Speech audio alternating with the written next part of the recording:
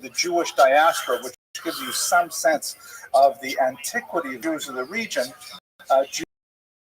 Jews are much more populated in the Italian peninsula from the beginning of the era, and only the tiniest number of Jewish settlements are found in the Danube region by the century. We actually do have, comparatively speaking, in Budapest, for example, we actually have coins that date from an early Jewish minter whose name was Shlom, as in Shlomo, and his name is engraved right there in the coin. So we have Jews living there at least from the 900s, possibly the previous 2 centuries, but very small populations.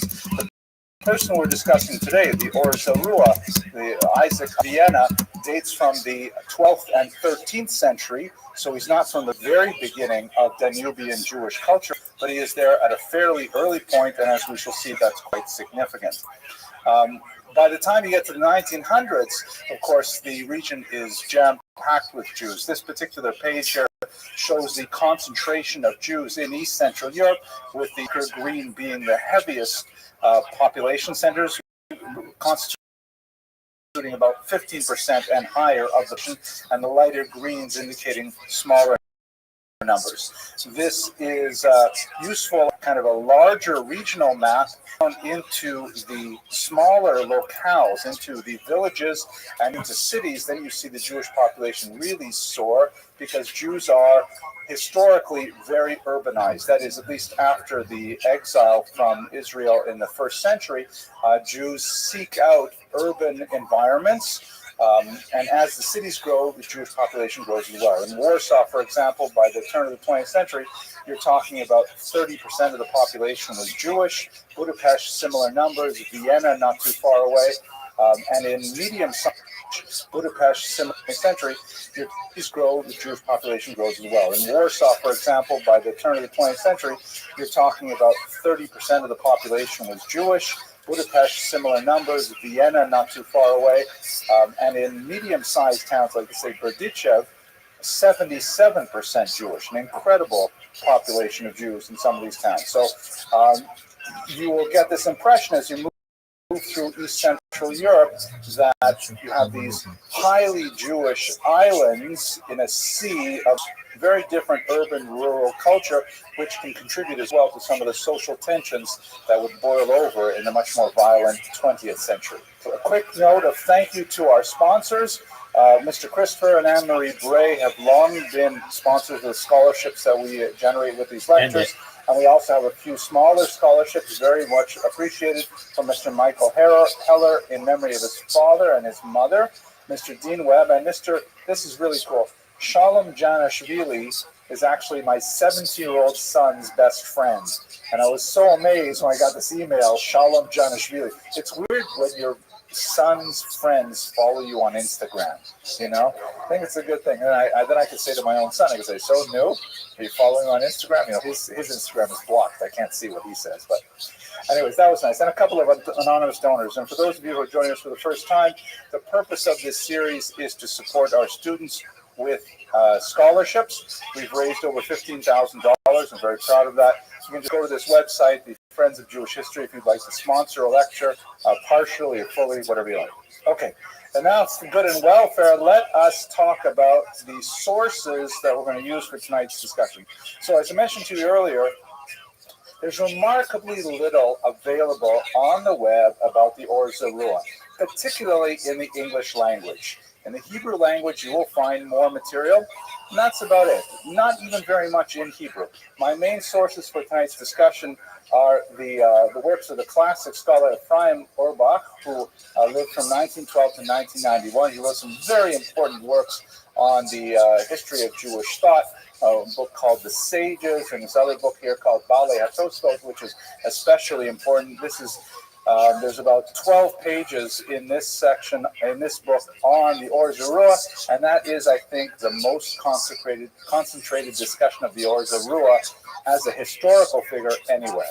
Despite the fact that the Or Zarua, Isaac of Vienna, is cited hundreds of times, perhaps thousands, in the halakhic literature, there's very little discussion of his life and activity outside of the Bali Tosfot by Ephraim Orbach. So this is one of the major sources of his biography.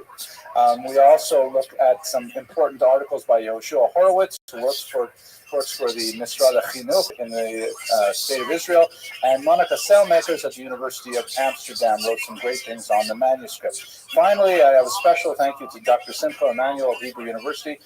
I happened to see an article that looked really great. I wanted to read it.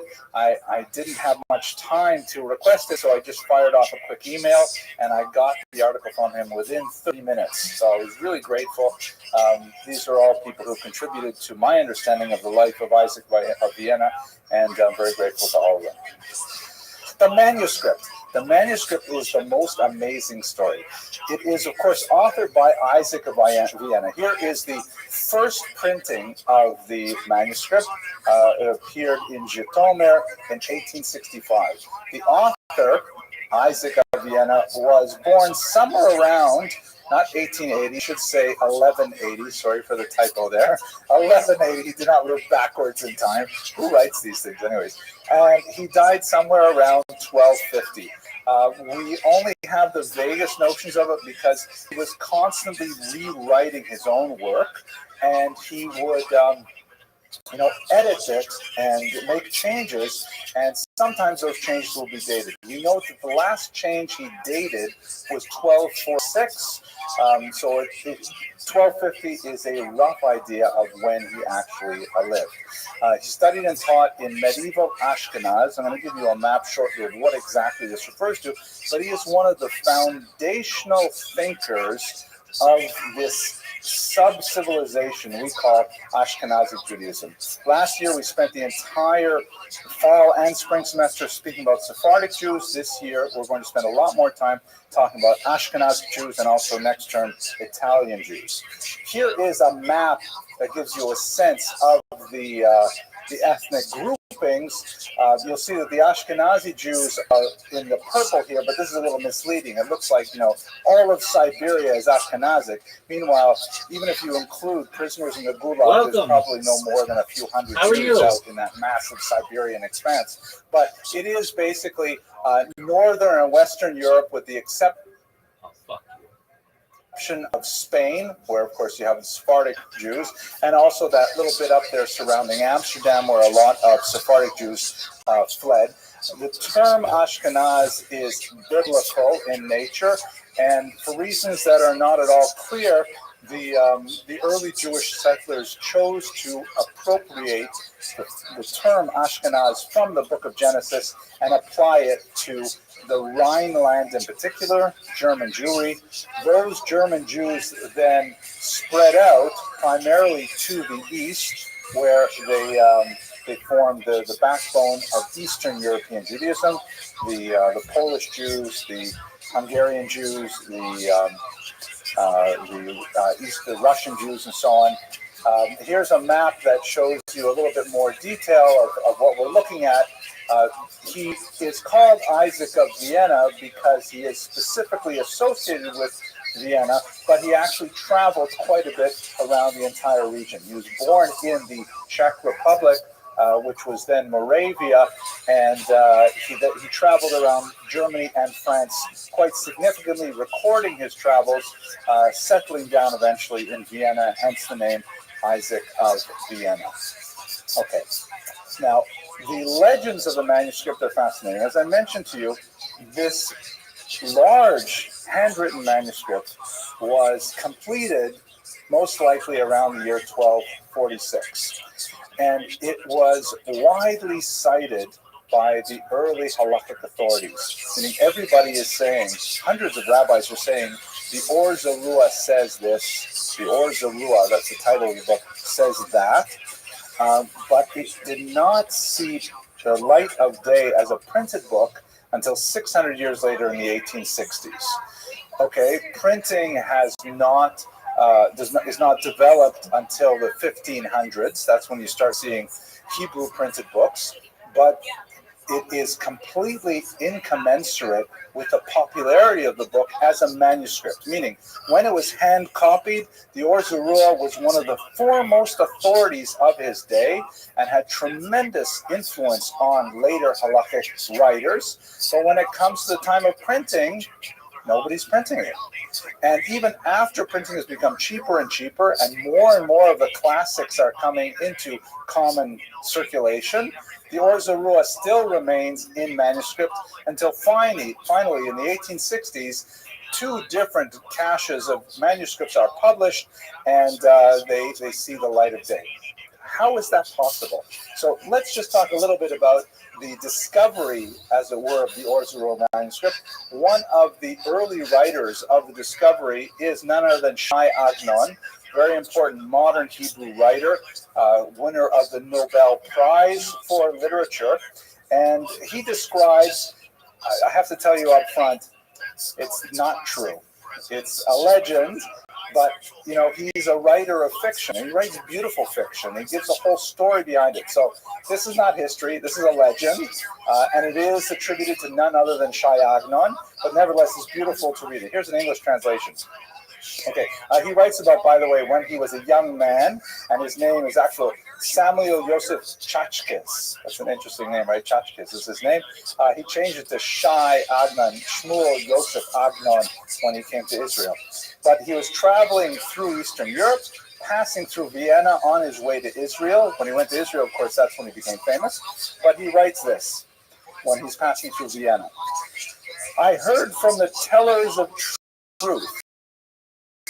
That's a very literary kind of, tellers of truth, that the book Or Zarua still exists. And it is to be found in a manuscript in the Emperor's Treasure House in Vienna. I forgot to mention, by the way, that by the time you get to the 1600s, lots of halakhic authorities, this is now 400 years after the book was written, lots of halakhic authorities have said, I have heard quoted in the name of the Or Zarua, but I myself do not have a copy to consult. Many important figures, the Shach, many commentators on the Code of Jewish Law, they say, I've read that the Or Zarua says this, but nobody is able to actually look up the source in the original because the manuscripts have all been lost. So in that context, let's continue here. It is to be found in a manuscript in the Emperor's Treasure House in Vienna. Because of its size, no bookshelf could hold it, and it was held by iron chains in the middle of the hall. When I went to Eretz Israel, I passed through Vienna. I said that I would go and see the book Or Zarua in the Emperor's Treasure House. I found a person, and I asked him the way to the Emperor's Treasure House. He joined me and went with me. As we were walking, I told him that I'm going there to see the book Or Zarua. Now, it has the trappings of a story here. He said, if so, come, I will tell you what I heard from my fathers. One time a sigh was heard in the Emperor's Treasure House. He said, what is the sound in my treasure house? They found that those chains were striking against one another with a sort of sighing sound coming from them. They asked their wise men what this was, but they did not know. There was one Jewish wise man there who said, I will tell you, this book is a book of law of the Jews, and its author was very saintly, and he was a rabbi in our city. Now, some of the Jews of Vienna were about to change the practices of their fathers. This righteous one grieves over this, right? Meaning that the nature of Jewish practice, the nature of Jewish observance, their adherence to traditional halacha and Jewish law is waning, and so the Or Zarua, the manuscript itself, is feeling that pain, and the chains are shaking as a result in making this noise. This Chachkis is writing like in the 1890s, I think, so it's definitely late Haskalah. So he's writing about it long after the period, definitely. But yeah, this is a period of great change. Well, how old was he? 1888. Yeah, so probably he's writing around the 1910s, 1920s is my guess. Very secular period. Now, what does he continues here? When the emperor heard this, he arose from his throne and said, now I know that the Holy One, blessed be he, troubled my sleep only for this, so that the Jews would not change the practices of their fathers.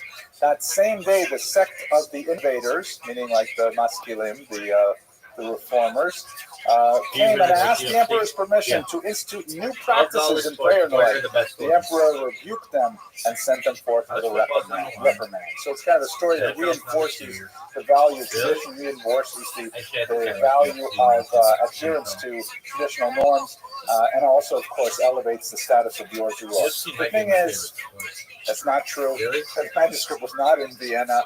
The manuscript was actually in London and in Amsterdam, but it's still a good story. Another version of the story, because we do have it, of course, discovered in Amsterdam, is that the book was cast into the sea, and then it was found amazingly by a fisherman washed up on shore, and that it was slightly damaged by the sea, but otherwise was perfectly intact, and that's how it made it to the library in Amsterdam. Also, not so likely as well. But what we do have is a series of manuscripts. They are not the entire Or Zarua, because, as I mentioned earlier, the manuscript, first of all, it's massive. Even in the printed version that we have today, in double columns, it takes up about 8 or 10 inches of shelf space. It's a massive work, tiny letters. He must have been writing basically nonstop for most of his, 6-day weeks about things that he observed and saw and so on. But he was constantly re-editing it, and it's not in order. The volumes overlap in material. It's not a start to finish kind of work at all. It was published in 2 different series. It's columns 1 through 4, but in reality, we don't even know which sections came first and which sections came last. It's really quite a mess in terms of its sequencing. We can still garner a lot from it, but I want to turn to my question. How is it that it was so important when it was written, and then it ceased to be studied, or it was basically lost within a couple hundred years? And the answer is his son, Rabbi Moshe, recognized how valuable his father's work was, but it was so big and unwieldy, he published an abbreviated version, which is shown here, still in print, Simane Or Zarua, which is like the chapter headings or the signs of the Or Zarua, which gives you the boiled down Cliff's Notes version of the Or Zarua. So if you are a really serious scholar, then you've got to work through the original manuscript, which is massive, or you can have this very authentic, dedicated, careful edition that just gets to the heart of the decisions that the Or Zarua made, and you don't have to worry about all of the back and forth and all of the extraneous information, supposedly extraneous. And as a result, this book, the edited version by his son, was incredibly popular and remained in print all that time, but the Or Zarua itself was lost until the 1860s. And only then was the original manuscript returned to it. So this is really giving away my original opening statement, that it was so good, so comprehensive, so complete, that nobody studied it. That they preferred to go to the Simani, the short version, which is really much more adaptable to people's needs. I attended an event just recently for organ donors, halachic organ donors, called an organization called Renewal. And there's an amazing number of Orthodox Jews are the highest single population that performs altruistic kidney donations. For whatever reason it is, Orthodox Jews will actually, just volunteer their kidneys at a much higher rate than the rest of the population. So anyways, they had this one guy who was a Sephardi man who donated one of his kidneys, a beautiful thing. And the day of the operation, he met his recipient, who was an Ashkenazic man. And the Ashkenazi man, apparently, as soon as he came out of his anesthesia, the first thing he said is, well, now that I have the kidney of a Sephardic man, can I have rice on Pesach? Right? So the question is, apparently the answer is no. So the question would be, let's say we made a halacha that the question was asked, and the great rabbis of the era considered it, and they said no. Right. And then that particular precedent was lost. For whatever reason, people lost the piece of paper. It didn't factor into the halakhic tradition once again. And then 50 years later, the same thing happens again, and they go to the great rabbis of the generation, and they look at it, and they make a decision, yes, you can have rice on Pesach. And after they make that decision, someone steps forward and says, wait a second, I found this precedent over here. So the fact that the precedent was not part of their deliberations, does that invalidate their decision? Do they have to restart it again? Or do they say, look, we've been talking about this for 50 years, we're not going to change it now? So that's what happens with the Or Zarua, in that the original text is out of halakhic circulation for so long. People make decisions in its absence. Do we invalidate those decisions and go back and consider the Or Zarua, or do we say, no, it's now settled law? We have several figures like that. Okay, so let's talk a little bit about what is this book about. We spent half an hour, and we have not said what's actually in the book. So this is the full set of the Shulchan Aruch, the Code of Jewish Law, just as a background image. The Or Zarua is one of the figures in a group of Jews called the Rishonim. This is, of course, familiar to anyone who studied the Talmud or halachic literature. Basically, we have this very important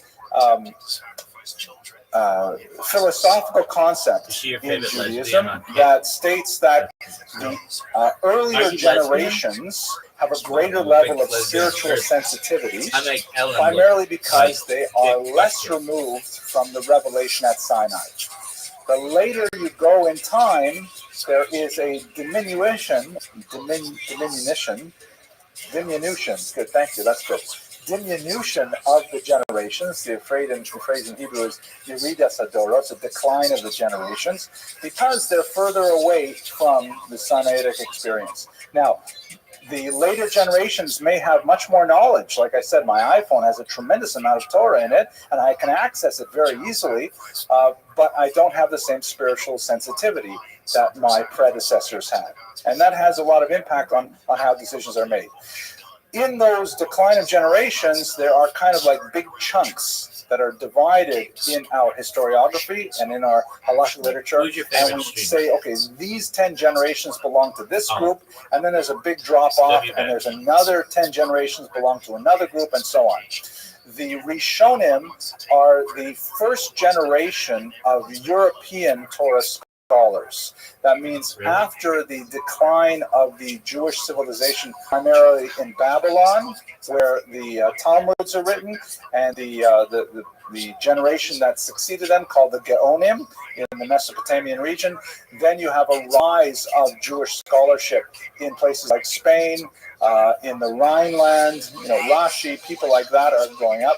Those people are called the Rishonim. It means the first ones. There's a series of rabbis that go basically from about the 850s, 900 till about 1400. All the rabbis who thought in that time are Rishonim. The period afterward is called the Acharonim, or the later ones, and that extends up until maybe the 1800s. And now we're in, for the last 200 years, contemporary thinkers. So he is one of these classic periods called he was a Rishon, one of these first ones. And it makes a difference because in terms of categorizing disputes, an Acharon generally will not have the authority to override a Rishon.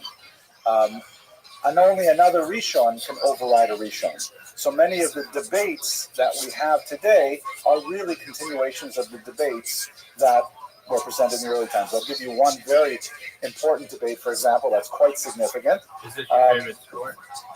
In one of the major debates in American society right now, the election we'll have tomorrow will have an impact on this, of course, is what exactly is the Jewish position on abortion? So it's not a straightforward thing. We should not take our theological positions from what's in the general press, because that tends to be dominated by evangelical Christianity, as they say, bless their hearts, but it's not halachic, it's not what Judaism says. So there is no question that terminating a pregnancy is not only permitted under certain circumstances in halacha, it's actually mandated. It's required, specifically a therapeutic abortion where the mother's health is in danger. The Talmudic law is completely clear, Mishnaic law, that women's health takes precedence over the survival of the fetus. Now, the question that comes up in the period of the Rishonim to illustrate this point is, why is that true? There's no disagreement that it is true. The question is, why is it true? The Rambam, Maimonides, very important Rishon, lived at the same time as the Or Zarua, wrote that it's because the fetus, as it were, takes on the halachic status of a rodeh, of a pursuer, meaning the child is unwittingly seeking to kill his or her mother, that the child's birth in itself is a danger to the mother, and unfortunately, under those circumstances, will require to kill the rodeh, or at least disable the rodeh, in order to allow the nirgaf, the pursued one, to survive. It is, as it were, according to Maimonides, a sanctioned form of murder. According to Rashi, also a Rishon, he says not necessarily. Relying on passages elsewhere in the Talmud, the fetus is actually a part of the mother's body. And although one is not normally allowed to harm one's own body, obviously, if it's sake of saving yourself, you are allowed, for example, to amputate a gangrenous limb or something like that. So Rashi's position is not that it's murder, is that it maybe it's something like manslaughter or something, or involuntary murder, but Rashi's position is much more lenient and allows for a larger scope of interpretation as to what you would rule, for example, if a woman's psychological health was at risk.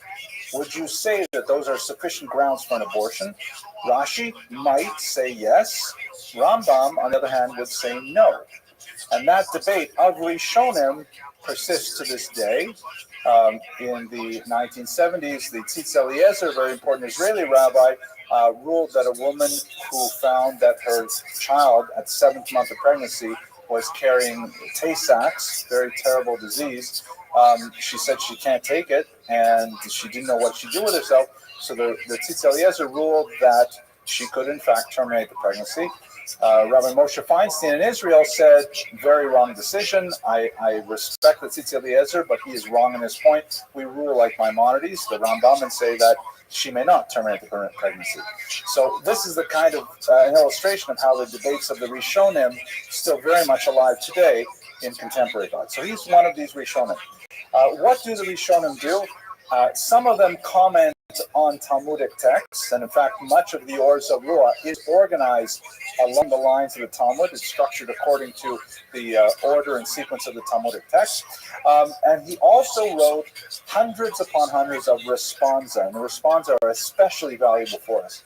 Responsa are a form of halakhic literature in which a community or an individual sends a question, a she'elah, to an important rabbi, in this case the Or Zarua. The Or Zarua does a research project on it and responds, hence responsa or teshuvah in Hebrew, and that becomes Jewish law. That becomes the precedent that's later used. So we have an amazing number of questions directed to the Or Zarua, which are relevant not only from a theoretical point of view of understanding what the Talmud means, but understanding what are the pressures affecting Jews in Vienna and the Danubian region in general. This is how halacha is formed. In particular, the Or Zarua is useful in that he begins to show us the origins of Ashkenazic custom. Let me give you some examples of this. But before that, let me just tell you a little bit about the unusual title, because he is, like so many rabbis, known by the title of his greatest work. Right, like the Rabbi Yisrael Meir Kohen is known as the Chafetz Chaim. Chafetz Chaim is the title of his book. So the Or Zarua, Rabbi Isaac Avin, is known as Or Zarua, the title of his book. It comes from Psalm 97:11, which means, which is the phrase Or Zarua means light is sown. Sown not as in like repair your clothes, but sown as in put seeds in the ground. The whole pasuk is here. Or Zarua la tzadik. Beautiful, very poetic passage. It translates literally as light is sown for the righteous, and for the straight of heart, rejoicing. It's a typical kind of Tanaitic or Tanakh-like phrase where the phrase is split in the middle with this asnachta here. The first part is light is sown for the righteous, and then the conditions are reversed. to say, and for the straight of heart, joy. Meaning that if you are, the meaning of the verse is that if you are righteous, if you are pure of heart, then you may not be experiencing happiness right now, but it is sown, it is in the ground, and in the fullness of time, it will burst forth, and you will experience that great happiness, perhaps a reference to life in the world to come. Now, he especially liked this phrase because when you take the final letters, you see it spells out Rabbi Akiva, Resh, Ayin, Kuf, Yud, Beis, and then ends in Hey. Sometimes Akiva is spelled with an Aleph. And he mentions in his introduction that he was drawn to this particular passage and the Sope table, the last letters of the words, because Akiva was his hero, referring to Rabbi Akiva of the 2nd century, one of the greatest rabbis of the Mishnah and the Talmud. In fact, at the very beginning of his book, there's this massive discussion of something that is associated with Rabbi Akiva's activity, and he begins this way because he wants to emulate Rabbi Akiva, who was someone who was darshan the osios, meaning someone who would derive meaning from the actual shapes of the letters. As you can see, this is the first page of the Or Zarua, and right at the very top, it says the alphabet in Hebrew.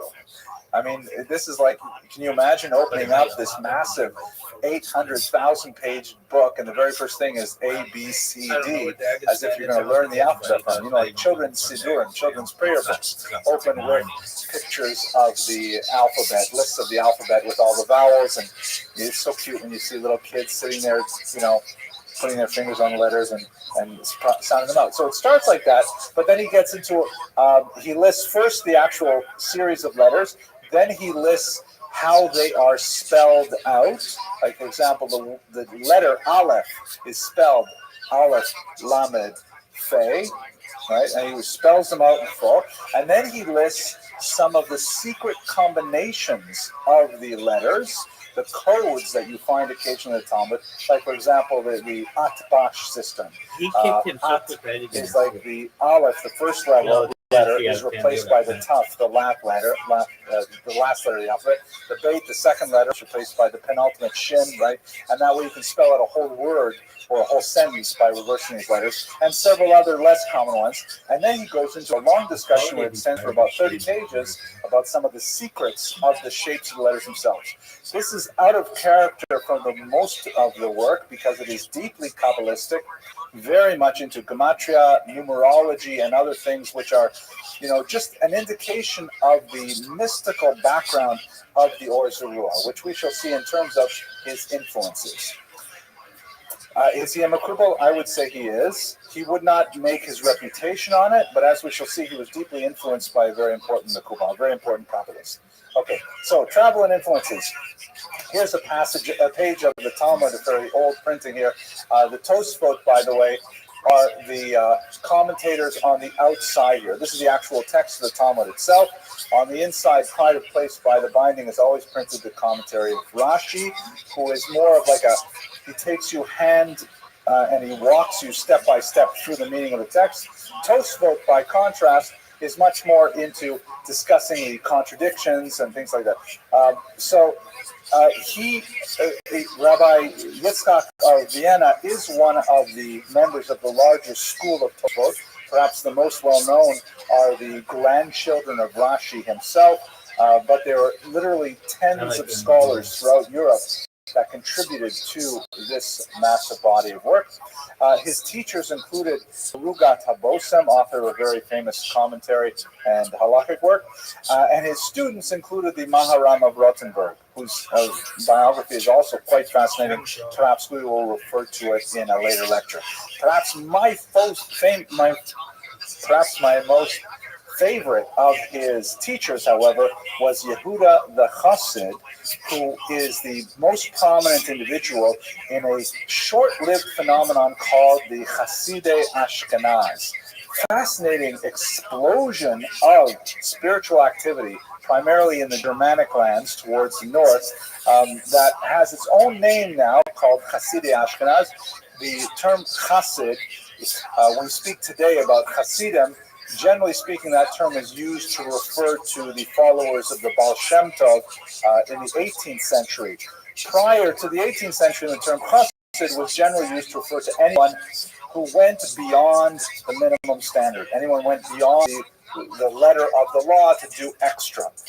David himself, King David says, chassid ani, I am a chassid, because he's always trying harder and things like that.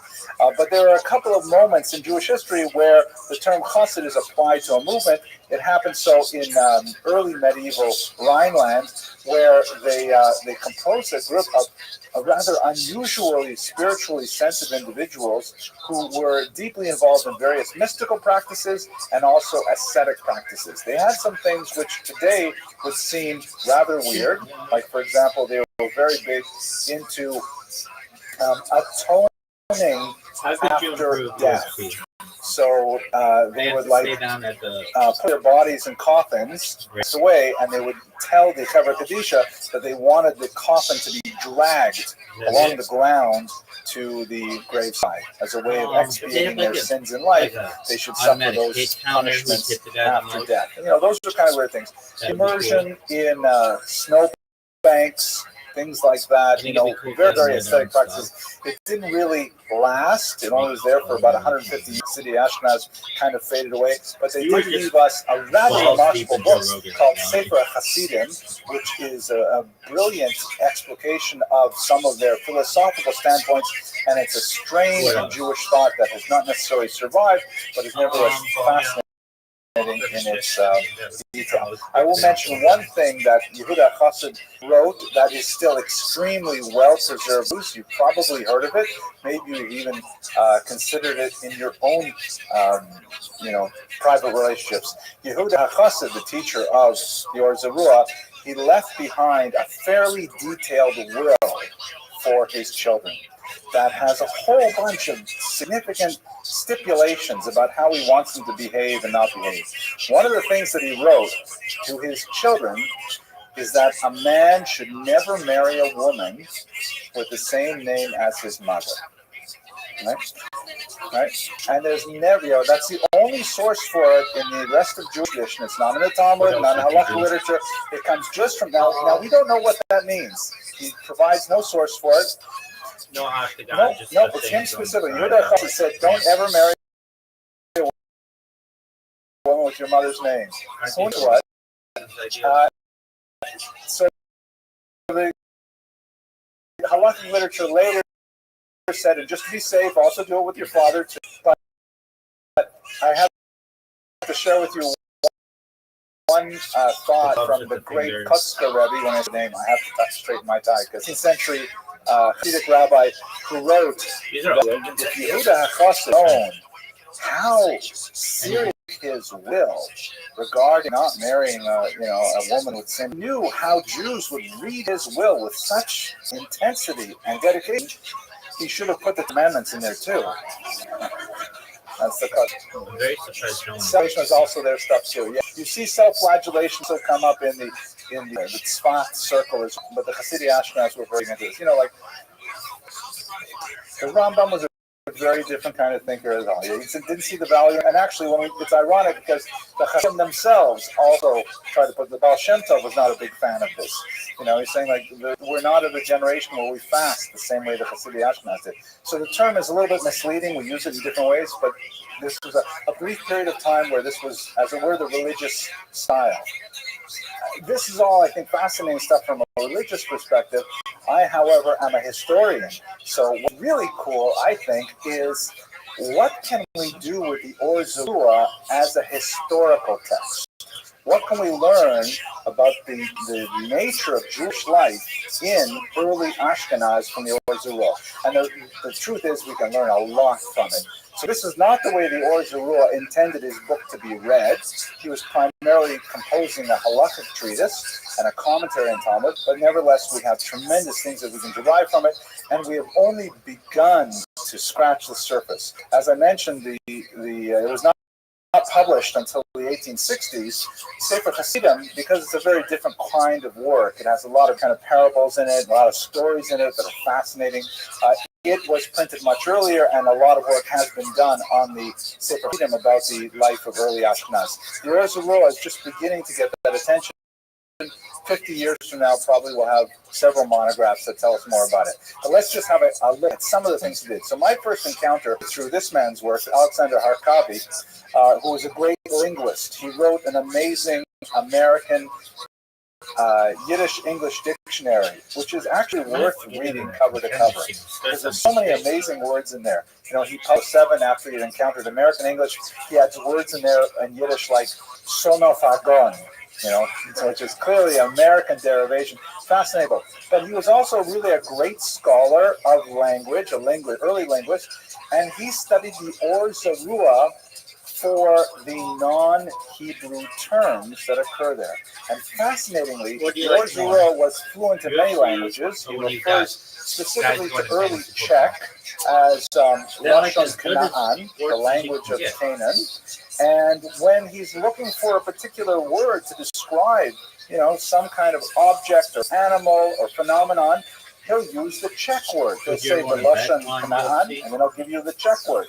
The Czechs at this point were illiterate. They didn't have language. They didn't have anyone writing down their language. So ironically, anyone who wants to study early Slavic languages, they have to look to the Or Zarua for the 2-3 dozen odd words that they can find. It is ironic that the earliest Czech words are written in Hebrew letters, because we were literate and they weren't, and he was recording these things. It's an amazing phenomenon. We actually see it also with some of the Romance languages and Rashi, and even some Russian words occasionally occur in here. This is a fascinating phenomenon. So we can learn a lot from the Or Zarua about early language. Not so interesting for Jewish history, though.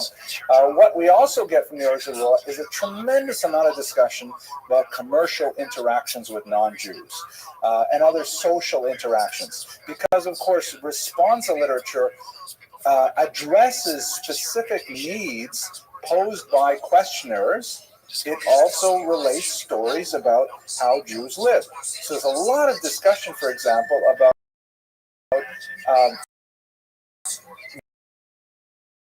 what is a Jew allowed to eat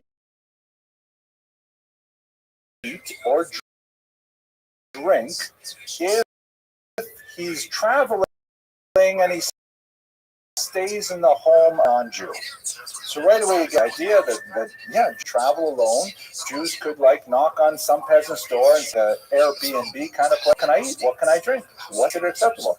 So the laws of kashrut are really concerned about, but we got a sense about how Jews interact with non-Jews. Also a tremendous amount of discussion of business dealings with non-Jews, of the interference of church authorities. For example, the Or Zarua lived at the time that the Fourth Lateran Council in 1215 decreed that Jews had to wear distinguishing clothing. And he has a lot to say about how Jews dealt with that particular regulation, whether they wore the hat, didn't wear the hat, wear the cloth, not wear the cloth, bribed individuals. A lot of discussions of what Jews could do with regards to non-Jews is discussed in the Or Zarua. Some of them are fascinating. Like, for example, a question: normally, halakhically, a Jew is not allowed to carry armor on Shabbat. Right? You're not allowed to wear a sword, carry a gun on Shabbat. It is unfortunately a sad reality that this halachic discussion, of course, is, as my father, Rothschild, used to say, plus ça change, plus c'est la même chose. The more it changes, the more it's the same. But this is actually a little bit different. So, not allowed to wear armor on Shabbat because it's muktzah. It's something that you're not supposed to use on Shabbat. Since you're not supposed to use it on Shabbat, you're not supposed to have a wear on Shabbat. So therefore, you shouldn't be wearing a sword. There's discussion, though, about if it is like a ceremonial sword, like it's an adornment, like jewelry for a man, so to speak. A whole discussion of whether women can wear it as well. But the Or Zarua deals with the question of, well, what if it's a Jew's turn to do guard duty in the city, and he has to walk around on Shabbat wearing a sword? Is he allowed to do so? So right away, that opens up a whole bunch of questions. Wait a second. They had Jews participating in the defense of the cities, and Jews were allowed to carry weapons, which they weren't in a lot of locales, for example, in Muslim lands. It just opens up a whole different picture of what it means for Jews to participate. If I remember correctly, in this case, he said, yes, he can, right? Which is probably feeds into the whole discussion of whether or not people can carry guns to shul nowadays, because it is for public safety. I'm not a rabbi. I'm not going to deliver a psak on this, but the Or Zarua is one of the earliest discussions in the Ashkenazi period. Another thing that occurs frequently in the Or Zarua, a remarkably common question: are Jews allowed to go hunting for pleasure? Are they allowed to join non-Jews on fox hunts and things like that? The Or Zarua says no. You're right, but first of all, why not? Well, so you're allowed to kill animals for food, and in doing so, you have to do it with particular prescriptions. There's a blessing to be said, and certain kinds of methods of slaughter are acceptable. Others not acceptable. You are allowed to kill animals that are noxious, like snakes and spiders in your house, things like that. And there again, I'm not ruling halachically. I'm just sort of discussing things in general. But then what about something like fishing for fun? Are you allowed to fish, catch and release? Right? Can you do it? I'm not going to give psak. But what apparently the Or Zarua is referring to is that, you'd have noblemen who would say, okay, Monday we're going out on a big fox hunt. Shlomi, you want to come on along? And Shlomi says, wait a second, I got to ask my rabbi. Writes a letter to the Or Zarua and asks him, am I allowed to hunt? Now, here's the question. As social historians, when you see a law repeated several times, what does that usually indicate? That people are ignoring the law, that people are doing it anyways. Just like how many times do we pass laws, for example, against marijuana consumption, right? Over and over and over again. And finally, some countries simply say, okay, enough already. Could be that this country will do it as well. Could be this state will as well. But the laws are repeated because no one's paying attention. And so it could be that when the Or Zarua has to say several times, no hunting, it's because Jews are hunting. Good question. Okay. He also speaks significantly about the fears that Jewish doctors face. Jews have historically been very active in the medical profession. I'm sure you know the joke about the first Jewish president of the United States. Now, please let me tell you this joke. It'll make me feel really good. The joke goes like this. First Jewish president of the United States. He calls his mother up in Boca Raton. He says, Ma, I really want you to come to the White House. She says, when do you want me to come? He says, this Thursday. We finally solved the problem of peace in the Middle East. We're going to have a big signing in the Rose Garden. I really want you there, Ma. He says, Thursday, it's my mahjong night. He says, Ma, it's so important to me. Please, I'm working for this, my first term, my second term. I really have to have you there. I'll send US 1. The Marine Force 1 will pick you up from the club. You won't have to worry about it. So she says, okay, fine, I'm coming. Hang up the phone. And she calls up a friend. She says, Sarala, guess what? My son, the brother of my son, the doctor, he invited me to the White House. Right? My son, the brother of my son, the doctor. Right? Okay. All right. I enjoy telling these jokes. So he writes several places about the danger of Jews practicing medicine. Specifically, if a patient dies, a Jew is often accused of witchcraft. And so therefore he deals with a lot of specific questions about, what if you can use this treatment, what if you use that treatment, consulting with non-Jewish doctors, all kinds of things related to the danger of engaging in that profession. Finally, another area of significant value in the Or Zarua is regards Ashkenazic minhag, the origins of the specific practices of Ashkenazi Jews, of which the Or Zarua is a classic go-to text, because he's really describing what Jews did, sometimes in extra halakhic ways. These are like customs that evolved in the region that don't necessarily have sources in specific texts earlier in the Bible, or we've lost the customs. He is a recorder of Unatana Tokef, the very, very powerful prayer that we utter on the high holidays, right? Who will die by fire, who will die by water, a very moving prayer. He attributes it to Amnon of Mainz, which is probably not a fair historical attribution, but nevertheless he records the presence of this very moving passage in the liturgy, and many, many other passages in our liturgy today. He also has discussion of what Jews eat. This is the earliest recorded reference to cholent in Jewish history, and in fact, the reference there is because he talks about how he was invited to someone's house, and the fire had gone out, and therefore they had to eat their cholent cold. And this horrible experience moved him so much that he recorded it for the next 1,000 years in the Or Zarua. But we know that the word cholent, I'm so glad you asked. It's clearly a French derivation. It comes from chaud, which means hot, and lent, from lentement, means long. Slow, hot, slow, hot. You cook it overnight, right? Shula enda. Oh, that's pretty good, yeah, after Shula. So do they have also like Kiddush Klubba? Or it's only like, okay, Shula enda. Okay. That's so much fun. Okay, he also has discussions of like his impressions of synagogue decor. He writes about how he remembers the particular synagogues he used to go to that had lines of birds and fishes and trees and stuff, and he disapproved. He said we really should not be decorating our shuls like this. So it's indicative of kind of like the independence of individual congregations and his halakhic impact on them, and we can see how certain practices evolved as a result of his historic observations. Okay, so that's basically the story of the Or Zarua. We now have it printed in large new editions. This is the Or Zarua Hash, the complete Or Zarua, which sort of undoes the unfortunate lacuna in our historical record due to his son's well-meaning abbreviation of his text. And so the Or Zarua is once again on the cusp of being studied in depth in his own right, and we hope to integrate him well into his rightful place in the Jewish tradition. Thank you very much for your attention. God willing, I'll see you next week. We'll talk about the Chassam Sofer. And then on the high-speed camera, you can clearly see those bugs. Never identified, flying through the air as just video. I have a really exciting presentation to share with you tonight.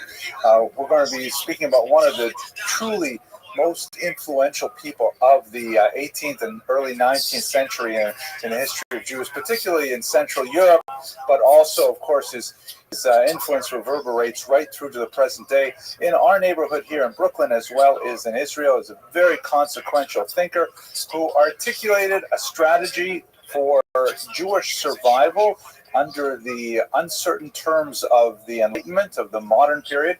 I'm sure that his approach will be thought-provoking, perhaps challenging, maybe even startling for some of you. But one thing you certainly have to give the Chassam Sofer, our subject tonight, is that he really did figure out a way to guarantee Jewish survival. Maybe we'll have room to discuss the consequences of his particular strategy over the course of the next hour. But I want to first of all, let me just say quickly, reminder, and I have it in the middle of the lecture, so for those who come in a little bit later, we are going to be at 2002 Avenue J next week. It's just 3 blocks this way. It's a very short walk. We have a really nice, intimate space. The main auditorium there doesn't have a lot of the extra room around the sides, but we should be able to fit in there very nicely. And I hope you'll join me for just 1 week of this series down the street at the new building for the Machon Parnassa campus. Let's go straight to the material. It's so exciting. We will come back to talking about locations. So the Chassam Sofer, I want to do things a little bit differently today.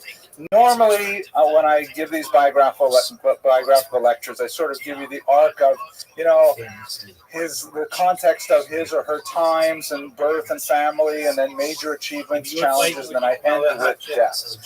And legacy. But tonight, what I'd like to do is I'd like to go from the other end and spend some time talking about an amazing installation of public art that surrounds the Chassam Sofer's grave. For those of you who follow me on the internet, you've probably seen I was so overwhelmed by this experience that I recorded a 13-minute video about 3 weeks ago, which goes over the first 5 or 6 minutes of our presentation tonight. So forgive me because I'm going to repeat that. But I was so taken by this. It was such a beautiful thing that we have to start with it. So first of all, the living the dream, dog. Every day is a holiday. Every knows the future. What's good in your necklace, son?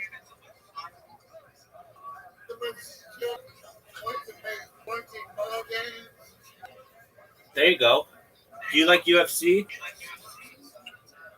Yeah. You know there's a UFC on tonight? Yeah. Okay, tight.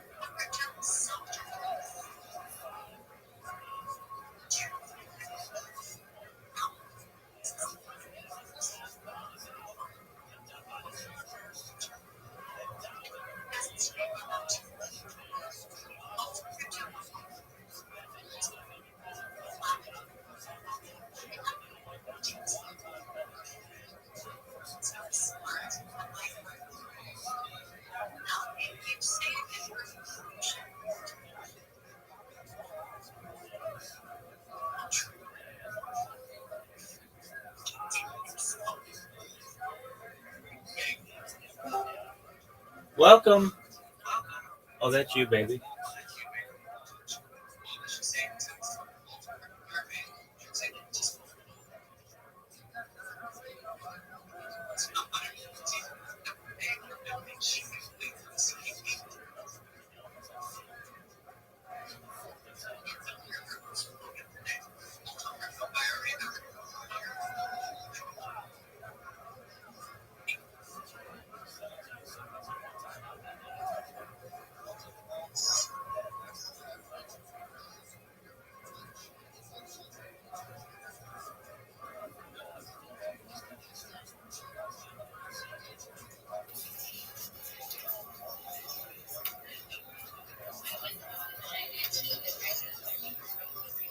Hello.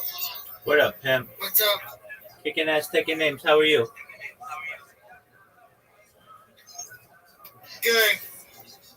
Excellent. Are you on a different device?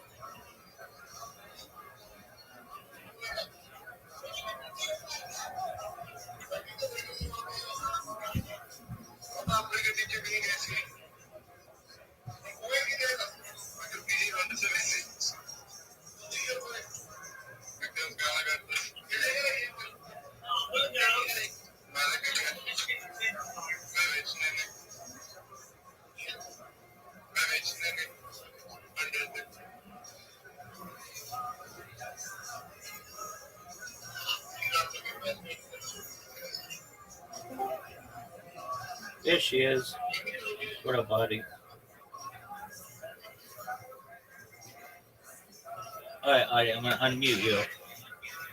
Be a good girl.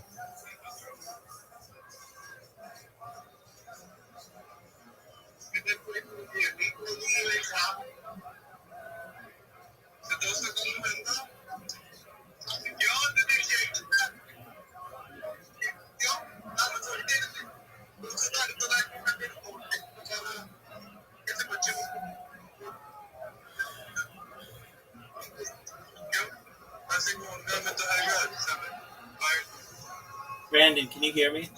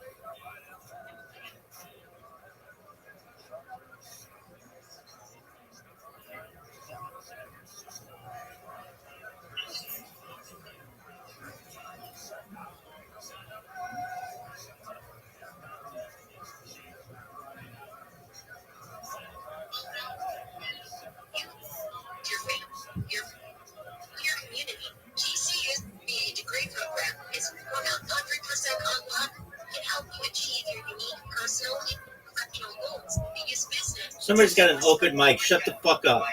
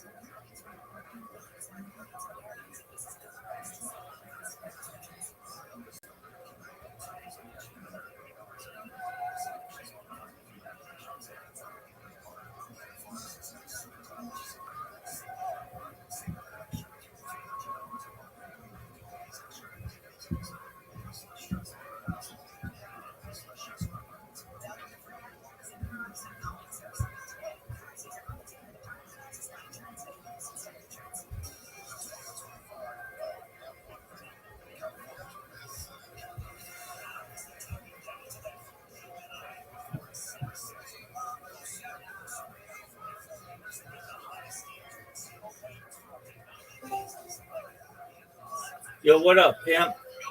How you living? What up? Yo, dog, how are you?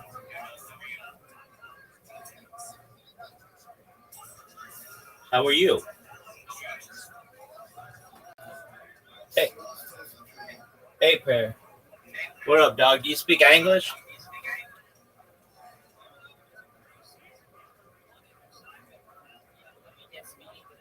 That's cool. How are you? I'm well, thank you. How'd you find out about me? How did you find out? How did you find out about me? Oh, tight. Okay, cool. Well, welcome.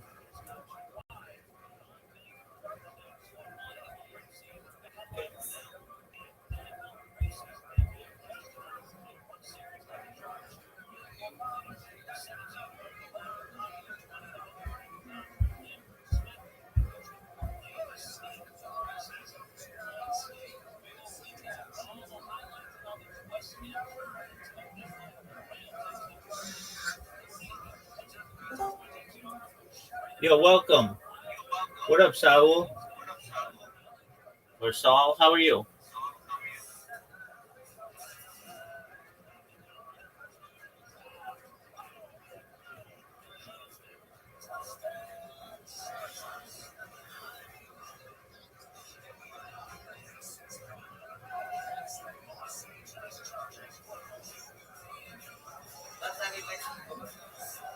We're just chilling. How are you, Saul?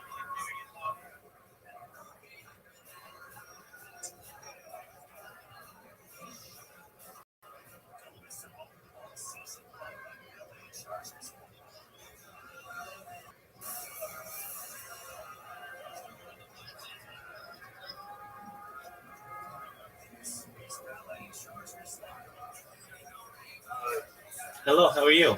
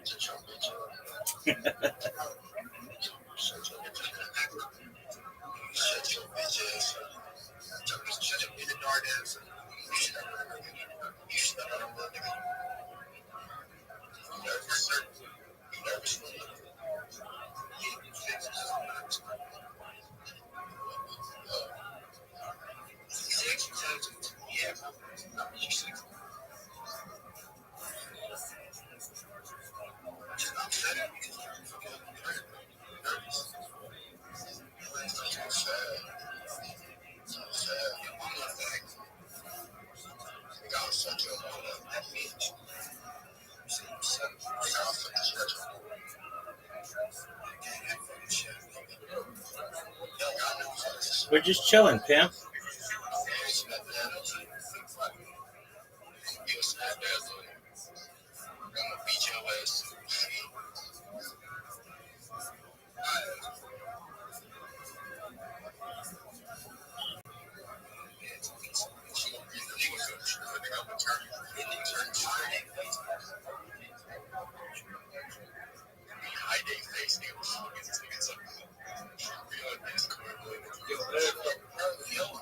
United States, how about you, pimp?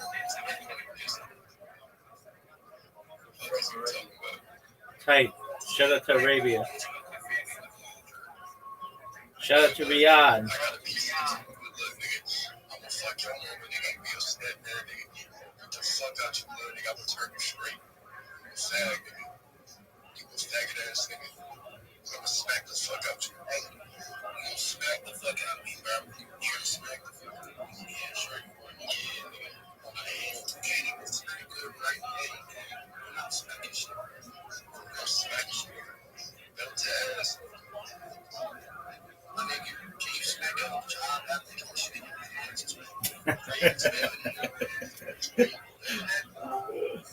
Welcome. How are you? What up, Saul?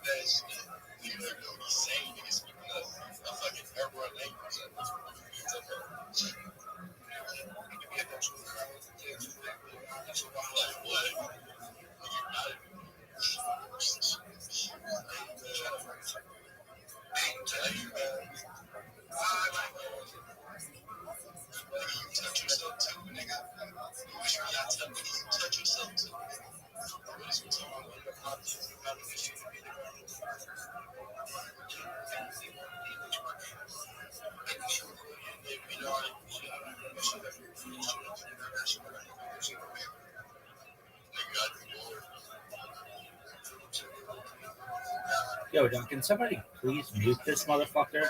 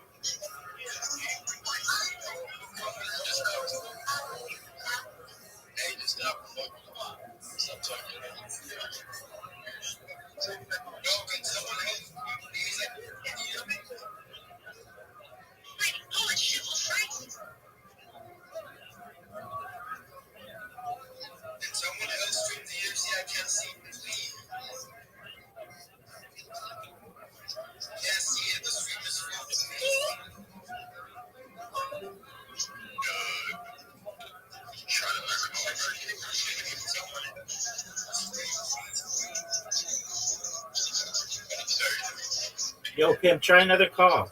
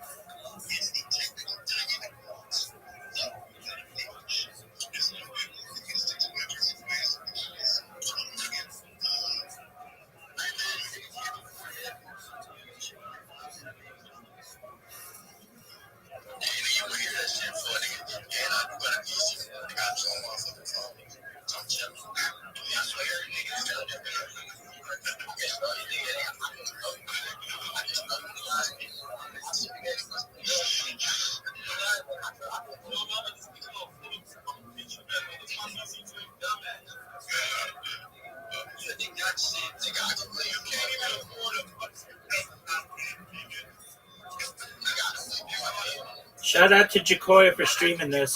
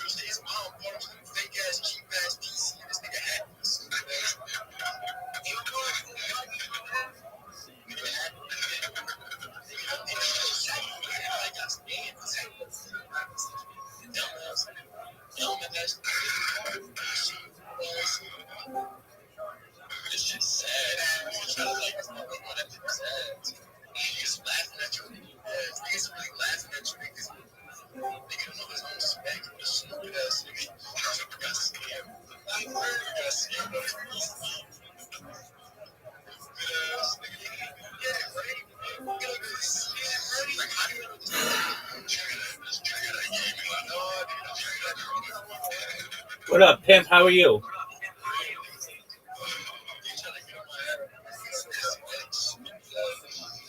What's good, son?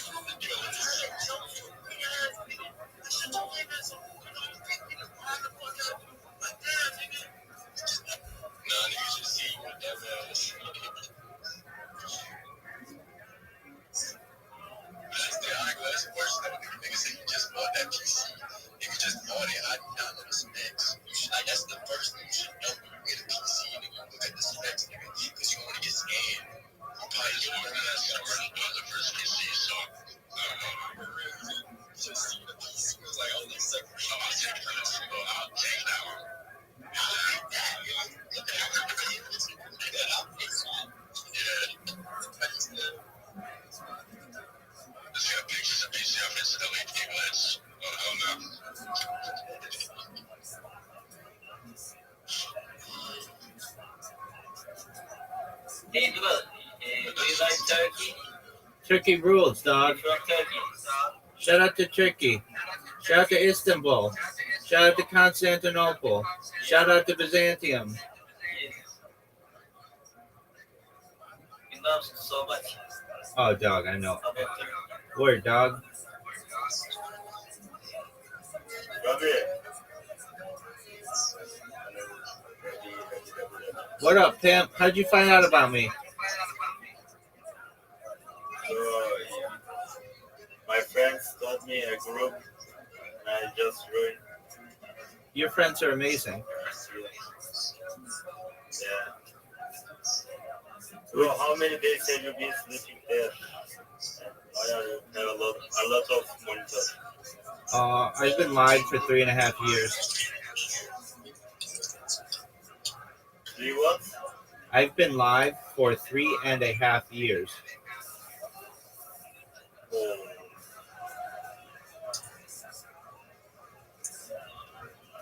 Oh, bro. I'm amazing.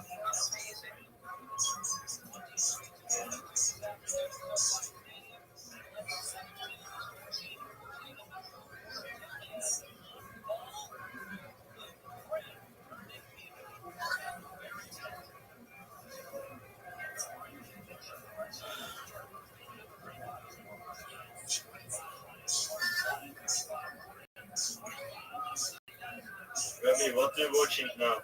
UFC. UFC, yeah, bro. I'm waiting to Hamza Chimaev discipline.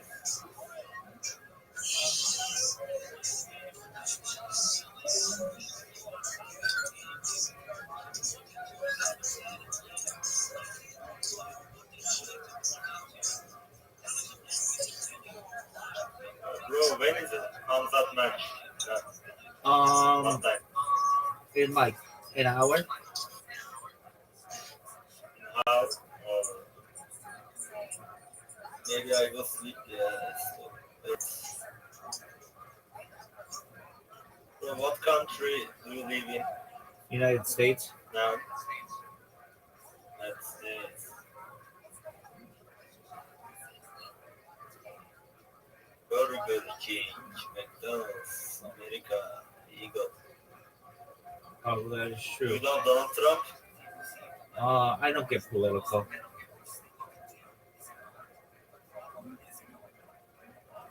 Peaceful. Absolutely.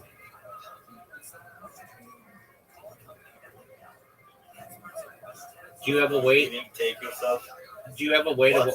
Do you have a way to watch the UFC? Yeah. Okay. I'm waiting to, but it's a lot of time Why don't for you? me in hour. Maybe I can sleep. Why don't you stream it? My sleep time. Bro, I can't because I have no money. I searching the illegal site Yeah, no. I'll give you for the. UFC watching. I'll give you the link, and you can stream it.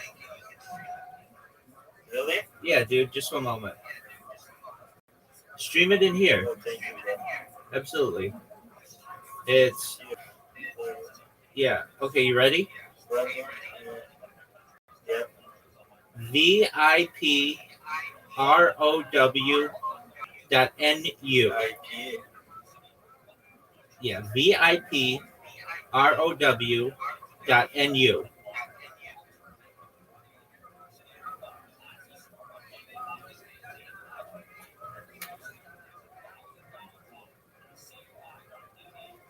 And then go to MMA,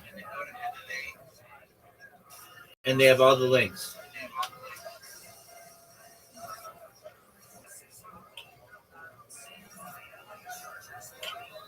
B R No, W. no. VIP, like very important person. VIP. Okay. ROW, like row. VIP row. .NU. And it's in Nancy. U is in university.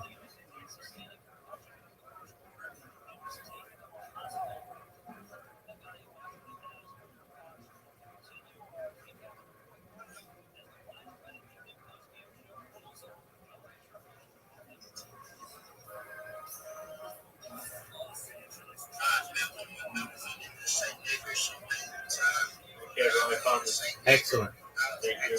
You're welcome, pimp. Appreciate that, bro. You're welcome, son. How old are you, bro? 39. 39. You don't look like a 39. Thanks, baby. Oh, okay. Okay, bro. I'm sleeping. All right, well, Yourself, peace, buddy.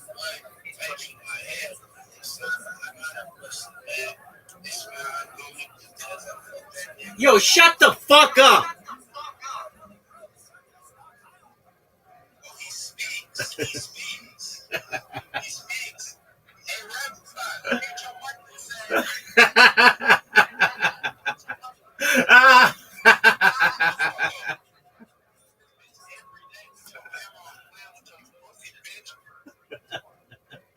How you living, pimp?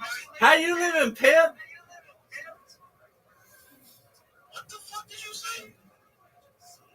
You heard me, you ugly fuck.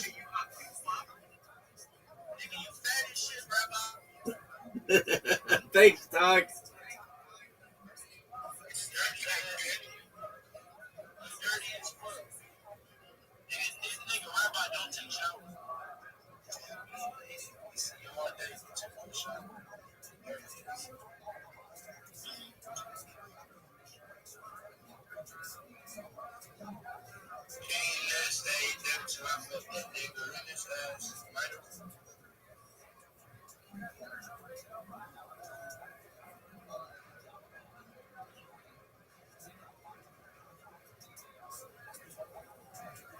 Shout out to Jacoya for streaming the fight.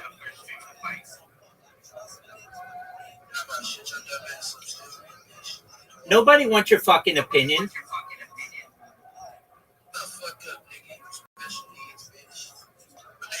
Cool story, bro.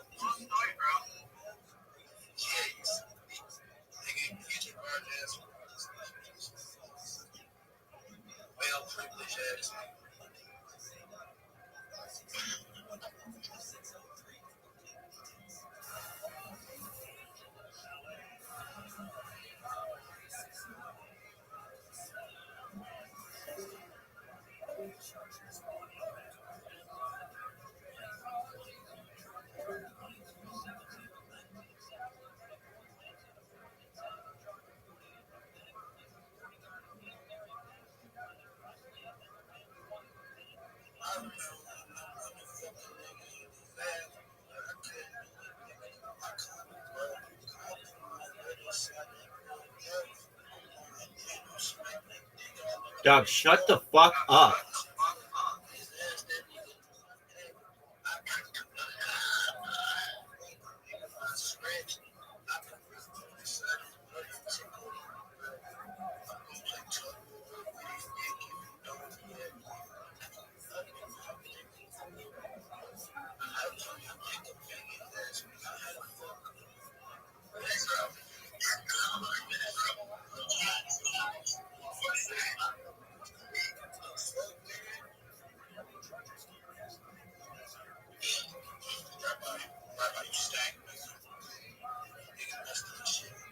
Cool story, bro. Shut the fuck up and watch the fight.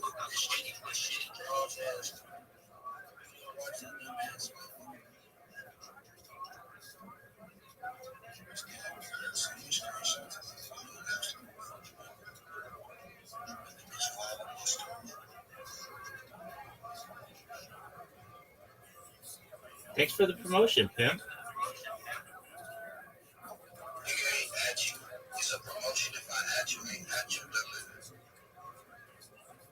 Yo, dog, I love living rent-free in your head.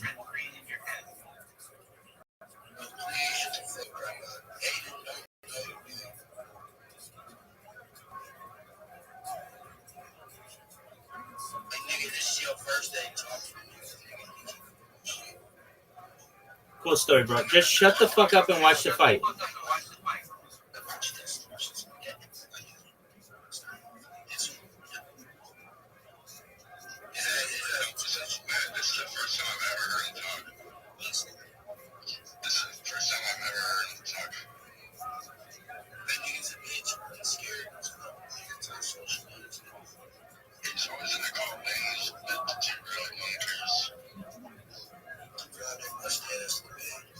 Facts.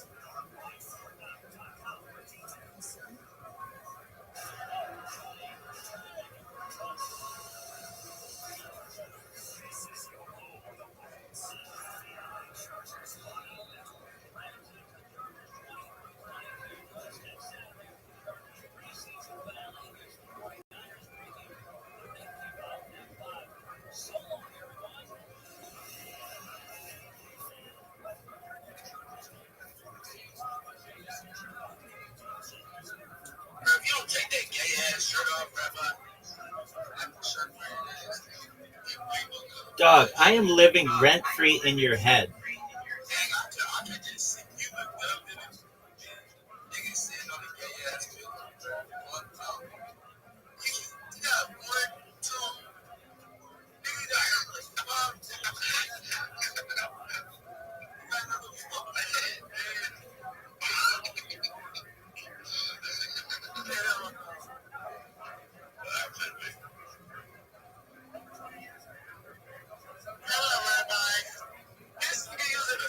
How you living, pimp?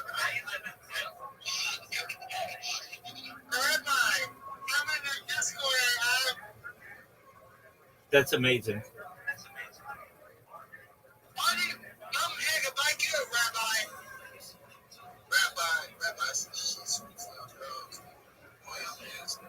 Rent free in your head, dog.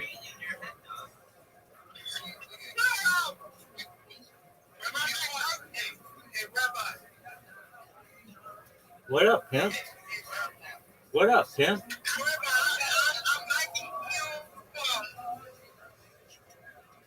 Thanks, big dog.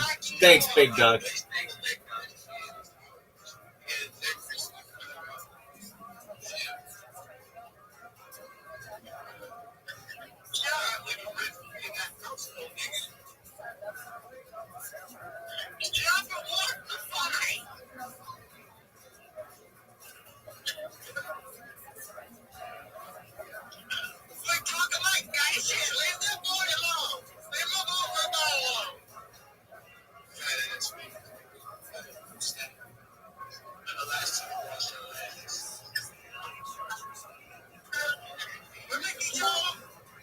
Hey, welcome, Miss Aquarius. How are you?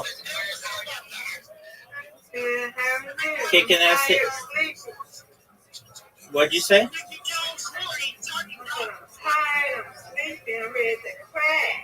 All right. We've got our game. Audie, are you there?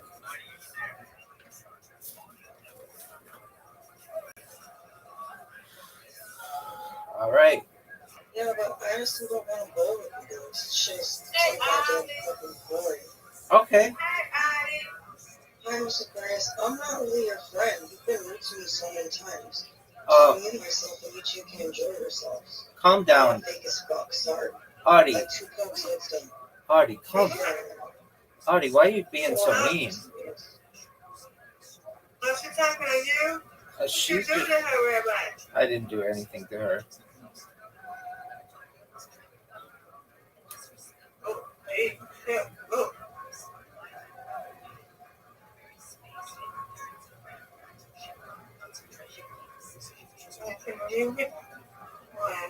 What she said, you did that or me?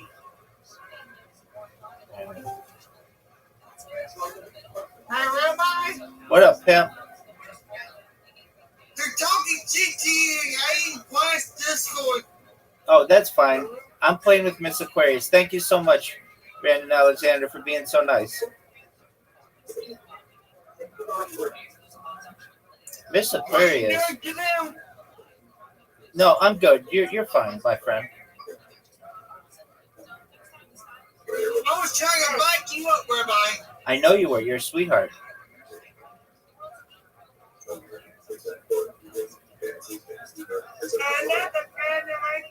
Yes, ma'am.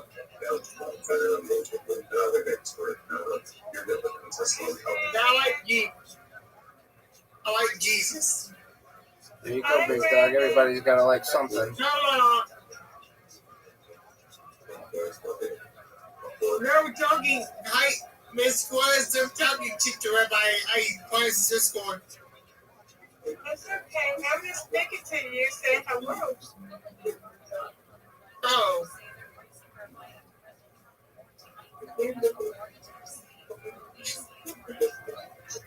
Are you talking, Rabbi? I'm playing a game right now, big dog. Oh. Why'd you like the video? Why'd you like the video see everybody's Discord? Because I'm playing a game. Oh.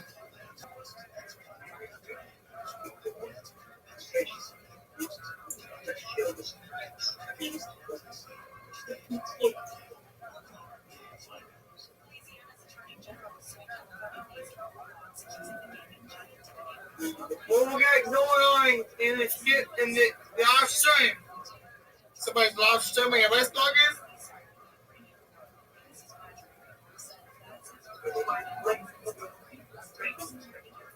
I'm gonna turn on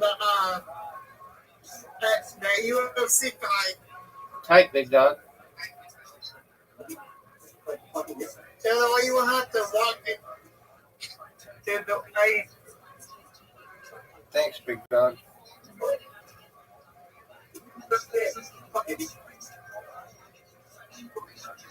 You there?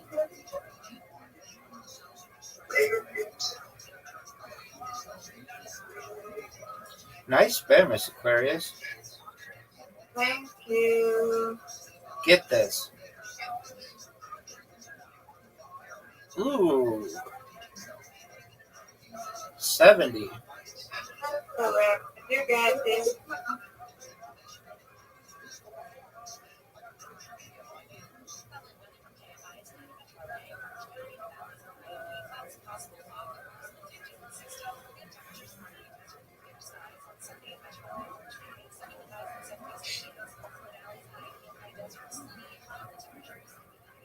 Oh, Hello. How are you? that's right, Miss Aquarius. All right, here we go. Is she mad at me, Rabbi? She has some issues, and you don't ever know what kind of personality she's going to have.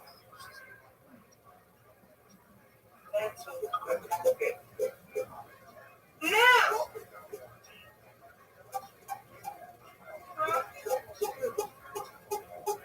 Brandon, what's going on with your thing? Damn.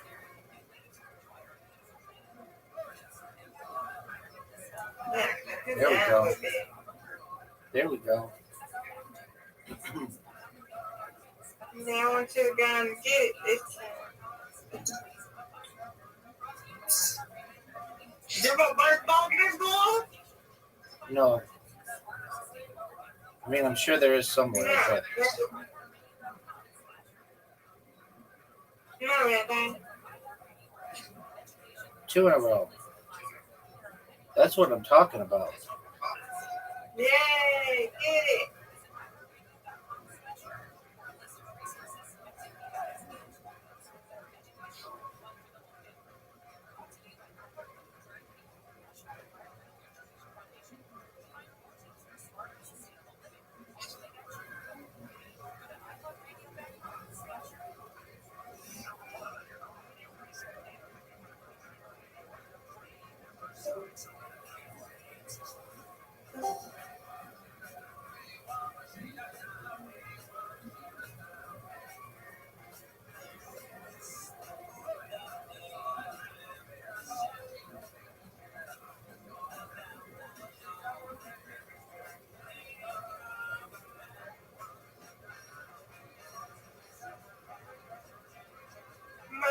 Rabbi.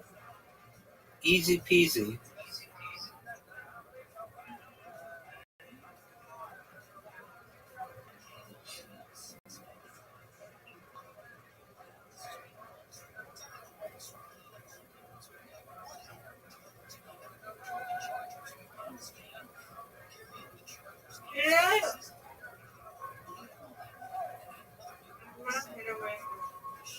Come on.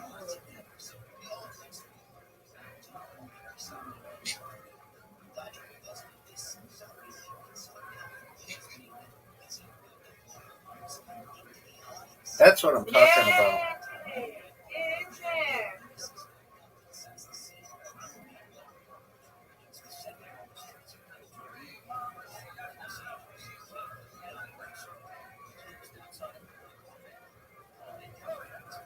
Good job.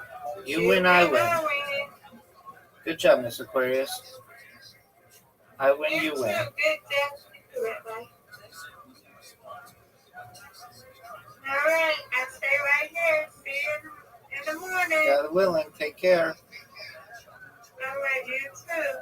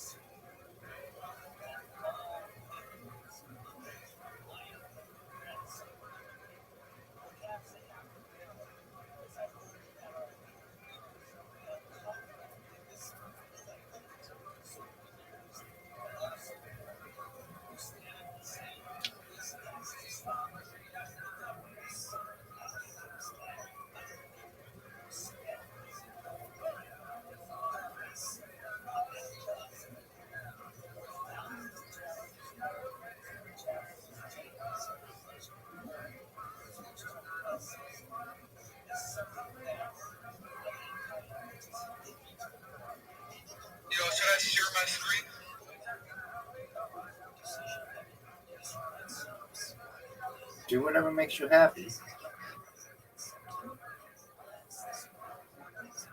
Whatever you guys want.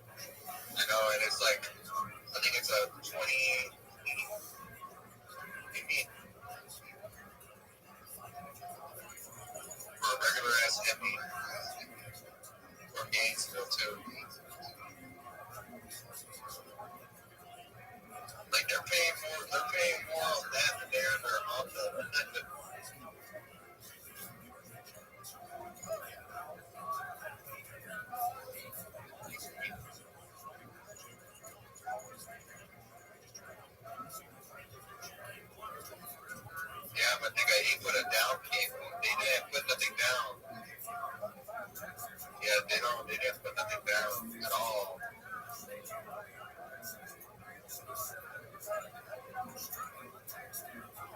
35, but it's a 2024 and it only has like 13,000 miles on it.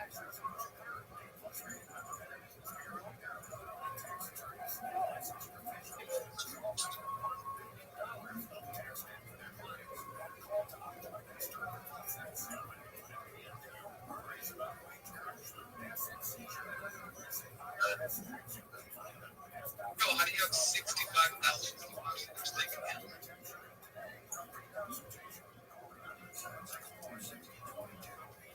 It was during this carry.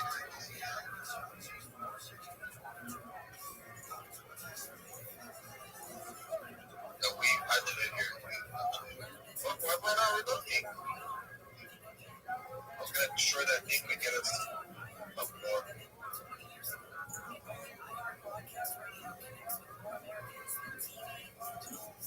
Maybe because they're fighting here? Here's some stuff. Yo, how do you have 65K in your fucking state?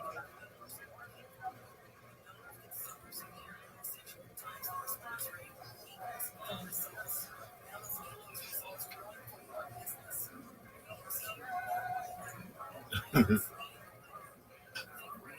see. I'm sharing this camera. I know KFC. KFC, bro, you got me at the 10 or more of those things. You got me at the 10%.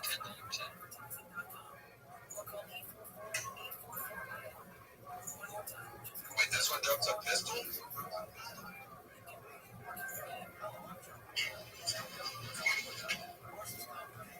Kill this bitch quick. Hey, what? Yeah, you're good, princess.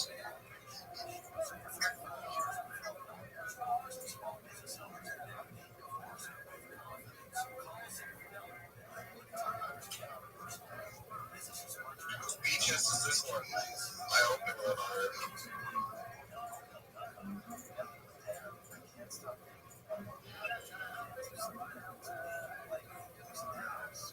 Come on, so we can level up.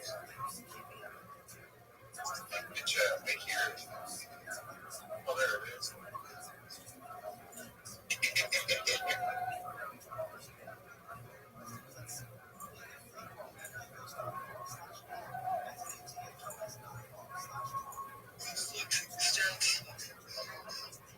Break one more of those things. I broke one.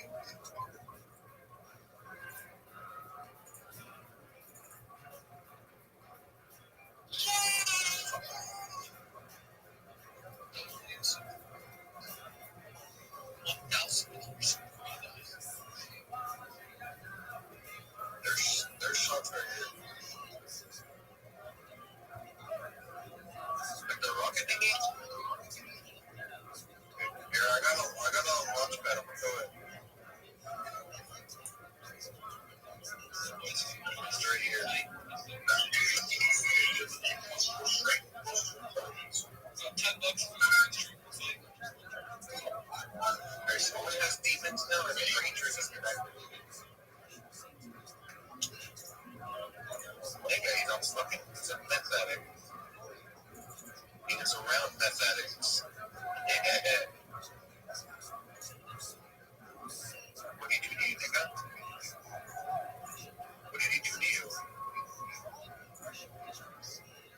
Wait, Jericho, you have a pistol?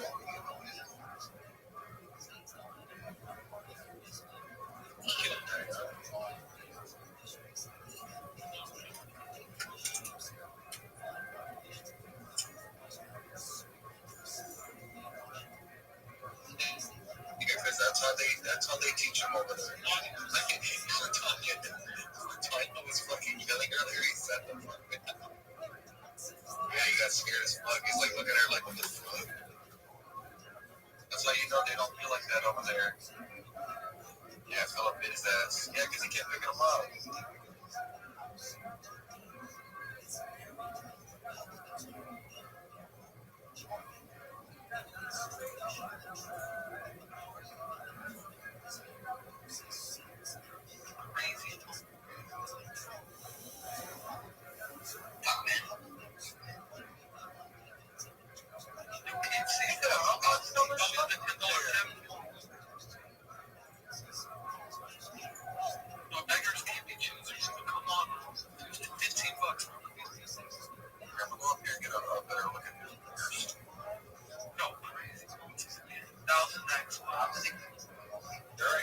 Already looking at already looking.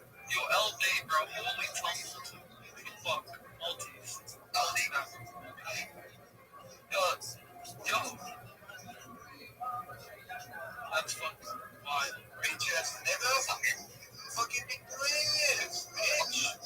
Finish that work. What the fuck? Finished. Alright, let's go.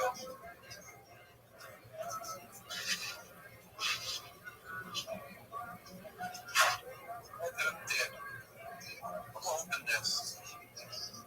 What the fuck shot at me? Scared the fuck out of me. Oh, you're ripping 10K supers, bro.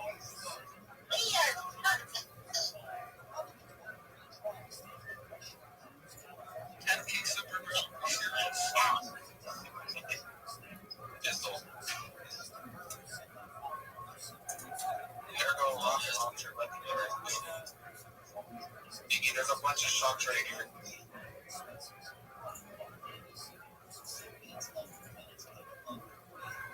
You don't know where there. 10K on sleeping ends. I got a fin.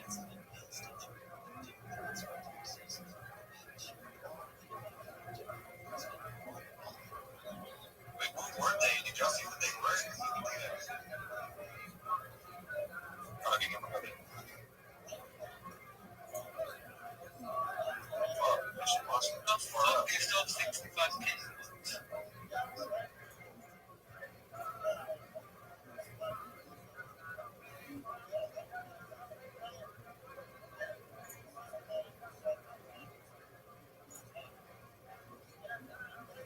Too fucking far away from this. I forgot y'all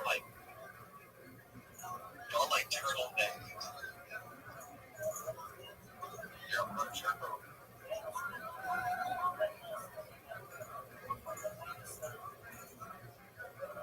Come on, baby, nigga. Welcome up. You're a turtle. What the fuck are they? Oh, they're running. They're right there. Yo, KFC, is this Phil? Be honest. Shit.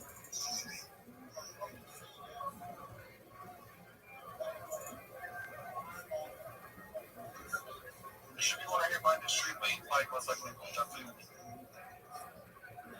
Yeah, it's on page. Oh, shit. It's a good multi. Shit. Yo, this is crazy. That's crazy, right? Never mind, it's ass. That's fucked up. What is going on over here? Yo, go on tip send. Go on tip send, kid. Oh, there he is. Bitch ass nigga. Yo, you got me. Come on, $10. Poor, bro. Come on. Yeah, I got no fucking thing. Holy fuck. Yeah, KFC tip me. I have no man. He has a fucking. Yo, KFC tip me. That's what I'm saying, bro. This guy's rich. Come on, bro. I'm poor, bro. Back that way. We are poor.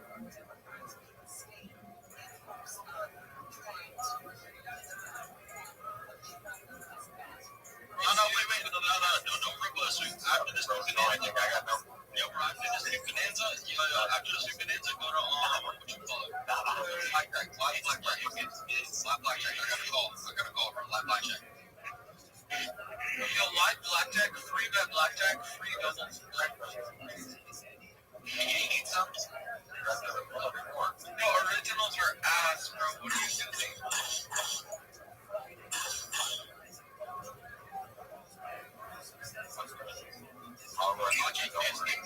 Lucky KFC. If you come up, tip me. Tip me. It's already down. It's at like 6. I'm just over here.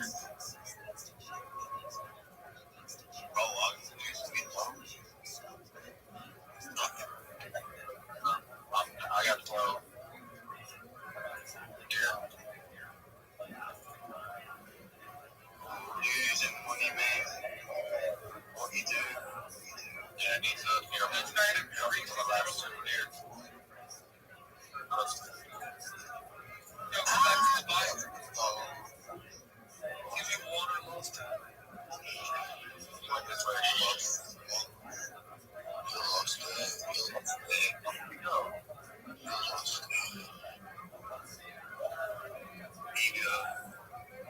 Oh, that's a fucking L by that's ass, man. This one's gonna be ass, man. Did you just see this knockout? This one's gonna be ass. Oh, I know it's cold. Oh, we're betting on this. Oh no, he just jumped over here.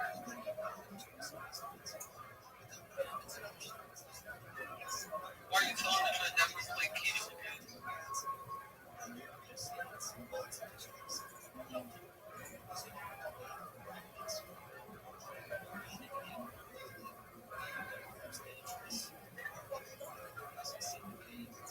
Yo, KFC, are you up and down? Total. Let me try that.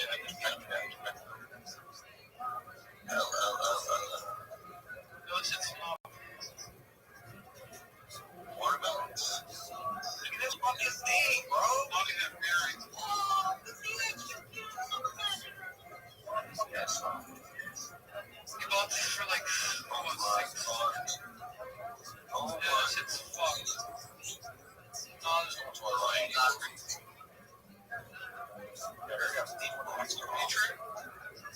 No, you don't have money.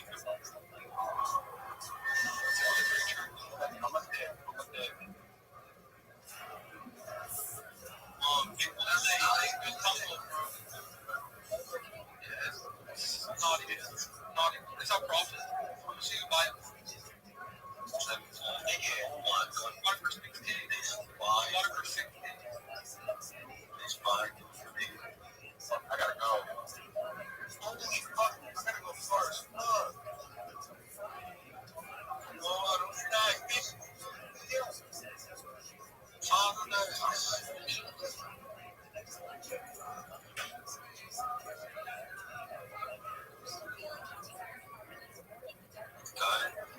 Yo, why are we ripping these vibes? Rinsing.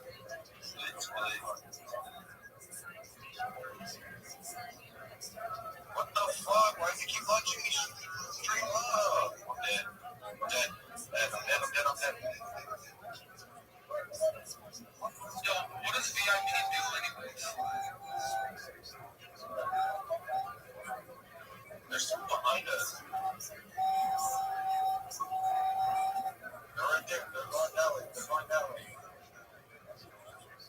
Does anyone know what's going on?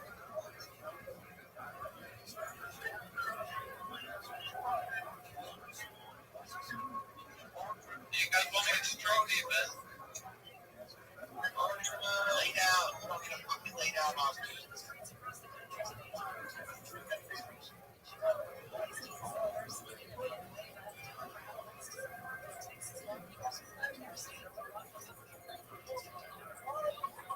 My shots are fucking me up.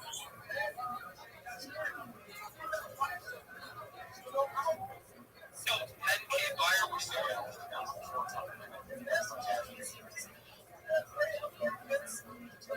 Lay down. He's like, we're like, you gotta be playing off the field. Lay down. You don't need to lay down on me, bitch. There's a whole cow. Lay down. Fucking idiot. Stop looking at me.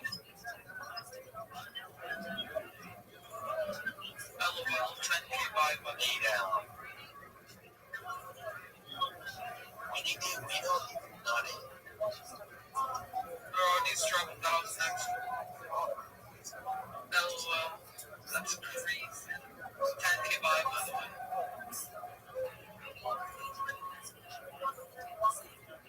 Yeah, it's over. That's fucked up.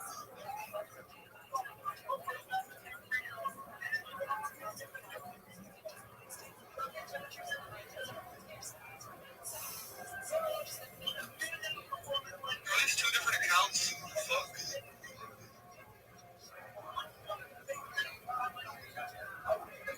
Chicken stick 22.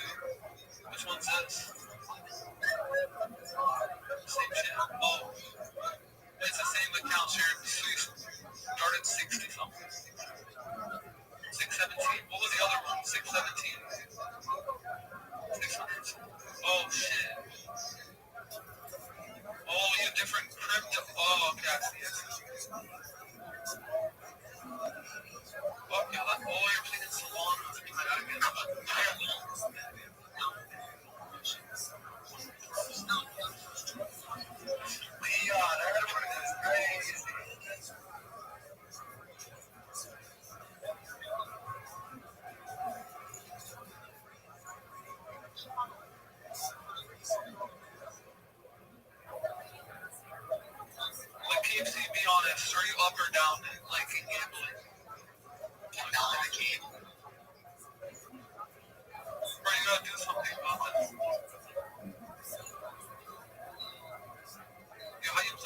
Not maximum. Fuck.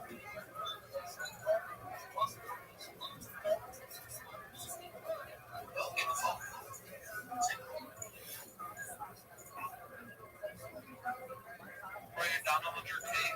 Go blackjack and fix that.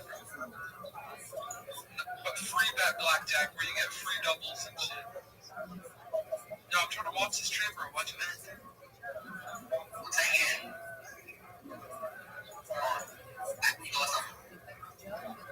Huh? I can't help. Oh, you're cashing it out? Are you up for the day or not? Yeah.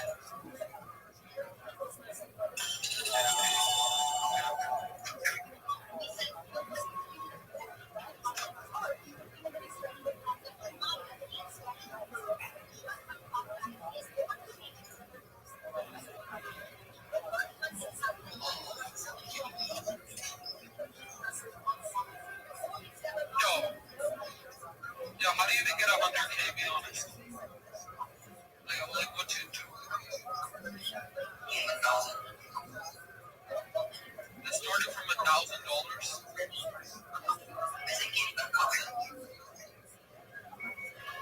Wait, how much they gave? 1,000 to you?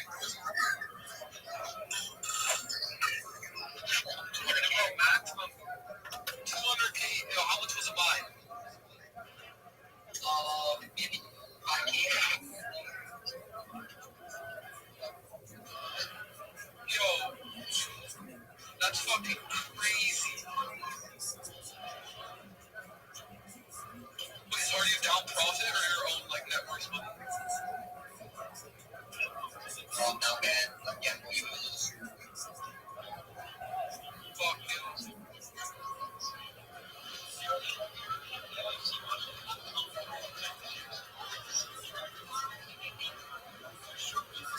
Do you play blackjack or not?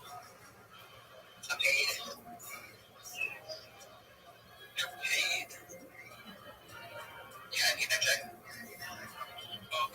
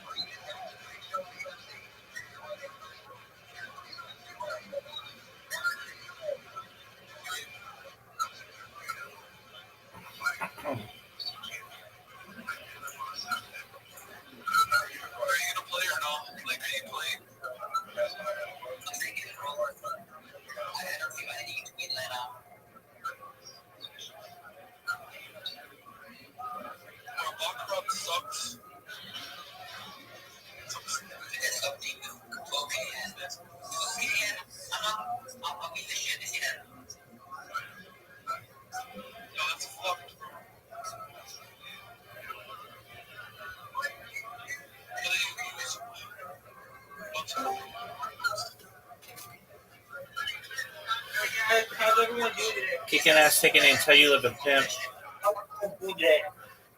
Well, how are you, big dog? Doing pretty good. Have you ever seen the movie Kick-Ass? I know of it, but I don't think I've ever seen it. You should see it. It's pretty cool. Excellent. KFC, bro, can you please tip me $10? I'll run it up on stream right now. I don't eat meatballs at all. Bro, poor, bro, please. I'll give you love. I can't. I'm disabled. Come on, bro. I know you're not money, but you have thousands. Thousands.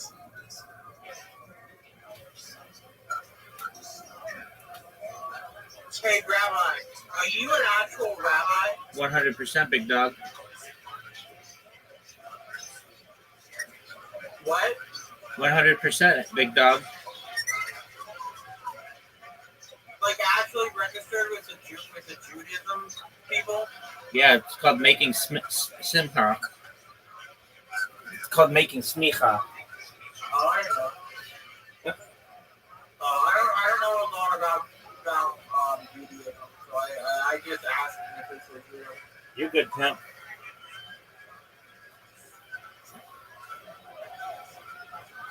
I usually say there's a lot of hateful Jews on Discord in some of their living.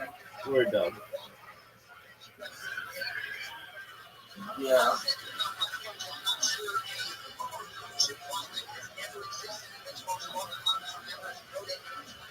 I'm watching Dexter right now. Hey, On dog. episode 7. Hey, dog.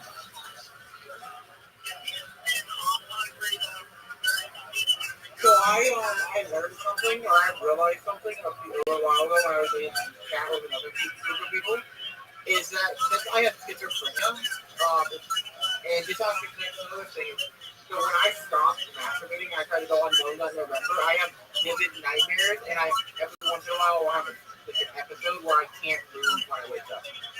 And I try closing my eyes, but something grabs my eyes and opens it. So I have to sleep on my stomach. That's fucking But I wild. realized that my schizophrenia is calming. Okay.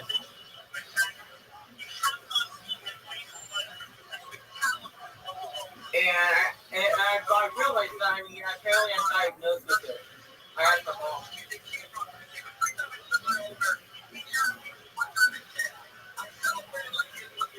With paranoid schizophrenia. So how do you get past sleep paralysis? What'd you say, pimp?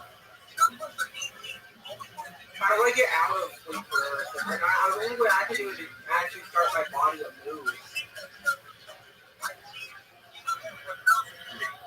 What'd you And say? then the monsters and sound disappear. But What'd you say, pimp? how do I get out of sleep paralysis? And how do I get it to stop happening? Because it happens every once in a while. Like usually I just make my body move and it stops.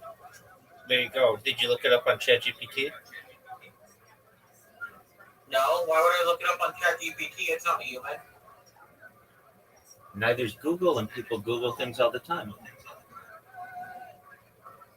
Yeah, And it's got the answers. wasn't there like Yo, a how about whole you just look up the thing for answer? Jam and How about you Jam just and look up the AI? answer? Dude, how about you just look up the answer?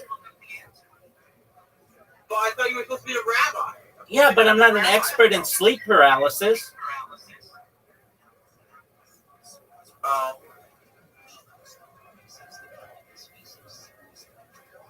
In any of my training, sleep paralysis is 0% of it.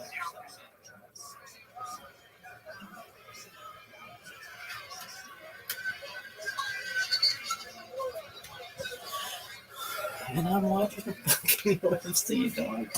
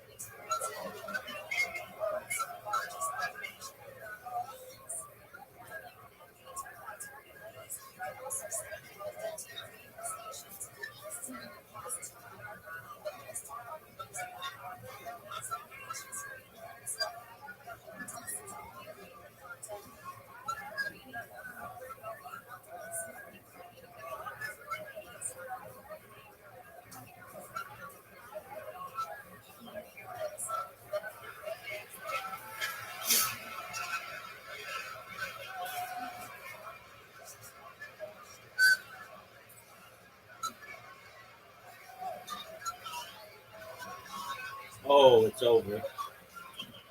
Pico's done.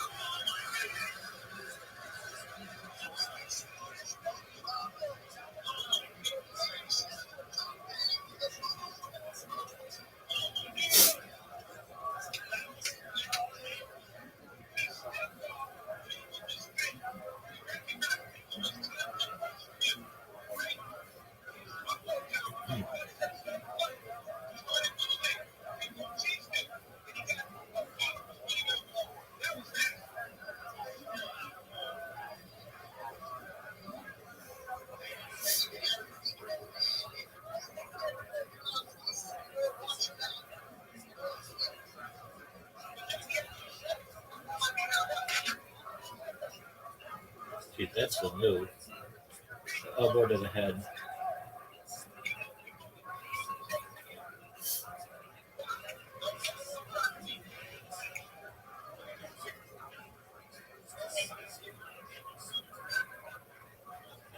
I like that move.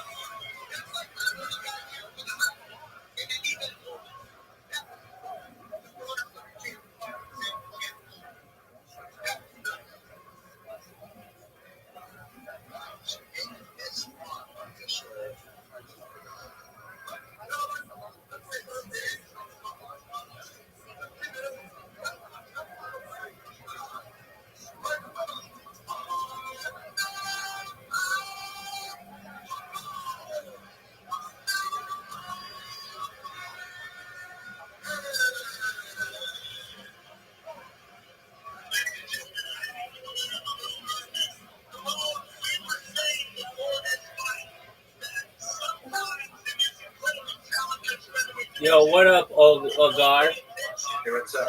How you living, pimp? You're from the future? Yeah, I mean, I feel it. Okay, very cool. How'd you find out about me? We talked on another voice server. Actually, we also talked to get different times, I believe. Oh, yeah, I remember that. Did you do it? No. Why not? Because it's fucking ridiculous. All right, then deal with your own problems, my friend. I'm just trying to give you solutions to your problems. I hear it. Look, it's not. I'm sorry. I apologize for that. You're good, pimp.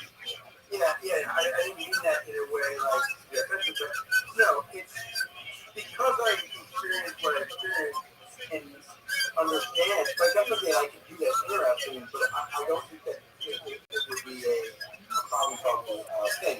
But anyway, I'm not like I think it's been like 6 months since we talked about that. It's been longer, you know. But anyways, yeah, I mean, I still experience the same thing, but it's not exactly troubling. I just like challenging, but yeah, Good to hear. how are you? I'm all thank you. Just watching the UFC. Oh, shoot, yeah. I was listening to somebody else playing it.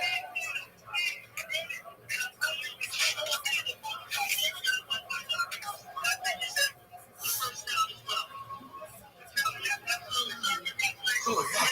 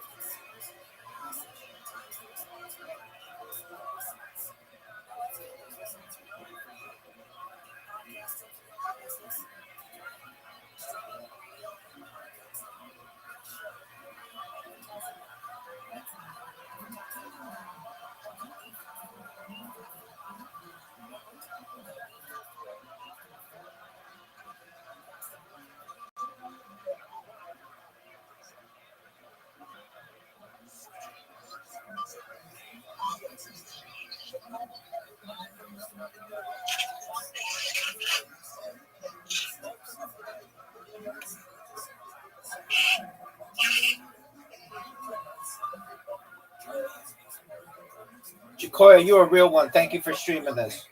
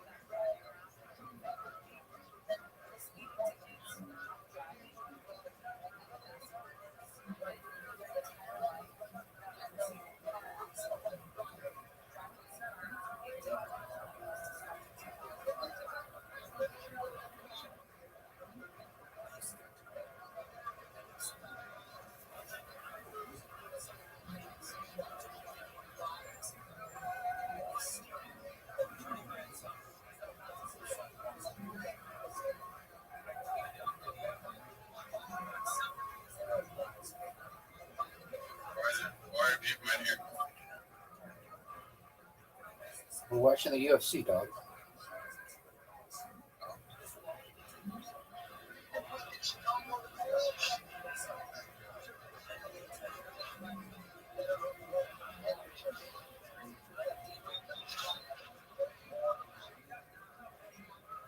Space is not real. Joe.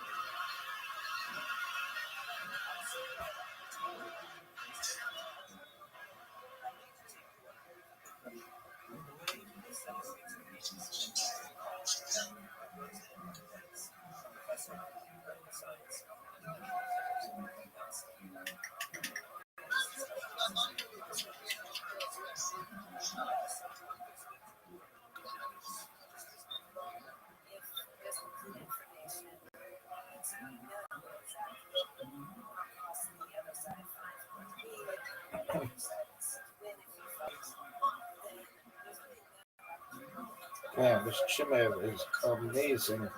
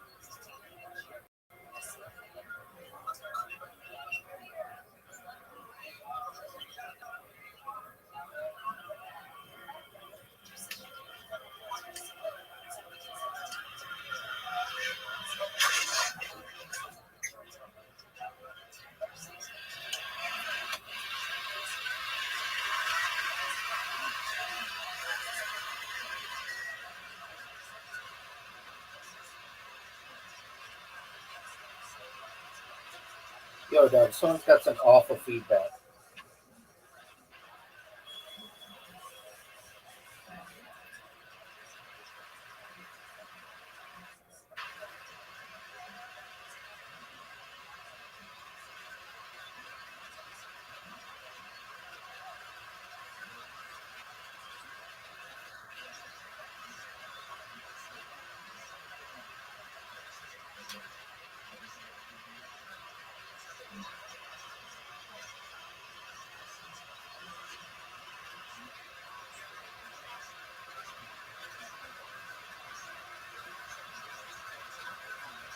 Oh, there he goes again. Shemad.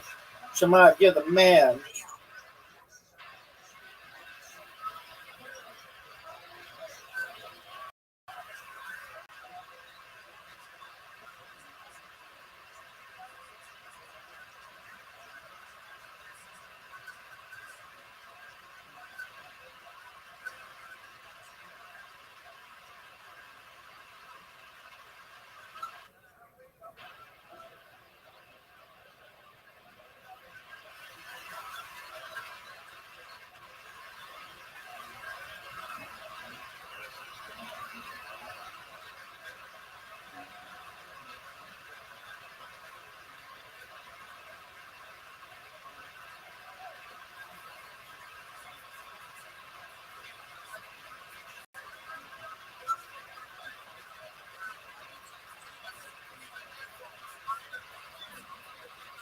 Dog, mute your fucking mic.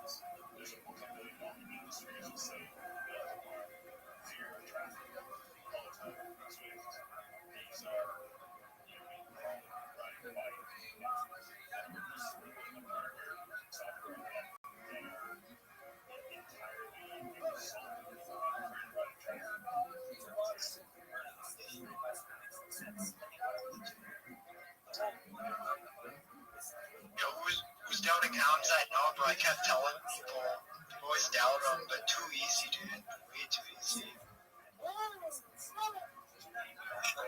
Kept telling people, bro, they didn't believe me. They thought Usman would have beat him. He wouldn't have beat him. No way.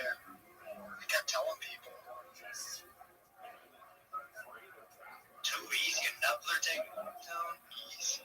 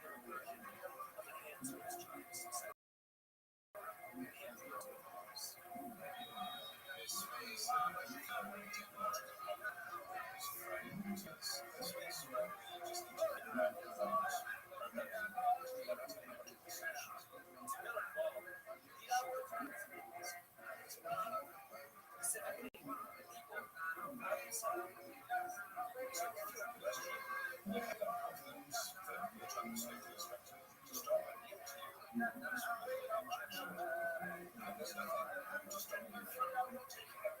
yeah.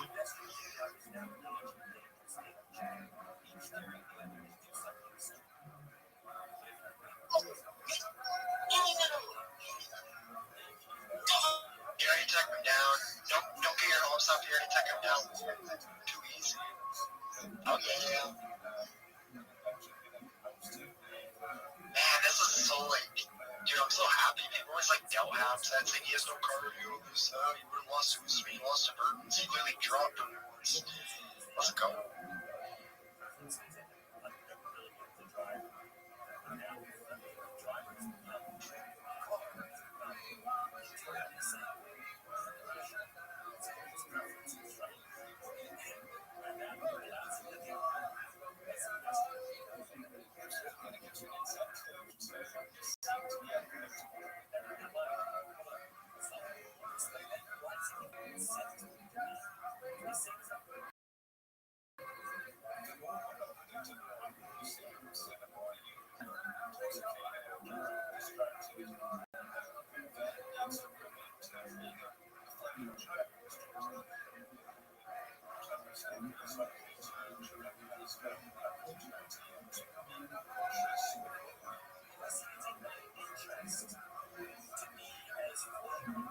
It's fun when you're winning. Oh yeah.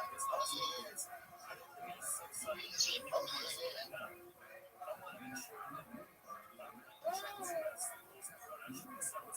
Is anyone gonna doubt Hamzat now? Anyone gonna doubt him now? Anybody gonna say more? Oh yeah.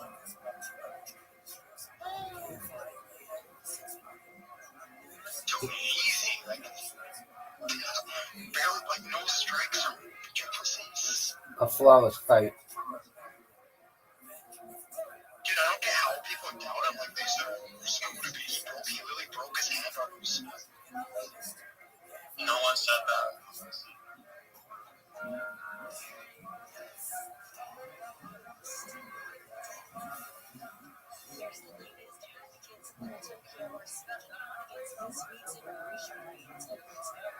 And he flips back over. Oh yeah.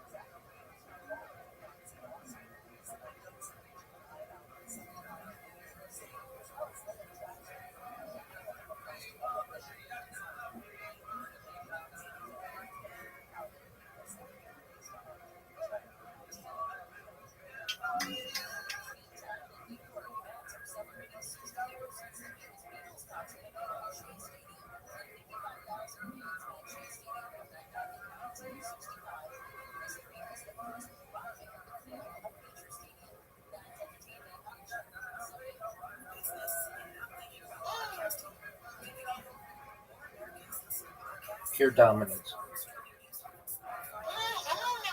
Anybody else gonna doubt him? Like I keep telling people, he's gonna dominate. Too good. Oh yeah.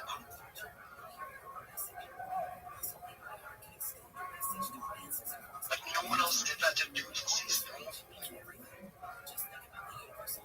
Whitaker's jaw pushed back.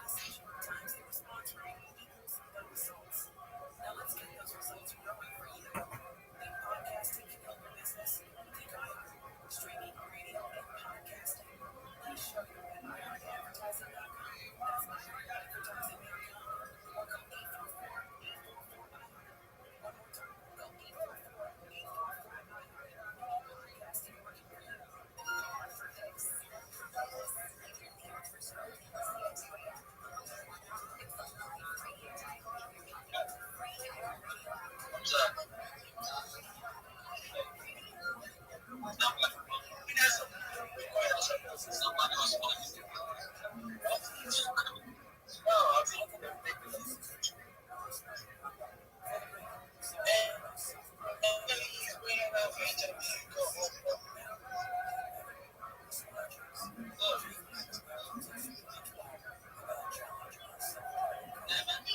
I didn't even have to inside. He got to recognize who's Nigerians.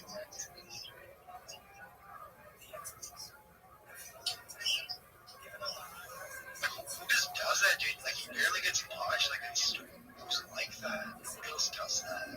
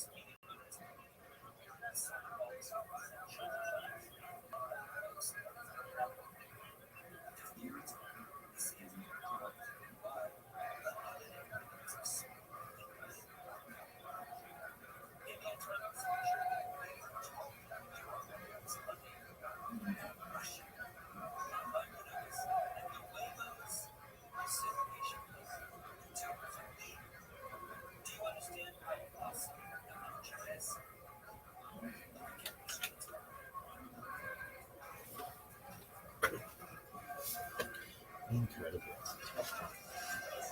Right direction, and I think it only takes like a millisecond for a fucking bug to do that. So here's the classic image of the Chassam Sofer. He is a very important thinker. His name is actually Rabbi Moshe Schreiber. Chassam Sofer or Khatam Sofer is his nom de plume, his pseudonym when he wrote his books under that title. We'll explore what that means shortly. Very important thinker at the cusp of modernity, a very difficult time when Jews were trying to figure out their relationship to the modern world as a whole. Classic image that's been reproduced in many different places, most likely a more authoritative representation of how he actually looked. He was quite active in the entire Danube region, but his claim to fame is in modern-day Bratislava, which is known by its historic name Pressburg or Pressburg in Yiddish, the capital of Hungary for quite some time before Budapest, and a very important center for Jews in East Central Europe. So let's talk about his grave, as I mentioned, because I think it's just an absolutely fascinating. This is the exterior of his grave when you first come up to it. I knew when I was touring with the Kosher River Cruises, I knew that we were going to visit the kever of the Chassam Sofer. I figured, okay, very nice. I've been to lots of Kivrei Tzadikim, the graves of righteous people over the generations. It's often a very moving experience, and there are many different kind of interesting customs that are observed at these places. And I was prepared for something along that sort of textbook definition. I was completely blown away by what I saw. We're driving along in the bus in Pressburg, right by the Danube River, and I just happened to look out the window and I noticed this phalanx of these glass or plexiglass green obelisks that seem to rise out of the ground in a very rigid formation. They're not all identical. Some are pebbled, some are transparent. They're all translucent. They don't seem to have any marker that indicates what their purpose is. And I remember looking out the window and thinking, Vosepis, what exactly is this that I'm looking at? And I didn't realize that, of course, this is the first encounter you have with the grave of the Chassam Sofer. Here's a better picture. You can see there's 23 of them lined up. That's a very significant number, as we shall see shortly. It's kind of on an inclined hill that's reminiscent of like an archaeological tell. You don't know what's underneath this mound, but it has kind of like a strange, eerie sort of look, especially because there's no explicit marker as to what it is that you're looking at. Next to these glass obelisks is this sort of large slot-like structure, this black looming thing that penetrates into the mound. It's got this tiny little entrance over here on the right, and you can see by the scale, this is a person walking out of the entrance, and it looks, it's evocative of some kind of like entry into the underworld, which actually quite literally it is, as you shall see. It's imposing and dark and foreboding, and it doesn't seem to have, once again, any kind of clear indication as to what is going on inside this building. Going into the actual structure, you see it's got this ohel-like structure. As many of you may have visited the local shrines we have, for example, to the Lubavitcher Rabbi, they refer to his grave as an ohel, a tent, and one of the unusual things about it is, of course, it has no roof. It's just walls surrounding, separating the graves from the rest of the cemetery. This, too, has no roof, but it's long and narrow and somewhat forbidding. You walk down this angled surface, dimly lit with these floor lamps here, and when you get to the very end of it, it's just a black tunnel right down about 60 feet or so. Then you come to this sign, which is recorded in several languages, obviously in English. This is a sacred place, admission granted strictly upon modest clothing, body and head properly covered. It says it also in German and in Slovak, and of course at the top it says it in Hebrew. Now, I posed this question when I taught a master class here at Turo last week, and the only person to answer correctly and immediately was, of course, a senior vice president who is a very smart woman. The translations are almost identical, except the Hebrew has one small distinction. What is that small distinction in Hebrew, for those of you who are illiterate? Oh my gosh, you see, we had one senior VP in a room full of educators, but in this room there are 12 of you already are headed for that. So yes, it says Makom Kodesh Lefanecha, translated as this is a holy place before you. And it has just that one word has kind of an invitation that, okay, for Slovaks and Germans and English speakers, Anglophones, this is a holy place, but for Jews, this is Lefanecha. This is before you. There's an invitation there, a special connection. Reminds me, by the way, I will tell you a very joke, because before we go to the next, I was once in Odessa with my wife, and the plumbing had broken. And by the elevator, there was a sign, and because Odessa is a very international city, this sign was written just like this in many different languages, in French and English and German and Russian, Ukrainian, and so on.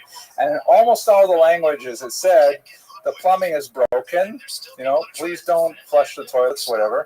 And then in German it said, the plumbing is broken, please don't flush the toilets. We called the plumber. He said he couldn't come till Tuesday. We begged him. He says he'll be here on Monday, but he might not have the parts. It was like a whole ganze Geschichte, like as if the Germans need to know every single detail what's going on with the plumbing. Okay, back to the serious stuff here. Anyways, so you see this sign at the right angle before you make the turn actually into the tomb itself. What do you see when you go in there? I'm not going to show you right away. First, I want to give you a little history.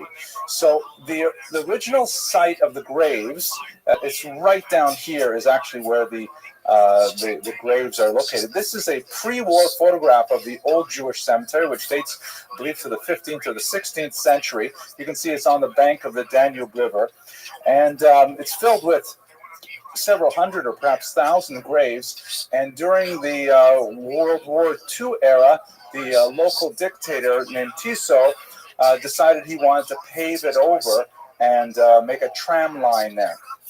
The Jewish community, this is immediately prior to their deportation and eventual murder, they begged Tiso, please allow us to at least reinter the bones of our ancestors. And he ultimately, on the payment of a large bribe, allowed them.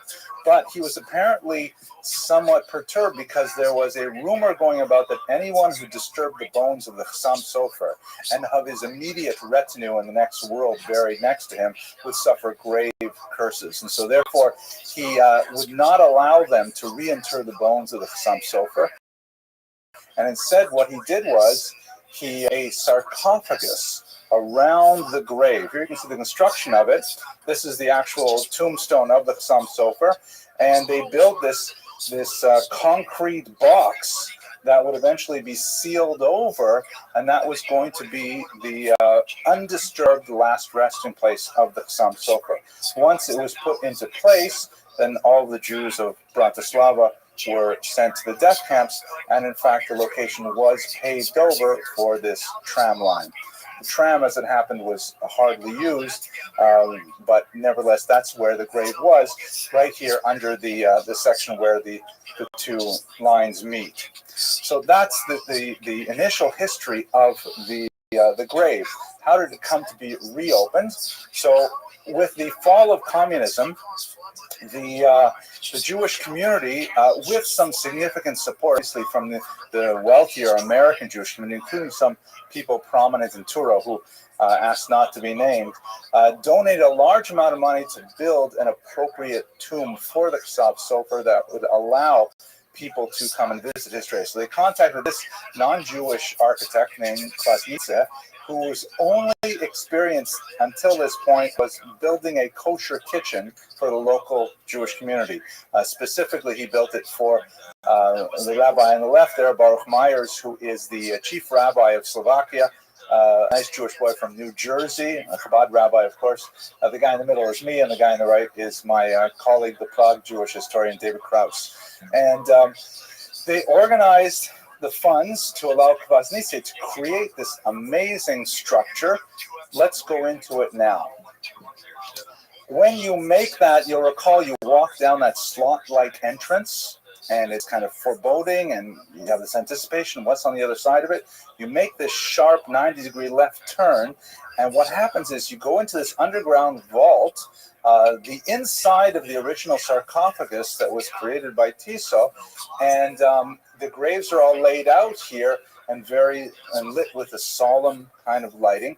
But look at the top of the picture here, and you see the bottoms of the 23 glass obelisks reach through the surface of the sarcophagus, as if to create a kind of poetic image that the souls of those interred here cannot be held by the earth, that they rise through the surface of the earth into the world of living, and they continue to have their influence on our world today. It's a very powerful visual statement, a non-verbal statement of a kind of a poetic symbol that you only appreciate when you actually walk into this very quiet, solemn space. It's actually a very powerful, overwhelming experience.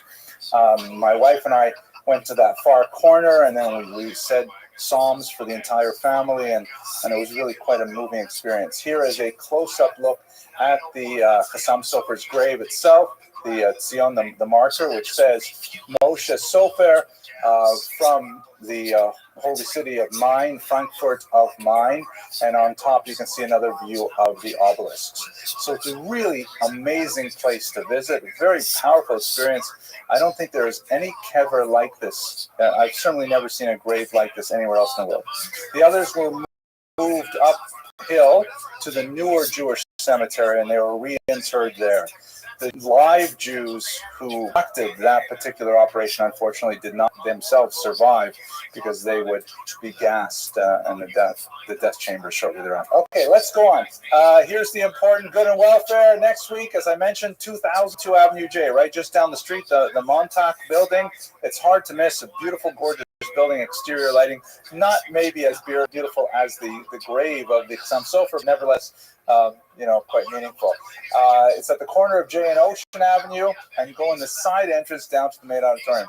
Since we're talking good and welfare very quickly, I want to remind people of a couple things. First of all, once again, we do these lectures, first of all, because we have fun. It's great to study Jewish history. It's intrinsically interesting and fascinating, and I'm glad to share this with you. But we're also trying to raise money for our students. So if you know some ridiculously wealthy people who would love to give money to educate the next generation, we will be glad to help them out. If you're worried about missing lectures or catching up the videos and things like that, go to my website, please. And notice here I've put this happy arrow over here. It says follow. And if you click on this button, you will be prompted with how would you like to follow, and you can put in your email address, or you can like on Facebook or whatever you prefer to be able to follow lectures. But this is really the only way I have now to communicate with you. It's this year, unfortunately, I don't have an intern to help out with the various odds and ends of putting this lecture together. So this is the only way I can manage all of the communication skills. The website is called Henry Abramson. It's easy. Just Google my name and you will find all kinds of embarrassing dental records and stuff like that. Okay, there it is. See, right? I zoomed in on it. Okay, let's go to the lecture itself. So we looked at the kever. We did this lecture a little bit backwards by looking at the monument to his earthly remains, but let's look at his actual life. Here's a famous photograph of Rabbi Schreiber, a piece of art. You can see the facial expression is clearly derived from the other period drawing we have him. This is his father-in-law, the great Rabbi Akiva Eger. His second wife was Rabbi Akiva Eger's daughter, and the two of them together were really a tremendous impact on Central European Jewry. Let us just focus on the pronunciation of his name for a second. So obviously the Yiddish, you see Moshe Schreiber. Schreiber is Yiddish for writer or scribe. And when he wrote his writings in Hebrew, he preferred to refer to himself as the Chatam Sofer. That would be a Sephardi pronunciation, or at least a poor imitation of a Sephardi pronunciation, which means the seal of the scribe. Chatam Sofer, Sephardi pronunciation. Obviously, some of the consonants are slightly different, and the emphasis tends to be on the last syllable. But the Ashkenazi pronunciation tends to be on the first syllable of the Chassam Sofer. In fact, the first word has only one syllable, Chassam, right? It's an difficult thing to say, Chassam Sofer. So I may wander back and forth between those two pronunciations. He was famous for two principal reasons. First of all, he was an incredible scholar, a phenomenal grasp of Jewish thought and Jewish texts that spanned the entire corpus of rabbinic literature, and he wrote extensively, although hardly anything was published in his lifetime. Most of it was published after he passed away, but he wrote primarily responsa, commentary on the Torah, a beautiful commentary on the ethical classic Chovot Levavot, the duties of the heart. He even wrote Hebrew poetry, really tremendously prolific. His family was also a legacy, and that legacy permeates even contemporary life. As I mentioned, he married a second wife. His first wife, unfortunately, died childless in 1812. His second wife was the daughter of Rabbi Akiva Eger, shown here. And of his 11 children, 10 of them survived. Many of them went on to great posts of authority, and there's a yeshiva in his name here in Brooklyn, also in Jerusalem, and of course his intellectual legacy is really imprinted within the Orthodox world in particular, and especially in the ultra-Orthodox world. We'll have to explore some of those things. His roots are in the city of Frankfurt am Main, a very important German city, where he was born and raised. There are a couple of stories I'd like to tell you about his youth, which are really quite amazing. His mother was known as Razel Tzadekis. Razel, Rose, the righteous woman. And the legend of his birth that I find most charming and takes me is that apparently she went into labor on a Friday afternoon. And as many communities do, including Frankfurt am Main, the custom was to bring in the Sabbath early. right? Because depending on the latitude and longitude of a particular place, if you wait till sunset to bring in the Sabbath, that can mean that you're having your Friday evening meal. You know, if you come from parts of England, it might be 11 o'clock at night in the summer, things like that. So it's a custom to start the Sabbath early, even while it's bright outside. So she was going into labor, and just as the community was beginning to start the cycle of prayers for the Sabbath, she sent a message with one of the midwives to rush into the synagogue, speak to the rabbi, and ask him to hold up the entire community and not bring in the Sabbath undelivered, because the delivery takes precedence over the Sabbath.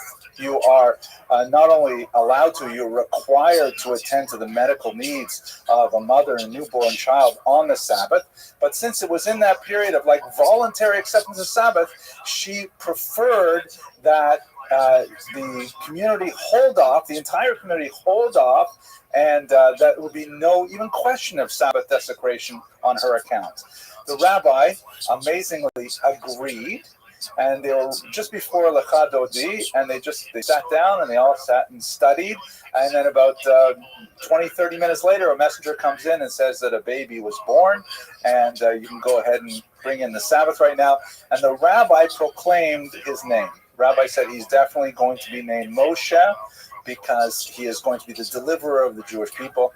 Beautiful story about the origins of this young man. There's also more fascinating stories about the unique practices of the Sofer family with regard to their young child. He was, and this is a very strange custom, I've never seen it myself, but I have read about it every now and then.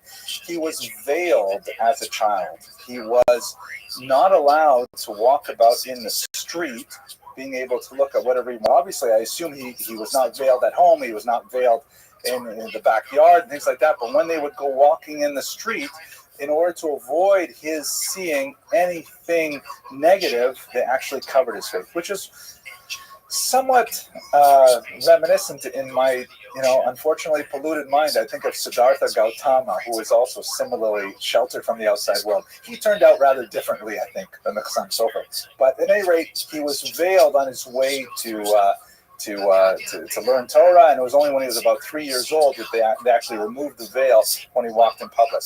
His parents had very definite ideas about his education. At one point, apparently the Chassam Sofer, as a young boy, when he was in his Rebbe's class, I believe he was about 7 years old or so, and the teacher, the rabbi, translated a phrase in Genesis as the creation of Adam. He says, and God took earth from the earth. In Yiddish, Erd von der Erd. And the young Chassam Sofer, Moshe, put up his hand and asked the Rebbe, he says, Rebbe, that can't be the right translation, because why would it say God took earth from the earth? Obviously, you take only earth from the earth, it must teach something different. Of course, in Hebrew, those are two different words, but the Rebbe did not have perhaps the facility of the understanding of the Hebrew language to find synonyms or more accurate translations for those two terms. And so, at a loss for words, he decided to strike the young boy. And he gave him a punch, which, looking around the room, I think most of you probably experienced that pedagogic style. I know my knuckles still hurt thinking about all the raps I got with the yardstick over my hands. My kids, they have no clue of what it was like to be a kid back in the 1960s. But at any rate, the child came home because it was a question, right? Why would you translate this as earth from the earth? It must mean something else. And so immediately the Rabbi Sofer's father took him out of school and homeschooled him right then. Right? Homeschooling in the, I guess this would be probably the 1860s, was an entirely different venture than homeschooling. 60s, thank you. It was an entirely different venture than today. He tended to outgrow his teachers, however, and when he turned 9 years old, it was decided that he should in fact study with Rabbi Nassim Adler, a fascinating individual who probably should be the subject of one of our biographical talks one night. Rabbi Adler was known to be a deep Kabbalist in Frankfurt, very, very pious individual, highly respected. He used the Sephardic Kabbalistic liturgy rather than the traditional Ashkenazic liturgy. And on a few occasions, he fell into some conflict with the community as a whole, and specifically the local rabbinic establishment that was led by Rabbi Pinchas Horowitz, who was also Rabbi Sofer's teacher. Rabbi Sofer actually moved in and lived with Rabbi Adler and had a lifelong attachment to him, this deep, isolated Kabbalist who at one point was actually put into excommunication by Rabbi Horowitz and the rest of the members of the community. There was no question in the town about his piety and about his sincere desire to serve God in every way, but the problem was we're living in a period where there's still the reverberations of the Sabbatean controversy, which we've discussed in previous years. If you recall, in 1660s there was a very devastating false messianic movement that came to a horrible close when Shabbatai Tzvi left his followers and converted to Islam, and huge swaths of Jewish populations were left impoverished and completely depressed because their hopes for a Messiah were crashed with Shabbatai Tzvi's defection to another faith. After he died, there were several other quasi-Shabbatian movements that swept across Europe. Sometimes they were explicit, and in fact there were these pockets of Sabbatean communities throughout the region. Sometimes they were suspected, kind of like it was a McCarthyist kind of era where anybody who had any kind of like Kabbalist suspected of being a secret follower of Shabbatai Tzvi. So in this environment, which affected some of the greatest rabbis of the era, Rabbi Adler was placed into excommunication for a brief period of time, and Rabbi Moshe Sofer, however, followed his teacher into exile and would prefer to stay with his teacher, even despite the negative influence that was surrounding him at that time, or the negative, not influence, but the cloud of mistrust that was surrounding him. There were also questions about specifically the influence of Hasidism on both Rabbi Adler and Rabbi Horowitz. Hasidism, you'll recall, is still very young at this point in its history. The Baal Shem Tov, who was the father of the Hasidic movement, passes away around 1760, and the movement is handed off to his principal disciple, the Maggid of Mezerich. And this is all happening quite a ways away in Eastern Europe, but there's no question that the impact is being felt throughout the land, particularly when the controversy between the Hasidim and the Misnagdim heats up towards the end of the 18th century. So questions of the degree to which Hasidic ideas had penetrated into this more straightforward Misnagdic community were prevalent, and also, as I mentioned, the idea of practical Kabbalah. What is practical Kabbalah? I should quickly define that. Kabbalistic literature tends to be, or can be, divided into two major categories. This is a very rough definition. One category would be what we call theoretical Kabbalah, meaning answering questions like, what is the structure of the universe? What is the meaning of evil in the universe? What is the soul? What happens to the soul after people die? Kind of like just general theoretical questions, sort of like a textbook of physics, but in this case, Kabbalah. And that is definitely pretty esoteric material and tends to be reserved for the elite. But it's not in itself feared the same way that practical Kabbalah is. Practical Kabbalah, or theurgic Kabbalah, to use a technical term, means it's probably closer to the English term magic, meaning using all this knowledge to cast spells or to write kameot amulets that have special power, sometimes a nefarious power, sometimes be used in business dealings or in affairs of the heart and things like that, sometimes to try to aggressively demand that God send Messiah. All kinds of interesting projects fall within the purview of practical Kabbalah. And although theoretical Kabbalah is well respected and is considered the purview of the elite great scholars, practical Kabbalah is considered an extremely dangerous venture and was excoriated throughout Eastern Europe by rabbis who felt that if it was in the wrong hands, it would, be a very destructive influence. So there was questions about Rabbi Adler and the composition of these amulets that eventually drove him into Cherem. But as I mentioned earlier, Rabbi Sofer, interestingly, chose to remain with his teacher rather than give in to the dominant position of the antagonist. In the end, when Rabbi Adler grew ill, he was the excommunication was formally lifted, and at his funeral, Rabbi Horowitz delivered the lead eulogy as a gesture of healing after a very difficult period of controversy. So he grew up in Frankfurt am Main, educated primarily by Talmudists like Rabbi Horowitz, and also heavily influenced by a Kabbalist like Rabbi Adler, and then he turned to Pressburg. Here is a period photograph of Pressburg. You can see at the top of this hill, this is the Danube flowing along here. You have this kind of like staid-looking castle at the top of the mountain. The locals apparently referred to it as the tabletop because it looks like an inverted table. It's not exactly the Disney kind of model of a castle with, turrets and chambers and things like that. It's rather conventional in its rather pedestrian.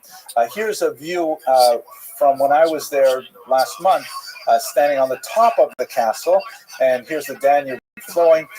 You can see over here they have this more modern kind of bridge here, which has a restaurant at the top with a revolving bridge up there. The locals call it the UFO. I don't know why. Apparently, there was a major synagogue over here on this side of the river that was destroyed in order to make room for the bridge to cross the river here. This was kind of like a liquid Berlin Wall, as Austria is just off to the side over here. And Austria, of course, was a neutral country after World War II, and many Soviet citizens attempted to make the crossing to the west by getting themselves to Bratislava and then braving the waters of the Danube, which is not all that wide. It's not an incredibly difficult swim, but they had to risk being shot by Soviet snipers who were trying to prevent them from gaining access to the west. So it was in this town that Rabbi Sofer made his name. He came here in the early 1800s, and he established an incredibly large yeshiva that was extremely popular, and he from miles around.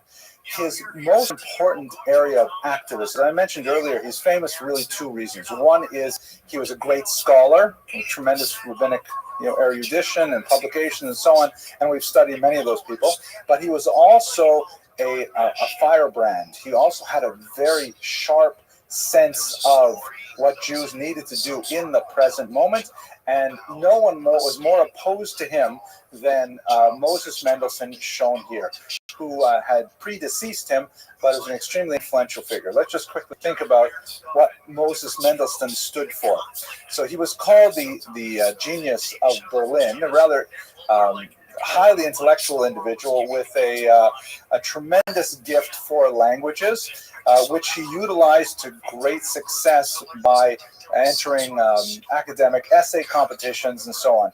Apparently, he even bested the great Immanuel Kant in an essay competition. And this was really quite an achievement because this is well before Jews had achieved emancipation. Emancipation would be, in fact, the goal of Jews in Europe right up until the early 20th century, depending on which part of the continent we look at. What do I mean by emancipation? So this term comes to us in American Jewish historiography. We obviously borrowed it from the Civil War era, where emancipation was used in the context of the slavery of African Americans, that they had to be emancipated or freed. I think a more accurate term would be manumitted, because they were slaves and they were given freedom. This term was appropriated by Jewish historians wishing to describe the situation of the Jews in 18th century and 19th century Europe. It's not an exact fit, because Jews were not, in fact, enslaved. They just suffered from a discriminatory regime that differed significantly between the various countries of Western and Eastern Europe. The kind of disabilities that they suffered were primarily related to the issue of citizenship. were they to be considered complete citizens, as they were in France beginning in 1791, a little bit earlier for the Sephardic Jews of France because they were more acculturated, or were they to be considered fundamentally foreigners with temporary residence permits? This is in fact what pertained in the Russian Empire right up until it fell in 1917. Jews had passports or internal documents that literally called them inozemnych, or foreigners, and they had a limited amount of residence rights in Russia, and they could have been there for 1,000 years. They would still nevertheless be considered foreigners. Like I myself actually laughed the other day. You know, people comment on the YouTube videos that I put these lectures up on YouTube. People comment on them, and you know, sometimes they're fun to read. And what was the one that I saw the other day that made me laugh? Oh yes, yeah. Maybe you remember. I think it was not that long ago. I happened to pronounce the name of the Dutch governor of Manhattan. Do you remember who that was? Stuyvesant, right? Stuyvesant. So apparently, in my ignorance, I said Stuyvesant, which is I guess that it looks like that. That's how you spell it. That's how you Stuyvesant. Look, I don't speak American very well, and so the guy wrote on the YouTube comment. He says, you know, Americans know it's pronounced Stuyvesant. Go back to Canada. I'm like, wow, I feel so unwelcome in this country. You know, what is it with this country and immigrants? You know, but so you know, I have a little bit of that feeling of identification. A person who does not have citizenship rights they don't have rights at all. They have tolerances, right? I am tolerated in this country as long as I do not commit a felony, as long as I, am productive, have a job and things like that. So I'm allowed to live here, and I think that's great. Thankfully, 4 of my kids are born in this country, so they're anchor babies, and I get to stay here because I stay with them. But in Russia and other places, Jews could lose their residency rights at any moment. They could be forced to leave, as they did in Russia. They would be forced out of 15 versts from the border. They could be forced to move and move inland so that they would not be trading across the border.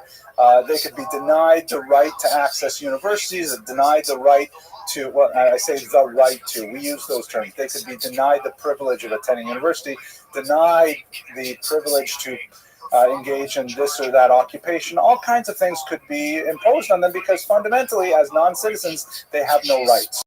So the argument in the 18th century was to emancipate the Jews from this tenuous state of being permanent residents to becoming citizens and having all of the same rights and privileges of non-Jews living in the same region.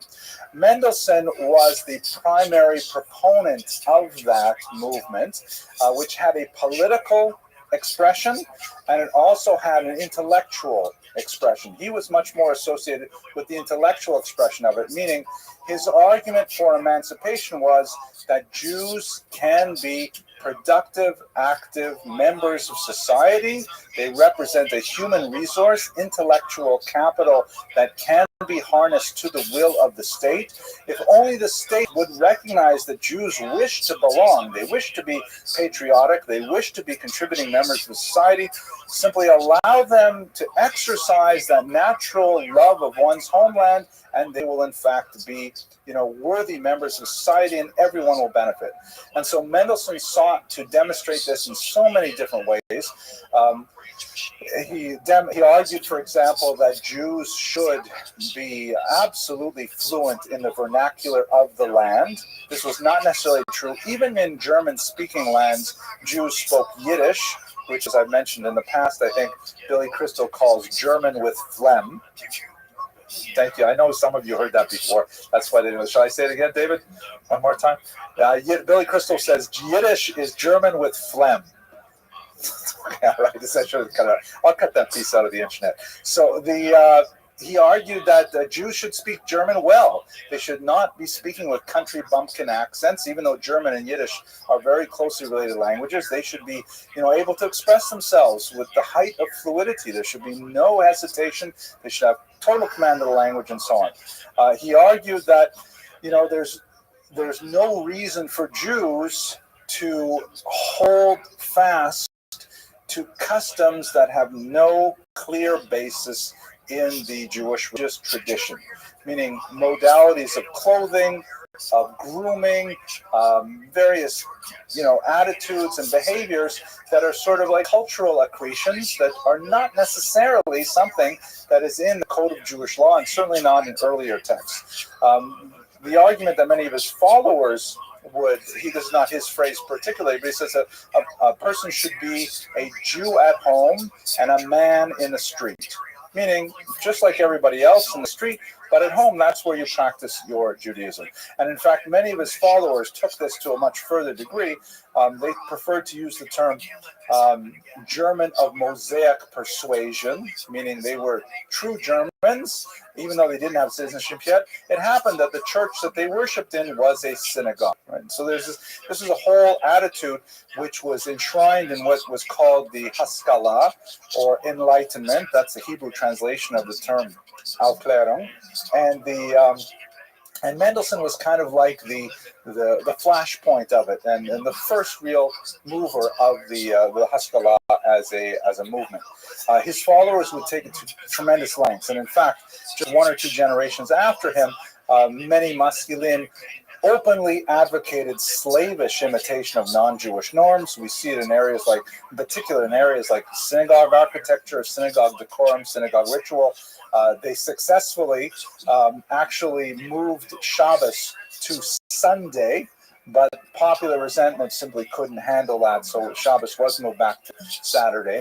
And we can see all kinds of interesting, movements that the later inheritors of the Haskalah would go to any length to try and demonstrate that they were good German citizens.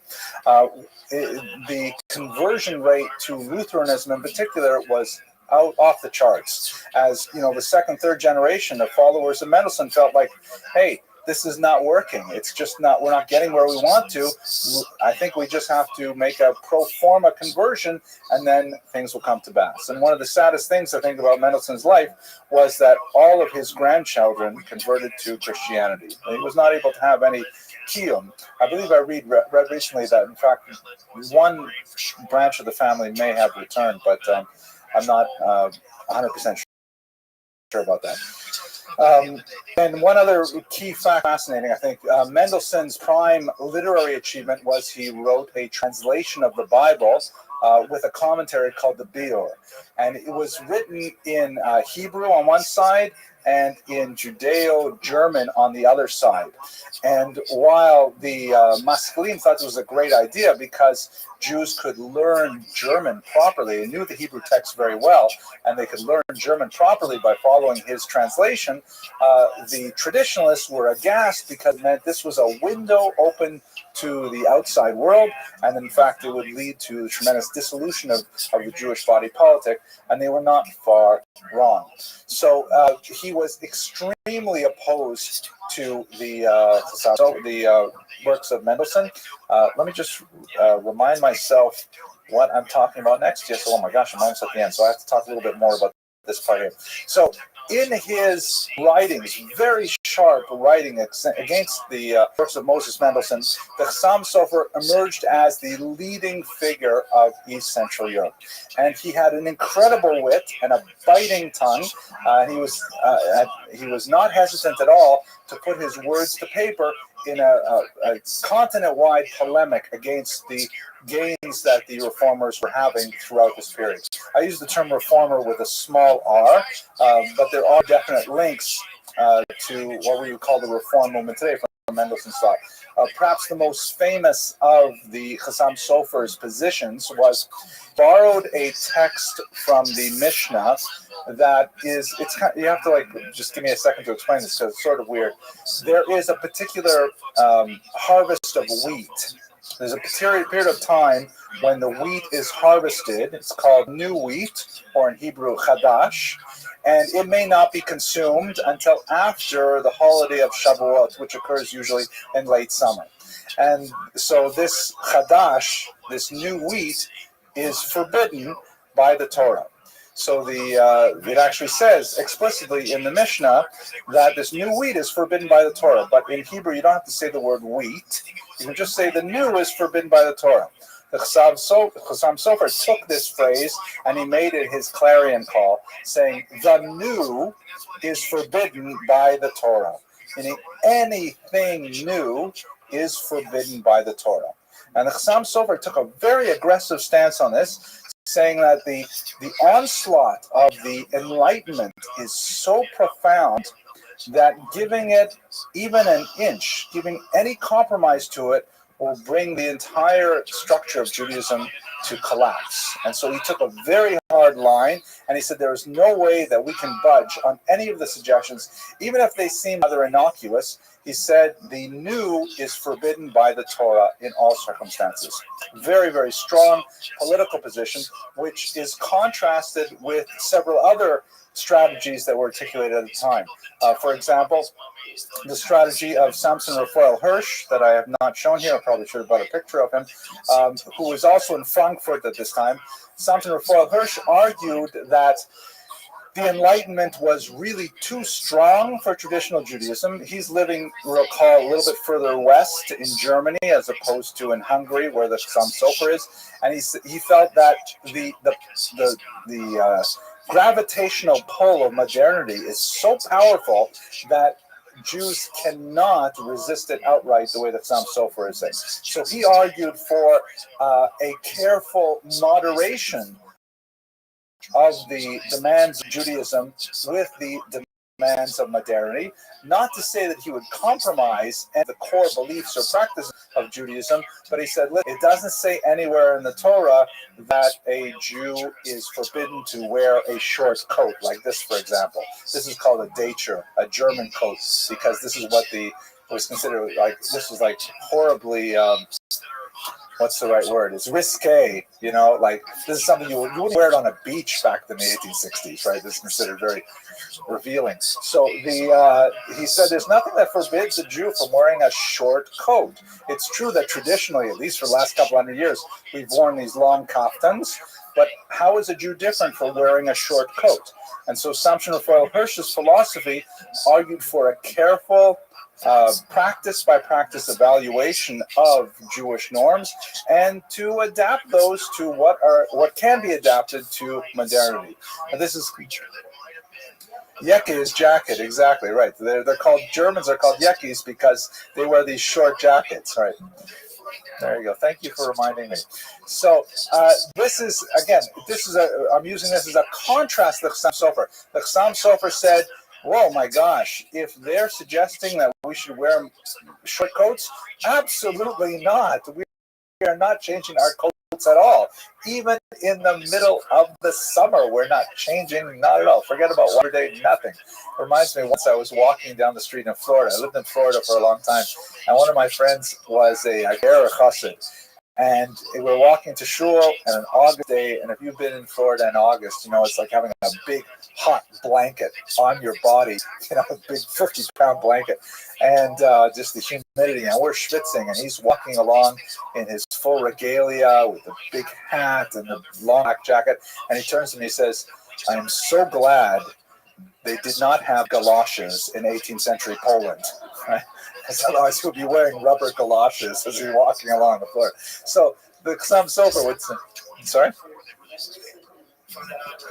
They never met. He died in 786. They were 762. I'm unaware of them ever meeting. I do not believe they ever did. So very harsh criticism, and the strategy that the Chassam Sofer articulated was complete and utter resistance to modernity. Stay away. There's some interesting kind of counterintuitive gestures that the Chassam Sofer indicated. Like, for example, he was very much against secular studies in the yeshiva, not surprising. But on the other hand, he was much more tolerant of, for example, physical education. He believed that it was important that the yeshiva students all knew how to swim. He used to have swimming classes in the Danube River to make sure that Jews knew how to swim, things like that, which is, you won't find too many yeshivas doing that today. Another thing that is extremely important for our times, and And this is so close to us today, those of us who are observant of the tradition, that it's hard to recognize how we got to this place. But the Chassam Sofer had a very important part in it. Let me just introduce this point by describing for you once a situation when I was learning in a yeshiva in Muncie, and I was studying Mishnah Brura, which is a classic halachic 20th century treatise on standard behavior, and I'm reading through various things, and I get to this one passage, and I'm reading it, and reading it again, and reading it a third time, and it's confusing because what it's telling us to do is exactly the opposite of what people actually do today, do with how a particular blessing was recited. And I looked it up in the Holy Art Scroll Siddur, and I looked it up in all kinds of places, and I saw that, in fact, we, contemporary American Jews, and the odd Canadian, do not follow what it says in the Mishnah Brura. So I was very troubled by this. I went to Rabbi Kokos, Ben Sion Kokos, who was the Mashgiach, and I said, Rabbi, I don't understand. We're not holding like the Mishnah Brura. And he said to me, I'll never forget it, who says we hold like the Mishnah Brura? Which I thought was like such an earth-shattering concept. What do you mean? This is it. This is the code. This is what we follow. It's the law court. I mean, this is everything. But in fact, we should understand that halacha does have a certain amount of, I guess the phrase would be wiggle room. We have the phrase in Torah of the Dalet Amos of halacha, the 4 cubits of halacha. If you ever measured out 4 cubits, it's a lot of space. 4 cubits is close to 6 feet. In 6 feet square, you can put a lot of different opinions. You can put a lot of different people. Now, it's true that we tend to coalesce around certain opinions. Sephardim will follow certain bodies of opinions. Ashkenazim will follow certain bodies of opinions. And God forbid that I'm suggesting that anyone, deviate from their customs or their community and things like that. But one of the things that the Chassam Sofer, one of his strategies that has affected us is that he absolutely canonized the Shulchan Aruch as a text. Now, the Shulchan Aruch is a very important text. It is the code of Jewish law, but it is not the only code of Jewish law at all. We had prior codes written by greats such as Maimonides.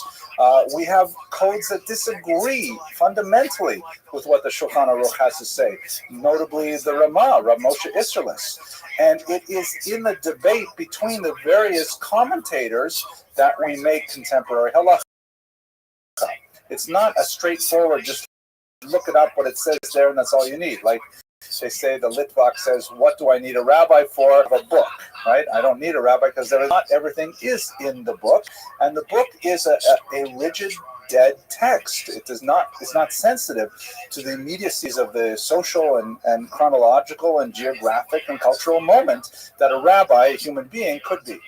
But sensing that the flexibility of halacha was something that would not serve the Jews well in a time when compromise was so dangerous, the Chassam Sofer rigidly adhered to the words of the text and urged his followers with great success to turn to the text, specifically the Shulchan Aruch, as the primus inter pares, as the great work that is the last word on halakha. Even though intrinsically it is not, he himself added to halachic interpretation by writing about the Shulchan Aruch. He definitely focused us more as a text-based people, and although we gained a lot, we became much more grounded in an authoritative tradition that goes back many centuries. It also enforced a certain level of rigidity that is perhaps somewhat artificial on a historical level. There's a classic article by Dr. Soloveitchik, not related to the Soloveitchiks, of course, but the historian Soloveitchik, that looks at the issue of something as simple as how big was a Kiddush cup back in the 1800s. Today we have, if you've gone to a Passover Seder like at my table, we have all these measurements, and we get a little bit OCD trying to figure out how the matzah fits into the box and how much matzah exactly we're eating. They never had things like that in Eastern Europe. They just said this is the way Zaidi did it. This is the kind of organic Masorah, the organic tradition that we follow from our ancestors. This has changed quite a bit because, in certain part, the Chassam Sofer's emphasis on the Shulchan Aruch as our text de rigueur. It also is something that unfortunately we suffer from because we are an orphan generation, lacking that connection to Europe often because of the cataclysm of the Holocaust. So those two aspects are especially important for the Chassam Sofer's thought. On the one hand, his incredible opposition to reform, and secondly, his adherence to the Shulchan Aruch as the defining halachic text of the era. So let us conclude appropriately, I think, with his last testament, which I think is very illustrative of his thought. This is actually the handwritten manuscript version in his own hand of his last will and testament, and I have it here in translation by Yaakov David Shulman. I'm just going to read to you a couple of sections, and you'll recognize his voice in this translation. I'm not going to translate the whole thing. It's only a few pages, but I'll translate a couple of things. So he writes here, my sons and daughters, sons-in-law and daughters-in-law, grandchildren and great-grandchildren, lend me your ear and you will live. Let not your heart turn toward evil. Do not join the company of evildoers who follow the modern ways and who depart from Hashem and his Torah. Do not dwell near them and do not associate with them in any way, shape, or form. Note, by the way, that he probably, in my humble opinion, his greatest work was his commentary on Chovot HaLevavot, where you really get a sense of his deep, abiding ethical sensibilities. But he is definitely monochrome and unitary on the issue of how to deal with the challenge of reform. Do not go near the books written by Moses Mendelssohn. Right, straight up. This is in your last will and testament. If you were a direct descendant of the Chassam Sofer, I wouldn't live on the same block as somebody who had a book of Moses in there. Study Tanakh with the commentary of Rashi and engross yourself in the Torah with the commentary of Ramban. Teach the Torah to your children, for it constitutes the underpinning of our faith and embraces the universal wisdom of the ages. And if, heaven forbid, you will be plagued by the banes of hunger, thirst, and poverty, please stand this test and do not turn to false gods. Do not omit Hashem from your thoughts. Let the girls study books written in German, which are based solely on our tradition and the moral tales and insights of our sages. Obviously, this is well before the Beis Yaakov movement and things like that. Women did not get universal literacy in Hebrew. They would have most likely enough to pronounce the Hebrew prayers, but they would not have reading facility. I positively and unconditionally forbid you to attend theater performances.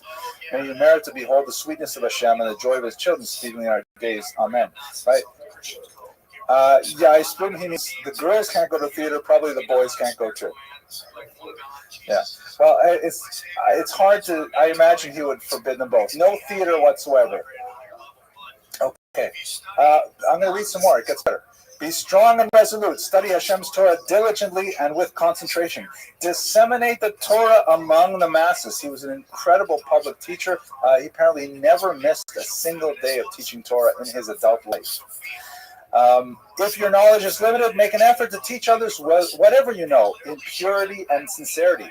Hashem knows you have no ulterior motive, and that in all sincerity, your only name is to bring honor to his great name, for a hypocrite cannot come before him. Beware of adopting. It's interesting how the will kind of like alternates between, positive panegyrics to traditional behavior and kindness and so on, to dire warnings against deviant behavior, such as beware of adopting non-Jewish names, of speaking the language or dressing in the style of the non-Jew, right? Which is exactly against the whole platform of Moses Mendelssohn, right? He says, just stop it in its tracks, don't go anywhere near there. Never say, times have changed. We have an old father, praised is his name, who never has and never will change. A very strong statement, and you can imagine how his thought would specifically inspire the ultra-Orthodox in Brooklyn and Israel and beyond. Now, he leaves one more little addendum. There's like 3 pages or so to his children specifically. Then he leaves instructions to his yeshiva, his community. Don't forget, he was the leader of the Jews of Pressburg, and by extension, all of Central Europe during his lifetime. Right to the very end, he writes to the Jews of Pressburg specifically, "You are today one of the outstanding communities in the world. Never allow a person who deviates from halacha to assume the leadership of your community. Please, I implore you, do not allow the rabbinate to remain vacant for more than 2 years." It's actually kind of funny because maybe it would take that long to find someone who was not going to deviate. "Appoint only a Talmid Chacham who has a reputation of being God-fearing and is uncompromising in his adherence to the Torah and Halacha. A man who does not lend credence to heretical philosophies and who does not preach in the German language." This is, by the way, it was one of the hottest debates at the beginning of the 20th century in America, was whether or not American Orthodox rabbis should deliver a sermon in English. Delivering it in English was considered by the old generation to be a gross violation of everything Jewish, and by the younger American-born generation, that was considered like, what's the big deal? This is the language of the street. Why not speak about Torah in English? It shows how much has changed in over a century. I posted something on Facebook on Sunday. I went to a class with one of my favorite local rabbis, Rabbi Yaakov Trump, no relation, and I posted a picture of him giving this class. It was a great class, and I wrote in the bottom, best place to be Sunday mornings, Young Israel of Lawrence Cedarhurst. And a friend of mine who is a local historian, he writes in the comment section, "Make Young Israel great again." Okay. "Select a man who delivers sermons like you heard from me, expositions of teachings and sayings of Chazal, a man who gives no special consideration of anyone and cannot be bribed either by honor, glory, or flattery.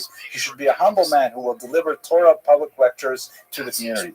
The curriculum and schedule of the Torah classes should not be changed in any way. Anyone wanting to introduce changes shall be removed. Anyone promoting the traditional system of teaching Torah shall be supported. The order of prayer and the layout of the shul shall be maintained in perpetuity without the slightest change or alteration." These are, by the way, all areas where the Haskalah sought to, quote-unquote, modernize the synagogue by changing the decorum, the rituals, and so on.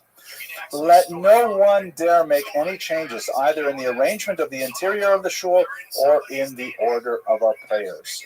And he concludes, "Our Father in heaven, raise high the pride of your people, and that of the people of Pressburg in particular. Grant them material wealth, glory, and long life dedicated to the fear of Hashem and the study of Torah until the coming of Mashiach. Amen." Okay, with that, we should conclude the, do I have any other last points here? I've forgotten whether I have any points. I got so carried away. He was published after his lifetime. He only wrote a couple of things in his own lifetime that were produced while he was alive. Afterwards, the volume of his manuscripts were committed to print. As I mentioned, his yeshiva was transplanted from Pressburg after the war to both Brooklyn and to Jerusalem, and his philosophy is largely animating the Haredi world today. Very strong orientation to the modern world, which perhaps because we are, after all, sitting in college that studies secular studies in order to advance students in their career and professional interests, is somewhat foreign to many of us, but nevertheless, it is an effective strategy. It has allowed the Haredim to maintain their group integrity to the present day in an impressive way. Thank you very much for your attention. I look forward to speaking with you next week. Because you're going to have to eventually let them go, and then something's going to fucking prey on them, and then you're going to have a disaster. Or they're going to wind up eating a bunch of shit that they're not supposed to eat, and they're going to kill some species off. That happens all, it's like Australia's like... Max Nordell, one of my favorite things about Max Nordell is the way he used to trim and comb his beard. Honestly, it's a look I've never seen before. I think this is the only person in history who has ever parted his beard in the center and, brushed his beautiful, luscious mane to left and right. I suggested to my wife that perhaps I could get away with that. I just grew a few more inches, but my wife was not interested. Nevertheless, He does sport quite a leonine image, and he was certainly no match for Theodor Herzl, very imposing man with a gross approach with a very thick, dark beard that's very much in fashion today. But nevertheless, he cut a unique presence, and he was really famous for his oratory throughout Europe. Let's look at the most things. His name was not actually Max Nordau. He changed it from Sundfeld because he felt that Nordau was a little bit more Germanic, a little bit more modern in terms. He actually changed his name unofficially when he was a young child in his first published works. And he published at a very precocious young age, first in a school paper, and then before he was 17, he was already publishing in some of the most important German language publications in Hungary. He chose the name Nordau as a pen name, and then eventually he officially changed it. But his actual name was Sundfeld Simon Maximilian, or Simcha Meyer in Hebrew. Sundfeld, his years are 1849 to 1923. His profession was a doctor, like many intellectuals of his age, but he was also one of the most prominent public intellectuals of the late 19th century. Before he was famous as a Zionist, he was absolutely famous throughout the entire European continent as the foremost social critic of his era. His understanding of the ills of Francophone Europe was unparalleled, and drew a very wide leadership. In fact, many people really came to the first Zionist Congress, not necessarily because of the idea of Zionism, nor because of the figure of Herzl, but because the great Max Nordau would be speaking there. He was a draw. He was like already like it's like if Oprah would have come to my lecture, he's in all the crowd, right? Because it would be a huge endorsement. And even though Oprah has very little to say necessarily about 19th century Jewish history, but her presence would make that kind of impact. So Nordau himself was one of those people. As I mentioned, he's the co-founder of the World Zionist Congress. And Herzl relied on him extensively, but he has nevertheless forgotten in Herzl's shadow by and large. So we're going to go over the scope of his life and his activity, get a sense of who he was as a human, as a person, and also as a thinker, and specifically as a Zionist. So straight into material. His youth and family. So he was born in Pest, which is one side of the Danube River. It's half of Budapest. They were eventually united several decades after his birth. And his father was a rabbi and a melamed who taught basically in schools and tutoring as a private teacher. A very humble individual. Later on, after he had passed on, Nordau was going through his father's papers, found that his father had written quite a few novels and plays and poetry in several languages, and he was quite humbled by the sense that his father led really quite a deep intellectual life without his awareness. Nordau rebelled against his Jewish identity fairly early in life, along with his sister. It was the second marriage of Gabriel Sundfeld, and the two youngest children, Max and Simcha Meyer, and his sister, were not particularly observant of Jewish law. In fact, even when his sister was about 14 years old, we have letters in which she writes to Nordau saying, I'm writing this in the shed right now because it's almost supper time and it's Shabbos, and I don't want Father to catch me writing on the Sabbath. So they were part of a generation of Jews who were on that transitional liminal stage where the parents were still adhering to the older traditional lifestyle, but the children were really thinking of that as outdated and outmoded. In many ways, it reminds me of, I think it was Marshall Sklar, the sociologist, who once coined the term the ever-dying people, with reference to the Jews, of course, meaning that, it sounds so familiar to talk about, an older generation keeping their traditions and a younger generation not. And also reminds me of a joke. I'm sorry to tell you, but I can't help it. It's very familiar. Can I tell you a joke? It's a true story, actually. When I was at a funeral once, talking to the Israeli consulate, the Israeli consul. Oh, it's a good joke. So I'll say it very quickly. I was once at a funeral. It was a very sad occasion. One of my adult students passed away from that disease, and so we're standing at the. She was an Israeli, and we're standing at the graveside, during the funeral. And the consul general from Miami was there at the funeral, and so he's talking to me. He sees I'm an observant individual, so he's talking about his youth, and he says, when I was young, I grew up on a Hashomer HaTzayir kibbutz. Right? Hashomer HaTzayir is like very extreme, leftist, anti-religious, communist kind of kibbutzes. On our table on Pesach, on Passover, we have everything: beer, pasta, bread, you name it, everything on the table on Passover. Nowadays, the young people, they don't keep the traditions like we used to. Anyway, so just like we're at this time, really the beginning of the 21st century, things have not changed that dramatically in this particular regard at the turn of the 20th century. Here's a little phrase. This is one of the biographies I read to prepare for this lecture. This is a kind of a questionable biography because it was written by Max's widow and daughter. So it tends to present a rather glowing and maybe somewhat hagiographical impression of their husband and father, but nevertheless it has a few really great insights because, of course, they heard everything from the principal himself. And we have his letters. So he writes in his letters. So here's a letter from 1867.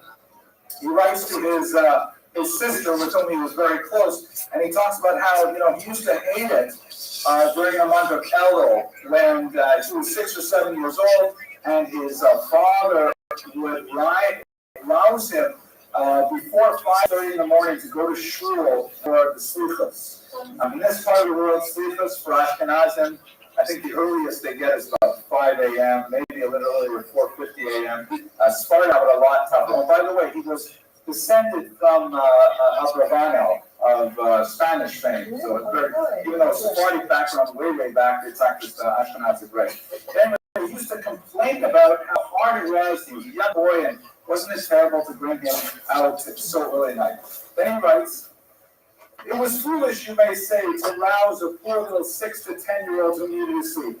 Yet today, at 18, I wouldn't mind exchanging souls with the little simcha of 7." He was referring to himself. I wouldn't mind exchanging my worn-out, beaten, dirty soul at all at age 18 with the pure soul of little simcha. I'd be very different. At that time, my incredibly vivid imagination surrounded those sleepless mornings with 1,000 mystical solemnities. I simply and truly felt that I was standing before Hashem Tzedakot, who sat very high above us on his throne, desirous of purifying a degraded and wicked world. Today, I believe in nothing, except perhaps in the flavor of a good roast, garnished with fine fried onions and potatoes. Of course, he takes about it. Of course, I'm doing myself wrong. I still believe in something, in what is more beautiful and elevated than any religion. I believe in love, in virtue, and true beauty. All I hope is in the next 10 years that you won't rob me of this faith, as the past 10 have betrayed my faith in God. Yet nothing moves me like the memories of those days or like those of the Seder evenings. They too bring me solemn and rich memories and move me, as Christmas seems to move the believers among the Germans. So he still has, even at 18, and he's clearly left the religion behind quite firmly, he still has some nostalgic feelings for the ancestral faith, and of course, they will return in the form of his very intense Zionist activity about 20 years later. He also was extremely respectful of his parents' faith. After his father passed away, he took his still very firm, very religious mother into his home, and she lived with him until her passing in the year 1900. As a child, as I mentioned, he was interested in medicine early on, and he showed aptitude for it, eventually went to medical school and became a practicing doctor. But it was journalism that was really his passion, and his remarkably early successes at being published as a youth of 17 was really something quite significant.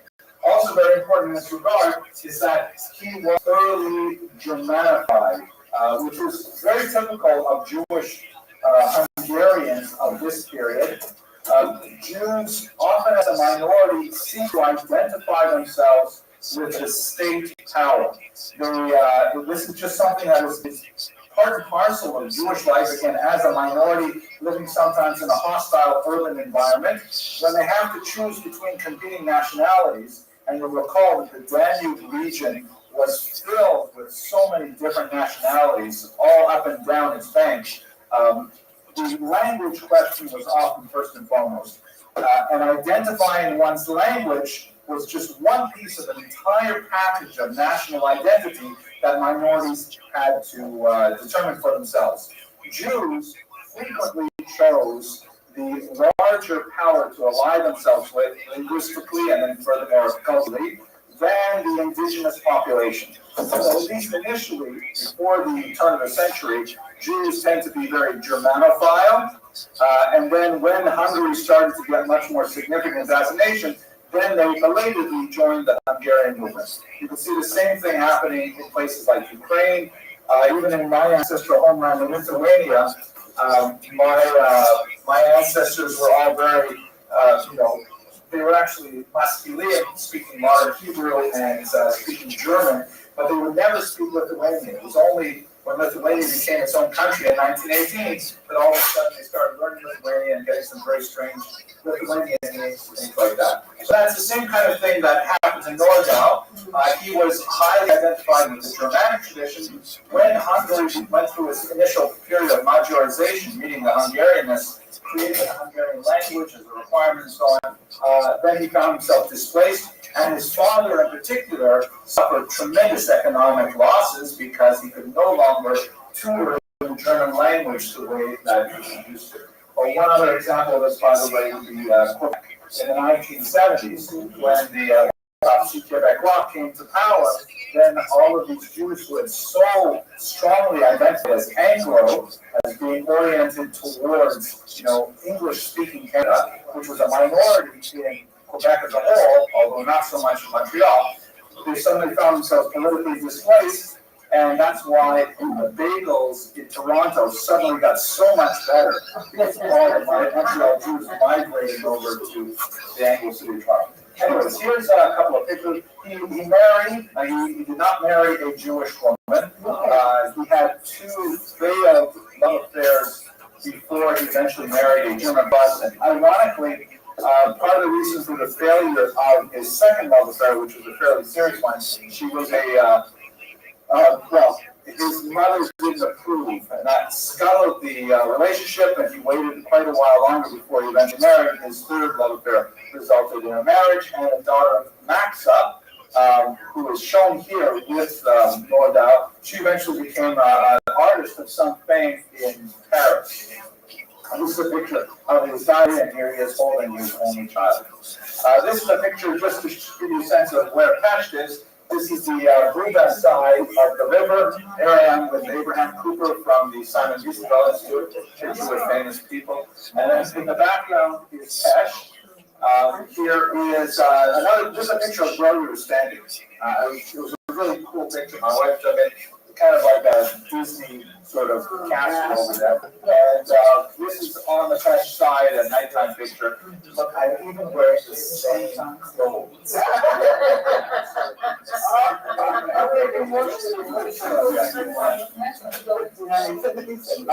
Actually, I did go into Parliament when I was there.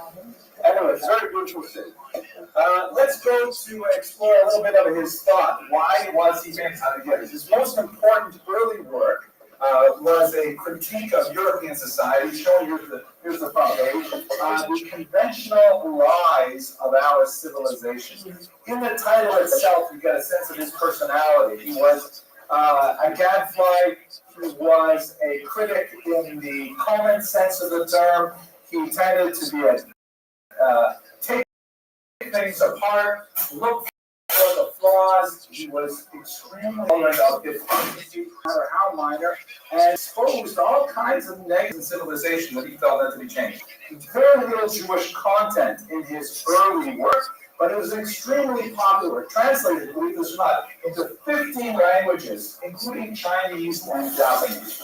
Just think of how important this must have been in 1893, that they needed to have 15 different languages, including 2 Asian languages. And since we're talking about translations, I wanted to show you these. This is just purely because I like it. This just came out last year. This is a Ukrainian translation of my first book. That's a very cool book, I think. And this just came out last year too. Spanish translation of a different book. And I feel really proud that what I wrote in English is now being read in other countries and other languages. Available now on English. I appreciate the let's just go back. Let's look at it again. How do they change your name in Spanish? My name is still there. And then in Ukrainian, it's Henry Abramson. Same name, right? Okay. All right, after that. His book was also banned in Austria and Russia, which is one of the reasons that it got so popular, because if you want to make a Jewish book popular, you just have to ban it. You know, I'm hoping someone will ban some of my books so they can really take off.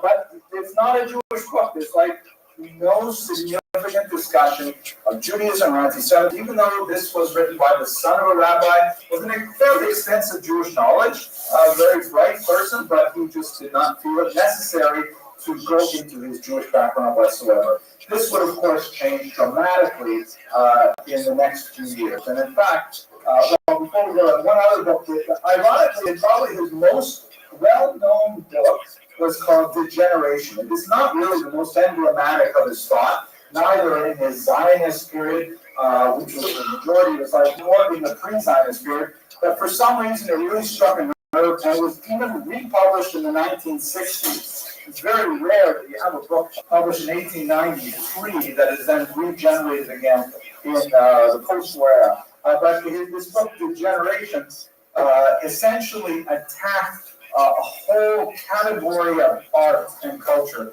which he felt was catering to the most base elements of human thought. His number one target was Oscar Wilde, shown here, for reasons which I think we could probably surmise, but need not delay us here as we look at his more Jewish-related biography. He also coined the term, titled one of his books, muscular Judaism. When he eventually got around to Judaism, one of the ways that he formulated his social critique of Judaism was the sense that he felt that Jews had essentially cowardly receded into the background, that they had folded into themselves, and they had not taken the first bold step forward to redeem themselves in the modern environment. The book was called Rothschild, and it was a tremendous inspiration to Vladimir Jabotinsky, who was a very prominent Zionist that we've spoken about last year, who tended to take a much more aggressive approach to what would eventually become the Israeli-Arab problem. He felt that Jabotinsky felt that Jews could not rely on the goodwill of the nations of the world or of the Arab neighbors of Israel to reach existence. He felt that the Jews had to simply step forward and do must. Concept really owes to Noah particular. This is a counterpoint to his philosophy, which is known as solidaritarianism. I always have difficulty spelling it, and I'm sure after this lecture I'll probably forget it entirely. But solidaritarianism was actually the subject of a dissertation written here in New York. I don't exactly understand what the real major thrust of this philosophy is, but it seems to be a lot, as the name solidarity implies, a basic belief in the ultimate goodness of humanity, the value of cooperation, the value of collaboration and things like that, but very much a counterpoint to muscular Judaism as a philosophy for Jews. Okay, so any questions at this point, arguments or discussions? Yes, please. Influenced him? Who influenced him that pure that way? Jewishly or in terms of secular thought? Well, that's it's obviously, I think it's farther, but secularly, how he thought of Judaism, how he viewed Israel. I think that's an excellent question. The names that come to mind, the ones that I remember reading in his reaction, were primarily foils, people whose ideas he rebelled against in particular. In this area, I would Henry Chamberlain and Comte de Gobineau. These are figures of the mid to late 19th century who began to define this theory of race. And specifically, they argued that the Jews were a vermin race that were bent on dominating the world through infecting healthy body polities. And it's a very noxious kind of doctrine that eventually would become German folkism and ultimately Nazism and various forms of integral nationalism in general. But, Nordau reacted against that very powerfully, and his response to it ultimately was Zionism. So let's look at Zionism now. He was Herzl's right-hand man, as we mentioned, we know that. He was 11 years, Herzl was also a native of Pest. They had Hungarian language in common, but more significantly the German language. And he was 11 years his junior. They're both involved in journalism. And of course, they were both in France at the time of the Dreyfus Affair, which had a huge impact on the two of them. The Dreyfus Affair, I'm sure all of you are familiar with it, but just to give the very broadest outlines, there was a discovery in the French military that someone was selling secrets to the Germans. And of course, the French and the Germans had a long-standing feud. They had a war basically every 30 years, which means that we're just about due for one, God forbid, any minute now. And there was a movement inside the military to pin the blame on Alfred Dreyfus, a Jewish captain who was not especially well liked by his peers, and Dreyfus was framed for espionage. He was tried 3 times and found guilty all 3 times, and eventually sent off to a prison island at Elba, and ultimately, largely because of the efforts of Parisian liberals like Emile Zola, who printed that famous newspaper headline like 200-point J'accuse, I accuse. He essentially laid the blame not only on the upper echelons of the military, who were complicit in this frame-up, but of the French judiciary, who had participated in a sham trial, and he essentially said the entire law and order system in Paris was shot.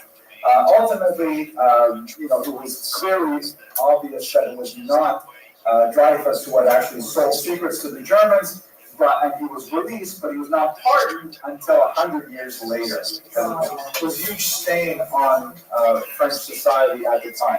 But what's relevant for our purposes is that, both Nordau and Dreyfus witnessed these French crowds screaming for the murder, for the capital punishment of Dreyfus, calling him a traitor, saying death to the Jews. Not just this particular guy who was a traitor, but all Jews. And it was kind of like a huge reversal of everything that had happened in France since the emancipation, fully 100 years prior. So both Herzl and Nordau were amazed. How could this happen in the country that first gave Jews emancipation? How could it happen that they could turn around and, you could see that it was all just for show. I'm going to read you a little bit in a second from what he said about that at the first Science Congress. So anyway, Herzl himself goes to his friend Dr. Emil Schiff, and he says, I have this amazing idea, and I'm serious about it. Why don't we move all the Jews of Europe, or at least those Jews who are suffering and persecuted, why don't we move them to the ancient land of Israel in the Middle East? And his friend Emil Schiff listens very carefully, and then says to him, now that I've heard you say this idea, I have an excellent person for you to talk to. Someone like this, Sigmund Freud, he said, you need to see a psychiatrist because you are definitely experiencing some trauma here. And we told him essentially crazy. What are you? So Herzl had no luck with his friend relationship. So then he went to Nordau and gave him the same story. And Nordau said to him, if you are insane, we are insane together. Count on me. Which was the beginning of an extremely important friendship, relationship, professional relationship that lasted until the end of their lives. And of course, the first major moment was the convening of the World Zionist Congress in 1897, an extremely important event, 2 years after the Dreyfus Affair, and which represented the first gathering of world thinkers, from Jews from all over Europe in particular, to get together to seriously discuss in Basel, Switzerland, the possibility of creating a Jewish state in Palestine, in the land of Israel. Here, of course, all the delegates to Israel, you see right at the center is none other than Herzl himself. And when you zoom in and get to the brain, what you see on his right hand, quite literally, is Max Milligan. He is the number 2 guy for the entire thing. Yes, was there any religious involvement among the delegates? That's an excellent question. There were definitely delegates who were religious, but the religion as a whole was kept at arm's length. And we will explore this ongoing in future lectures. Nordau in particular was associated with the creation of one of the most important documents of the Zionist movement, which was the Basel Program, which is shown here. I believe this is in his own hand. And it's kind of like an amazing thing. You could have all these delegates, all these Jews to get together and create one document like that. It's an amazing achievement. I think I told you the joke about the Septuagint, which is the Greek translation of the Bible. Tell it again, why not? Okay, I'll tell you very quickly. It's actually a joke that I heard in the name of Rabbi Yitzhak Brickner, a very important rabbi in America. The story goes in the Talmud that the king named Ptolemy got 70 Jewish scholars, and he put them in 70 different rooms, and he gave them a copy of the Hebrew Bible and said, please translate this into Greek. When they all came out later, and we compared their versions, there was a miracle. Each one of the versions was identical. And apparently, Rabbi Footner once said that, you call that a miracle? That's not a miracle. Take 70 scholars, 70 rabbis, put them in one room, and see if you come up with one version. That would be a miracle. Okay. So here it is. The program, and amazingly, it came out. There's only one very significant change we can see written here above the letters. Let's look at the text in English.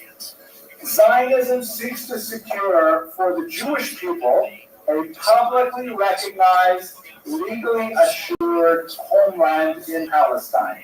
So we should break that down a little bit. First of all, the whole idea of getting together was to agree on what exactly we are going to do and how we are going to do it. We're not being distracted by the term Palestine. This is, it's just used as a geographic locator. The term Palestine was coined by the Romans way back 2,000 years ago because they wanted to replace Judea, which obviously has very Jewish connotations, right, named after Yehuda, with a name after the enemies of the Jews.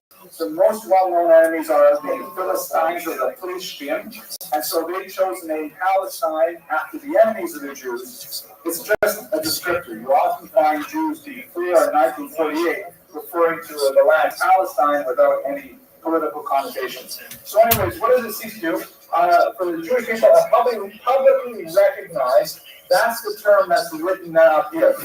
Öffentlich, rechtlich, gesicherte Einstellung. Translated more literally, openly, legally secured home state. And all of these 4 words were the subject of tremendous debate. Some delegates wanted internationally recognized, which would have a very political connotation.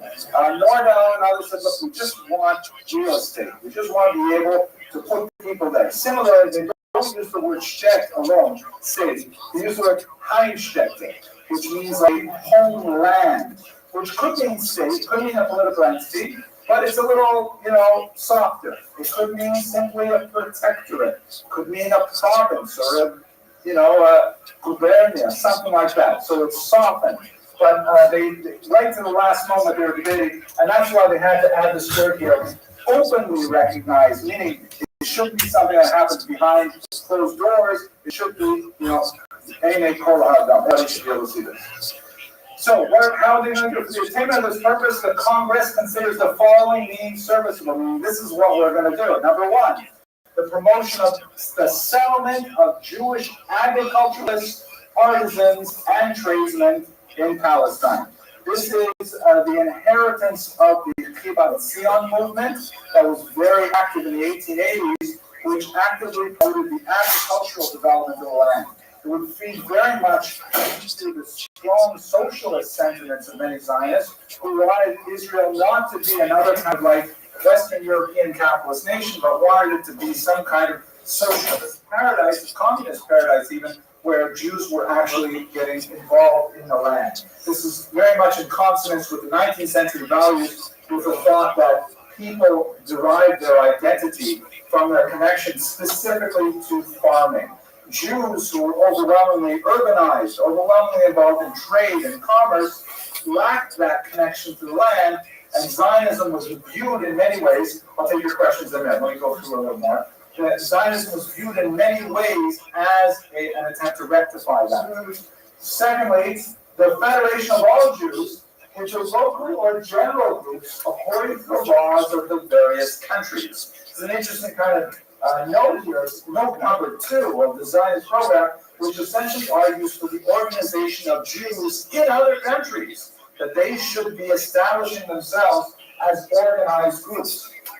Kind of like what federation means in America, although sometimes this is envisioned as a much stronger entity involving a national register of Jews who would pay taxes to a central authority, have those taxes then be redistributed to schools and things like that. So item number 2 really argues to the organization of Jews elsewhere. Zionism was seen not only as a movement in one small part of the world, but they viewed it as something that would energize Jews all over the world. Third, related to that, the strengthening of the Jewish feeling and consciousness. Here you see some of the impact of the thought of Achad Ha'am, who in many places clashed with Nordau, and eventually, as you will see, they were eventually buried right next to each other, arguing that Zionism should inspire Jews to be more Jewish, which is much more consonant with many religious values. It's bringing into world God and Torah and things like that, without necessarily demanding, that the border is going to be drawn here and the flag's this. It's very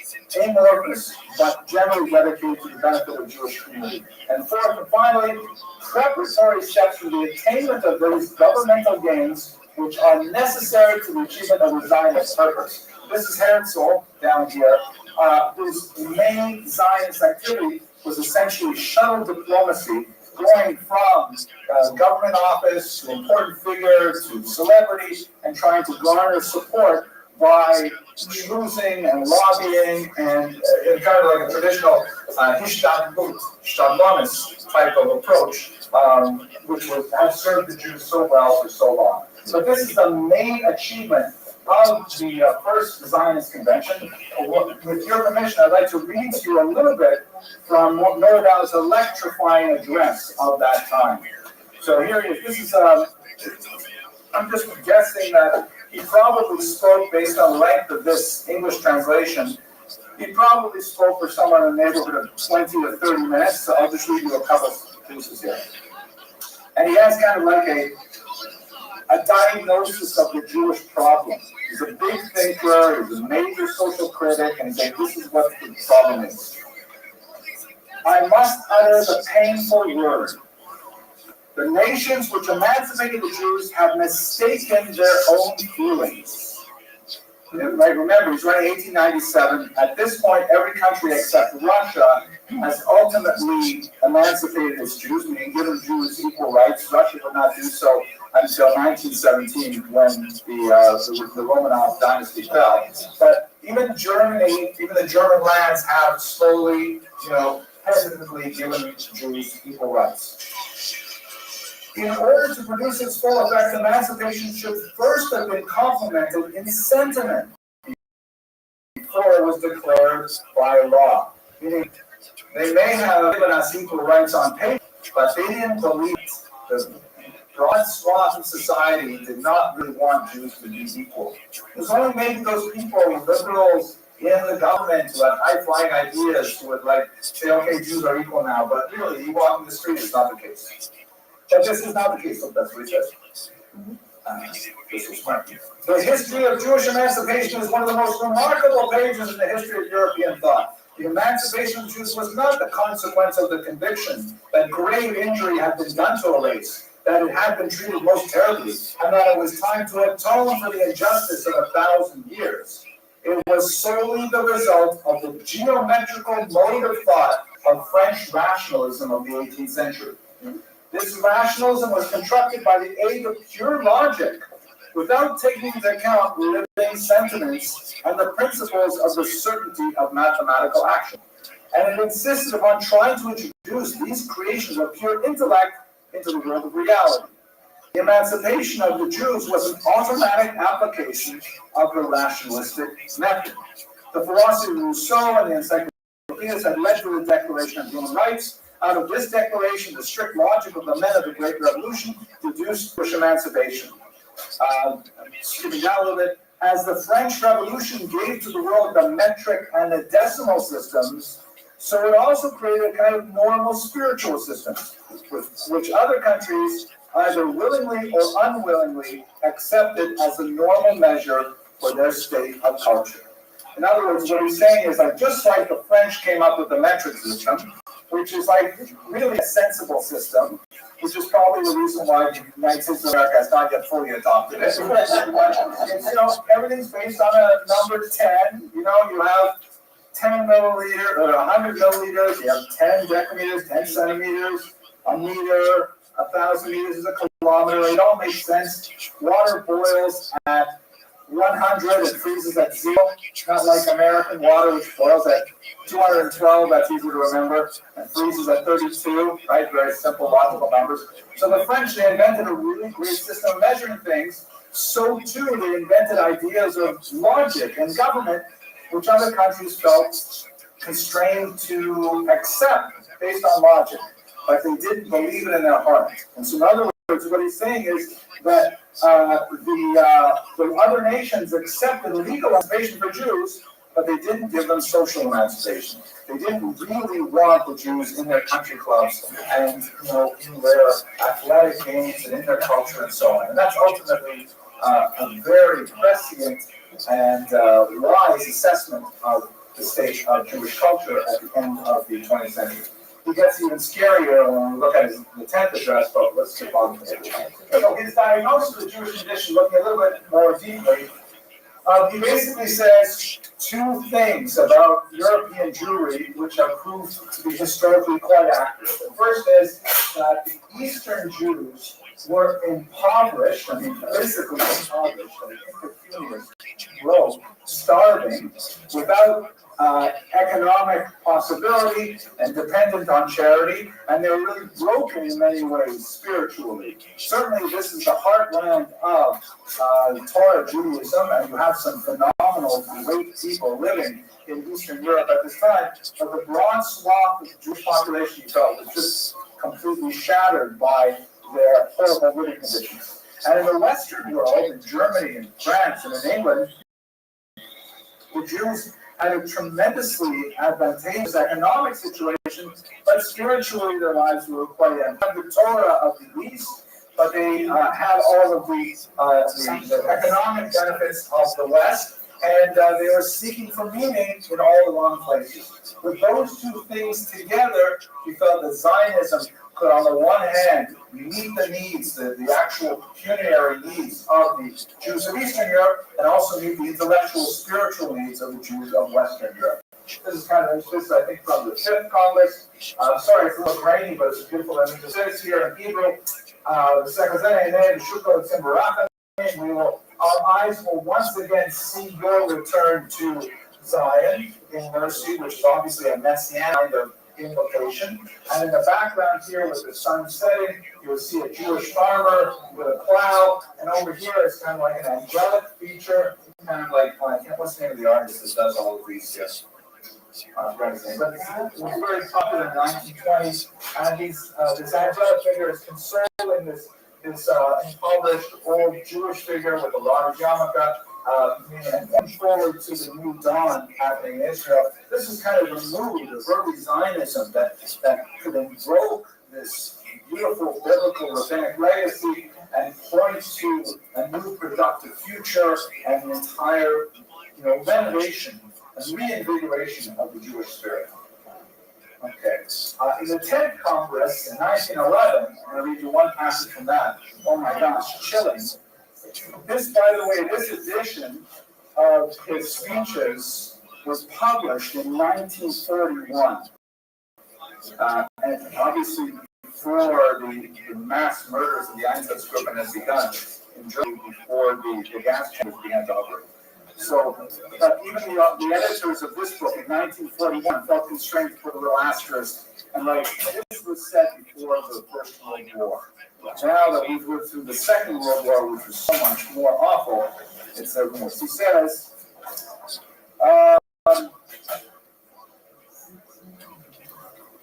where is it here? Solemn peace congresses are held at which declarations are delivered against war, and long arbitration treaties are concluded by dozens for its prevention, while a great philanthropist has built for them a splendid palace. Vast millions are contributed in every land for the foundation of hero funds for the reward of great deeds in the service of humanity. In numerous great cities, rich libraries are founded for the spread of culture. Very fine, very beautiful. But the virtuous governments which work with such noble zeal for the spread of eternal peace acquiesce in the downfall of 6 million creatures. Acquiesce, and no one, except the victims, raises a voice against it. Although this is an incomparably greater crime than any war, for no war has ever yet destroyed 6 million lives. Chilling kind of direct reference to obviously the demographic losses of the Jews. Early on in that address, he also talks about things like, the Jews who need refuge and need to flee somewhere, and yet all the borders of the world are closed to them. This is in 1911. This is it's incredibly pressing. Let's turn to the Uganda crisis, which is the low point of his career and a very important moment in the history of Zionism. So, in 1903, the terrible pogrom in Chisinau, which is in Moldova, back in Bessarabia, on the Black Sea, next to Ukraine.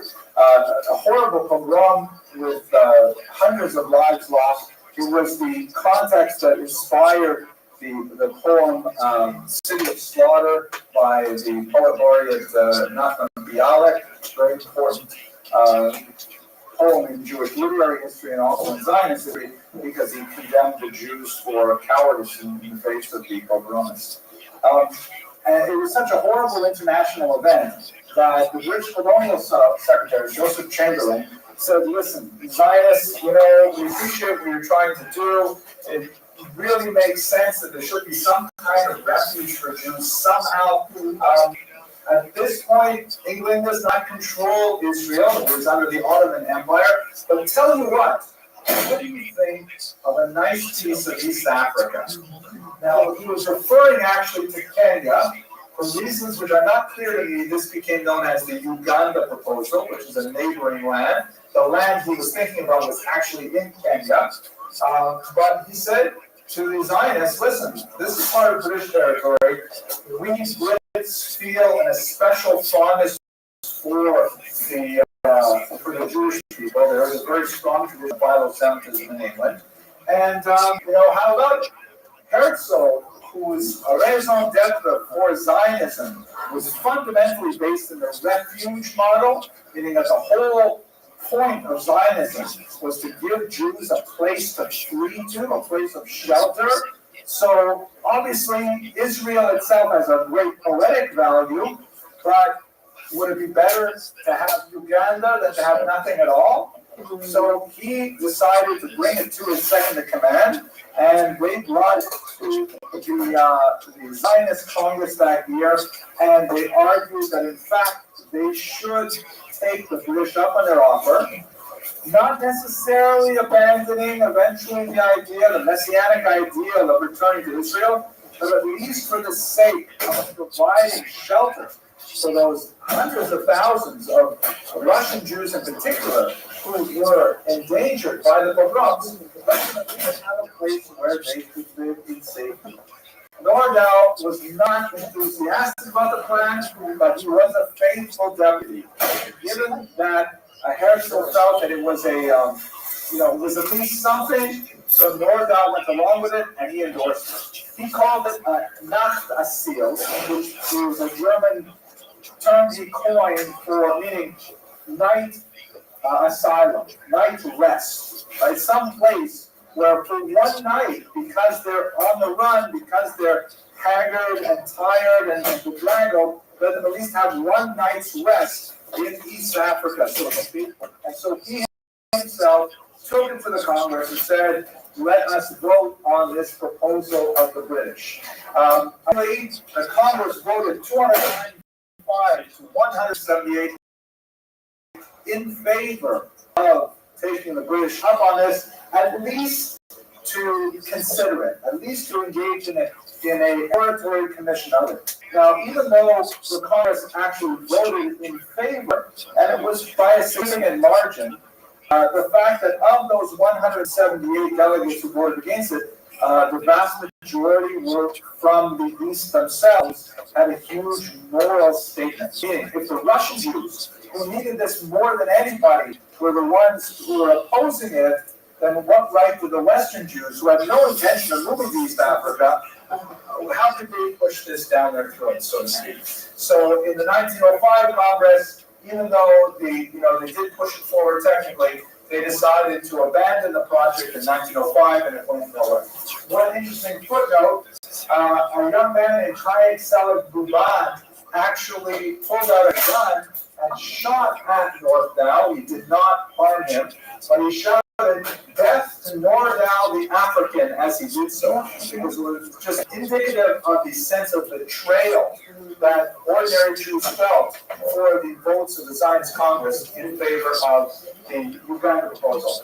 Nordau himself, in an act of great magnanimity, actually testified at Buban's trial in his defense and argued that the young assassin should not be punished because he was simply passionate about a cause that so many of them cared for deeply, and he could identify with the betrayal that he felt.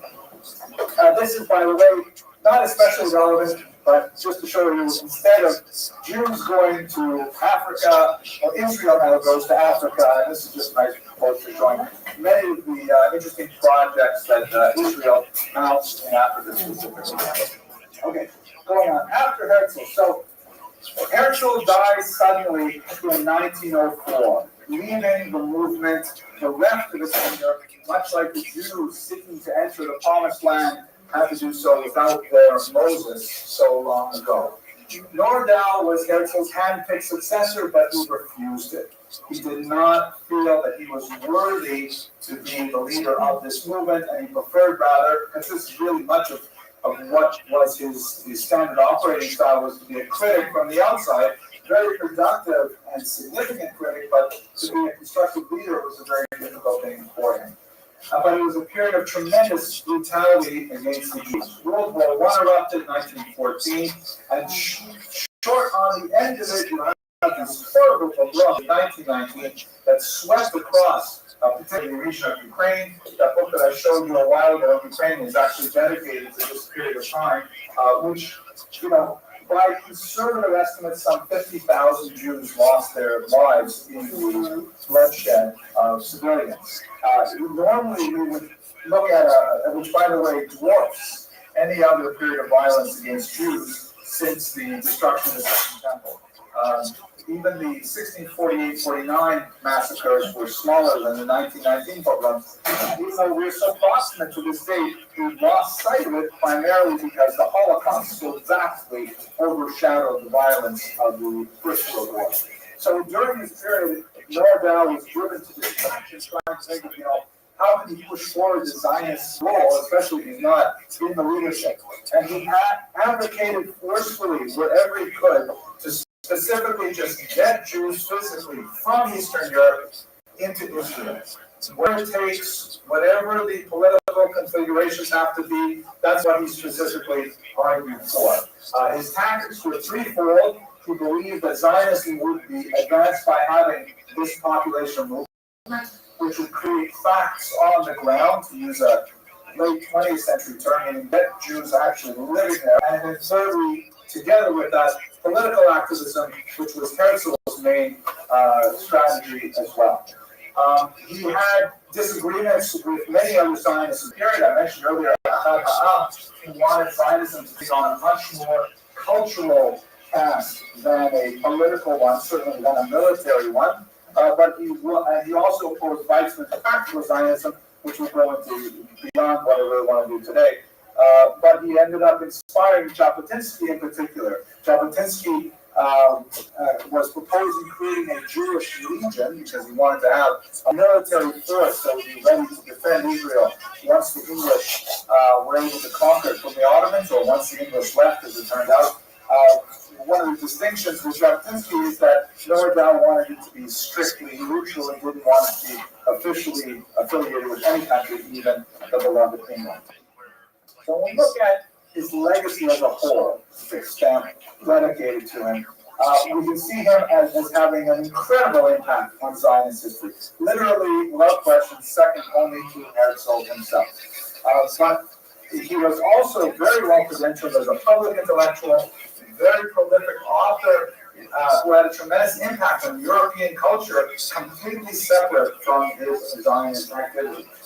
He is overshadowed by Herzl in the historical memory, but to those who know Zionism, they recognize the phenomenal contributions that Nordau made. Here is his final resting place. He died in 1923 in Paris, his favorite part of the world, and then he was reinterred in Tel Aviv in 1926 between Dizengoff, for whom the great street in Tel Aviv is named, and his nemesis, Achal Ha'am, on this side. And that's it for our presentation. I hope you enjoyed this discussion of Nordau's life and activity. I look forward to seeing you next week. We'll talk about Bertha Pappenheim. Are we going to the main building next week? Main building next week as usual. Thank you very much. That lady was instructed to not go in the direction that she was going. Right. What was the specifics of it? Well, she didn't. They looked the wrong way. Like they go, hey, and they looked this way and it was coming that way, or they looked that way and it was coming this way. They didn't. They looked the wrong way when they just tried to. Ladies and gentlemen, thank you so much for coming tonight. This is going to be a fascinating discussion. I really have a tremendously good feeling about this topic because, I learned so much in doing the research about Bertha Pappenheim. Just out of curiosity, show of hands. With the exception, perhaps, of the little things that I sent out on the internet as teasers, how many of you have heard the name Bertha Pappenheim before? Oh, one. Okay, very good. And you heard of her, I imagine, in the context of Freud, exactly. Tonight is going to be mind-blowing because, first of all, I chose her because she lived on the Danube. She comes from Vienna.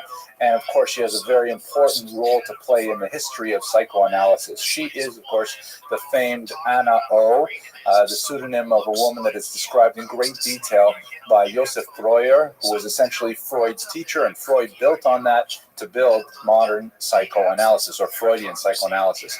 But what I was totally unprepared for was the trajectory of her life after her encounter with psychoanalysis. Incredible hero, really a phenomenal role model who deserves much more attention than she has been given. Just to give you one little nugget of information, of course we're going to go into much greater detail over the next hour. She's this little petite 4'11" woman who would walk into, because she was one of her prime causes was to end human trafficking.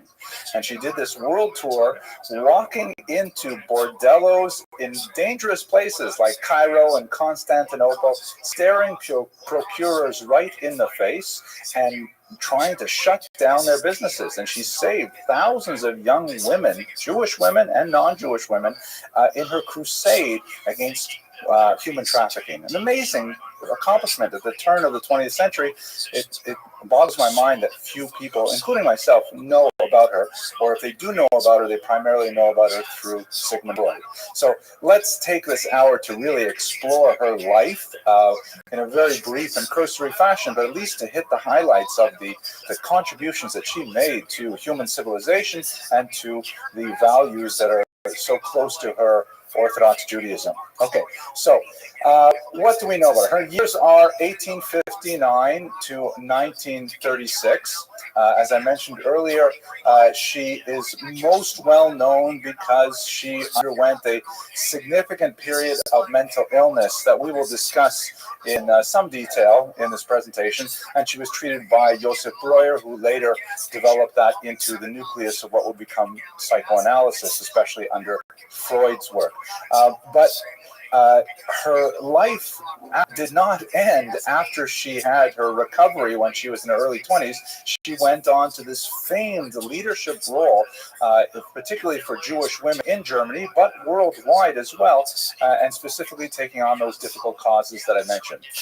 The sources, and of course, at the end of her life, she had to battle nothing less than the Nazis, and in fact, one of the last things that happened to her was she was interrogated by the Gestapo because she was betrayed to the German secret police, and she had to endure a grueling interview, but she refused to give up any information that would have harmed her charges in her orphanages or halfway homes. Let us quickly go on to do a little bit of good and welfare, and then we'll talk about her in particular. So tonight's lecture is based primarily on two big sources that I relied upon for my research. In many ways, these lectures, although I'm really glad that you enjoy them, they're not really that super sophisticated. It's basically I'm one chapter ahead of everybody, reading a book the week before, and then I get to talk about it. But sometimes I know a little bit more. In this case, we're relying on Melinda Gibbon Gutman's biography called The Enigma of Anna Pappenheim. The reason why it's called The Enigma is because, we know so much about the very dysfunctional young woman that went through psychoanalysis or psychiatric treatment when she was in her 20s in the context of her father's death. We don't know anything about anything that happened to her afterwards, but in fact, 3/4 of her biography is dedicated to her tremendous literary and activist career afterwards. Also related to this is Marion Kaplan's classic work, The Jewish Feminist Movement in Germany, the campaigns of the Jüdische Frauenbund, 1904 to 1938. She was not only the leader, she was also the founder of the Jüdische Frauenbund, which stands for the Jewish Women's League, a very important organization in turn of the century Germany that ultimately grew to have tens of thousands of members in hundreds of locations throughout Germany and had a tremendous impact on first wave feminism, as we shall discuss over the course of the hour. So these are my two primary sources for our talk, and I'm very indebted to their pioneering research in both of these areas. One more good and welfare point. Tonight is, of course, the last lecture of the fall 2018 semester. The next 2 weeks are going to be occupied with Hanukkah, and I'm going to be occupied with my students, my undergraduate students, and with my family. So we're going to pause for December. I'm not sure exactly what date we're going to come back, but I do know what we'll be talking about. God willing, we'll be spending spring 2019 looking at the Jews of Italy. A very unusual history. It's a very ancient community, goes all the way back before the Common Era, a continuous settlement of Jews in the Italian peninsula. And it's connected with my ongoing relationship with this organization called Kosher Riverboat Cruises, because we'll be, God willing, going to Italy in July. If any of you would like to come with us, please check it out online. The only announcement I'll be making for the date and for the calendar will be online, so please make sure that you visit the website and sign up to get the emails or follow it on social media, whatever you prefer, or just check back frequently, like once every 15 minutes or so, to see if I've released a date. She was known as a high daughter, or in the German, höhere Tochter. It's spelled with an umlaut, so I think you would say Töchter, but my grandmother, Allah Shalom, she always say to my mother, Tochter meine, clearly without the umlaut. Oh, so she was one of the höhere, no, it would be Tochterin, wouldn't it be plural like that? Oh, thank you. Okay, so that saves me from making all kinds of embarrassing mistakes. Höhere Tochter, plural, like Lega would be plural camps, right? Okay, I got it. She was one of the high daughters, meaning she came from a very wealthy, prestigious background. Her extended family include the Goldschmidts. Her mother was a Goldschmidt. A Goldschmidt married a Rothschild. These are all very wealthy families. Unlike many of them, she remained, and her family remained steadfast to the Orthodox tradition. So she was one of those highly acculturated, very wealthy Jewish families who were nevertheless quite punctilious about their Jewish observance. They did not sacrifice their Jewish identity in the 19th century. Fairly rare, especially in a city like Vienna, fairly rare that they retained their Jewish identity and practice even while they were moving really within the highest circles of society. Her family comes from Vienna. She raised in Vienna. Her father came from Pressburg, which we've spoken about at length, is just down the river from Vienna. She was the eldest of two children. She had a younger brother. There were two daughters born before her who did not survive to adulthood.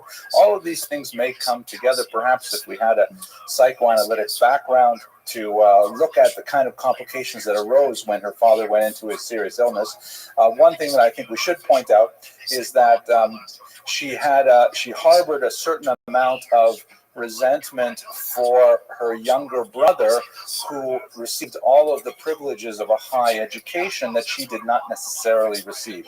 There was definitely a gender disparity that was attached to the educational pedagogy that each of them received, and her brother, who ultimately became a successful lawyer, really was the beneficiary of much more formal schooling. She nevertheless was an incredibly intelligent woman. We have some phenomenal testimony, a very detailed testimony from Josef Breuer, who indicates that even in her early 20s, she was fluent in English and French and Italian. And then she also developed very strong Hebrew skills, Yiddish skills, as we shall see. She actually translated from Yiddish into German. So it's really a very, and then she had a very high literary sensibility as well, published significant things during her lifetime.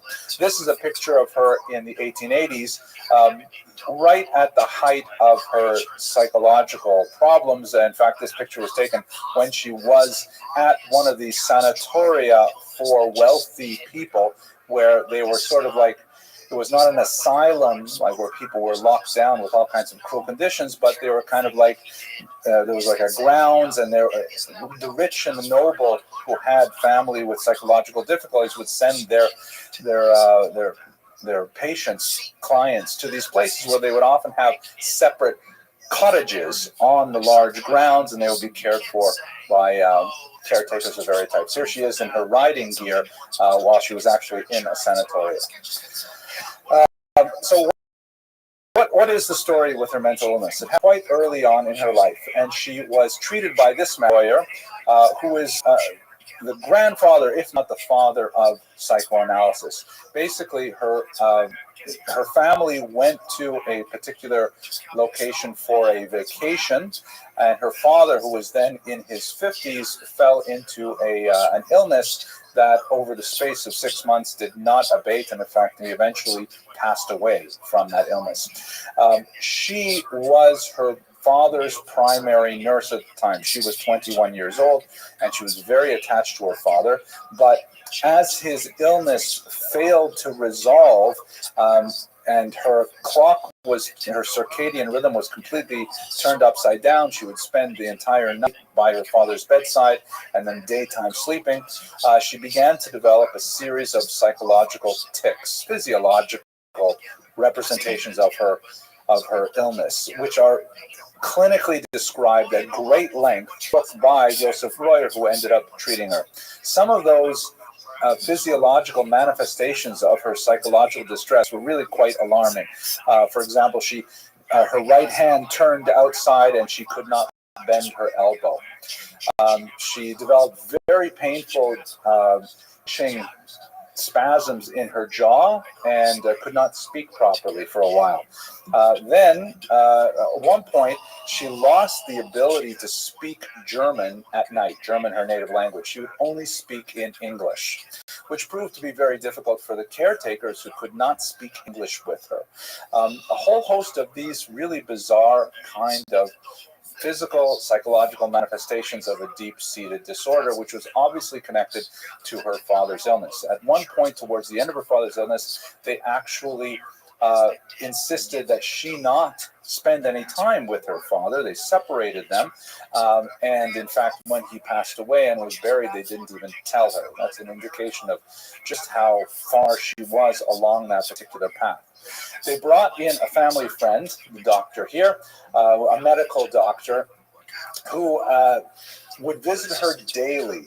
They actually were associated with each other. The families knew each other in Vienna. Freud also was a contemporary of Pappenheim, and in fact writes about her in complete violation of HIPAA laws today to his fiancée, even though she was nominally, protected by confidentiality agreements. It was an open secret that she was a patient of Dr. Breuer. It was hardly hidden. But what Breuer did with her was rather different. They spent many hours every day talking through her problems, which was something that was rather quite novel, and as you can see, of course, the genesis of psychoanalysis. Some of the more challenging research on Pappenheim argues that, in fact, it wasn't Breuer and it wasn't his student Freud who invented psychoanalysis. It was, in fact, Bertha Pappenheim who invented it and created it and pioneered it. Breuer just kind of picked up on it. But what kind of things would happen in this talking here? So, for example, she did show certain signs of anorexia nervosa, lost a tremendous amount of weight, would only eat apples and oranges for a certain period of time. She also lost the ability to drink water for some time. And Breuer would talk to her about this, how can a person live without drinking water? And as they're talking, she mentions that once when she was on a train, she was traveling with one of the Hörertöchter, and she had a glass of water, and the other young woman had a little, one of those pet poodles, somewhat larger than a rat. They're cute, but they're little tiny dogs. And the dogs lapped water from Bertha's drinking glass. And the other woman, thought that was so cute and didn't interfere. Bertha was very disturbed by this, and this image kept coming back to her and prevented her from enjoying the glass of water that was in front of her. So in other words, really what they were doing is they're speaking through the problem to find its etiology, to find its roots in her memory, and then once they talk about that memory, then the problem resolved itself, and of course she was able to drink water. This is classic. Again, I'm not a psychologist, but from what little I know of Freudian work, right? You have a person with some kind of psychological disorders. You do this free association. The words come up. You explore the words. You look at the dreams. You find out what is that initial repression that's going on. And once you exercise that repression, then the problem resolves itself. And this is essentially what she did for about 4 years. 2 of them in particular in association with Breuer. The talking cure came to an end when there seemed to be an excessively close relationship between Breuer and Bertha. This was not necessarily reciprocated by the doctor. Again, a classic Freudian thing, transference, right, where the patient falls in love with the doctor. But he came upon her one day where she was going through a hysterical labor, false labor, sympathetic labor, as if she's delivering Dr. Breuer's baby. And at that point, everybody realized this was not a healthy relationship, and so Breuer stopped treating her. She did not recover immediately thereafter. She had 2 more years of really going to sanatoria, trying to work through her issues, but then she managed to clamp down on it in ways that we shall discuss shortly. Breuer published a book based on his experience working with her called Studies in Hysteria. The term hysteria has in itself a fascinating and bizarre history. It's related to the uterus, and it was believed for much of ancient medieval history that when women had psychological illnesses, it's because their uterus traveled up their body and strangled their brain. Just, we laugh about it, but it was widely believed that this was the problem. They actually had manipulation techniques to try and bring the uterus back down and so on. We can tell lots of jokes, but I'm not going to do it because we're going to put this on the internet later. At any rate, any kind of bizarre behavior on the part of women was associated specifically with hysteria, and there are all kinds of behaviors associated with it, fainting and being over melodramatic and things like that. So in his book, Studies in Hysteria, he really treated her as if she was experiencing this kind of disorder, and he described how the talking cure worked and how, in fact, women could be effectively treated as a result. Sigmund Freud was completely taken with this book. It was a landmark book, and it formed the nucleus of his theories of psychoanalysis, all going back to Anna O. Of course, Breuer did not mention Pappenheim's name. She's a prominent woman from a wealthy family. He did not mention her name. He referred to her throughout as Anna O. But even though it was an open secret among the Jews of Vienna who this Anna O was, because it was published in 1895, when she would have been about 35 years old. In 1953, some of the papers were released, and she was officially as actually being Anna O. Okay, now that's all fascinating, and if this was a psych class, we would spend a lot more time talking about it. But look at how many, this was just one circle for the psychology. This is all the stuff she did afterwards, which is, I think, really the story that has not been told.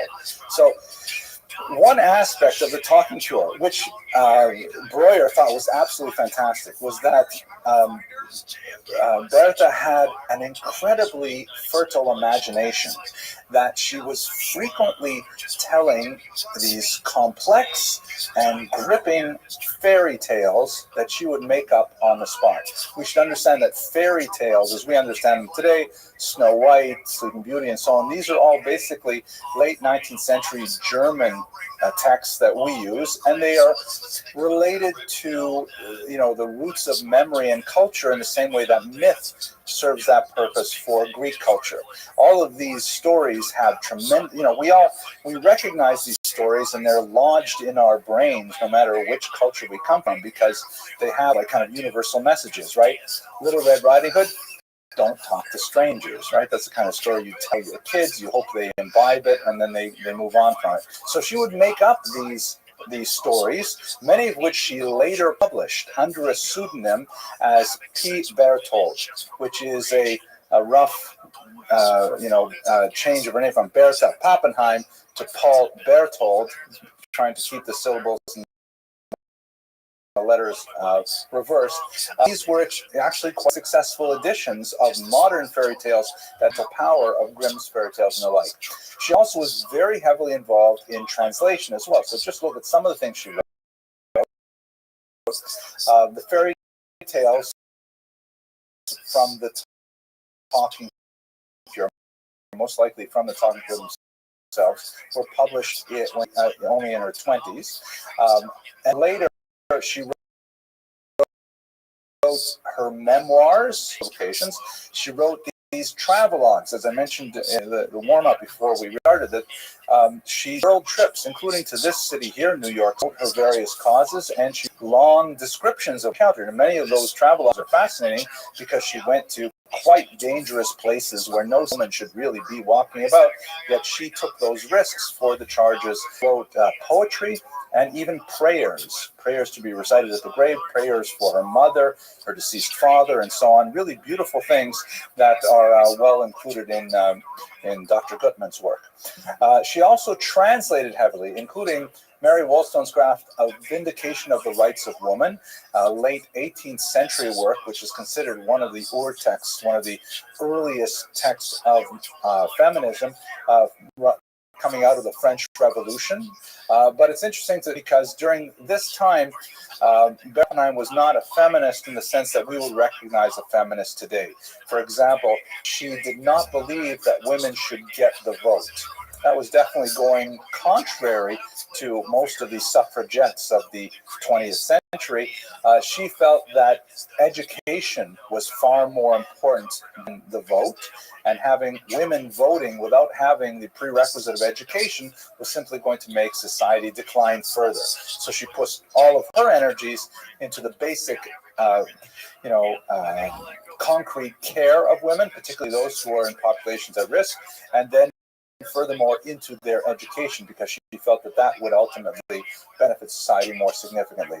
She also had, as I mentioned earlier, a very strong attachment to Judaism that was not peripheral identity. It's ironic because last week we were talking about Max Nordau, who was such an incredibly important Zionist, and yet he himself had a tenuous relationship to Zionism, to Judaism.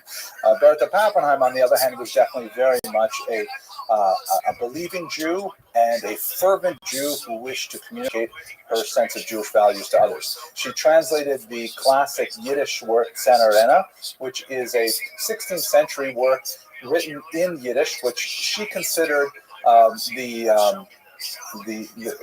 hard to exactly translate what she felt about it. It's called the Weibische Sprach, the women's language, because it was not the language of high culture. Jewish men would either use non-Jewish languages for commerce in the outside world, primarily with, buying and trading in the market, or they would use Hebrew as the language of liturgy and the language of ritual and the language of scholarship. And Yiddish was just, the pidgin language was not considered really a language. It was just kind of like an amalgam of various medieval languages all thrown together. It's kind of like, you might say that about Creole or Ebonics, things like that. But definitely in the late 19th century, the socialist Jews in particular claimed Yiddish as a bona fide people's language, and she also claimed it as a woman's language, saying that this is the language that is really the true expression of women's concerns. And you can point to a very deep literature on this subject as well. The various techinos that were written in the 18th century, for example, and 19th century in particular. So Tzanarena was one of these Yiddish texts written primarily for women. It's on a verse in, I believe, Ecclesiastes, Tzana Ora'ena, and Shira, and thank you. Tzana Ora'ena Benos Zion, right? Go out and see, O daughters of Zion. Something like that. And so it's go out and see, meaning go out and learn about Torah. And so it's basically a translation of the weekly parasha together with mixed in midrashim and stories and morals and things like that. And it was a fixed order for many women, pious women, to read the Tzanarena every week, especially on Saturday afternoon. So she translated that into German and made it accessible to another generation. She also translated the memoirs of her ancestor, Glückel of Hameln. She was actually descended from Glückel on more than one part of the family line. Glückel is an amazing woman. If you're on the internet, you can see I've got a fun lecture on her. I really find she's a fascinating individual as well. Here's Bertha Pappenheim. She was so taken with Glückel, who lived in the late 17th and early 18th century, that she actually dressed herself up in Glückel's clothing and had this portrait made. So this is actually Bertha Pappenheim dressed as her ancestor, Glückel of Hameln. Glückel of Hameln, just a quick biographical snippet of who is she. She comes from the city of Hameln in Germany, and towards the end of her life, her children see that she's kind of depressed. She's had a hard life with all kinds of things going wrong. And they say, why don't you spend your day writing down your life story. She says, no, nobody's going to want to read it. So she says, oh, go ahead. So she writes down 7 volumes of her life history, and it's fascinating. It has all the stuff going on with, her businesses, and she was an international businesswoman. She was constantly traveling back and forth in Europe, buying and selling, especially true after her first husband died and she had to take over business, and also true after her second husband lost the business. She had to build it back up again from zero. And she has, I think, 11 children, maybe it was 14, maybe 11 survived. It was a very large number, and she's constantly worried about their shidduchim, who are they going to marry. It's an amazing book that gives you a really a ground level view of what life was like for this incredible woman who does not think she is incredible, who just talks about, how she deals with the challenges of life. It's definitely worth reading. It's available in English translation, and I strongly urge you to have a look at it. Get a real sense of not only this woman's life and her personality, but her tremendously deep and abiding faith amidst adversity. It's really a phenomenal work. So anyway, she translated it as well and made a version available in German to the wider public. Fascinating. It is actually at the root of the English translation as well. So those are her literary aspirations. But where she becomes really famous is in her care for exploited populations. One of the things that is sad about her life is that the occasion of her mental illness coincided with the most marriageable period of her life. Those early 20s. And the symptoms that I've described to you very briefly, they're much longer and much more clinical descriptions of them, would have made her, just even with her wealth and her family background, would have made her perhaps less desirable to many matches. Notwithstanding the fact that she's a highly intelligent woman, or perhaps I should say, perhaps because she was a highly intelligent woman, that also made it difficult for her to find a match. She never married.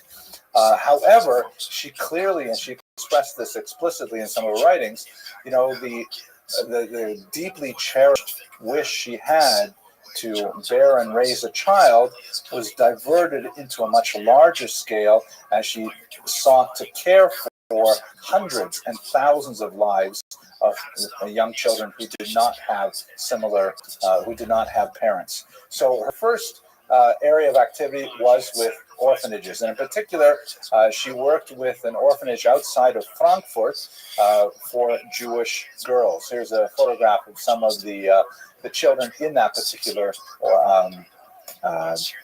orphanage at Neu-Eisenberg. She eventually, after volunteering there, she became the director of this, and she had hundreds of charges for several decades as she served at the helm of this institution, and then later on the board of directors when she retired from the position. We should recall that this was a crisis in the status of orphans in Europe, particularly affecting Jews, primarily because it's a period of great economic and demographic upheaval. We've discussed actually in a couple of different classes the context of the pogroms of Ukraine in 1881 to 1884. Most historians, unfortunately, exaggerate the actual devastation of those pogroms in terms of casualties. Those pogroms were not characterized by large numbers of deaths. In fact, reasonable estimates put the number of deaths over 4 years, 3 years of pogroms, to less than 100. That's a tiny number, even compared to, let's say, the pogroms of 1919, which we've basically forgotten about because of the Holocaust. But it's small in terms of the actual number of Jews that were killed.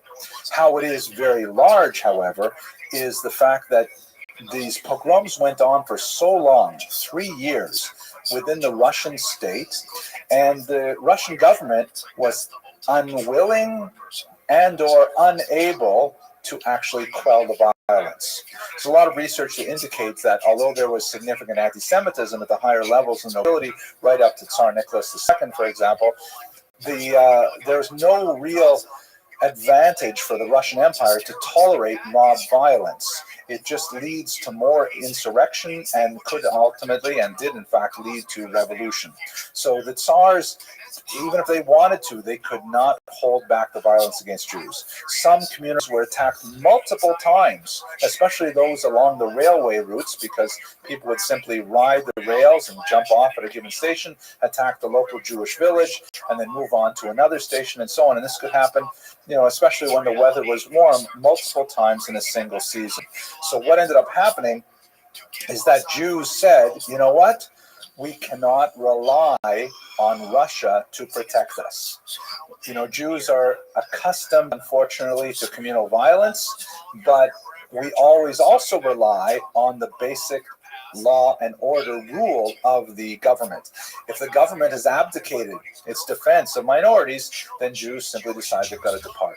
So that's what really triggered this huge wave of migration to America and other countries after 1881, and the population movement and migration, displacement, especially on a gender basis, of men from these communities, because quite often the men would go to America and to make their way, and like my grandfather, Allah Shalom, that came to Canada and made his way and then sent back for his wife and brought her to Canada. Many times the men came to America and they forgot about their wives, intentionally or otherwise, leaving their wives as agunot, as chained women, unable to marry, back in Europe. The first real modern instance of the Aguna crisis was in the 80s. There's also a cause that Bertha Pappenheim fought against actively. But you've got all these women and unprotected minors in Eastern Europe, and they're flooding the borders, trying to make it out of Russia into Western countries. This creates a tremendous number of orphans that just gets worse with every wave of pogroms. And there were very significant waves in 1903 and 1905. And of course, then you had World War I from 1914 to 1918, and 1919. So the problem just got worse and worse. Minors coming into the country. Austria is the first Western country on the way out of Russia, and so as a result, a lot of Jewish kids needed some sheltering. So when she established these orphanages, she set down some pretty significant rules about how the orphanages were to be run. And reading them even today, at the beginning of the 21st century, they sound like quite enlightened rules. For example, she granted the children tremendous degree of autonomy. She absolutely forbade any corporal punishment, which is unusual. We're talking now about 1895, 1900, no corporal punishment. I had corporal punishment in the 1970s. Maybe some of you remember what that was like. My knuckles hurt from the slapping I got from yardsticks. But she said absolutely no corporal punishment, and she enforced that she would not allow anyone to work on her grounds if they had ever if they committed an infraction of that rule. She also insisted on structure and order for the kids. They had to have regular classes, which was, again, this is a period where you don't even have universal public education, and she's demanding universal education for her charges. The children were all to be involved in the organization of the home. They had to participate in the maintenance of the home, and she regulated the amount of luxuries. Even when she built the actual physical sites of some of these orphanages, she dictated there should not be, for example, running water in the bedrooms, because she didn't want the children to grow up thinking that life was a hotel, that you had water right at hand. They had to have communal bathrooms, communal sinks, and things like that. So she actually had a very, I'm not an expert in this area, but it seems to me a very forward-looking kind of view as to how these things work. She also insisted on a spiritual and cultural component, which were actually very dear to herself as well. On Tuesday nights, every week, she would join her young charges in a cultural event. She would go to the home. They would sometimes go out to see plays or hear concerts or read poetry, but they would have specific content that she shared inactively. And then, of course, Friday night was Shabbat, and she very much enjoyed being surrounded by the orphans on a Friday night for the traditional dinner. So we know a lot about her. The rhythm of her life was dictated by her experience at the orphanage. Her life and her activity sort of follow a trajectory of greater care for more and more attenuated populations. The next thing she was really involved with was called Weibliche Fürsorge, which means women's care for themselves or care by women. And this was the first European organization for Jewish women that was completely independent of any other organization. She established it in 1802. Here she is, second from the left. Even looking at some of her confreres, she seems to stand out with a certain aura of aristocracy, I think, in her bearing and in her dress and so on. She was very particular about all kinds of things. Like she was really very enthusiastic about things like lace. About I don't even know, the word apparently is natting, Natting. That's the verb for making lace, right? You nat lace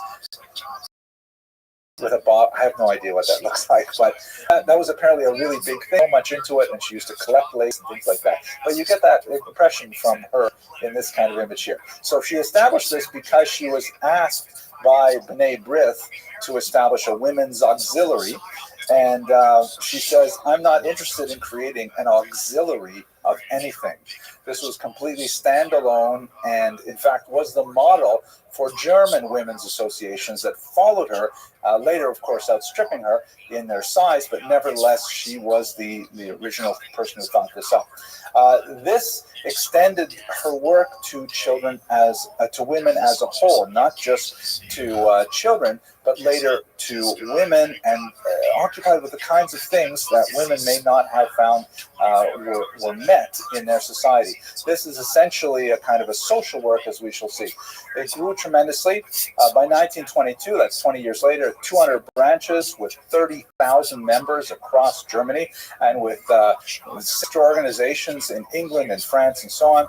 I actually saw some much larger numbers, but I couldn't find them when I was putting together the lecture. I think it grew as much as 40,000 members somewhere thereafter. Now, it's fascinating. Most of the things that she did in this Weibliche Fürsorge is basically helping women through crises, like especially if they were unprotected. Let's say an unwed mother who needs to find some kind of shelter, some kind of medical care for her child, and she has no education, and she has, no time away from the kind of piecework that she's doing in a factory or something like that. So Weibliche Fürsorge would make sure that there were women who would provide childcare while she went to this office or that office to get whatever benefit, that they would set her up with the appropriate shelter. They would find for her advocates, find for her teachers, find for her training.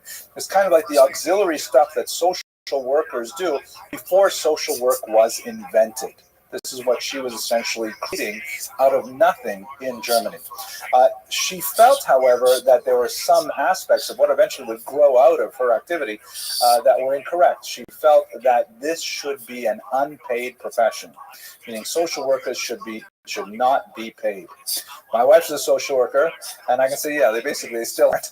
But there is the idea of professionalizing social work, meaning there are certain institutional values and standards of social work, ideas of confidentiality, ideas of process, ideas of giving autonomy to your charges and things like that my wife trained in at Rothschild School of Social Work up the street at Yeshiva University, where they used to call me, and all my friends at the time, Wurzweiler widowers, because our wives would go and study all day and we were left with the kids, which is, what it was like. But it was a fun time, I have to say. But anyway, she felt that social work should be something that should be undertaken by women without remuneration, which of course made it exclusive only to those women who had sufficient means to engage in that kind of activity on a volunteer basis, which right away was a very small segment of society. And even in her own day, she eventually relented, would begin to hire professionally trained and paid social workers in place of essentially her friends from her network.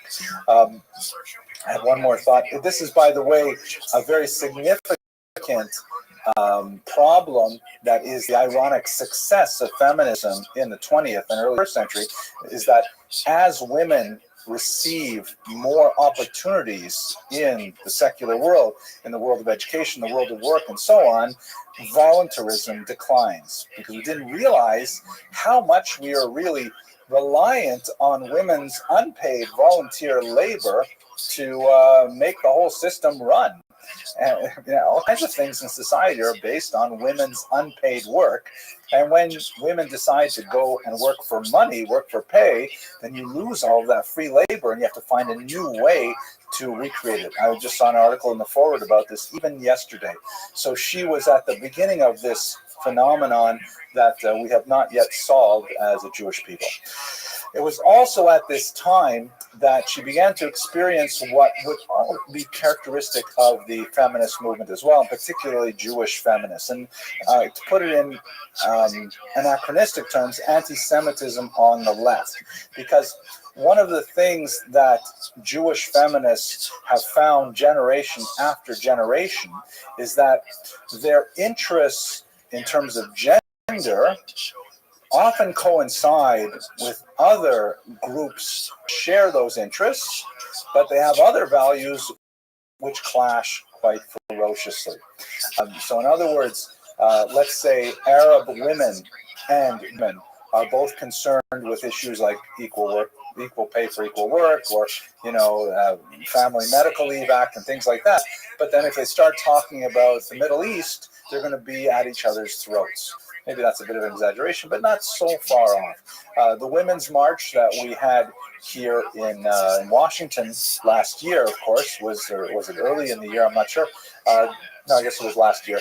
That was also one of those occasions where some of the most prominent figures leading the march are also in favor of things like BDS, which alienates Jewish participants in the march who may feel that they have a lot in common with their sisters in this particular overall goal, but at the same time, they very much vehemently disagree with them on other goals. So this is the kind of thing that she began to experience over and over again in Weimar, Germany in particular, as nationalism began to grow and German women began to celebrate the idea of the folk, right? The German values, specifically German values that excluded Jews, even if they lived in Germany for 1,000 years. And the Jewish women are saying, hey, we're with you on all 6 of these things, but these other 4 things are completely anathema to us. And so this is an ongoing struggle that she had. She was often snubbed and hated by organizations that had borrowed from her intellectually and administratively, and then later, as they became more Nazified, they distanced themselves from her. An ongoing struggle she had as a leader of this movement. Now, this is where I find her work is absolutely incredible and beyond belief. She created something called the Jüdische Frauenbund. And excuse me, I think I associated this with Weibische Fürsorge, but it was here that she created the Frauenbund. She was invited to create the B'nai B'rith Women's Auxiliary, which, as you can see in the name itself, implies that B'nai B'rith is the real thing. Oh, and this women's thing is kind of like, yeah, it's on the side. And she didn't want to create anything that was on the side, that was subservient to a larger movement. Even though she may have agreed with the B'nai B'rith agenda, she didn't want to be the auxiliary. So she created this independent organization, the Jewish Women's League, in 1904, that had an incredibly wide impact. Perhaps one of the most significant areas is she began to, in this organization, you can see the sort of trajectory from taking care of Jewish orphans, female orphans, and then moving on to Jewish women as a whole, and then the Frauenbund really engaged in political activity, international campaigning for Jews as women, at the same time women as Jews. Really at the same time looking at both of those series of values and priorities. I mentioned that she opposed the suffragette movement, but I think one of the most fascinating aspects of her life was in her campaign against human trafficking. I will remind you that one of the prominent aspects of the Jewish experience at the beginning of the 19th century was this demographic upheaval that was a result of the pogrom waves that were sweeping Eastern Europe. And so you have lots of young women, unprotected minors, who are finding themselves in uncertain circumstances in the West. And unfortunately, many Jewish women were brought into prostitution. They would, you'd have, imagine, let's say a 16-year-old girl, possibly her parents in a pogrom, certainly, and a procurer who may also have been Jewish says, hey, we have work for young Jewish women in Buenos Aires or in New York or in Hamburg, and they would say, just come with us and we will, set you up in a job over there. You'll be able to send money home, things like that. And these young, impressionable girls, sometimes without the permission of their families, maybe without families altogether, get on these trains and they suddenly find themselves involved in this illicit trade. It's absolutely horrible, scandalous kind of story. Plus ça change, plus c'est la même chose. This was called at the time white slavery, a term that I'm not so happy with because, it is slavery. It's definitely an enslavement, but I just don't like the word white added to it. It implies that it's somehow different than black slavery, and I'm not sure that would be appropriate. I prefer the term human trafficking, which I think is more au courant today. At any rate, she's used her organization, the Jüdische Frauenbund, to mobilize women to go down to the places where some of these runaway girls, sometimes in the hands of their captors, would disembark from trains or from boats, and they would actively present them with alternatives, and they would pull them aside and say, excuse me, you look like you're not from around here. Who are you with? Why are you here? We have a halfway house. She set up a network of these halfway houses to take in these women, again, with the same kind of principles that she employed in the orphanages, giving them tremendous respect and autonomy, giving them a chance to earn a decent and respectable trade rather than rely on their bodies. This is one of these posters from the era that it talks about a warning for runaway girls, right? Many women, just like their brothers or their boyfriends, may have been searching for a better life in the new world and thinking that all they had to do was get on a boat and everything would be taken care of. Even my own grandmother, Allahu Shalom, she went at the age of 19 to Montreal. Thank God, she had older brothers who were already waiting to meet her and things like that. But she refused to go with anybody else. She wanted to go because she was a very independent-minded woman. She wanted to go on her own. She happened to meet on the boat my Zadie, for whom I am named. So it all worked out okay. But it's not something that I would recommend for my own daughters. But nevertheless, not that I could stop them from doing whatever they want, anyways. So she was very big into trying to stop the human trafficking trade. So I talked about the reason why there were so many of these girls. In fact, the statistics indicate there were thousands of them arriving in Argentina in 1903 and 1909, which were key years for this. Pappenheim, she actually got on a boat and traveled to the sources of the problem in Eastern Europe, in Constantinople, Turkey, in Israel. That was not actually the source of the problem, but that was part of her route as a whole. In Cairo. And she went into these houses of ill repute, and she stood toe-to-toe to the people in charge there and tried to find out if there were any girls that she could remove from there. And she challenged them on the spot. Absolutely incredible, mind-boggling things.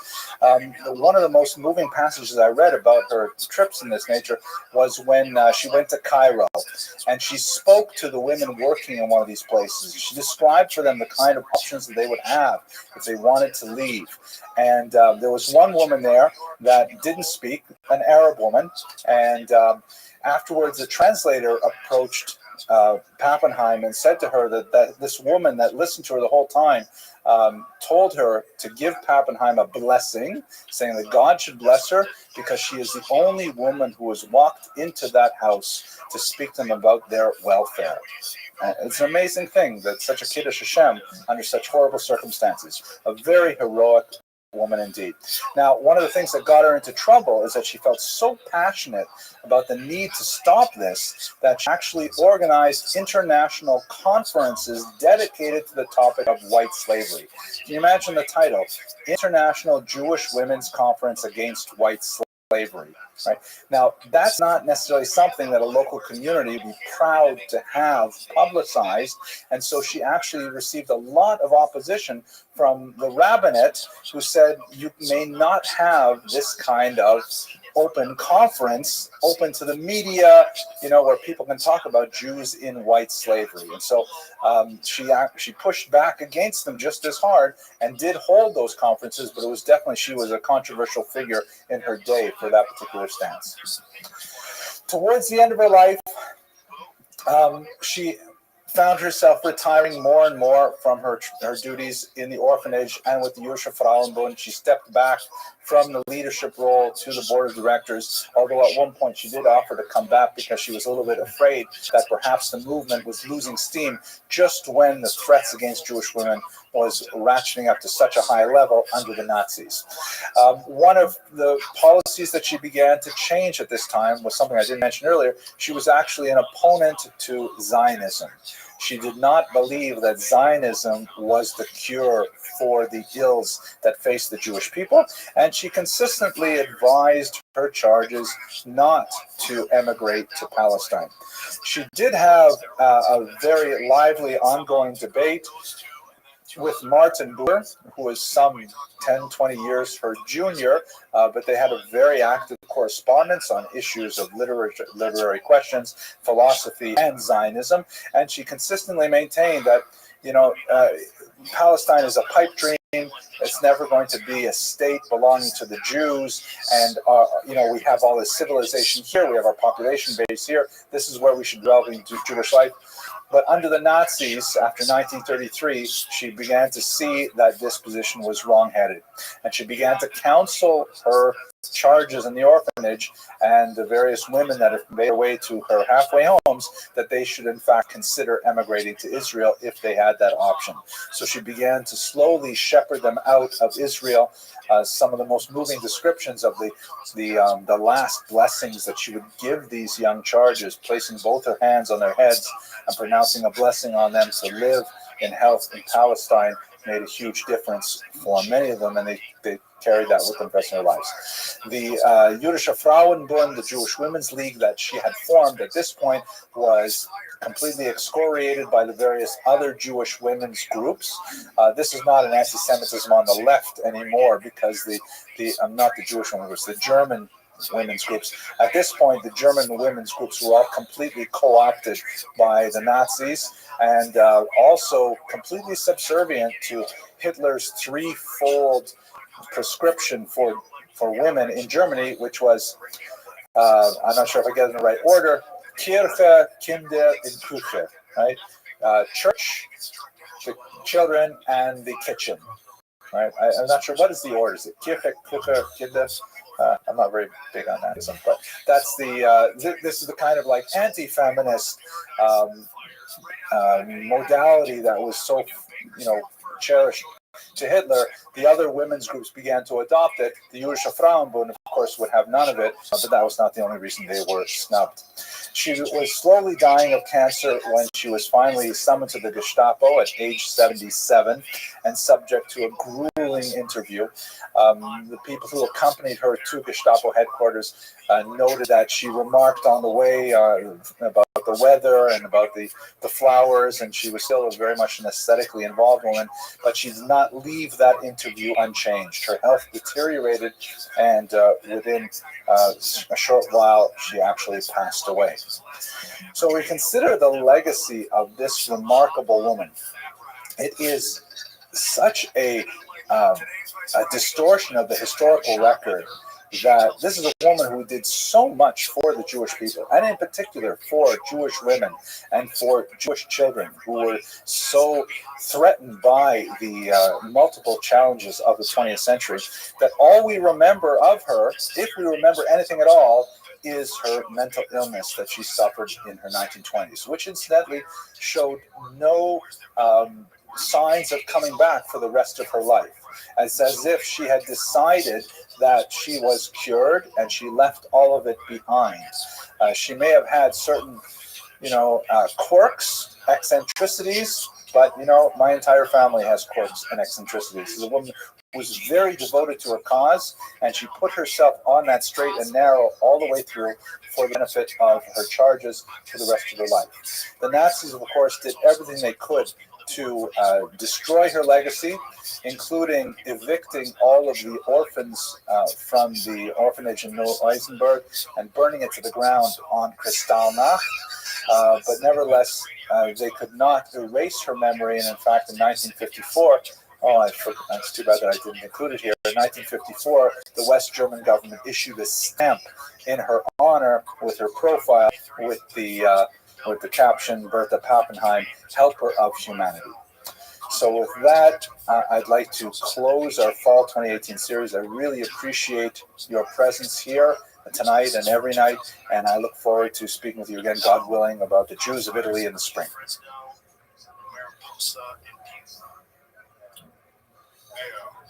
So I had somebody hit me up one time, and they were talking about how there's a weird percentage that insurance companies do on whether your house could catch on fire, right?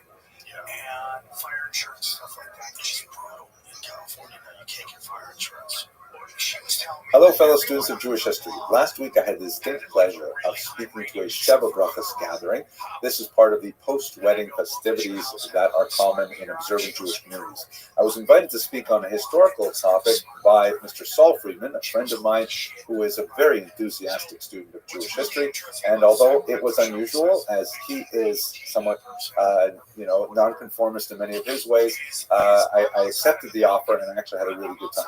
This is an abbreviated version of that talk, which was specifically designed to give a very broad and rapid overview of the historical experience of Hungarian Jews. The Friedmans, like many Hungarian Jewish families, have demonstrated a remarkable resilience in the post-Holocaust era. They have demonstrated phenomenal attachment, ferocious attachment to Jewish tradition, especially in Brooklyn, as we shall see. And so I wanted to give the young couples a sense of where they come from historically within the space of a very brief amount of time, and especially as everyone waited for dessert. So let's have a very quick look at the experience of the Jews of Hungary. When did the Jews first come to Hungary? Well, apparently the earliest archaeological remnants we have, Hungarian Jews, stem from the Roman Jewish community. As you can see in this map, a large number of Jews made their way to the Italian peninsula, and particularly to the city of Rome, already before the Common Era. There are references, for example, in the year 59 to Jewish communities being active there and so on. And some of the great Roman writers refer to Jews. But by the time you get to the first century, there is massive influx of Jews after the disastrous Roman-Jewish War, in which perhaps tens or even over 100,000 Jews were taken in slave ships to work in the Roman Jewish capital. And then we begin to see Jews making their way into Roman society in a very positive way. Actually, many of them, of course, retained citizenship from before the war era. And by the time we get to the second century, we already see Jews moving with Roman soldiers, as Roman soldiers, apparently, to Hungary. So if you have a look at this unusual example, which dates from roughly the year 200, it's some kind of strange memorial stone. I hesitate to call it a grave stone because it seems that the figures displayed there are all alive, or at least the purchaser of the stone is alive, and it describes a soldier named Germanius Valens with his wife Bracha, clearly a very Jewish name. He's also portrayed with his mother-in-law, another strong indication that he's probably Jewish, and their 4- and 2-year-old daughters. The middle register of this particular stone also demonstrates a sacrificial scene. But although it's hard to parse out exactly what this stone means, it is an indication, along with several other pieces that are roughly of the same era, that there were Jews already making their way into Hungary with Romans. By the time we get to the end of the first millennium, we know that there are significant numbers of Jews already in the 11th century. Several records of settlements have been preserved, and the Jews had some significant economic successes. As we see, the same kind of pattern happening elsewhere in the European continent. Jews are sometimes caught between the nobility and the kings, primarily because of their economic productivity and the designs on the profits that can be gained by taxing them. And in general, they are protected by the kings. There is a significant downturn in the Jewish community in Hungarian lands in the 14th century after the Black Death, when there was a rash of anti-Jewish persecution, as Jews were thought to somehow be responsible for the plague, and also the related blood libels. There was one not too far from Hungary in Tirnau in 1494 that resulted in 16 Jews horribly being burned at the stake. Pogroms followed, debts to Jews were canceled, and the Jewish community suffered a significant downturn in the 15th century. But speaking of Turnau, one of the most interesting kind of legends that relate to the Jews of Hungary is something that's associated with Rabbi Yitzhak Isaac of Turnau, who wrote an important Sefer HaMinhagim, a book of customs that gives us some sense of the actual practices of East Central European Jewry at this time. According to the legend, the Hungarian crown prince fell in love with his beautiful daughter, who was known for her intelligence and for her wisdom and things like that. And so he actually gave up the throne and traveled to study with some Sephardic rabbis in order to convert to Judaism, and ultimately he came back and he married her. He lived under an assumed new Jewish identity until ultimately his identity was betrayed and the church demanded that he recant.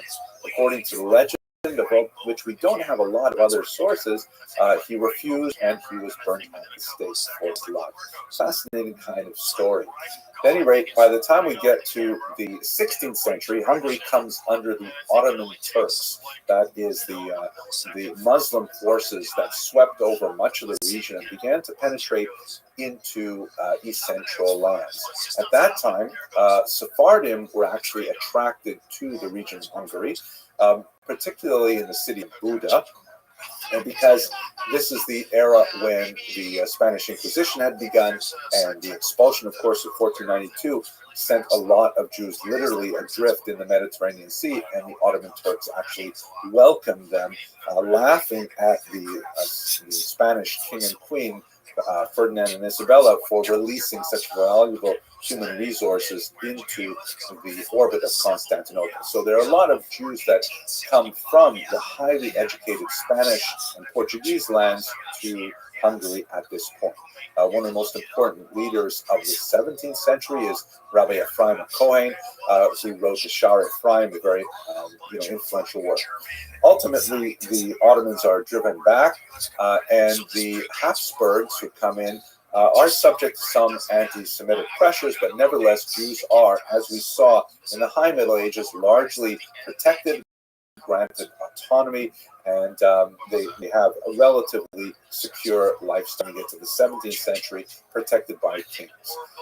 When we move to the 19th century, we see an era of tremendous change. And have a look at this graph here, which shows you the tremendous population explosion of Jews in Hungary, from 11,600 in 1735 to almost 1 million in 1910. And there are several reasons for this. One reason is in-migration, and I'll have a closer look at that in just a second. Second is natural growth. And third, very relevant to our own times with COVID-19, is the smallpox vaccine is free, and that contributes significantly to a reduction in infant mortality, which is especially important for Jews in urban environments, and their relatively early adoption of vaccination. There is, however, a growing divide between the urban and the rural cultures of the Jews, the former modernizing in nature and the latter being much more traditionalist. We're going to see that very clearly. That is both sides of the Danube River. There would be a remarkable explosion of Jews into the professions as they begin to gain incremental rights in education and in political and social movement. Have a look at this chart here, which shows you the percentage of Jews in several professions in the beginning of the 20th century. You can see that they're, of course, very strong in 60% of merchants for Jews, but also in the professions, 42% of journalists, 45% of lawyers, 49% of doctors. Very significant penetration given the much smaller percentage of Jews in the larger population. However, not that far out from their percentage in the urban population, especially in large cities like Budapest. The traditionalists, on the other hand, were championed in particular by Rabbi Moshe Schreiber, known more popularly by his nom de plume, the Chassam Sofer, who lives just a little bit upriver, especially associated with the Pressburg, now known as Bratislava. The Chassam Sofer was arguably the most prominent defender of the traditionalist viewpoint, and at one point he famously made a pun on a passage which in its original context refers to the consumption of the newest of wheat, but he said it with a rather different intonation. The phrase, of course, in the Hebrew is Chadash Asur Min Torah. The new wheat is forbidden by the Torah, but the word wheat is omitted in the original. So in other words, he was saying the new is forbidden by the Torah, meaning anything new is ipso facto forbidden by the Torah. Now that's, of course, an exaggeration. In many ways, the Chassam Sofer was, for example, very pro-science. I mentioned earlier the vaccinations, things like that. But he was nevertheless very much against any innovations which would threaten the traditional fabric of observant Jewish society. And now it's important to note that when we think about the populations in Hungary, there are very, very distinct and remarkable differences between them. So if you look at this map here of Hungary, that comes from the Encyclopedia Judaica, you can see that there's a major center in Budapest where you have the Magyar Jews. That is, those Jews who believe that the best way for Jews to accommodate modernity is essentially align themselves with the Hungarian nation. That is, remember that this is a highly multi-ethnic region with German-speaking Austrians and with Romanians, Poles, Ukrainians, and all kinds of other peoples living here. The Hungarian nationality, known as the Magyars, who were concentrated in Budapest, and there were a lot of Jews there who felt that that was the best way for them to move forward, was to identify with the Magyars in particular. The second major thing to think about is in-migration from two other lands. The Danube River is certainly the most important waterway that cuts through the country of Hungary, and you can see that sort of swoops down from the upper left and makes a dramatic turn to the south, to Budapest. So you have a number of Jews who are coming from the region which on this map is Czechoslovakia, but back then it would have been Austria and Germany. And you have another group of Jews coming from the northeast, which we in particular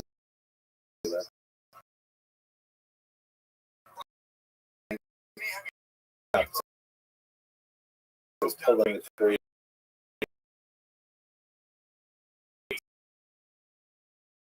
would have been the Russian Empire. And there is a region in the middle to Jewish settlements in 1840. That's roughly shown by this. So you have two very at the top part of Hungary. So you have the Oberlanders, that is because of the river along the, and these are largely under the sway of welfare, and also a little bit further away, Samson the Foil Hirsch, who would be representative more of the neo-Orthodox movement.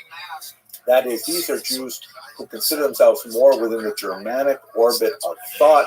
They are German speakers by and large, and they are more open to some degrees to westernization, but clearly within a traditional Lithuanian Talmudic sort of way of thinking. But on the other side, on the east, you have the Unterlanders. Here you have a tremendous number of Polish Hasidim moving into northeastern Hungary. They are primarily Yiddish speakers, far more traditionalist in their orientation, and that creates a very, very different kind of population. There are three distinct populations.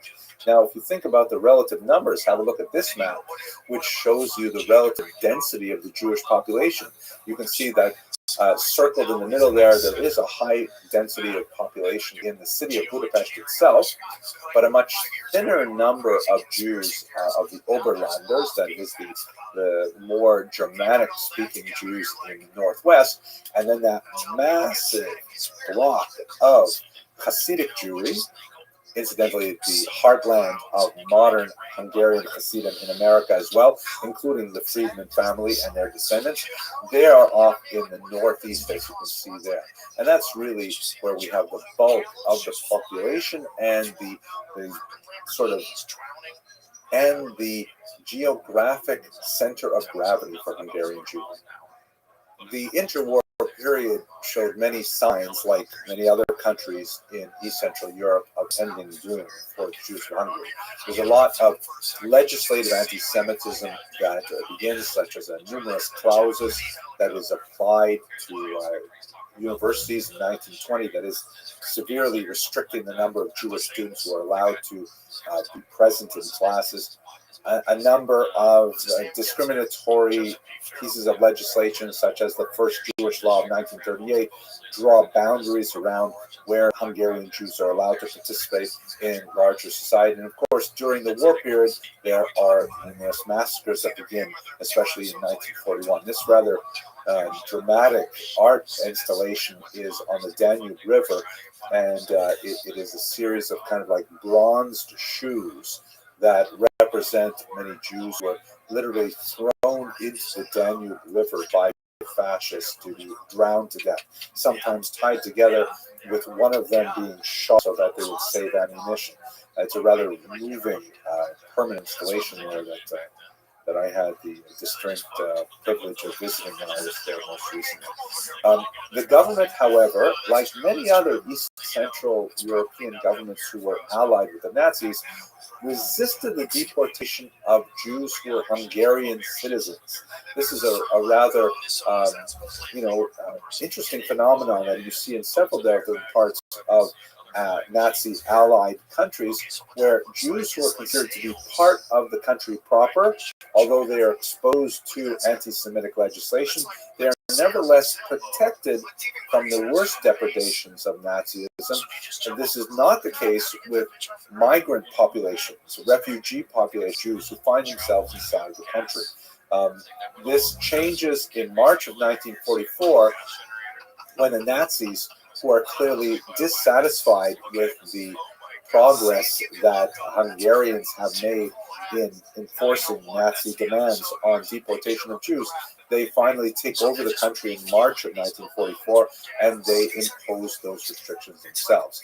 Here you see the massive wave of deportations from Hungarian ghettos in 1944. This map is from the United States Holocaust Memorial Museum, and it is at the very, very end of the war, and you see the true evil of the Nazi regime, because they diverted so many of their valuable resources away from the war effort in order to try and capture as many Jews as possible and to swallow them up in the maw known as Auschwitz. Almost 500,000 Jews are ghettoized in April of 1944, and the deportations begin almost immediately thereafter. There are some remarkable efforts by outside parties to rescue Hungarian Jewry at this late date. The so-called Blut für Ware, or the Blood for Goods plan, in which the Nazis would literally bribe the Jews were actually purchased in exchange for goods. Some 3,500 Jews were rescued in this manner, but it could not be scaled up in time to save a much larger population. In the end, when we look at the overall statistics, about 565,000 Hungarian Jews were murdered, or Jews who were in Hungary between 1920 and 1945, but not all of them were Hungarian citizens, and about 260,000 were able to survive the war. But as I mentioned at the outset of this video, the Hungarian Jews showed remarkable resilience, particularly those in the diaspora. I was not able to confirm the veracity of this journalistic report that Brooklyn is the biggest Hungarian city outside Budapest, but you know what? It certainly could be. There is a really large and powerful and vibrant Hungarian Jewish community, particularly in Brooklyn, and it testifies to the strength of the Hungarian Jewish spirit. We know that by 1900, there are over 31,000 Hungarian-born immigrants in New York, and about 70% of those are Jewish. And just a decade later, there were 78 Hungarian Jewish self-help organizations, which really says a lot about what this community values and who they are and why they have become so strong today.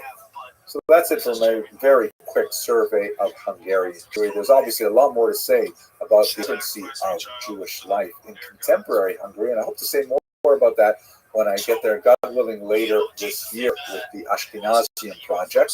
But for the time, I want to wish a mazel tov to the young couple and give them my blessing that they should be zocha to build up Bayis Ne'eman Israel. And for everybody else, thank you very much for watching. Give us technology. I mean, it goes back to what we talked before about, Edward and, that whole thing. I think it was Eisenhower made a deal. And I talked to the judges, and that's where the missing 401 comes from. All these people just disappear in the forest.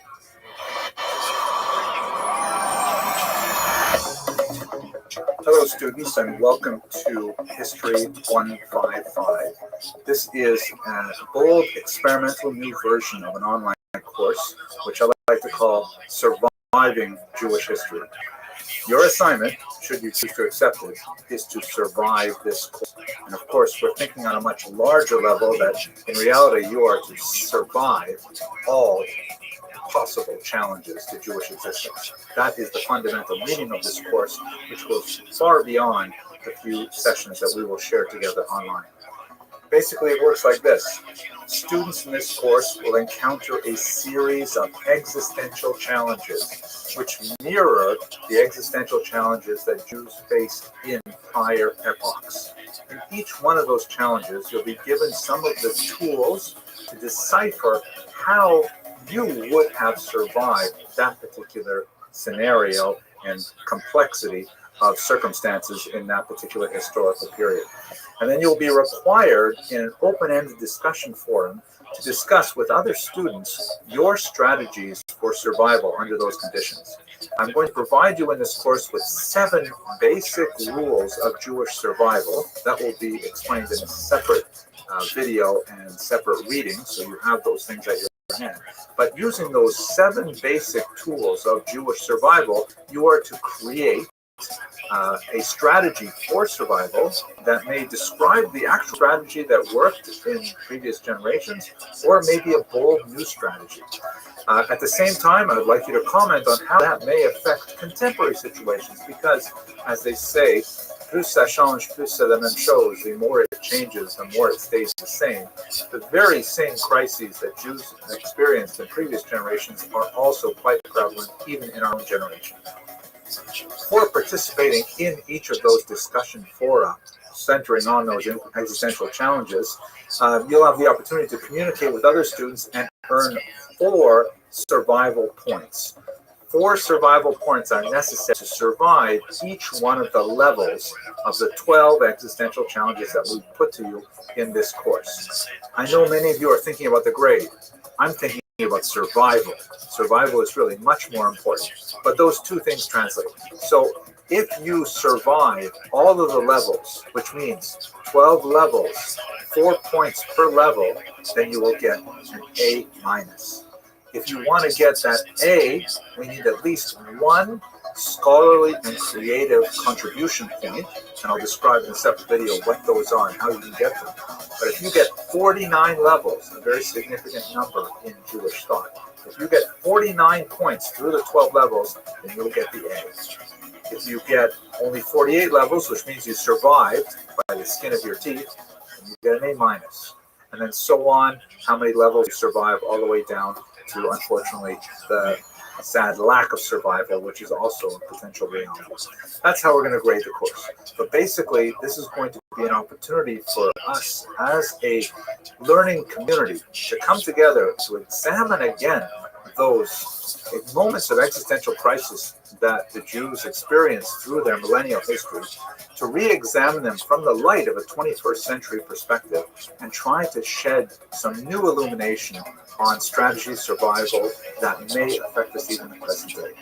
I'm really excited to be with you on this journey, and I hope that you find the course extremely meaningful. Let me take this moment as well to give you a quick introduction to myself. You're going to see a lot more of me in this course because I've got all of these lectures online, and I regret that we don't have so much opportunity to interact face-to-face in an online environment, but survival is the key, and we'll use whatever tools we have at our disposal. So my current position is I am a dean at the Lander College of Arts and Sciences in the holy city of Brooklyn, New York. My background is, of course, in Jewish history. I wrote my first book on the history of the Jews of Ukraine, and then I moved into art history and intellectual history. My most recent book is on the Hasidic thought of the Piaseczna Rebbe in 20th century Poland, and I have a couple of things on that subject. I'm from Canada originally, and I was educated at the University of Toronto, and I had the great privilege of studying in some fantastic yeshivos, most notably Or Sameach in Yerushalayim, Muncie, and Toronto, and of course in many great universities as well. I had postdoctoral fellowships at Cornell, Oxford, Harvard, and the Hebrew University of Jerusalem. I think that's really all I got to say right now. I'm really excited that you're with me in this particular course. Contact me anytime, specifically by email is probably the best way to reach me, or call into the office. I would love to speak with you anytime you have any questions about the course or related materials. Just call in and set an appointment, and I'll make some time for you. Okay. Good luck surviving. This is going to be a really important course. We're going to change the world together. Thank you.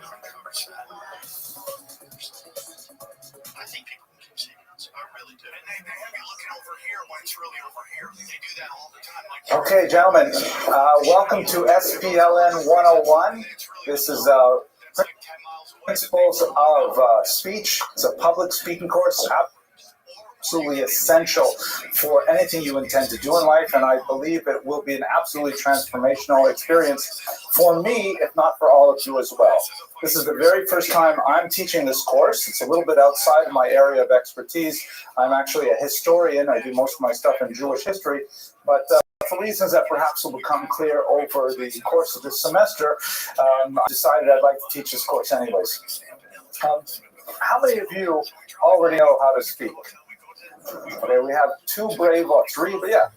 I would hazard a guess that if you were accepted to the college, at least if you had an interview, you would know how to speak. So the question is, why are you here if you already know how to speak? Because your parents forced you, because you want to get into a graduate school. But someone give me an answer. Why are you here if you already know how to speak? I'm sorry? It's a college course. Very good. They forced me to take this course. Please tell me your last name. Mr. Kramer. Very good. Okay. Mr. Kramer says, well, I'm forced to, so I have to do it. Anyone else? Is there possibly a benefit? Is the wisdom of the curricular designers somehow inherent in this classical course? Mr. Kramer, what do you think besides that?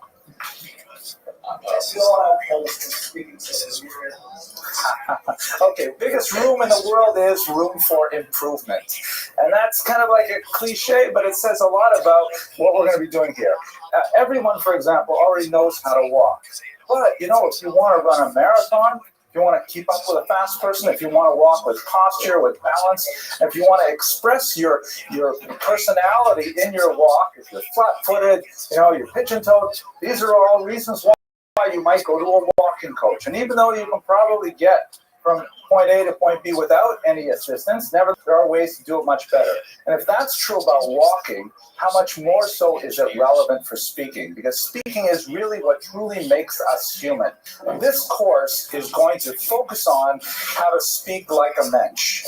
Obviously, we're going to get into primarily business applications of speech. We're going to be talking about presentations. We're going to be talking about persuasive speech. We're going to be talking about interview skills. We're going to be talking about a certain amount of interpersonal communication, but primarily one-to-many kind of communications that you will need no matter what kind of area of professional development you go into after you leave these hallowed halls of Touro College.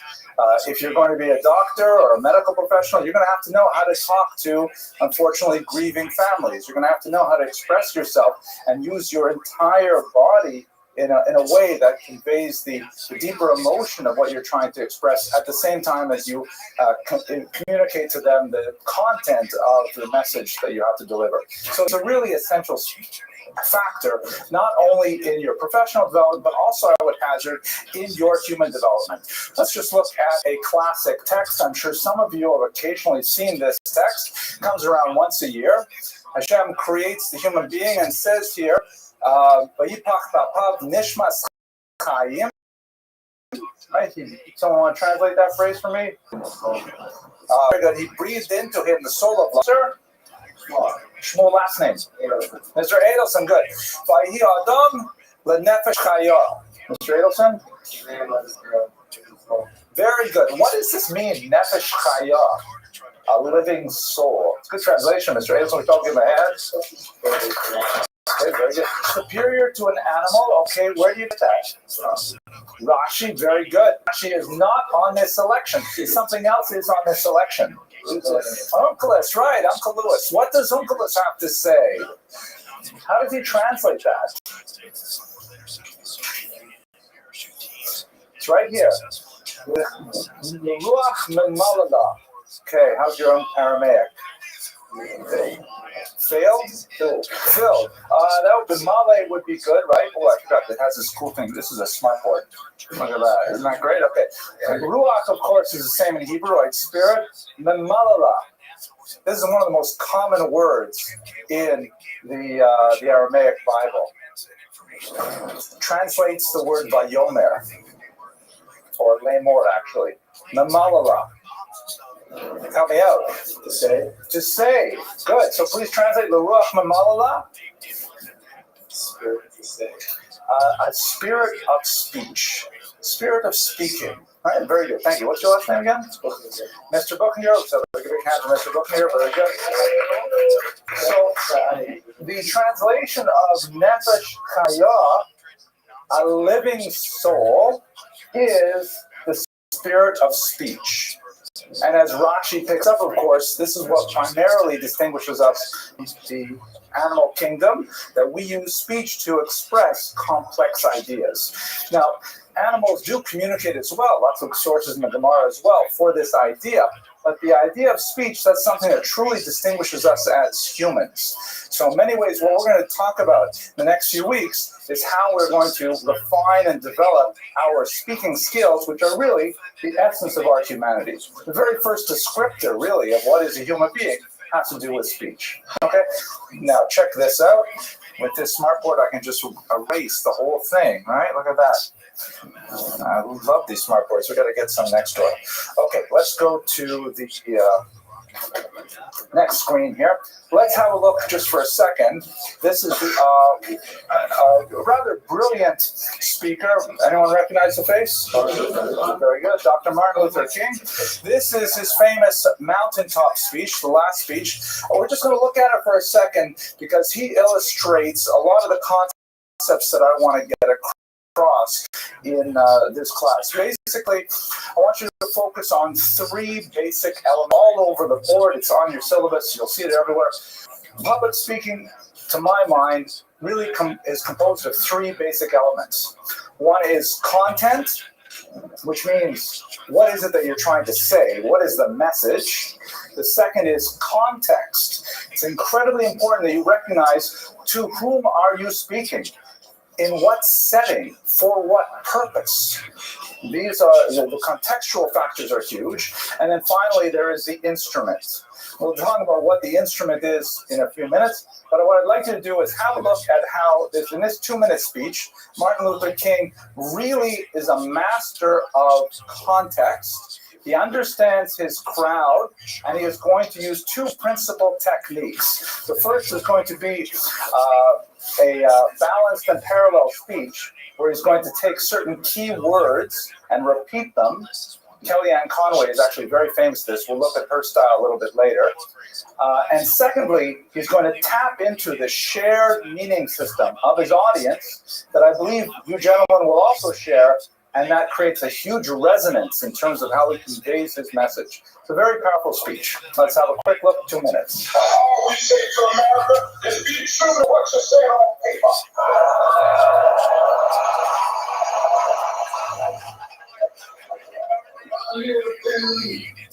China or even Russia or any totalitarian country. Maybe I could understand some of these illegal injunctions. Maybe I could understand the denial of certain basic First Amendment privileges because they have committed themselves to that over that. But somewhere I read of the freedom of assembly. Somewhere I read of the freedom of speech. Somewhere I read of the freedom of press. Somewhere I read that the greatness of America is the right to protest for right.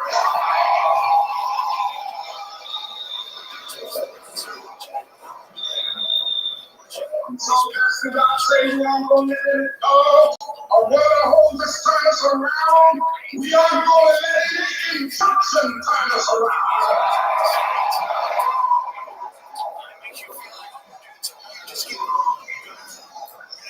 Well, I don't know what will happen now. We got some difficult days ahead. But it really doesn't matter with me now. Because I've been to the mountaintop.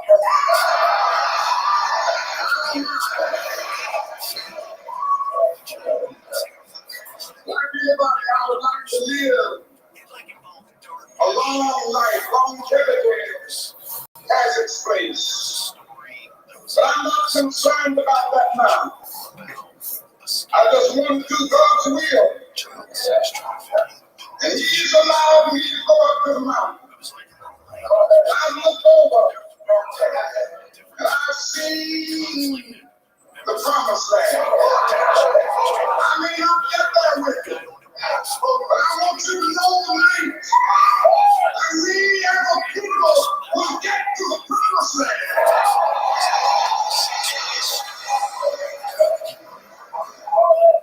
So I'm not worried about anything. I'm not fearing anything. My eyes have seen the glory of the Lord.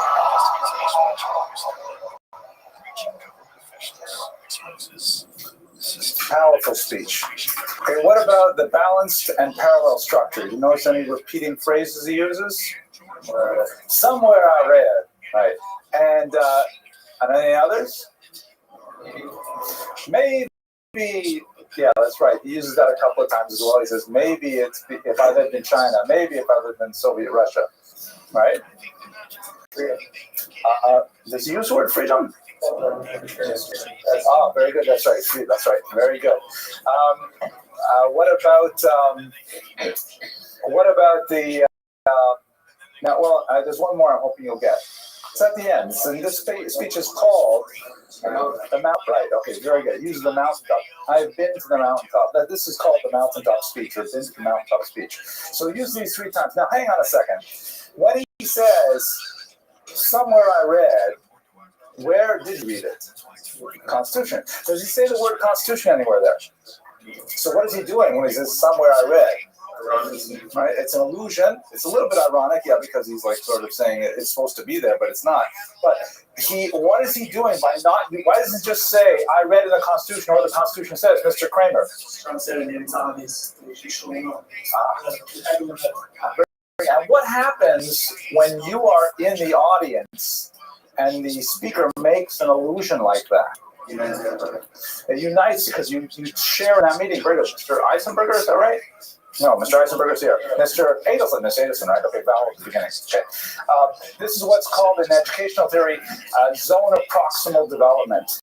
That you just reach just above where they are, and when they catch it, the students feel like, oh my gosh, I'm getting it. I'm moving up. I'm learning it. So by saying, somewhere I read, and people know he's talking about the Constitution, it involves them in his meaning structure. What about the mountaintop bit? What mountaintop is he talking about? Yeah, what is the biblical reference? Well, not exactly Har Sinai, but close. Har Nevo, right? Just on the outside of Israel, and he looks over, right? And so what does that make him, by the way? He's on Har Nevo, looking over into Eretz Yisrael.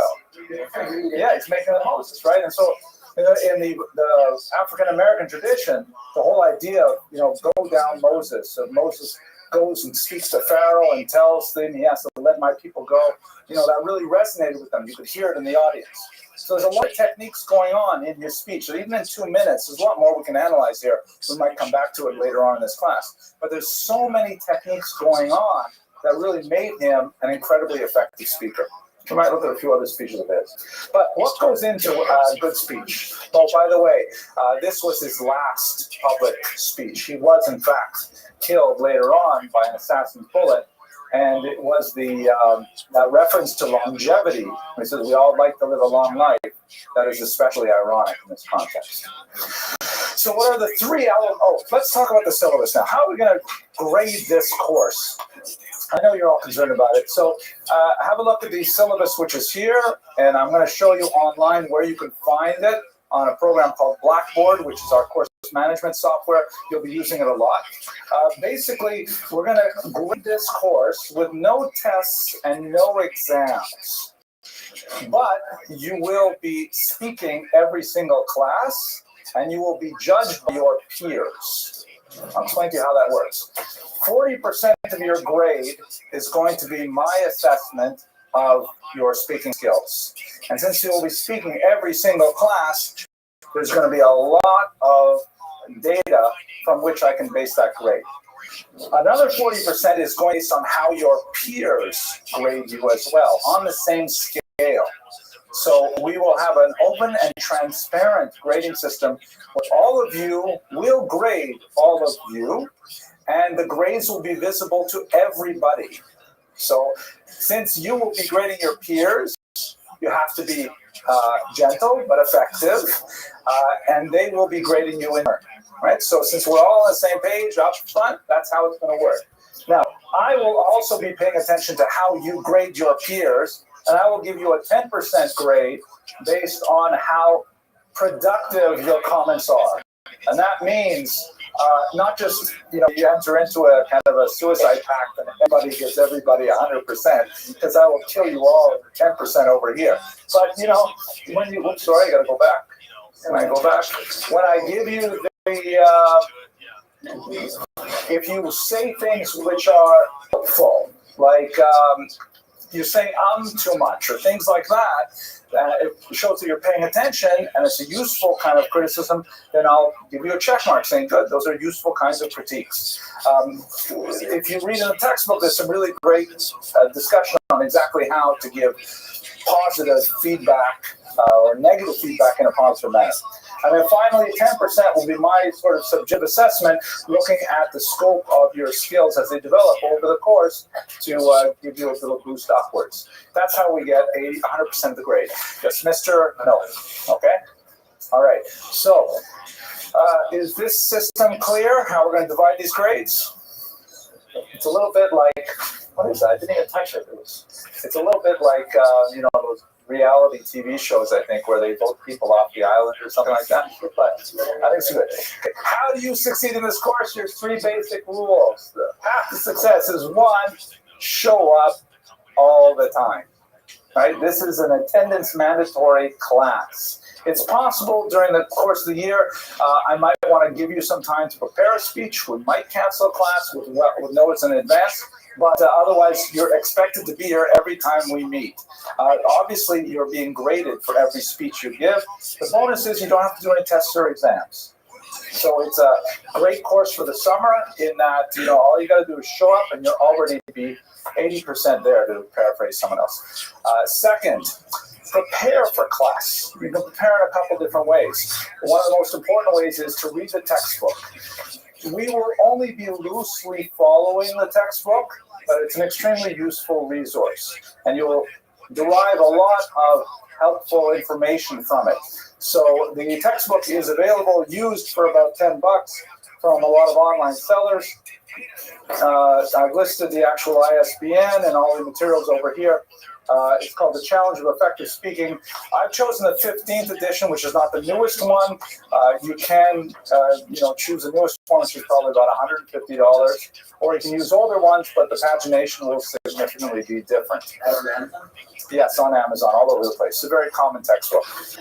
So that's one good way, is preparing by reading. Another way is by reviewing these prezis, which are going to be online. I'll try to put them up in advance, so you can even look at them in advance, maybe watch the speeches that are embedded into the prezi if you like. We will also have the textbook. What's the textbook called? This prezi. We're going to talk about this at the end of today's class. Prezi. It's like, what PowerPoint wants to be when it grows up, but it never will catch up. Okay, so another way to prepare for class, I'm going to give you in advance some assignments. So for example, on Monday when we meet again, I would like you all to speak about a moment in your life when you were afraid. That's the theme for your speech on Monday. Share some of your fears. This is not group therapy, okay? Don't expect like some kind of feedback, but the idea is to share a moving story, and I'll give you some resources to prepare for that. And third and finally, listen to everyone. You have to show equal respect to those of us in the room who are not yet blessed with full beards, just as you would to the gray beard in front of you now. Right? Show respect for your colleagues. Lack of respect for your colleagues will be viewed with disfavor in your grades. So make sure that you give full attention, full eye contact, be in the moment when your colleagues are speaking. Questions about the syllabus? Yes, Mr. Eisenberger. Edelstein? Sorry? Edelson. Eisenberger.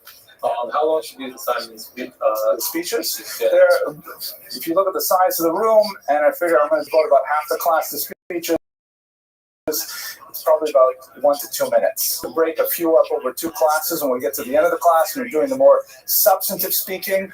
But for today, for example, yes, you are speaking today. Speech today is going to be 1 to maximum 2 minutes. Okay. All right. Oh, wait, hang on. Okay, can't give you too much time to prepare. Okay, so let's go on.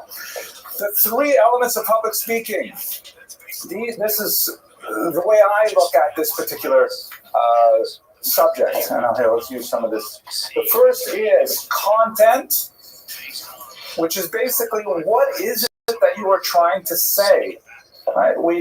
There are some, unfortunately, the Chafetz Chaim says there's an idea that your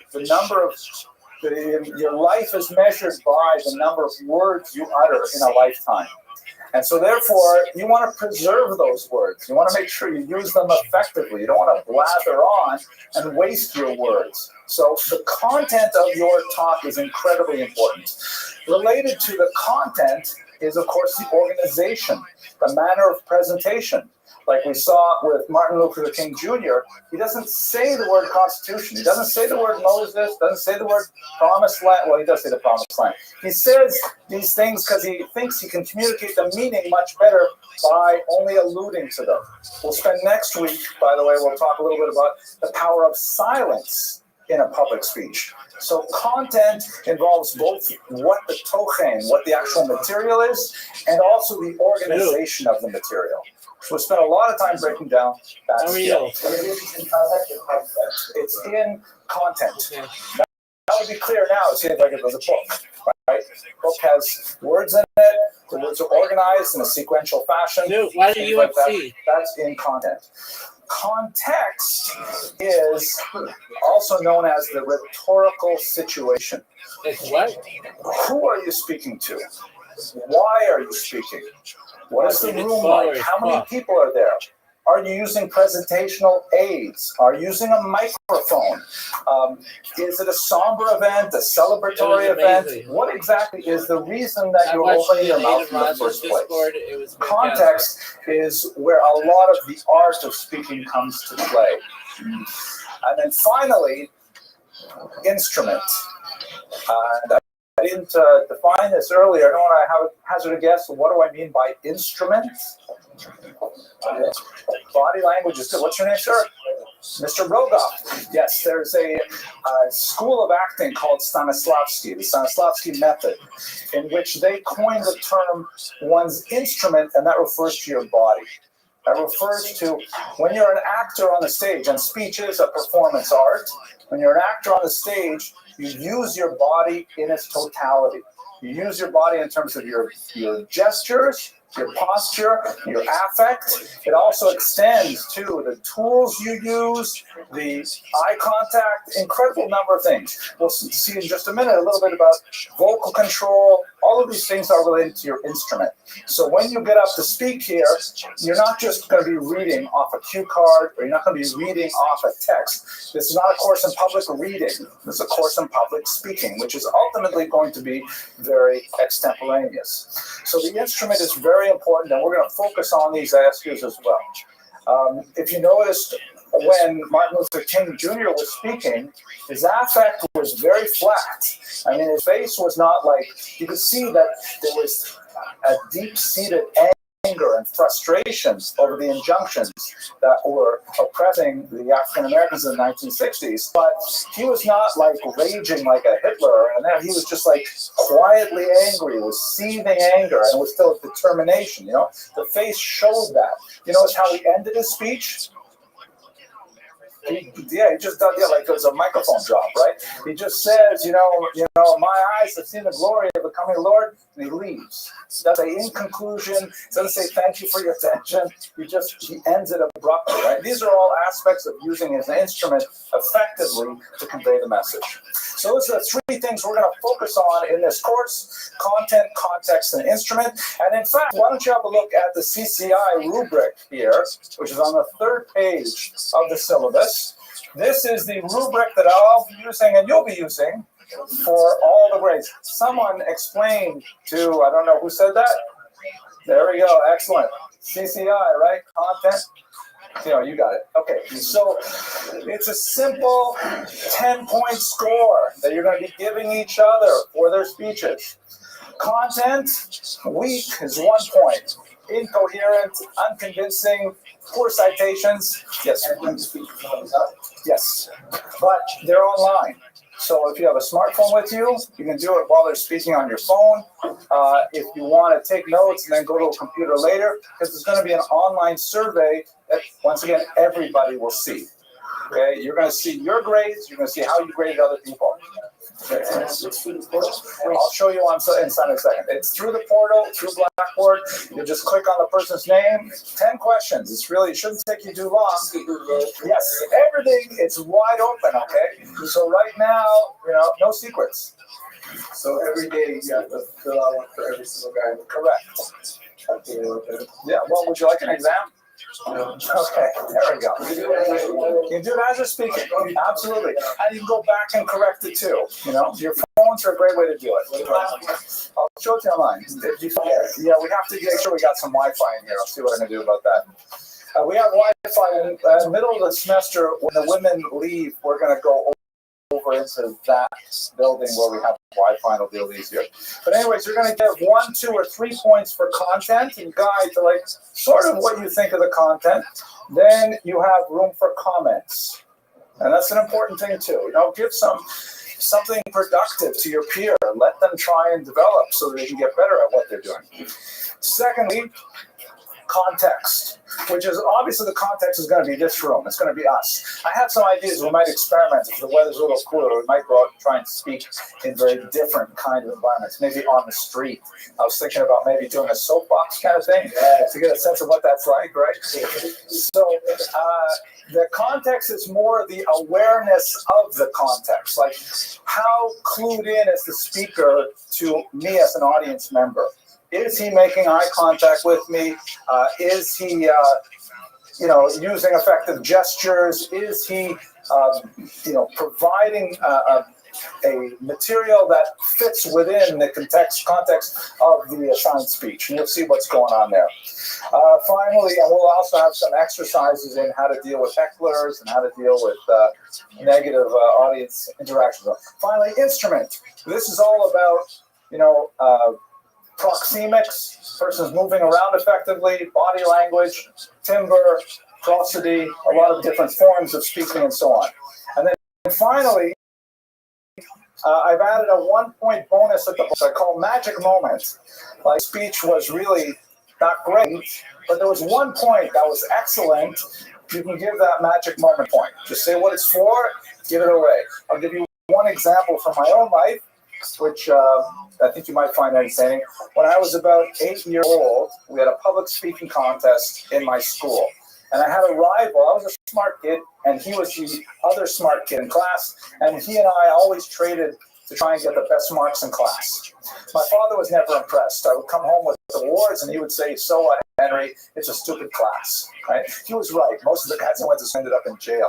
One of them for murdering a policeman, too. But at any rate, we had this public speaking competition. I was about 8 years old. I gave a stupid speech, and then my friend Peter Chin got up, and when he gave his speech, he was talking about the theory of evolution, Darwin. Right? And at one point he says, get ready, at one point, 8 years old, he says that humans are the only primates that can touch the tips of each of their fingers with their opposable digit, with their thumbs.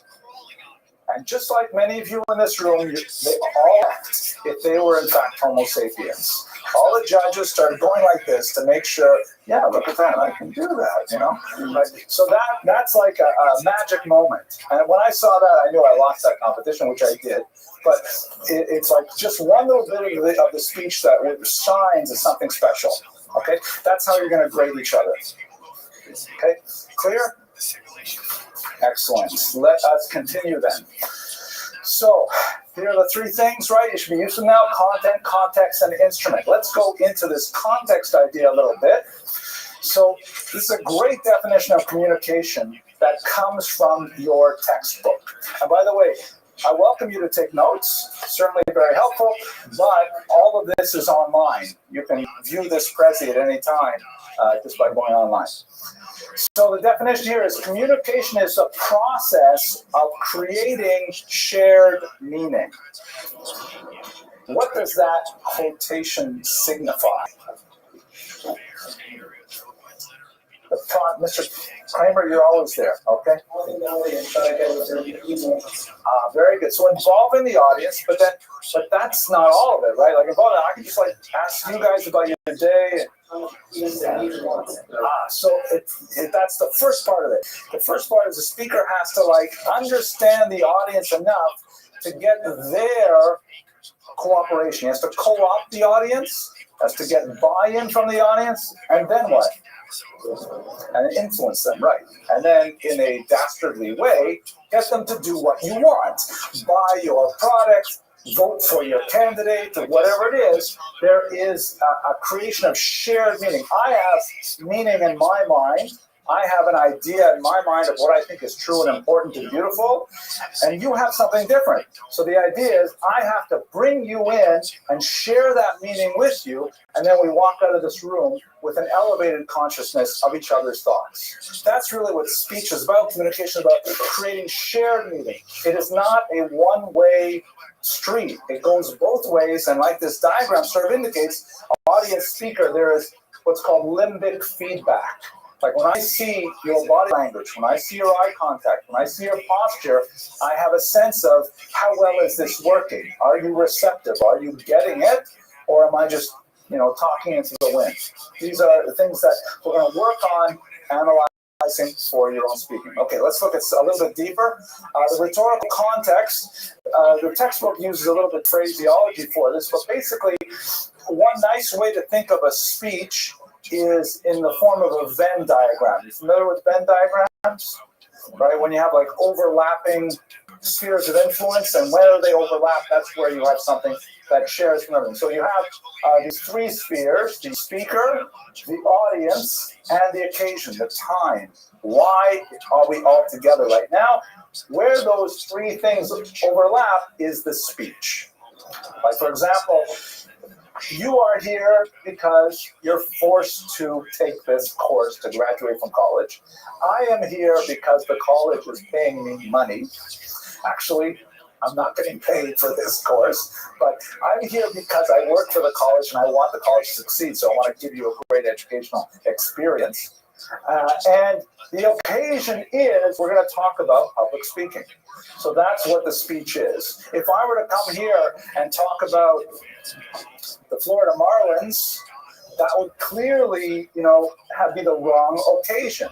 And you guys would wonder, why did I bother trying to get into the leading Jewish college in the world? I should have gone to, some other college. If I were to be absent, or for you were to be absent, and you can be absent even while you're still physically in the room, then the Venn diagram doesn't work. Right? We all have to come together for the speech to create that shared meaning. Okay, that's like the rhetorical context. Rhetoric, by the way, is a very important term in this sense, but I'll come to in a minute. Let us also recall that much of what we're going to be focusing on is distinguishing between the signal and the noise. So what do these terms mean, signal and the noise? What's your last name, sir? Mr. Waldman. Okay, avoid eye contact when I ask a question, or else I'll ask you, what does that mean? The signal and the noise, what's the difference? Where you're conducting your body speech. Nope, but good try. Mr. Eisenberger? Getting a feel for the audience, how they react to what you're saying. Nope, also good, but not right. How many of you ever listen to analog radios? Yeah, everybody's digital here, right? You guys are all born like in the 21st century or something. How many of you ever see videos of old TVs where they got the rabbit ears, right? What's going on in when you're very good. And what happens when you're not quite getting the signal? Boy, you used the word signal. What is the signal? The signal is the message. What's your last name, please? Mrs. Sutherland with an I. Signal is the message, right? What's got to come through? The TV show, the radio program. That's the signal. What's the noise? Static. The static. Excellent, Mr. Eisenberger. The static is like all kind of things. It's still there, but you got to learn to pick out the signal for the noise. And sometimes it's very difficult. The kinds of things that you might find in the signal and the noise are fear. Right? Next week on Monday, we're talking about fear. People are afraid to speak in public. And that fear is like all that noise is in your head and preventing you from effectively engaging the signal. Another one would be this internal monologue, because you cannot shut down your own self-thinking. The Essential Hasidus is very big into this. That, here I am talking to you, but part of me is also, at home thinking about what my wife is making for dinner tonight, and the part of me is thinking it's kind of hot in this room, or I have all these things going on in my brain, and I have to shut those down and focus on the signal. But nevertheless, and it can also have worse things. You can also say oh my gosh, is my fly down? Look, because then everyone will know if it is down, right? I want to say, oh my gosh, is my hair out of place? Stuff like that, whatever it is. You've got this stuff going on in your head, and you have to learn to shut it down, that internal monologue, in order to be effective. Atmospheric conditions, like we talked about temperature, the lighting in a room, the distance from the speaker to the back row, all kinds of things like that are relevant. Audience control. You guys have been pretty good. I appreciate it. Thank you very much for paying attention. But sometimes, so you have a big audience. At the last school I taught at, I used to teach a required course with 250 students in the room. A very different kind of environment to try and hold the attention of 250 people at the same time in a required course that they're forced to take. So you got to learn how to deal with that kind of environment. And finally, sometimes you have a really hostile audience. I'm going to show you a very brief 36-second clip. You may even remember this because it happened about 6 years ago, I think. President Barack Obama is speaking to the joint sessions of the House. Probably the most important, auspicious moment of the year in terms of public speaking in this great country, where the president will address the House of Representatives and the Senate together and lay out his, or conceivably in the future, her vision for the nation, what's going on. It's the State of the Nation speech, a really important speech. And if you recall, you know what happened in that speech? Yeah, that's right. At one point, one of the representatives, in a big breach of etiquette, shouted out, "You lie." And that was kind of nasty, because even if you disagree with the president, you still, when you're representing your district, you have to be polite and listen to him attentively. Let's watch how he dealt with that bit of audience hostility.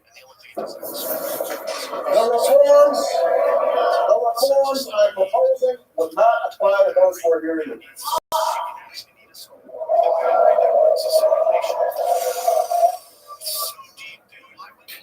Now you can imagine that moment, I think if it happened to me, I probably would have melted, I would have gone ballistic, but, he was, they used to call him No Drama Obama. He just said, it's not true, and then he moved on. It's pretty impressive. Let's look at Joe Biden here. You recognize these two people, by the way? Who's this here? What did that person say? He said, "You lie." And he later, by the way, apologized, and he said it was a breach of etiquette, and Obama accepted his apology. But the point, for our purposes, is just how do you deal with audience hostility? We will spend more time about this later on in this course. Who's this person here? Oh, we gotta get political education, guys. Nancy Pelosi, leader of the Democratic Party in the House, I believe. Who's this guy here? Joe Biden. Joe Biden, right? Former vice president. Here we go. Now, the last element for our talk today, and the plan, by the way, is I'm going to wrap up in about 15 minutes. If you want, we'll take a short break, but then we're going to go straight into the 1-minute speeches with grading. So let's talk through this right now. The last element, the first two is content. Second is context. Third is instrument. Here's an excellent TED Talk in which the speaker goes through some basic elements of the instrument, how to use it. He starts, and there's a little bit about 3 minutes. This video is about 7 minutes long. The first 3 minutes is kind of like the ethics of public speaking, which is actually kind of welcome, and it's a nice thing, and I certainly endorse it, and I expect all of you to adhere to the basic principles that he's going to espouse. But then the second half of the video is really what I mean to get across to you, which are some of the elements of using the instrument properly. All right.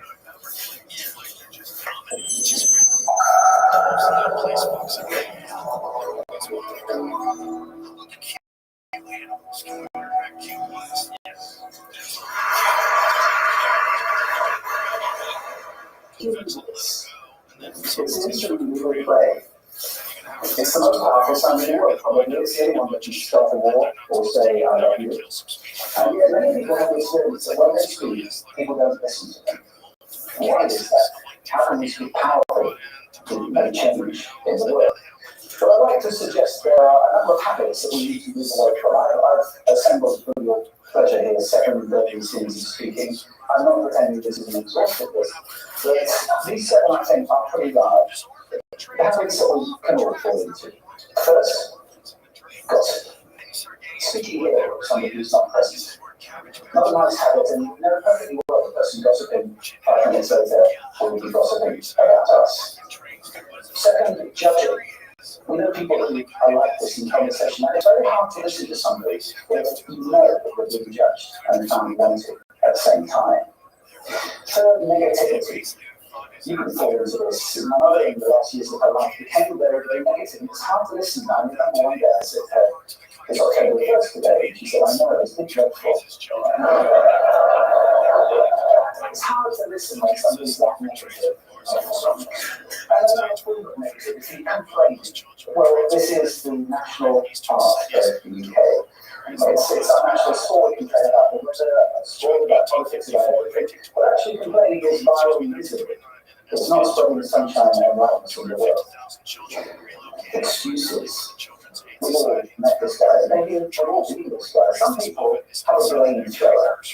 They just pass it on to everybody else and take responsibility for their actions. So again, hard to listen to somebody who's doing like that. Penultimate, the 6 and the 7, embroidery, exaggeration. It demeans our language actually sometimes. For example, if I see something that really is awesome, what I call it. And then of course this exaggeration becomes lying, out and out lying. People who know language. And finally, dogmatism. The confusion of facts with opinions. When those two things get conflated, you're listening to the world, somebody's bombarding you with their opinions, as if they were true. It's difficult to listen to that. So here we are, 7 deadly sins of speaking. These are things I think we need to avoid. But is there a positive way to think about this? Yes, there is. I'd like to suggest that there are 4 really powerful cornerstones, foundations that we can stand on if we want our speech to be powerful and to make change in the world. Fortunately, these things go a word. The word is hail, and it has a great definition as well. I'm not talking about the stuff that falls from the sky and hits you on the head. I'm talking about this definition, to greet or acclaim enthusiastically, which is, I think, how our word would be received if we stand on these 4 things. So what do they stand for? So you can guess. The H, honesty, of course. Being true in what you say, being straight and clear. The A is authenticity, just being yourself. A friend of mine described it as standing in your own truth, which I think is a lovely way to put it. The I is integrity, being aware of actually doing what you say, and being somebody people can trust. And the L is love. I don't mean romantic love, but I do mean wishing people well. For 2 reasons. First of all, I think absolute honesty may not be what we want, and we might look too effective this morning. Perhaps that's not necessary. Tempered with love, of course, honesty is a great thing. But also, if you're really wishing something well, it's very hard to judge them at the same time. I'm not really sure you can do those 2 things simultaneously. So, hey, also, now, what you say, it's like the old song, it is what you say, it's also the way that you say it. You have an amazing toolbox. This instrument is incredible. And this is a toolbox that very few people have ever opened. I'm going to have a little rummage in there. Now, let's pull a few tools out that you might like to take away and play with, which will increase the power of your speaking. Register, for example. Now, falsetto register may not be very useful most of the time. But there's a register in between. Now, I'm not going to get very technical about this when you've got voice coaches. You can locate your voice, however. So I talk up here in my nose. You can hear the difference if I go down here in my throat, which is where most of us speak from most of the time. But if you want to wait, you need to go down here, the chest. You hear the difference? We vote for politicians who lower voices. It's true. Because we associate death with power and with authority. That's register. Timbre, it's the way your voice feels. Again, the research shows that we prefer voices which are rich, smooth, warm, like hot chocolate. But that's not you. That's not the end of the world. Because you can train, go get a voice coach. And there are amazing things you can do with breathing, with posture, with exercises to improve the timbre of your voice. Then prosody, I love prosody. This is the sing-song, the meta language that we use in order to impart meaning. It's root 1 for me in conversation. People listening to one-on-one notes are really quite hard to listen to if they don't have any prosody at all. That's where the word monotonic comes from, monotonous, monotone. Also, we have repetitive prosody now coming in, where every sentence ends in a word question, when it's actually not a question, it's a statement. If you repeat that one over and over, it's actually restricting your ability to communicate through prosody, which I think is a shame. But let's try and break that habit. case, I can get very excited by saying something really quickly, or I can slow right down. Besides. And at the end of that, of course, is our old friend, silence. Exciting to be the silence. Get towards there. You don't have to fill the lungs and R's. It can be very powerful. Of course, pitch often goes along with pace. When you pitch arousal, but you can go just with pitch. Where did you leave my keys? Where did you leave my keys? It's a slightly different meaning in those two versions. And finally, body. I can get really excited by using bodies like that. Start with anybody. Or I can have you really pay attention. Some people broadcast the whole time, try not to do that. That's called softcasting. Posing in the sound of people around you carelessly and inconsiderately, not nice. Of course, where this all comes into play most of all is when you've got something really important to do. It might be standing on a stage, it might be a team of people, it might be proposing marriage, asking for a raise, or even speaking for a kids. It is really important, owe it to yourself, to know this toolbox and the engine that is going to work on. And no engine works well without being warmed up. Warm up your voice.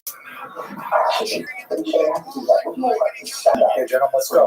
Everybody stand up. I'm going to show you this free vocal. Okay, it doesn't take long. I do before every talk I ever do. Anytime you're going to talk to anybody, you do these. First, arms up. Deep breath in and sigh out. Like that. One more time. Very good. Now we're going to warm up our lips and we're going to go.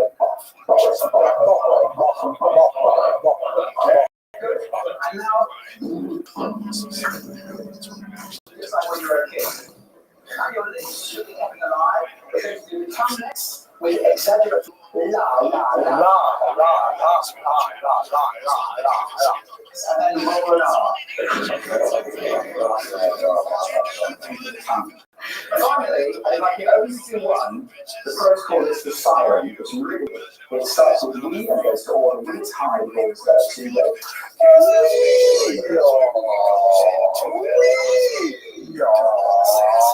fantastic. Give yourselves a round of applause.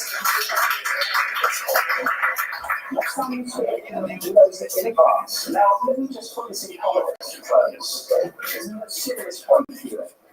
This is where we are now. We speak not very well into people who simply aren't listening in an environment that's all about noise and characteristics. I have talked about that on this stage in different phases. What might the world be like if we were speaking powerfully to people who are listening consciously in environments which are actually fit for purpose? Or to make that a bit larger, what would the world be like if we were creating sound consciously and consuming sound consciously and designing our environments consciously for sound? That would be a world that does sound beautiful. And one where understanding would be really more. And that is an idea worth studying. Thank you.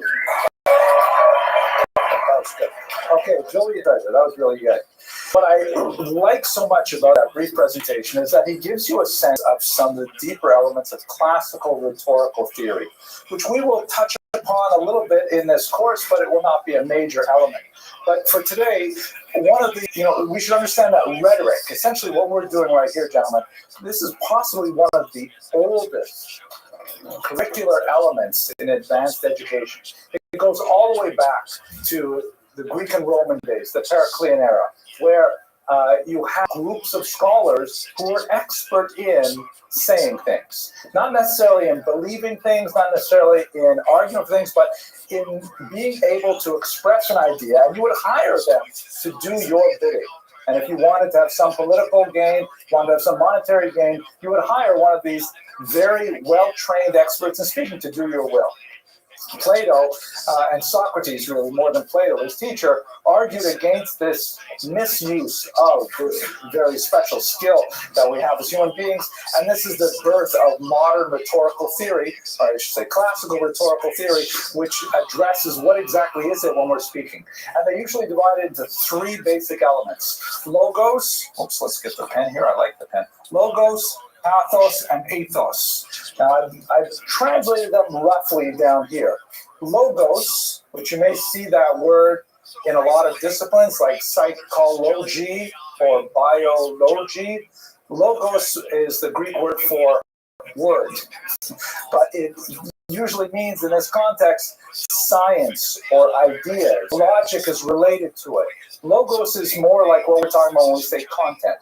What exactly is the information, the ideas that you are conveying in your speech?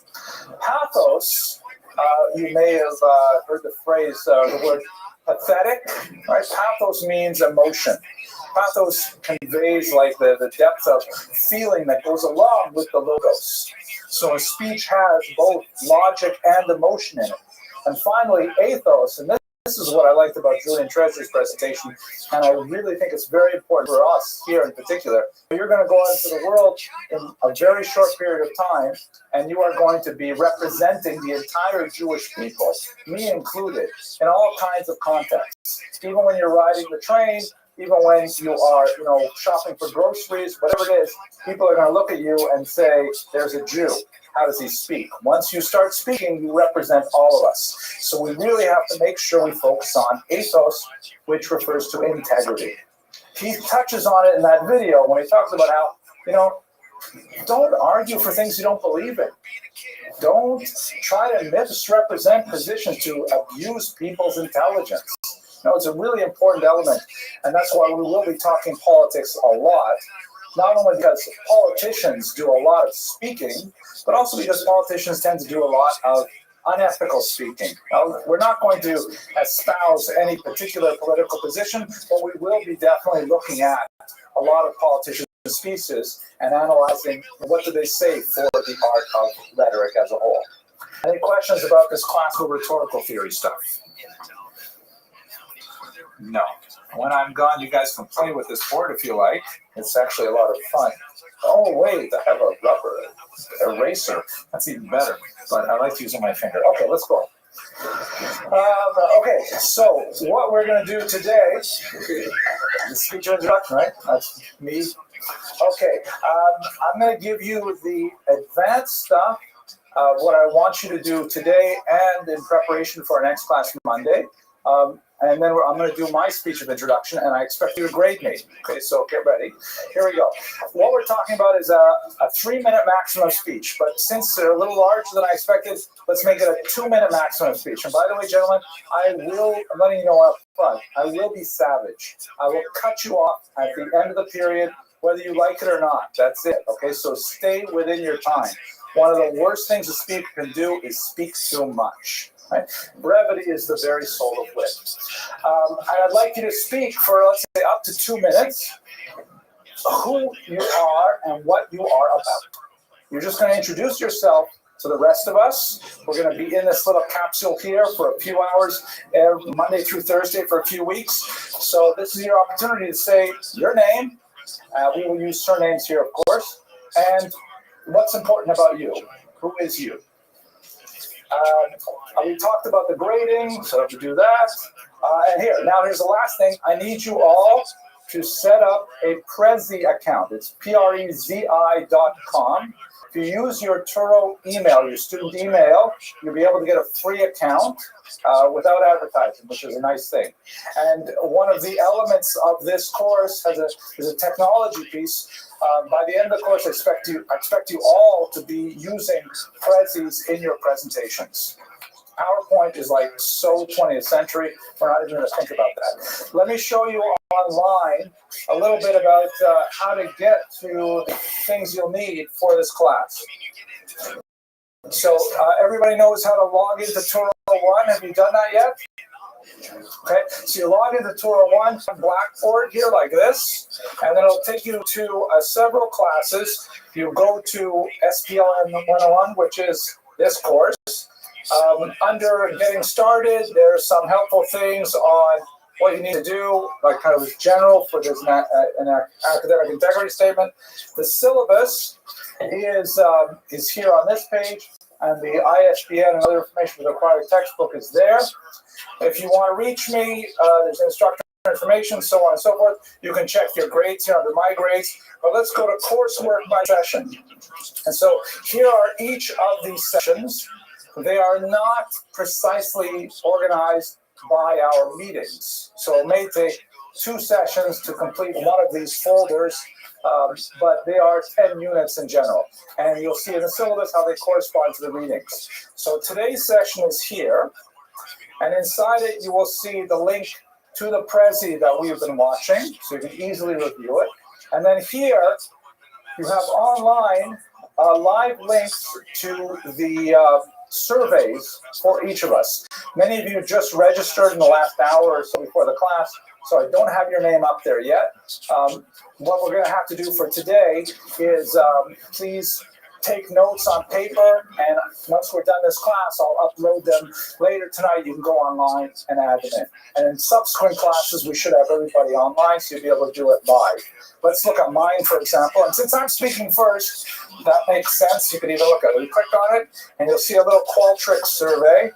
It is actually optimized for phones, so it's really convenient to do it right online.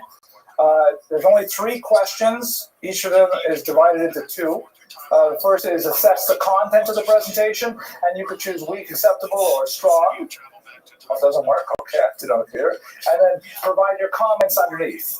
You're going to do this for each of the members of the class. And then it goes down, you click on the little red button, and it goes to the second question, the third question, and then the magic moment. Okay, we all clear as the sun at noonday? Okay, so now, gentlemen, point of order, it's 5 o'clock. How about I give my 1 to 2 minute introductory speech right now, and I guess we can take a break of 5 minutes or so, and then we're going to race through everyone's 1 minute speech. If we finish by 5:45, which I think we should, then we can go across the street to Daven Mincha at 5:50. And if not, we have a minion here, but I think that would be ideal. So my speech, 5 minute break, and then we're going to rush through. Okay, by the way, guys, everything's going to be videotaped, and your speeches will be available in Blackboard as well. So you can review them and see how you looked on tape and so on. Yes. Blackboard was in the Turo? Yes, you go to Turo 1, they'll give you your email, and below that is Blackboard. Click on that link. Nothing under Amazon. Right, I didn't announce anything yet. I meant to ask that. Oh, you go under coursework by week. Okay, gentlemen, you ready? So I would suggest you take the rubric out. You're going to have to make some notes on it in order to incorporate all the speakers today who are not, especially if you're not using your phone today.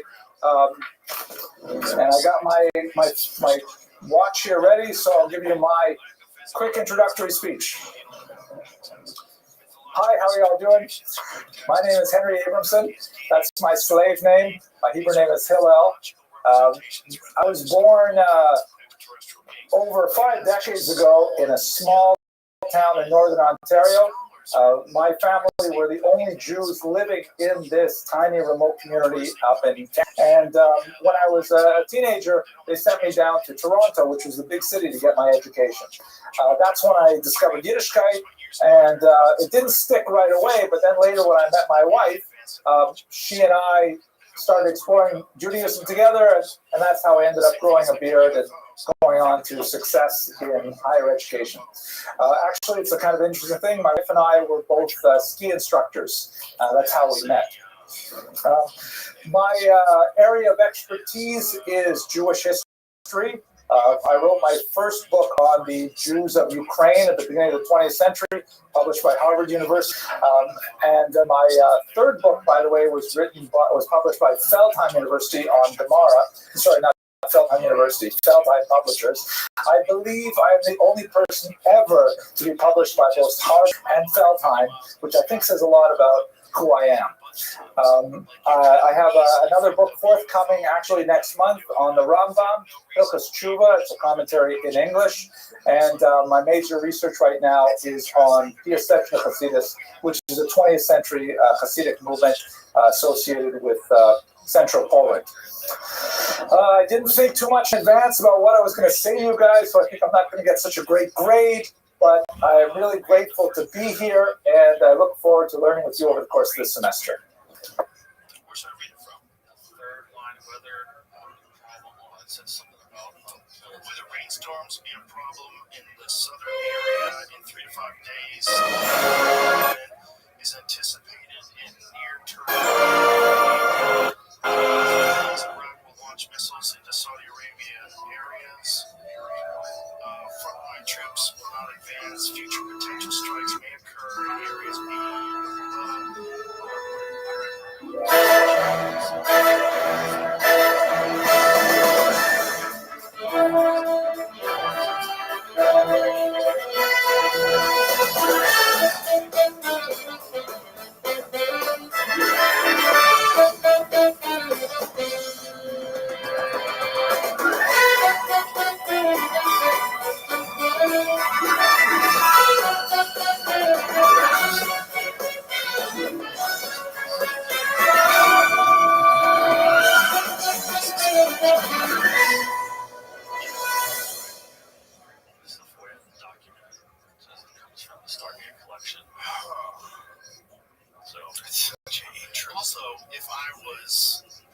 if I had to print in paper some shit that's like super top secret that no one's supposed to know that we have, I would say Iraq has the spiritual home that we've created here in Lawrence Cedarhurst, and once we put this on the internet, we will hopefully transform the world into a better place to live through exposure to our Jewish sages and their teachings.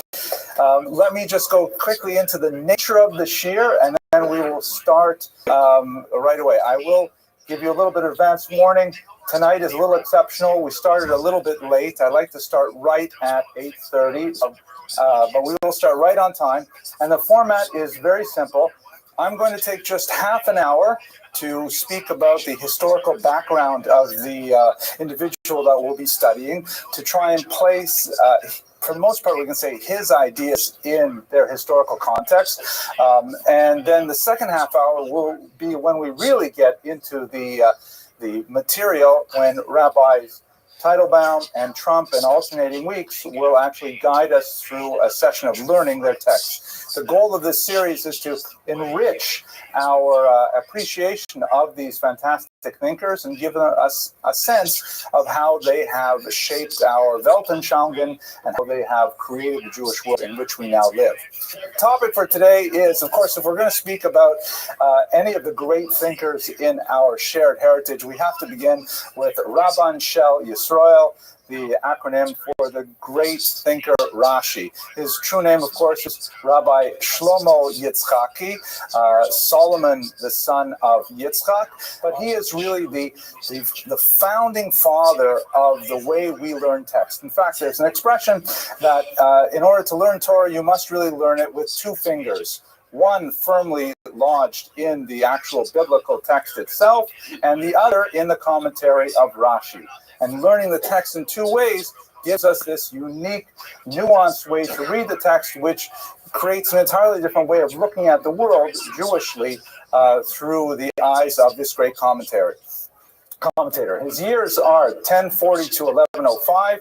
He is one of the greatest of the Ashkenazic figures. He's a liminal character in many ways, occupying the borderline chronologically and in some senses geographically. So let's have a very quick look at some of the major features of his life, and then we'll turn to the texts themselves. Placing him within context, and I realize, by the way, looking around the room, that there's a great deal of highly educated people here who have had 8, 20, 25 years of full-time Jewish education. I apologize if much of this is going to be basic review for you, but for the rest of us, I'd like to give you some more serious background information that will be useful. But perhaps I'll just start with a small personal anecdote, in particular because I have my brilliant son Boaz here filming, and I don't think I've ever told him this story. But I recall distinctively one of my personal most powerful connections with Rashi was when I was studying in yeshiva in Israel, and I came to Torah as an adult. I was in my mid-20s when my wife convinced me that I should really be studying much more Torah. And I remember being so frustrated just trying to work through a basic Rashi on a Gemara and feeling so terrible that, Rashi is something that is learned by young children and old people alike with great facility. And there's so many ways you can approach it. And I simply could not crack open this Rashi. And I felt tremendous, literally tears of frustration. I literally cried with frustration, thinking, how is it that, I'm in graduate school already, I'm studying for my PhD, I published articles, and I can't figure out Rashi. And I felt so awful and frustrated, and tears ran down my face. The next morning, when I went back to Shir, Rashi was all of a sudden my best friend. All of a sudden, everything that Rashi said, it felt like he was just standing behind me, whispering in my ear, guiding me through the Gemara, and it was a transformational moment. I've always felt very close to Rashi and to textual study, really, as a result of that particular day in Yerushalayim. And I feel like maybe in a strange way, I kind of channeled the spirit of Rashi, because that's really his goal as a teacher, is to give us access to the material, hold our hand, walk us through the text to a degree which Art Scroll only, in a pale manner tries to imitate.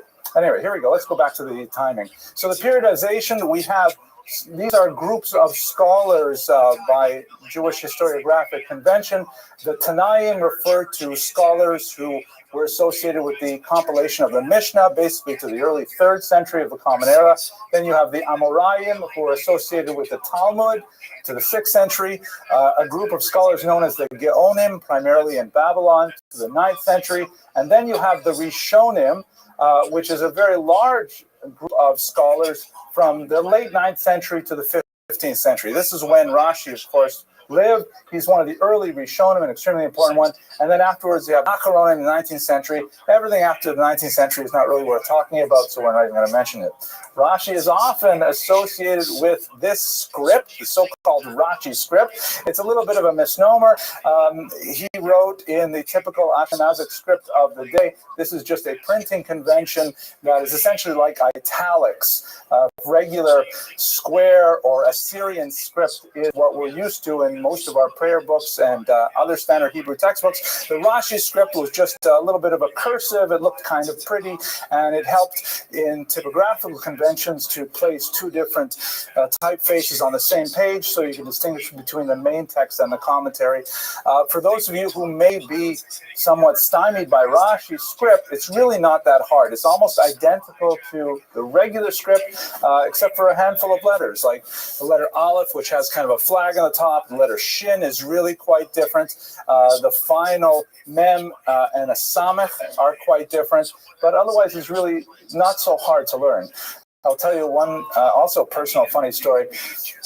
I wrote a small book on the Talmud that was published by Feldheim Publishers. I'm very proud of saying, by the way, I think I'm the only person ever to be published by both Harvard University Press and Feldheim Publishers. That's why I work for Tyrrell College. But the Feldheim, I had a tremendous editor there. We went through 19 drafts before it went to print. We even had about a 3,000 word exchange on whether the word should be chule or chula in a particular part, whether or not a particular nekuda should be different. But there was one glaring mistake when I talked about reading Rashi script in this book. I said all the letters are the same except for these underlined letters, and forgot to put in the underlining. And to this date, until I release this video on the internet, no one has found that mistake. I don't know what that means. I guess people are a little too afraid to learn Rashi script. But anyways, there it is. It really isn't Rashi script. It's just because the fact that Rashi is usually printed in that script that it has taken that name, but it has nothing to do with him personally. Now, I mentioned that he was one of the generation of scholars called Rishonim, literally the first ones. And the kind of intellectual work, the kind of scholarship that the Rishonim were engaged in were extremely important for really setting the Grundlage, the foundations for what would be done in later generations. The kind of things they did, many of them paid a special attention to textual integrity. Is the text that we have correct? Are there scribal errors? Are there variant manuscripts? Things like that. Rabbi Hanano is a great example. The grammarians, like Saruk and Ben Dunash, spent a lot of time trying to explain exactly what the Hebrew text meant on a grammatical level. And of course, that's quite significant because the Jews are no longer longer speaking Hebrew as a native language. It's always a secondary scholarly language, so you have to have grammarians to really understand what's going on. Many of them were involved in cataloging, especially cataloging the 613 commandments. The Smag is one of the most important, but we have several others, the Chinuch and others. Systemization, which basically refers to the taking of the entire corpus of Jewish thought and making sense of it, organizing it into chapter headings and separate books and so on. Maimonides is a classic example. And finally, in this context, resolution of apparent contradictions, which is the primary function, in my humble opinion, of Tosafot. We'll come back to who they are. Rashi's goal, however, unique in many ways among the Rishonim, is he wants to provide access. He wants to simply say, this is a very hard, difficult text. It's arcane, it's convoluted, it's opaque. What do we do with it? He holds you by the hand, offers you small, pithy comments to try and give you a sense of what does the text actually mean. Little side-by-side notes that help you work through the text. And secondly, he's also very big into integration. And by that, I'm referring to specifically the integration of the written Torah and the oral Torah. The written Torah, of course, being the 5 books of Moses, the oral Torah being the much larger corpus of Jewish thought that is encapsulated in the Mishnaic works, the Midrashic works, the Talmud, texts of the Kabbalah. He wants to try and bring them together. He chooses very carefully. He anthologizes with tremendous editorial skill, finding the right balance between how much is going to be enlightening and how much will be overwhelming. And he offers that to the reader on a very basic Hebrew level, such that we can appreciate the text and its tremendous nuances. That's really the genius of Rashi, is these 2 basic ideas, allowing access to the text and integrating the various bodies of thought that apply to that text. Where did he live? As I mentioned, he comes from Ashkenaz, which is an ancient Hebrew term that refers to the land from which Chinese food comes. No, I just made that up. I'm waiting for people to laugh. So how's that joke going? Is this an audience or an oil painting? No, that's okay. Bullets, you can laugh, okay? All right. Anyways, here's a map of Europe. And this map actually shows the emigration of Ashkenazic Jewry to Eastern Europe. About 70% of American Jews trace their ethnic origins to Eastern Europe. And the overwhelming majority of those Jews trace their origins to Ashkenaz. It's the term used primarily for the Rhineland in Germany, and for various reasons, which are not our discussion today, but there was anti-Semitism drove them towards the east, and economic opportunity was a vacuum that drew them towards the great cities of Ukraine and Poland and Lithuania. Lithuania being in the north here, of course, where Jews of unusual intelligence, fashion sense, and humor come from. So that's where, and then later, many of them, by the way, emigrated down to South Africa. We occasionally get a few hangovers from Lithuania coming from South Africa.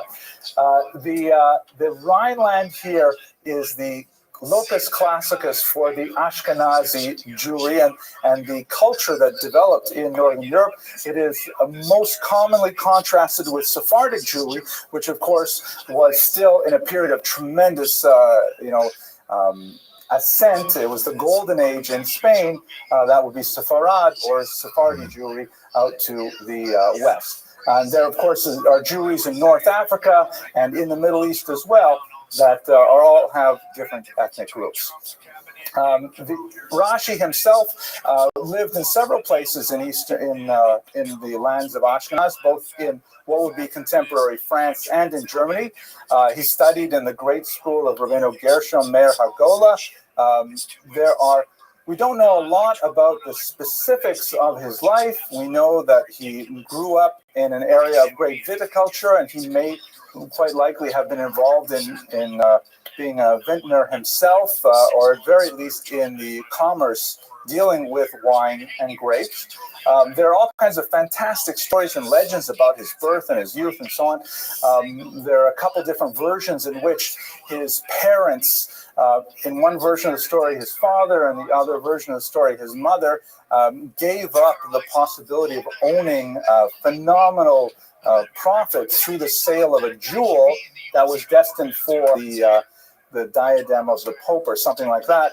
I don't remember the exact detail of which ecclesiastical figure it was, but they really didn't want to see this beautiful jewel be used in that purpose, and so therefore they cast it into the sea in one version, and as a result there was a promise made to them in these versions of stories that they would have a child, the one child, Shlomo, who would enlighten the eyes of all Jewry.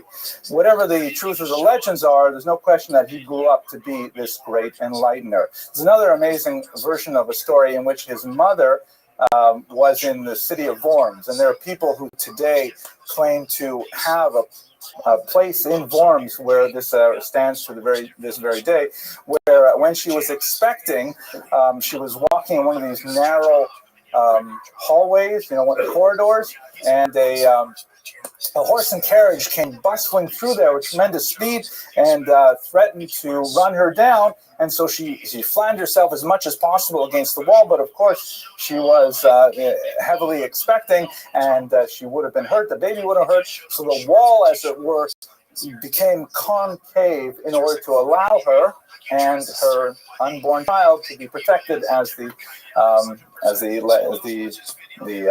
cart went by. It's an amazing story. There's no historical grounds to believe it actually happened as said, but nevertheless it gives you a sense of what people say about him. He studied primarily in the region known as Shum, which is the tri-town of Speyer, Worms, and Mainz, three towns that are very proximate to one another in the region of Ashkenaz. And it was there that he was able to draw together much of the scholastic methodology of the South, where you have people like Rabbeinu Gershom active, the school of Provence, with the Ashkenazi proper way, the regimen of studying the Torah with great discipline and grammatical fortitude. He then, in 1070, opened up his own yeshiva. Like many yeshivas probably today, his first students were his children and his grandchildren, and they went on to achieve great fame as well in the school of Tosafot. He had a number of daughters which have been popularized in fiction. There's very little historical data to support the specifics of the biographical depictions, although the author, Maggie Anton, did do a tremendous amount of historical research and attempted through a multiple volume series to provide a picture of the life of Jewish women in 11th century Germany with great success in many areas. There is a widespread fallacy that his daughters wore tefillin. We don't have any evidence of that whatsoever, but we do have some interesting passages in the writings of one of his illustrious grandchildren, Rabbeinu Tam, that he knew of women who did wear tefillin, and in fact they said the blessings when they put on the tefillin. The widespread idea that Rashi's daughters wore tefillin, however, does not have any classical source in the period. There's also no reason to believe the assertion that the so-called pseudo-Rashis, Rashi was so popular that many texts were authored by others and his name was attached to them. And it's very different from today's scholarly world. Today, in the academy, what we do is we take something that someone else wrote and we put our own name on it. But back then it was popular to take something that you wrote and put someone else's name on it. So we have several pseudo-Rashis, especially on the Talmud, sometimes because copyists found a manuscript without having a clear authorship, and so therefore they said, well, this looks a lot like Rashi, and so they added the word Rashi to it, but it's clearly not. So some mind that perhaps his daughters did write some of the pseudo-Rashis. Again, there's no reason to specifically believe that, but the scattered references that we do have to his daughters indicate that they were literate, that they were learned, and that they did communicate with their father in learning, meaning they had a body of Torah knowledge which was quite impressive, especially for their day. Not surprising, perhaps, if your father is Rashi, that regardless, whatever your gender, you would be a very learned individual. His major works, we will study some of them in just a few minutes, but his commentary on the Torah is absolutely essential. It is universally printed, typically alongside the commentary of Onkelos, the translation of Onkelos that we'll study in another class. He's also written a massive commentary on almost every tractate of the Talmud, almost every book of the Tanakh. It's the very first place a scholar looks, or at any stage in their scholarly career, is what does Rashi say? How do we understand this passage? We always look towards the inside binding, which by long-standing typographical convention is where we place the commentaries of honor, the ones on the inside. Rashi's always on the inside. What does he have to say? And there's a whole engine of research in the yeshiva that is surrounding the question, what's bothering Rashi? Rashi says something that appears obvious. There's always a much deeper reason. Why did he bother to say something that we would otherwise know? Exploring that question of what's bothering Rashi is often quite productive as a scholarly venture. Now, at the end of his life, most of his life was lived with relative tranquility, which is not something that could be easily said about the Jews in Europe.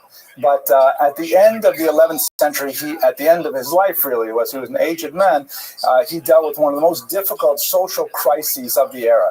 This was associated with the First Crusade of 1096. The Crusades were a tremendously heart-rending period for Jews in the Rhineland in particular. It was originally a movement that began in December 1095 when Pope Urban II called upon all Christians to gather together and to free the homeland from Muslim infidels, because there was some question about access to the holy sites for pilgrims. This happened to be an incredible message. It resonated with tremendous force throughout Europe, and there were other social and economic factors that combined to bring together a formidable force of soldiers from all over Europe. And they managed to make their way, following monks like this one here, Peter the Hermit, to Jerusalem. They had to repeat it several times because the Muslims were able to throw the Crusaders off the Holy Land. And of course, we have some of the most fascinating architecture in Israel from that period. But the first of 1096 was especially important from a Jewish perspective, because what happened was several of the kind of ragtag crusaders who didn't make it into the regular army, meaning they were not noblemen, they were not professionally trained knights, they were just, adventurers. In some cases, and we have many first-hand accounts from the period, they were like, hooligans, poor peasants, landless peasants. They would even do things like, if there was a goose that insisted on walking to the east, they would say that the goose was holy and they would follow the goose. Another famous crusader had his back tattooed with a cross, and he revealed his back to his audience, said, look, I woke up and I had this mark on my back. It obviously means you have to follow me. And so they followed him off to the Crusades. There are a lot of kind of, marginal people involved in the Crusades. And a certain number of them here in the Rhineland said, wait a second, why are we schlepping? They didn't use that word. Maybe they did. It was Germany. Why are we schlepping all the way to Jerusalem to fight the infidel when we have the infidel right here in our very backyard? We don't have to go all the way over there to fight Muslims. We can fight Jews right here in Speyer, Worms, and Mainz. And so there were tremendous massacres of Jews in the Tri-Town that was the home of Rashi for many years, and horrible massacres which we recall every Shabbos when we read Av HaRachamim, a paragraph that's read after the Torah reading in memory of those martyrs of 1096. The reason why this was especially poignant for Rashi is because once that fateful summer had passed, we had learned that many different things happened to those communities. Many were, of course, killed outright. Many, amazingly, chose to take their own lives. We have some powerful first-hand accounts of Jew families, deciding to kill their children first and then kill themselves rather than expose. There's many Jews who choose to become baptized rather than submit to the sword. And then after the Crusades had passed, and especially because these were not legitimate crusaders, so to speak, these were not like authorized crusaders, then they found that the storm had passed and they could return to their Jewish lives. And the question was, could they return to their Jewish lives? We have to recall that this was not a period of religious fluidity when people could simply become a Zen Buddhist and become a Muslim and then become a Christian at will. Once you left the religious community, that was it. You were gone. And so you had all these Jews who felt terrible about their choices, and they appealed to the greatest authority of the age for guidance on what they could do. Rashi, of course, was the greatest authority of the period, and he wrote in his Teshuvot, which were extremely influential, that, in fact, they should be completely reaccepted as Jews. There should be no prejudice against them for the decision they made when they were on pain of death, and in fact, that is a decision that has had huge consequences for Jewish history. So when we reflect on the life of Rashi as a whole, we should recall that this is someone who lived a millennium ago. And how often is it that we have a figure that lived 1,000 years ago that is so influential that he still plays a very vibrant part in our intellectual lives even today? When children in first grade are learning Rashi, when scholars at the highest levels of yeshivas are studying Rashi with the same level of enthusiasm and fervor, we get a glimpse of the tremendous power of this figure. So at this point, I finished the historical part of the presentation. I'd like to hand the microphone over to Rabbi Teitelbaum to please give us some insight into the actual texts that Rashi authored. Thank you, Dr. Abrahamson. That was really marvelous. We're going to look at a couple of the comments of Rashi on the Chumash, but before we do that, we're going to just think for a moment about what the Talmud would be sans without Art Scroll and without Rashi. People in our time have said, what a fantastic job Art Scroll has done, and they truly have, making it possible for literally all of us to open the Talmud, to read folios, to read Mesechtos, to make siyumim, and it's glorious, absolutely glorious. One needs to understand that is what Rashi did, but I cannot even say how many times over. The Talmud was a sealed book. It was impenetrable. It was inaccessible to the common man. That's without exaggeration. Most of us, the vast majority, if not all of us in this room, living in the times before Rashi was written, would not have a prayer, not a chance at studying Talmud. If not with one's teacher, master, Rabbi, page by page by page by page, line by line by line. So what Rashi did in terms of opening up the Talmud is incomparable. Everybody else's work is built upon Rashi's. That's not to say that there aren't those who will dispute Rashi, and the Tosfos, and the Rambam, and the Ran, and who will say, well, they have a different take of what this Mishnah means, a different understanding of that Gemara. Oh, of course. But in terms of being capable of navigation, nobody could make their way through the Yam HaTalmud if not for the rudder and the sail and the ship and the steam engine and what we have to say in our own time would be the nuclear power that makes the Yam HaTalmud accessible and navigable to everybody. the first thing we have to say about Rashi is that he has made Talmudic Judaism a reality. Because by opening up the Talmud, you are now saying that which the Perusha began with in Bayis Sheni in the Second Commonwealth, continued on with Mishnah and Talmud and the period of Gaonim, about which we heard briefly. And then the Rishonim, it was that which became for all of Klal Yisrael, Talmudic Judaism as we understand it today, Rabbinic Judaism as it's so called, that can be embraced and lived and appreciated, and it isn't foreign to us. And it's not by rote, because anybody can open up a Gemara and study. That's only because of Rashi. So that Rashi is therefore perhaps singularly responsible for the success of Rabbinic Judaism. And as we leave our focus from the Talmud, let's just note that in the case of the Talmud, in the case of Gemara, Rashi's work principally was to, as Dr. Abramson so beautifully said, take us by the hand, line by line by line, and say, well, this is what this means, and this is what the question is, and this is what the answer is. And that's particularly where, yes, the question appropriately is, what's bothering Rashi? People have authored books by that title, What's Bothering Rashi? Because there you want to know what would have been another or maybe alternative interpretation. You know, today we have a new phrase, alternative facts.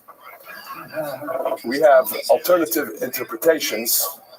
And so when we ask, well, what's bothering Rashi? Part of what we're saying is, what is that which Rashi says is not the understanding, such that he guides us to what he says is the understanding. So there, yes, Rashi is taking us by the hand, and it's appropriate to ask what's bothering Rashi. He is trying to not just answer the question of what's bothering Rashi, he's answering the question of, you'll excuse me, what's bothering God?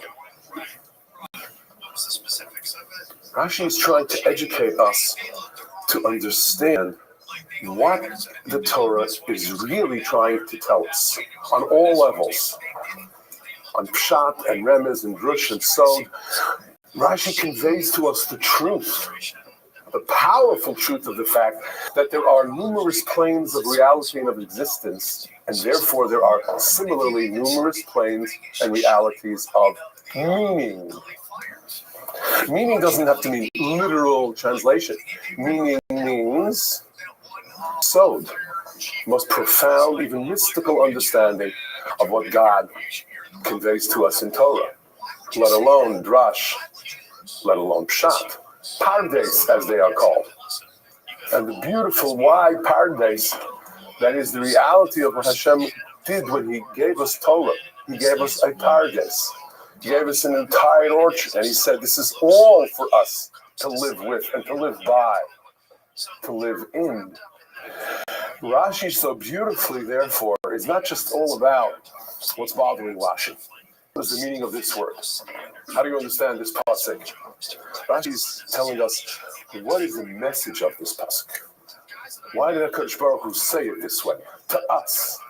What's its meaning and relevance to us? Specifically, to go back in time to Parshas Bereishis and to Chumash Bereishis, to a couple of citations in Shmos, because I want you and suggest that you in the Parshios moving forward, Bo, Va'era, Bo, B'Shalach, Yisra, Mishpatim, Truma, Tetzavah, that you should look at Rashi now and find both that tremendous Parshanut, that tremendous idea of understanding the Parsha and understanding the textual meaning and message of the pasuk, and yet also seeing the broader sense that Rashi gives us, where he says, don't just ask me what's bothering me, ask me what's bothering God. It's not about what's bothering Rashi so much as, why is it that HaKadosh Baruch Hu tells this to us? What's the bigger message? Let's take a look at a couple of Rashis. Please turn to the first Rashi in Chumash. We'll do this one quickly because this is so obvious and so well known. Page 2. I always joke that the first page of Chumash of the Stone begins on page 2 because they wanted to imitate the Talmud, which You have a shar blot, and then the first page is Daf Beis Amud Aleph. They started on page 2. Or is it because the Torah begins with the Beis Bereshis? So anyway, on page 2, Rashi famously says in the very beginning, the Torah really should begin with the parsha we're going to read this coming Shabbat. Rabbi Yitzchak lahoy tzarich lahaskal es haTorah elo mehachodesh hazel lachem. Shein mitzvah rishona shenitztavu b'Yisrael. Rabbi Yitzchak says the Torah is a guide to life. So mitzvah number 1, hachodesh hazel lachem, Rosh Chodesh. That's in Parshas Bo. That's where the Torah should begin. Matam pasach b'Bereshis Yishum, because of the pasuk in Tehillim Kach Ma'asav Higid La'amar Losses Lehem Nachlas Goyim. Something important to us. Look at the Rashi almost prophetically saying, She'im Yomra Umas Ha'olam Yisrael Listim Atem. When, or if, but we know it's a when, the nations of the world say, you Jews are thieves. You've conquered other people's lands, occupied territories.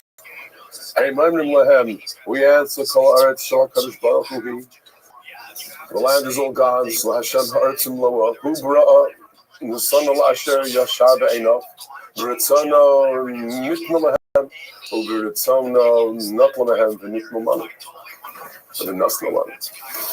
the first Rashi begins by telling us we Jewish people have a homeland.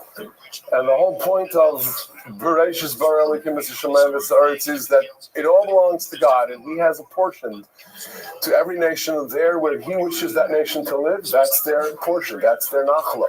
Ours is that little piece of land along the Mediterranean. Tell that to the nations of the world. It's the first pasuk in Chumash. Now this is obviously not a simple shot of what Bereshis Bara Elokim means, but it's an obvious way in which Rashi opens his commentary almost announcing, I'm not going to write just a simple translation of Chumash. I'm going to share with you, taken from Medrash, taken from Talmud, Bavli Yerushalmi, I'm going to share with you the point, the bigger point that HaKadosh Baruch Hu is trying to make throughout the Torah. Let's take as another example. Please turn to page 94. Just briefly, as we go through the book of Bereshis, with a few examples. Page 94. Tefillah, prayer, so important. Prayer is important, but so is prayer not just selfishly for oneself, but prayer generally. And no prayer goes unanswered. There's a famous Rashi in Shir HaShirim, we'll talk about it some other time, that says as much. Sometimes your prayer is just a general prayer or a prayer for someone else, but if you yourself could benefit from that for which you're praying, perhaps you will. Famous Rashi. Again, a Rashi that's conveying to us what tefillah is and what selfless tefillah is all about. Pasuk Yud Ches, the end of Siman Chav, Pasuk Yud Ches. Ki atzar Hashem ba'ad kol rechem leveis Avimelech al dvar Sarah eshes Avraham. Because of what Avimelech attempted to do to Sarah, everyone was barren. All of the women in Avimelech's family, they were all incapable of having children. They all became infertile. Hashem pakad es Sarah ka'asher amar.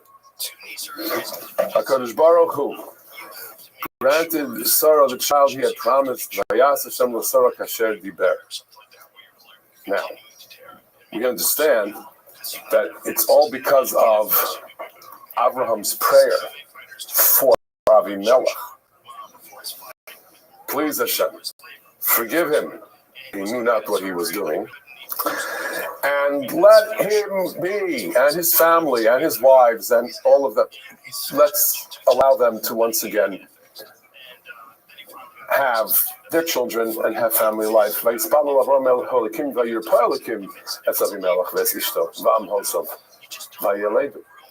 same prayer of Avraham Avinu also is answered when the pasuk says, "V'Hashem pakad esara kasher amar." Says Rashi, "Samach parsha zu lekan." The fact that the Torah, just after mentioning that Avimelech's family was again able to have children, the Torah says Sarah's son Yitzchak was born. Why? The juxtaposition?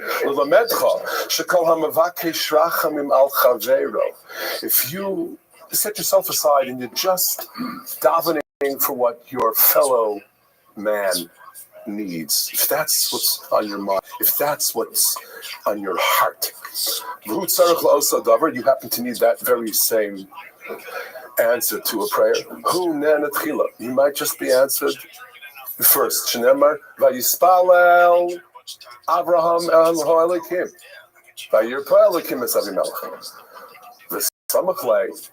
Immediately thereafter, the Torah says, "Vashem pakad es soroka asher amar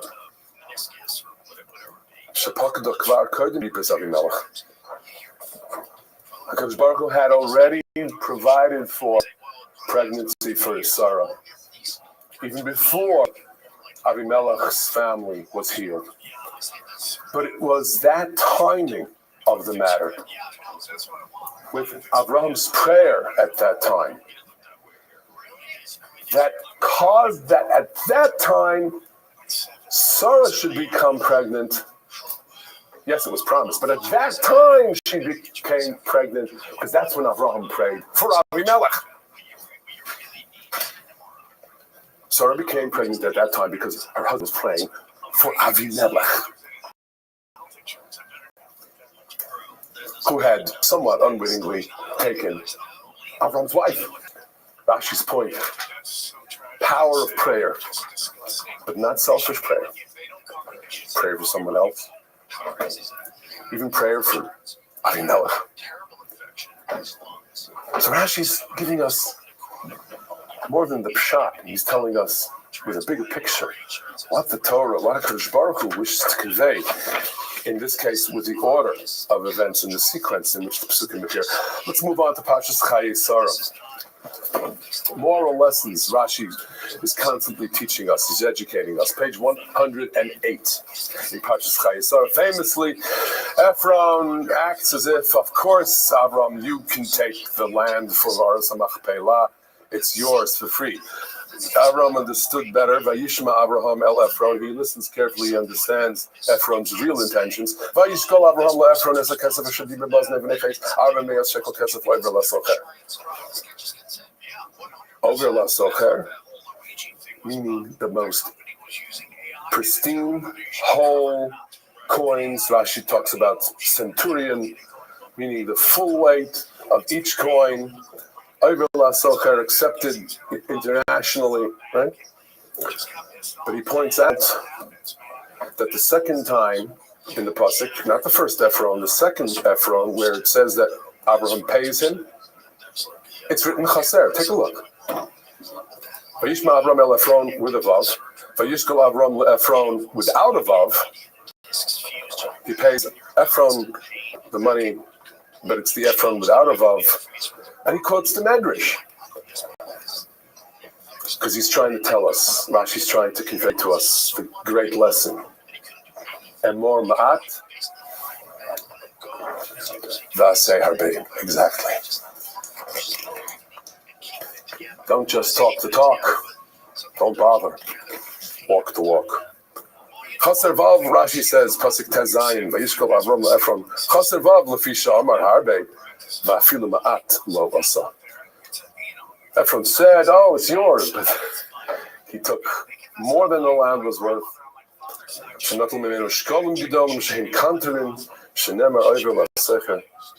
Rashi's point to us is: be like Avram, be one who does in earnest, who does and does selflessly, and not like Ephron, who talks the talk, but does nothing at all. And then finally, and this is very, very important, Rashi always is trying to give us the great moral push in interpersonal relations. There's a tremendous amount of Rashi that emphasizes the evil of Lashon Hara. And it's almost as if he tells us that's the whole point of the story of Yosef and his brothers. Take a look at the beginning of Parshas Vayeshev on page 198.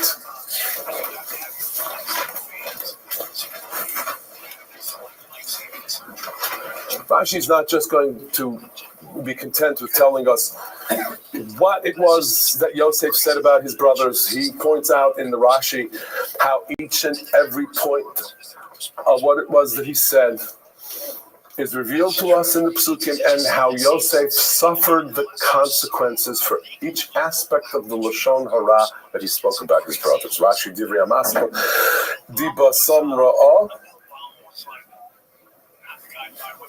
Pasuk Gimel in Rashi, Kol Ra'ah Shehoy Ra'ah Be'echav B'nei Leah Hoy Magid La'aviv, Shehoy Oichlin Evim Menachayim, Mazalz B'nei Hashfachas, B'Kreisen Avodim, F'chshudim Al HaRayos. He was punished for each and every one. Every Menachai, when they slaughtered the goat and ate it properly after slaughter.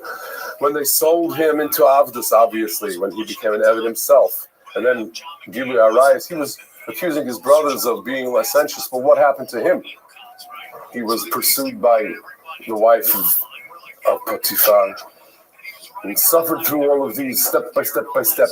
Each and every one, specifically because he had accused his brothers falsely. So Rashi is trying to tell us that the greater picture of the story of Yosef and his brothers includes this tremendous lesson, this tremendous sense of how careful we have to be about our fellow Jews and how we say, how we speak about each other. Rashi again in Shmos, page 298. And these are all famous Rashis. We all know these Rashis. We sometimes call them a Rashi to live by.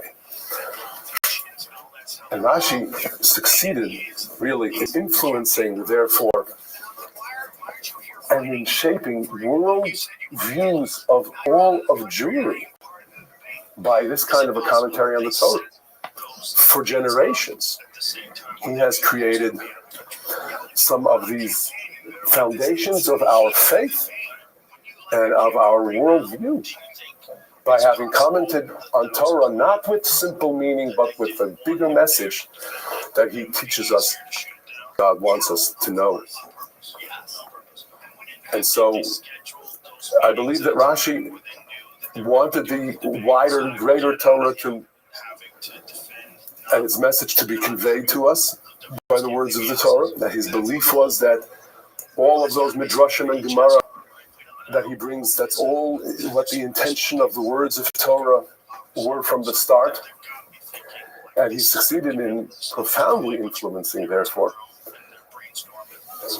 what kind of religious people we are, what the religious character of the Jew who studies Chumash is all about.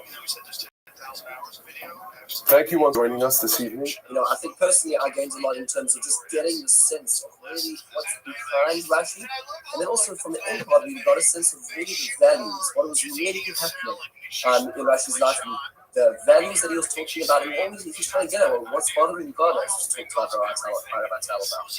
Oh, excellent. Yeah, I totally agree. But next week is going to be absolutely fantastic because, Rashi is phenomenal, and as I said in my presentation, he really has I have a very, very great deal of affection for him on a personal level, if that's possible to say. But the Ramban, his life was so dramatic. I mean, the history is going to be amazing. Do you know much about his life? The Ramban is the one person in history I wish I could have actually met. I really, really wish I could have met. But in those times, I think to myself, well, maybe I actually do know him. Because the more you learn about him, you see his character, who is so three-dimensional, who is so emotional and intellectual at the same time. And then you realize the backdrop of what his life was. And when he says this, it's almost like you really are meeting him. Well, what are you planning to talk about next week? So one of the things which I'd like to talk about is the Ramban. When one looks at the Ramban, there's so many opportunities of what to start with. He's so great.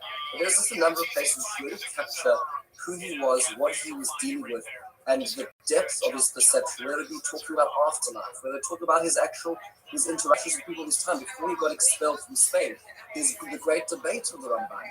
When we're talking about some of the aspects when he arrives in Israel and how that reforms his perspective on the period he was dealing from far away Spain. There's so much to talk about this incredible individual. She didn't even say underage girl, she said little kid. And that's a big part. I said this. But it's very brief. I will say though, Sof Maaseh b'machshava techila, Rabbi Trump and I spent a few months this summer talking about how we could really create a series that enriched and deepened our appreciation of the major figures associated with the explanation of the Torah. And what we've come up with is this fantastic series, which I'm so proud of. I'm very excited about. And I'm especially proud to be associated with Rabbi Trump because I feel that, 30 years from now, when people are watching these YouTubes, they'll say, wow, he was great. But who was that guy who spoke first? I never heard of him. Because Rabbi Trump is like one of those stars on a trajectory of greatness. And I am hoping to ride the coattails of his fame, something like that. Okay, and it doesn't hurt to be named Trump too. That's also useful. No relation. Tonight's topic is the Ramban. Very dramatic life and lots of excitement and a lot of tumult and fascinating material. I am going to just give you a very quick overview of the major events of his life, and then I turn the microphone and the podium over to Rabbi Trump, who will take us into the text. So in the first half hour, we'll get a sense of who Rabbi Nachman ben Moshe was as an individual, and then we will focus on a little bit of what he thought and really get to know the Ramban properly. Okay, start right away. His years are 1194 to 1270. For most of his life, he lived one of quiet, increasing achievement on a scholarly path of greatness, and he was well recognized, well regarded throughout his life as a scholar of international renown. And he lived, a life of shalva. He lived a life of relative ease in one of the greatest places where Jews could live in the 13th century, And then towards the end of his life, when he was already in his 60s and 70s, then he encountered challenges which would have crushed a much younger man. But he steeled himself and was able to rise to two major challenges in his life, both of which we will explore in both parts of this lecture, to really achieve international, or I should say, a millennial greatness by what he did in the final 2 decades of his life. He was known in his lifetime by his contemporaries as Harav HaNe'eman, as the faithful rabbi, meaning the steady, always predictable, always reliable kind of rabbi. He grew up, of course, in Spain, which is always a tremendous exception in Jewish history.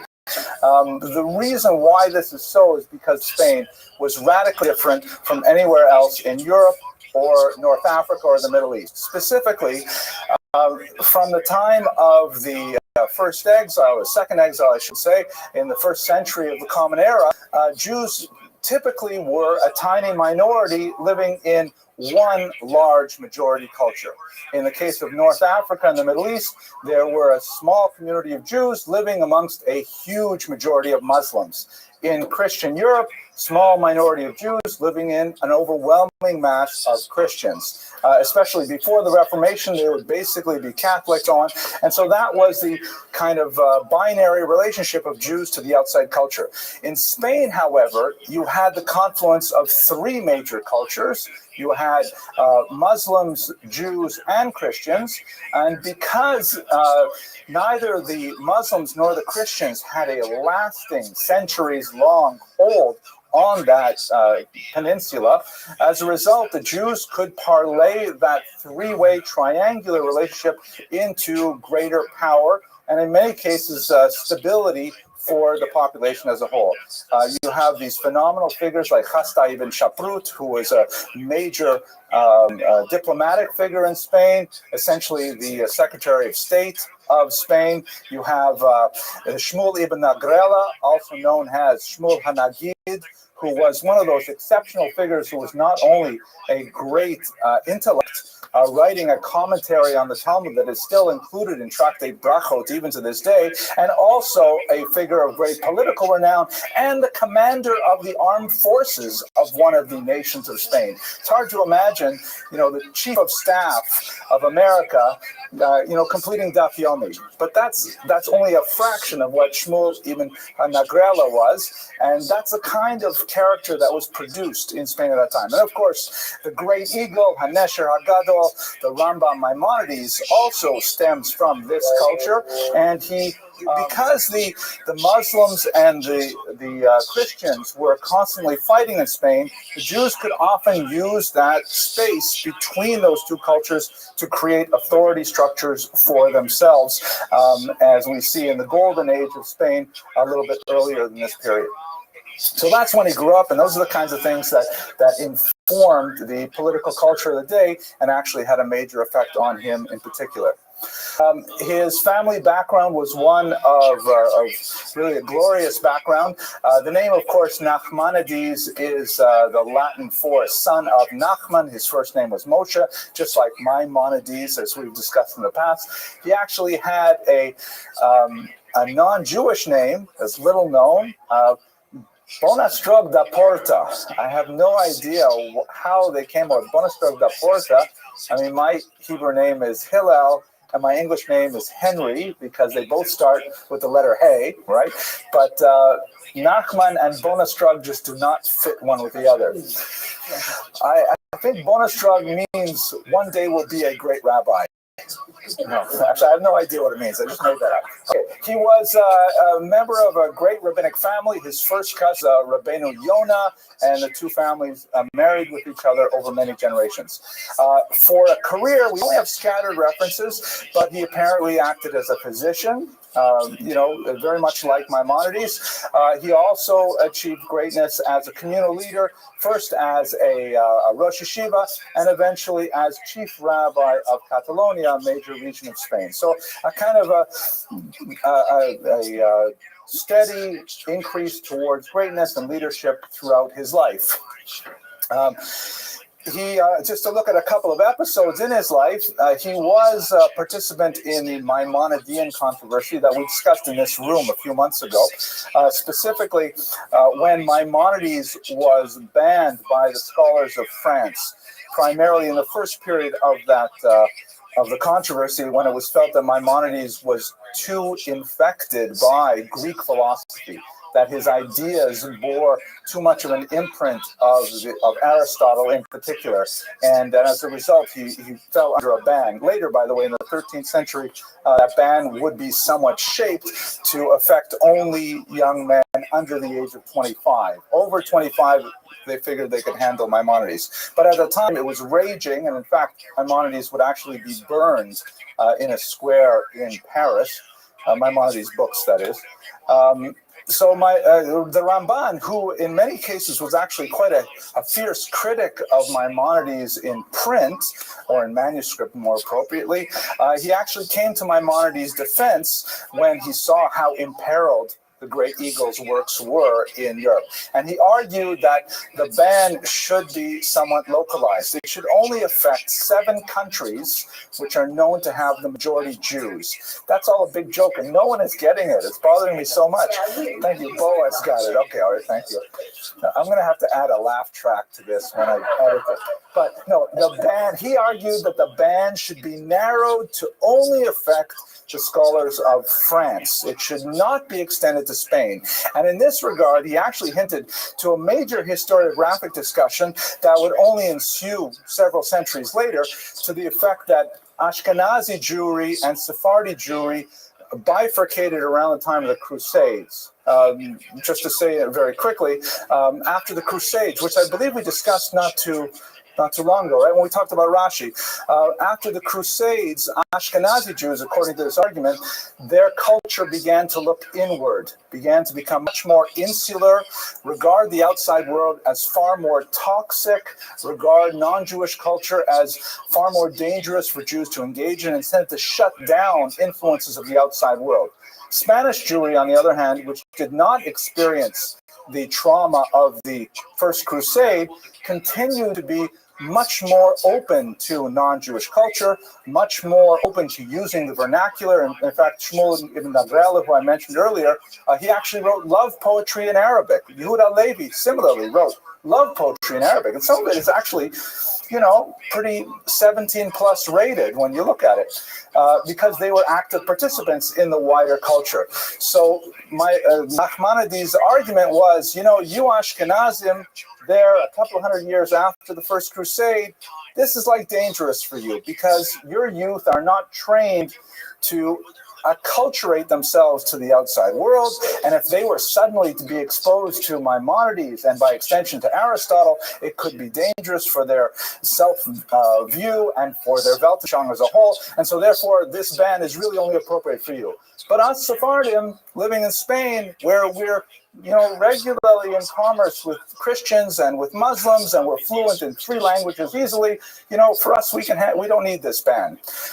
His voice was not heard, and of course the Maimonidean controversy only got worse. But nevertheless, he was a voice of calm in those difficult times. Perhaps the most dramatic period of Nachmanides' life is the disputation of 1263 that occurred in Barcelona. Some half-century earlier, a Jew converted to Christianity. His name was Nicholas Donin, and he presented an argument to the, I forget which monks it was, starts with a C. Help me out here, one of the monks. Anyways, he presented an argument to... No, not Pablo. I'm talking about Nicholas Donin. Where is Dr. Levi? Starts with a C. Friars, not Capuchin. Dominicans starts with a C. I knew it. So Dominican monks, he presented this argument that, you've been trying to convert these Jews for so many centuries, 12 in particular, and it hasn't worked. And you know why it hasn't worked? Because they have a secret that you Dominican friars know not, which is the Talmud. I, a recent convert to Christianity, I know the Talmud backwards and forwards. I know it like the palm of my hand. And I can show you that the Talmud is exactly the reason why the Jews don't convert. That and a steady diet of Chinese food. Those 2 things, and they will never convert. You have to cut off the supply of Chinese food, and you have to... Okay, so what ended up happening? Thank you. So what ended up happening was that Nicholas Donin organized a formal disputation and with one of the important rabbis of France, and it didn't go so well for the Jews. It was, and I don't want to take us too much into that particular disputation, but it was left somewhat inconclusive at the end. So 50 years later, another convert to Christianity, a man named Pablo de Cristiani, that was his Christian name, obviously, he decided to try again, and he approached essentially the Pope Clement VI, who brought it to King Aragon, the King James I of Aragon, and who insisted that they have a debate on the Talmud. Now, at this point, King James I was actually somewhat friendly with Nachmanides. He was on good terms. And again, this is Spain. This is not France. And James I did not have tremendous enthusiasm for this project at all, but there was a certain struggle between the papacy and the monarchy. And so he ultimately caved and said, okay, fine, let's do it. But I think we should use this friend of mine, Nachman, who I think will be a pretty good representative of the Jews. There was a certain number of negotiations about how the debate would take place. Nachmanides insisted on freedom of speech. He argued that he would not participate in this at all if he could not say what he needed to, and this was granted to him. Of course, it would later be revoked. But what ended up happening was Pablo de Cristiani took a disastrous strategy in the debate. He specifically said, he argued that the reason why the Jews don't convert is because the Talmud itself has the truth of the coming of the Messiah buried in it, and the Jews, because of their degenerate nature, refuse to believe what is in the Talmud itself. In other words, he wanted to say that the Talmud that you guys study, it itself proclaims the very divinity of our Messiah. That was his argument, which was a disastrously stupid argument because he was going up against a Talmudic master.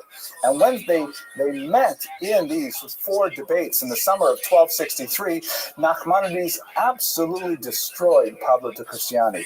Among the many arguments he used, for example, there are references to Jesus in the Talmud, quite a few of them. Most of them are rather negative in nature, and I won't list them here. I'm sure that in the YouTube version of this, someone will thankfully provide all of them for the rest of the audience. When Pablo de Cristiani pressed Nachmanides on this, what do you say about these statements? He says, that Jesus? No, that's not the same Jesus that you're talking about. We had lots of Jesuses. There's so many of them. And he said, look, who's the teacher of this Jesus here? Yehoshua ben Prakhya. Well, Yehoshua ben Prakhya lived 200 years later. Can't be the same Jesus. And therefore, you can say what you want, but you're not referring to the right Jesus. Which one is the right Jesus? I don't know. And so, in other words, all of Pablo de Cristiani's best arguments were very easily deflected by this one single position that Nachmanides took. Fascinatingly, we have both sides of the debate in print. We have the Sefer HaVikwach, which Rabbi Trump will discuss in his portion of the hour. That's Nachmanides' version of the debate. And we also have the Latin transcript of the debate. So we have, because they kept it, they want a copy of it too. And there's lots of overlaps. There's lots of places where the text was probably altered to protect the innocent, that kind of thing. But we can observe a few really salient ideas about the debate based on its conclusion. The church, of course, won. That was a foregone conclusion. But King James I said, Nachmanides, you did a great job. Here are 300 gold coins, and you better hightail it out of Spain, because you are in so much trouble. You did such an amazing job. You embarrassed the church. You can't stay in the Iberian Peninsula any longer. So anyways, he was kicked out of the Iberian Peninsula. He was forced to leave. It was a very, very tearful departure. Among other things, the legend says that he told all of his followers and his family, some traveled with him, some stayed behind. He told that they didn't know what would happen to him. His plans were to make Aliyah, to move to Israel. And that's quite a different proposition in the 13th century as in the 21st century. And so he told that they said, we don't know what's going to happen to you. What will be your fate? And he said to them, apparently, that on the day I die, I was very close with my mother, he said, on the day I die, a crack will appear in my mother's gravestone. And according to the legend passed down by Spanish Jewry, that in fact happened, that 4 years later when he passed away, a crack appeared in his mother's tombstone. But we actually don't know exactly when he died or even where he is buried. There are several competing sites for his tomb.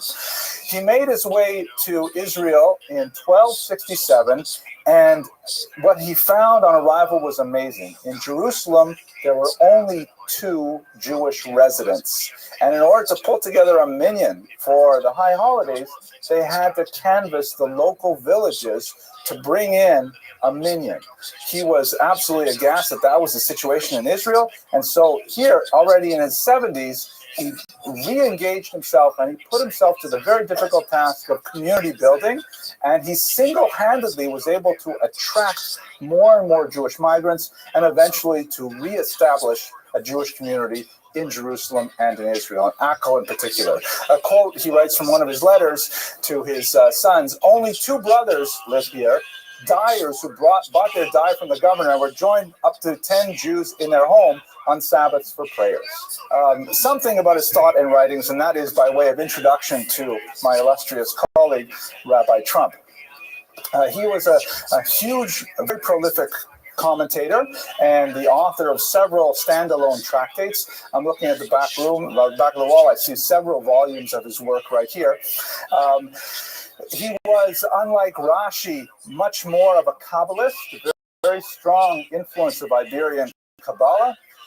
He was also influenced heavily by Maimonides, even though he differed in many areas, but he was a systematic theologian. Unlike Rashi, whose main genius is as a commentator, leading you through the text, Ramban was writing monographs. He was writing like books. This is a book on the afterlife. This is a book on the laws of family purity. This is a book on, what we think about good and evil, tzaddik v'ralo, things like that.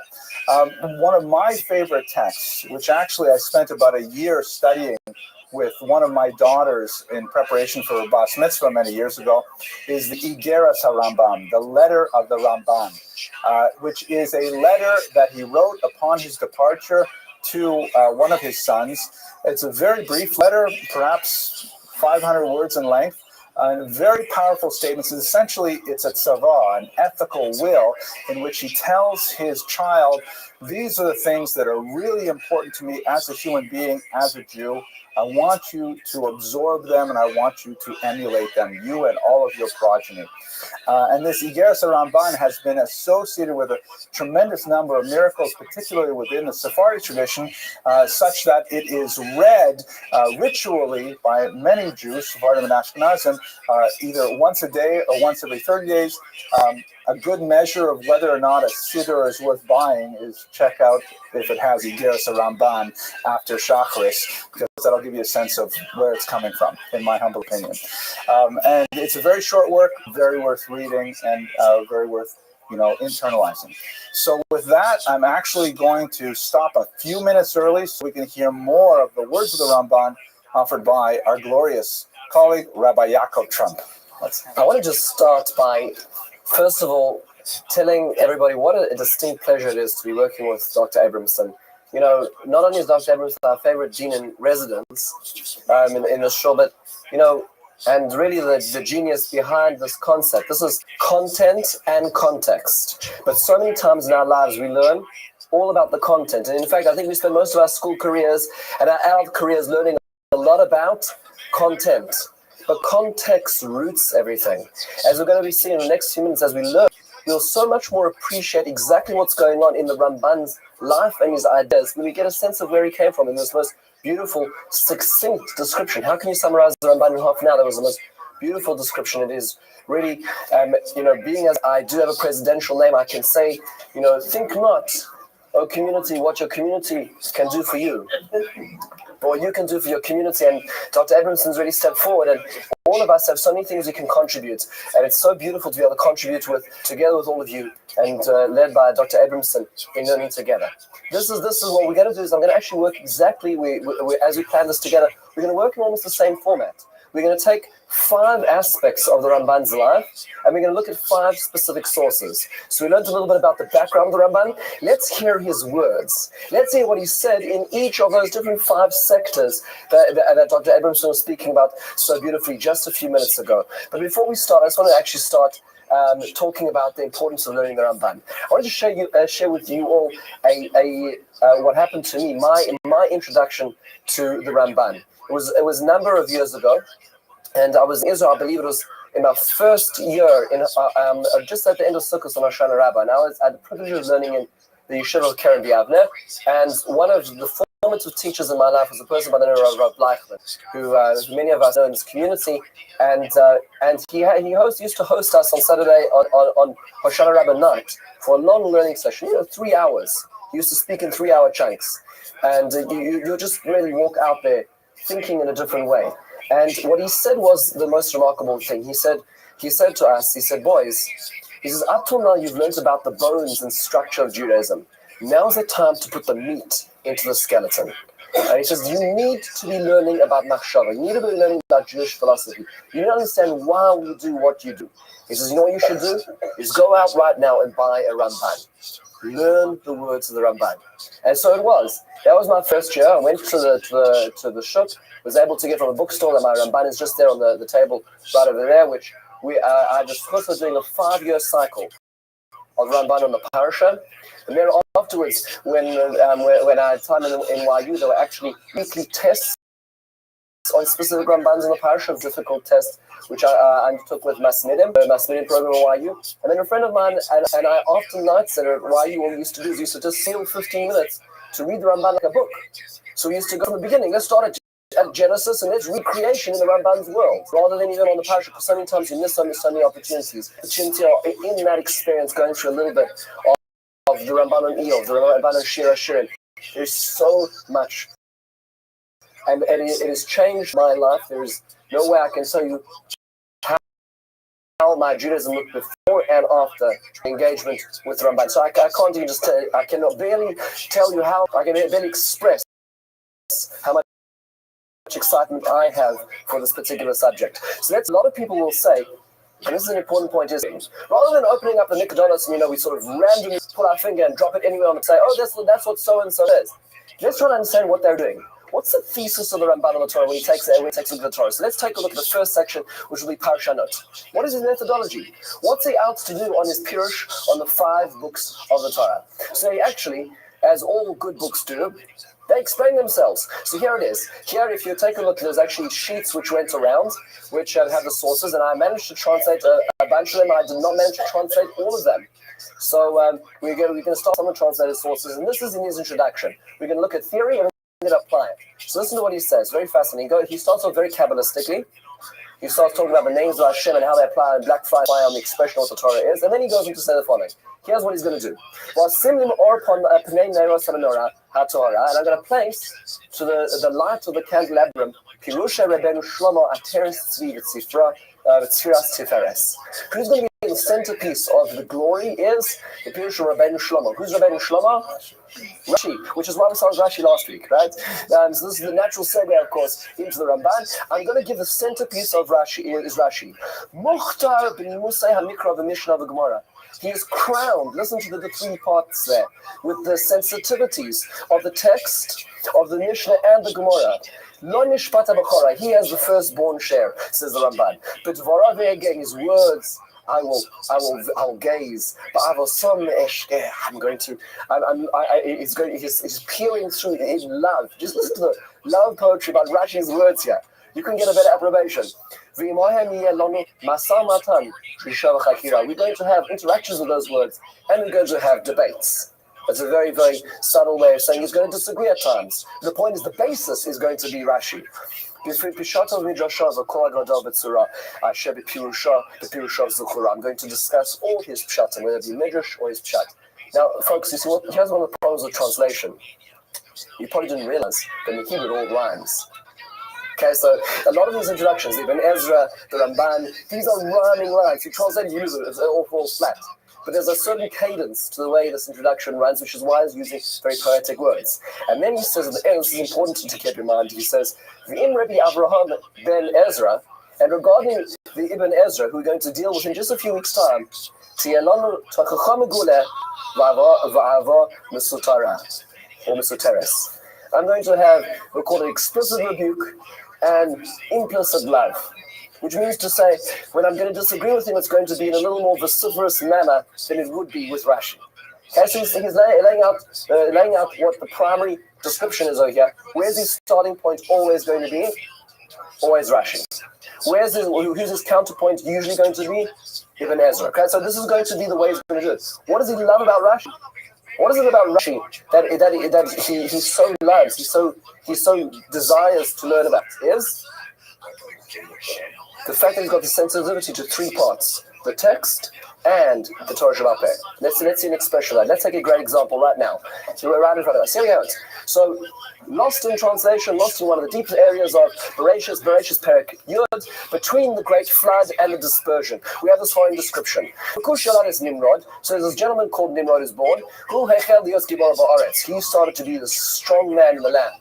He was a great hunter. Therefore, people would always say, you're like a hunter, like Nimrod. What is the Torah talking about over here? Well, what's really going on with Nimrod? Positive, negative, neutral, folks. What is going on in this pasuk? So let's see. What's our positive? Positive sounds like you've now shown it's in front of God. Right? Sounds like your name is put in front of God. That sounds very positive. What's potentially negative over here? No, there's no version of arrogance here, right? Okay? Okay, so she's put in front of God. Very good, meaning to say he is in front of Hashem, so is that a positive? That could go swing both ways. It could be subservient, or it could be actually put himself forward. I didn't actually think about it in that perspective. Very fascinating notes. Another option over here is the word Syed. Syed, what kind of hunter is he? What is he hunting? Who are the victims of his hunting? So this is where the Ramban steps in. Here's a classic Ramban. Let's take a look at the next source over here. So let's take it right from here. He says the following. What's the format again? Starting point is always Rashi. Fantastic. So let's start with Rashi. He says, he would hunt. This is propaganda. He would hunt the minds of people. He wasn't out there in the field with a bow and arrow, says Rashi. He's actually going and he with his propaganda, he's convincing people of his ideologies. But what is his ideology? Rebellion against God. Al Kain Yalmer Al Kol Adam Marshia Ba'azus Ponim V'Yodei Rabbi Yebono Imiskaven Nimrod Boy Yalmer Zeh Nimrod. Therefore, any person in history, or as what the Pasuk is saying, any individual in history who's going to actively, intentionally rebel against their creator is going to be called a Nimrod. Right? And so one biblical name, and some children in Israel still have it today. But at the end of the day, the Pasuk is saying, this is the format, this is the model, this is for a person who actively rebels against God. Because who's he hunting? People. Lifnei Hashem, as I was saying, against God essentially, not in front of God. That is what Rashi has done over here. Why is this of importance in context? What is about to happen in the stage of anthropological ecological development of mankind in Bereshis Perek Yod? We have just finished the flood. What is the next step of the Tower of Babel? And we know that, in fact, Nimrod is heavily involved. So the way Rashi is doing is saying, who behind the Tower of Babel is Nimrod, because he's the person who said, let's rebel against God. So now he's putting those two parts of context now click into place, and Rashi has said this. And he continues to say, Loshan Rashi, quoting Rashi, V'chein da'as Rabboseinu. And Rashi is in fact quoting Chazal. So why does he like Rashi? Because Rashi is going with a traditional approach as to how to interpret this pasuk. Good. Contextual idea. Then he goes on to the stage number two. Stage number two, as he always described in his introduction, was Ibn Ezra. So here's Ibn Ezra. Already Abraham, Pirush Hefech B'inyan HaDerech Pshuta. He went the opposite direction. He went into positive territory. What type of hunting was he doing? Or what did people hunt in those days? Animals. So he was just a very sophisticated hunter, right? Pirush Lifnei Hashem. What does it mean in front of God? Listen to what he says. What else could it mean? If he's not taking people against God, how is a hunter relating to God in front of God? So says Ibn Ezra, as he continues to the end of this paragraph, he says that he was to bring sacrifices. So he'd hunt all these animals, bring them in front of God. So according to Ibn Ezra, how was Nimrod's polling in front of God? Positive, negative, neutral? Very positive. Nimrod is in fact a very upstanding leader in the community, according to the way Ibn Ezra says it. And this is what the Ramban says. No, there's no word to what Ibn Ezra says. He is actually justifying an evil person. Because what's the reason of the Ramban's rejection? Our rabbis knew via tradition that he was incorrect, that Nimrod is a bad person. This is such an important point. You see what's happened over here? Ibn Ezra has essentially cleared the deck from any tradition and analyzed the pasuk by itself. He said, well, look, he's a hunter, it's in front of God, maybe the hunting is in front of God. He's bringing these sacrifices to God. Isn't that a wonderful thing? What is it? He's missing everything that Rashi added, the tradition. We don't understand the Torah because one day we open up Torah and analyze it with no context, with no sense of tradition. We have to analyze it going back. We have to go to the Rabbi Seinu and understand where it comes from. And that's what Rashi was doing. That's the problem that Ibn Ezra has over here. By the way, this is a very important point over here, just to sort of stop and appreciate what Dr. Edmondson said just a few minutes ago. The Ramban does not spare words for people he disagrees with. Okay, so and it's very clear, and this is why you get so much enjoyment when you read that the trial debate. But more so, the Ramban wrote. This is an opportunity just to footnote and say, if you click the HTML here, the Ramban wrote many books about people he did not approve of. One example is a book which was written called the Baal HaMaor. The Baal HaMaor was a young man who wrote a book of Zerachia Baal HaMaor, who wrote a book on the Rif. Rabbi Yitzchak Al-Fasi, the first halachic codification of the Gemara was written by Rabbi Yitzchak from Fez. And what happened was that this young man Rav Zerach Yalev, this young upstart in the view of the Ramban, wrote a Pirush on the Ram called Balamor, where he disagrees with Rif. And the Ramban thought that this was inappropriate. It was inappropriate, some say he was actually 17 years old. It was inappropriate for doing such a thing. So what did the Ramban write? He wrote a book which title actually explains the agenda of the book. It was called Milchamas Hashem, the War of God. And the War of God was no less than a War of God, and he spares no words on every single page where he disagrees with Rozrach about a lady in terms much more sophisticated than this. So this is a point to see it when the Ramban does not spare time for people he disagrees with. Now, this is where we jump into the third section, and with this we'll leave Parshanot. The Ramban says the following, and now he comes back to his own Pirush. Take a look at the next paragraph. V'anachon be'enai. Here we are. V'anachon be'enai, that which is good in my eyes. So now the Ramban is moved away from Rashi. He's moved away from Ibn Ezra, and now he moves into his own realm. He says, Ki hu heichel yosmoel b'gvurosoi al harashim v'amolech tchila. In fact, what's it talking about? It's talking about this is the first imperial nation in the world, led by Nimrod. Nimrod, what does it mean, Gibor Chayil? It means to say, Gibor Tzayid, he was the person who in fact now took his will and imposed it on not just the Babylonians, he goes on to describe the Assyrians as well. This was the first country, the first king, the first imperial subjugation in history, which is fascinating because there's a beautiful essay by Jonathan Sachs on Parshas Nach, very well worth reading, in which he quotes Paul Johnson. Paul Johnson, of course, is the author of History of Jews, and Paul Johnson says that the beauty of Judaism is the ability to be able to balance the community and the individual, the collective and the specific. What's interesting over here is this is exactly what is going on in the Dor HaFlaga, in the Dor HaPalaga, in the generation of dispersion. What was the problem with the generation of dispersion? The way Jonathan Sachs argues it is that what does it mean to have one language? It meant to say that one person imposed their rule, their language on the entire region. There was only one way to live society, details didn't matter. What's the Ramban saying? That's exactly what Nimrod is doing. That's what it means, Gibor Tzayid. But you see what the Ramban has done? He starts off with Rashi. He knows this person's bad. Rashi tells you how he's bad because he used to his propaganda against God. The Ibn Ezra says his positive can't be. He takes the same ideology as Rashi. He must be bad, but he now adds a sophisticated wrinkle to it. He's not disagreeing with Rashi, but he's going further in that vein, which is the notion of imperialism and the rise of imperialism. That is classic Ramban on the Torah. What we're missing in this Ramban is his Al Derech HaEmes, which he'll have at the end, which is Kabbalistic edition. That's when most of the translations of the Ramban stop translating. We do not get this over here. They come up a little later on in the Torah, and certainly in the first chapter of Genesis. Fascinating as a format Ramban. Let's move on. From Parshanot, this is just about methodology. What was he trying to do? Let's move to the next realm that Dr. Abramson talked about. Mysticism. So he has a book. He wrote many books. And one of the books he wrote is called Torah Sa'adam, the laws of the humanity, of the human. In it he discusses many halakhic aspects of Veilus, which a lot of our Hilchos of Veilus are based on his works, as quoted through Shulchan Aruch. But at the end of the book, he's got a section called Shar HaGmul. Shar HaGmul is about the end of days. And in this section, he talks about this world, the hereafter, the revival of the dead, how sins work, how punishment works, different layers and mechanisms of sin. And to me, the first time I had the opportunity of learning this book, it was the first time that there was somebody who synthesized everything.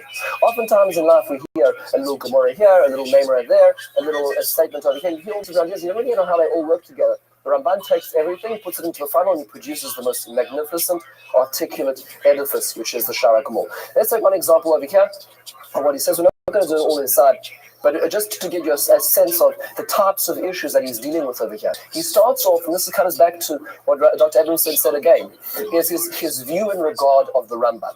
Let's take a look at just the first moment for what he starts off by quoting the Rambam. Rav Moses Maimonides. He says, "Ma yikra divrei harav hagadol Rabbi Moshe zichrono livracha." So remember, when he quotes Ibn Ezra, it's not on the same level as this. He calls him Rabbi Moshe zichrono livracha, right? The Rav Hagadol. And believe me, he disagrees with Rambam across the Torah and across his works. But the way he quotes him is with great deference and respect. He says, "The milos ketzaros v'arukos," in many short and long instances, the Rambam says, "Shekasa b'zeh on the perik chelek." He talks about the last chapter of Sanhedrin, where the Rambam goes into these types of mystical aspects of afterlife. He says, "Amar ki ba'olam haba yaskil nafshoseinu שם מסוידוס הבורא כפי שישכילו בעולם הזה, מסוידוס הקרובים והגלגלים היוסף. In the world to come, we're going to have access to secrets which we don't really fully understand in this world. Why? וכן אמרו ז"ל בעולם הבא, אינו לא אכילה ולא השתייה, אלא צדיקים ויושבים והתרסם בראשם ונהנים מזה להשכינה. The hereafter, says the Rambam, Maimonides, is a place of pure, absolute spiritual nature. There is no physicality whatsoever. It is complete absorption with the divine. This is an Aristotelian concept, which Rambam understood. In fact, he makes note of that at the beginning of the next paragraph, where he says, he answers in a response,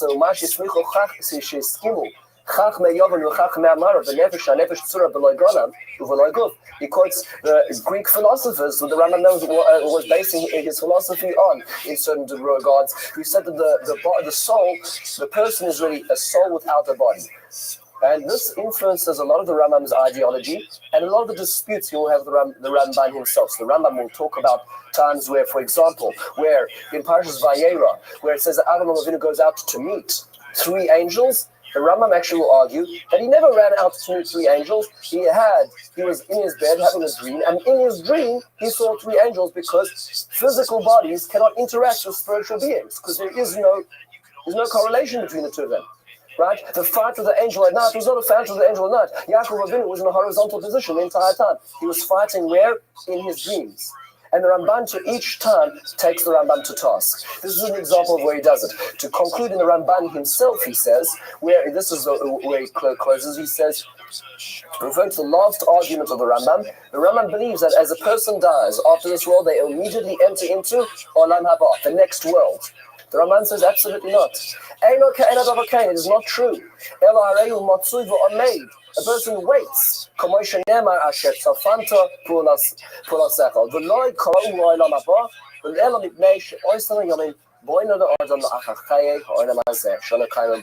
So he says that in fact, when a person dies, there's a waiting period.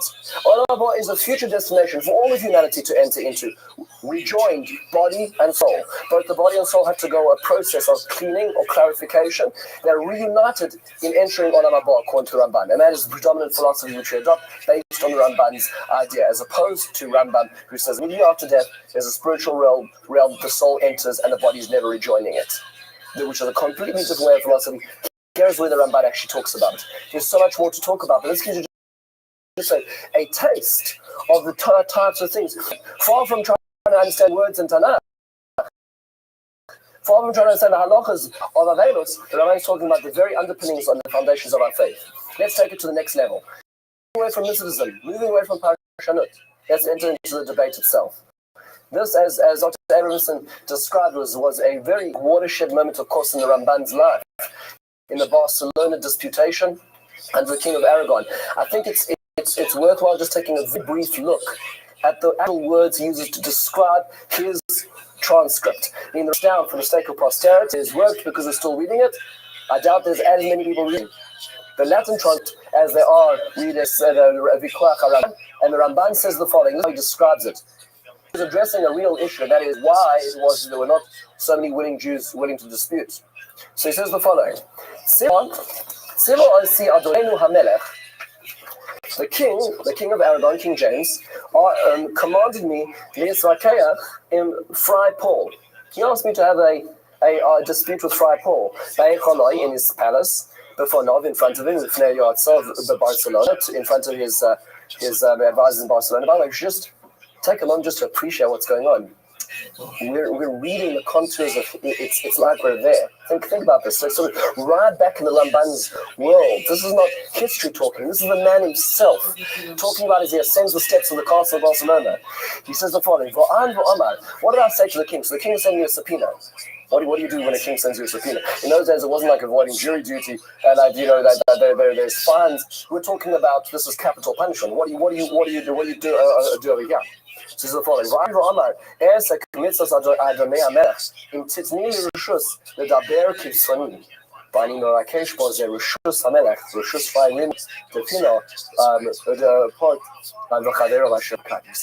I want carte blanche.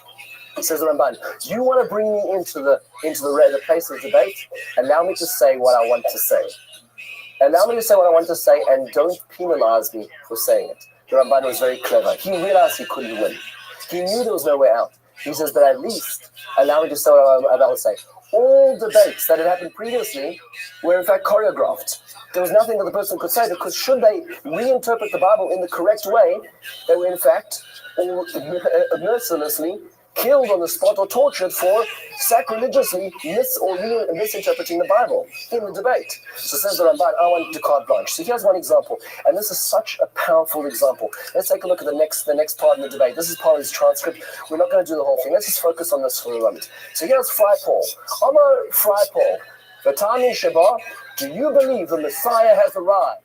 Most of the debate focuses around whether, in fact, the Messiah has arrived, whether we're in the idyllic stages of post-Jesus world of the coming. So it says Ramban, Amarti, no, sorry, not I believe, and listen to what he adds. I don't just believe. I know.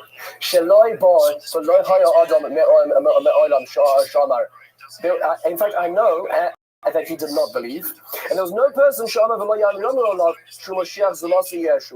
nobody else besides Yeshu who was called as coming. I cannot believe in his being the Messiah. I'll tell you for two reasons. Okay? Now, by the way, this is his carte blanche. Okay? He is digging so deep. You can imagine at this point in time the Dominican priests, shuffling in their shoes at this point in time, as he is with what he's about to say. Okay, this is real time now. Shanavi Omer b'Mashiach. The prophet says about the Messiah, he's going to control the world from coast to coast.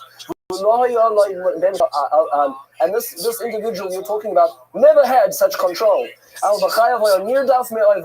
He spent a terribly forlorn life being pursued by his enemies, hiding from his persecutors. In the end, he did not make it. He was crucified.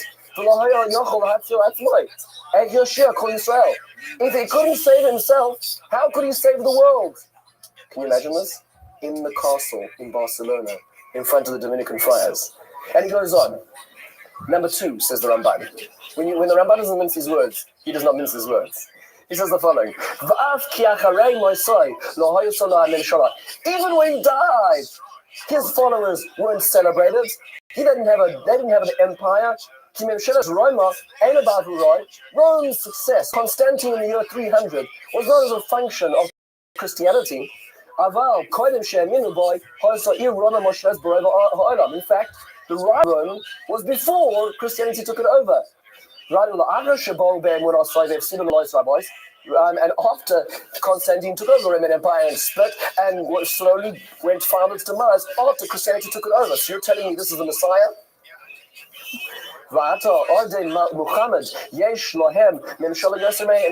Look at Europe. Look at the Middle East. Who's in control? The children of Muhammad, not Yeshu. It says Ramban.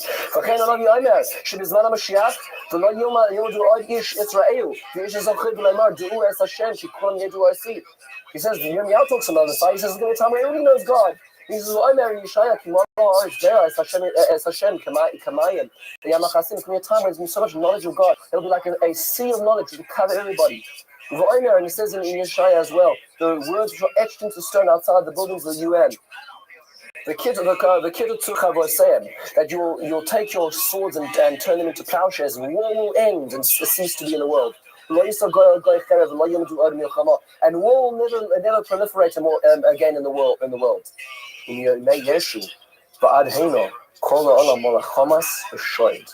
He says, look at the blood of the world from the time he died till now. Look at the destruction. He says, in fact, the Christians are responsible for more bloodshed than any other nation. The immoral.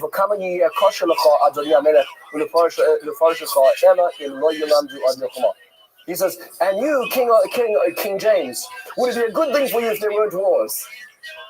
This is what the Ramban says in the palace. He says, how could the Messiah have come if it was a state of international affairs and things have not changed? This is what the Ramban says. You just see the power. Can you imagine? I dream, our sons dream of having an opportunity, even just 5 minutes to meet the Ramban. I dream of it, just being able to bask in his glory. And we slowly get to the sense of who he really is. But just imagine 5 minutes in the presence of somebody like this. Let's go a step further. We're going to follow two more. We're going to follow two more ideas. We're just a little pressed for times.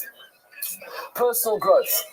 You know, a lot of times when you come into the world of academia, as Dr. Abramson will tell you, academics don't necessarily translate seamlessly into the world of action necessarily. And that's why, as Dr. Abramson said, when one looks at the Igeres Haramban, the letter you said to his son, it is the moment where you see the giant become human. Listen to what he says. And every line is replete with messages and lessons of life. But he says the following. Let's just look at 3 lines. He says, the heavens are here. He says, son, be very careful. Likrois ba Torah tamid, asher tuchal l'kaima. Learn Torah in order to actually do it, to live it. As you finish pondering, as you finish philosophizing, as you finish learning,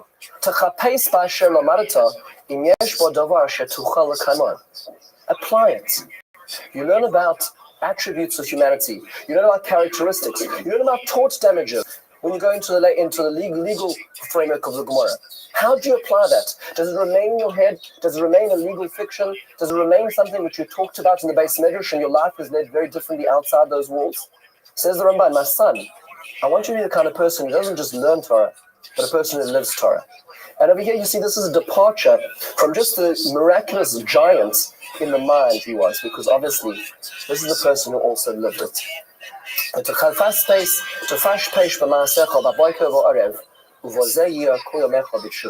One extra point, he says, make sure you have a little diary. Every morning, every evening, just pull it out and just make sure you got an accounting. Like you have an accounting with your company's business and making sure the checks and balances are all there. What about your life? How many times did you shout at somebody? How many times did you transgress something? Did you go over a red line? How many times did you do the right thing? He doesn't keep an accounting with that. This is a person who doesn't just learn. This is a person who lives Torah. That's a transformation I think is important to realize through the countless books that he has. And finally, one last idea. Let's return to perhaps the most troubling and trial of the Ramban, which was when he moved to the land of Israel. This piece over here that we're about to read and we're about to learn is so moving, is so transformative. I think that just for coming just to hear in this segment, just to hear this part is worth it. So Ramban arrives, as Dr. Abram says, in Israel, and he finds a very impoverished and unstructured community, which he tries to reconstruct. In fact, this is a picture in the 1800s, if I'm not mistaken, or the early 1900s, looking in Chorva Shul in Jerusalem. But as we know, that just before it, next to the minaret, is underneath there, where there's 4 columns, is the shul, which is attributed to the Ramban. He talks about 4 pillars down the middle. And in fact, there's a base medrash there, and there's minyanim all the time for those of us opportunity of going. There's only minaret in the Jewish quarter. And just underneath it, before you get to the Chorva, which is built Baruch Hashem, this is the previous Chorva, there is the Ramban's shul, which is allegedly where he gathered his minyanim on those Shabbases. And it's sometimes maybe the next time we're in Israel, it might be a moment just to go there and pull off the shelf a Ramban and learn the Ramban in the Ramban's shul in his full place. And let's go further. So he talks about his arrival in Israel. He talks about his arrival in the ancient city of Akko. So here's Akko on the north coast. It's a city which has got much history, biblical history, and of course contemporary history today. And the Ramban says the following. He has a footnote from his arrival in the land of Israel. He says the following. Listen to what he says. The intellectual honesty of this is most remarkable. And there's a few pieces like this. You cannot find this in the regular Ramban. It's added as an addition, sometimes in Kisisa, in one of the Mossad Cook printings, and it's in his letters, additions from when he arrived in Israel. He says the following: Berchani Hashem ad koi shezachisi uvasi la'akor. Baruch Hashem, I arrived in the city of Akko. I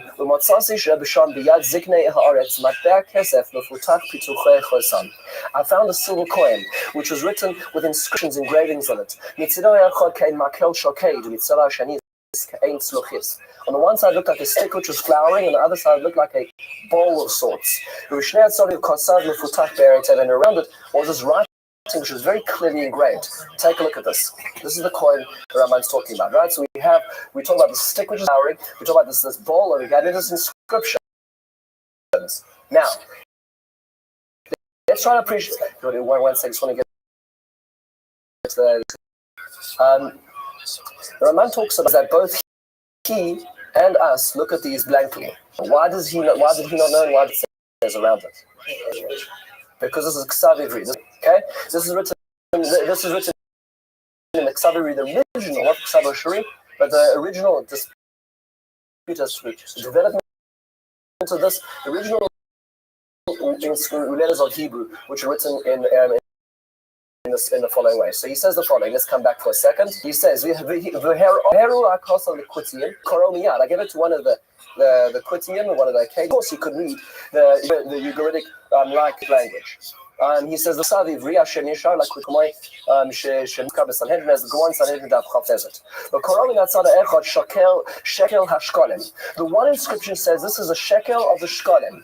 This is an ancient shekel used in the times of the Bezin. The other side was written in the inscription was Jerusalem, the holy. The one side is the staff of Aaron, which sprouted forth those beautiful flowers. And the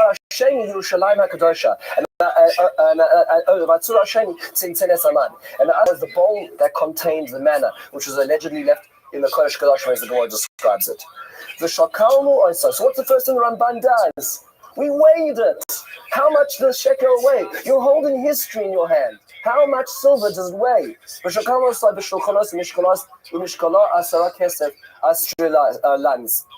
It weighs a particular type of silver. And it's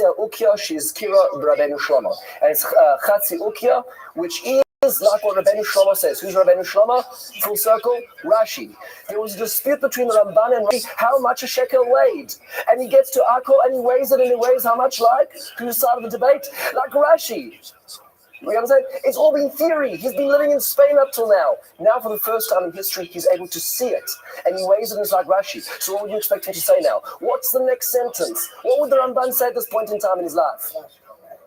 So at this point in time, he could either have not written it down. He could either he sort of excused this from his thesis because it didn't fit with his natural work, which he spent a long time working on. So that's clearly what he did. Or on the other hand, he could say, hands down, Rashi beat me. Listen to the sensitivity of his words. And he quotes on the another coin he found like that. He says, Nistayu Divrei Rabbeinu Shlomo Siyog Gadol. Rabbeinu Shlomo Rashi has an incredible support from this. Listen to the sensitivity. Here's a man who's looking at archaeological real digs. He's looking at archaeology. Is it absolute proof? No. He doesn't say Rashi's right. He says Rashi's has got an incredible support, an incredible proof. Why? Because Ramban also has the sensitivity to realize this may not be the only shekel. And in fact, 4 years afterwards, many other shekalim of different weights were found that were used at different times.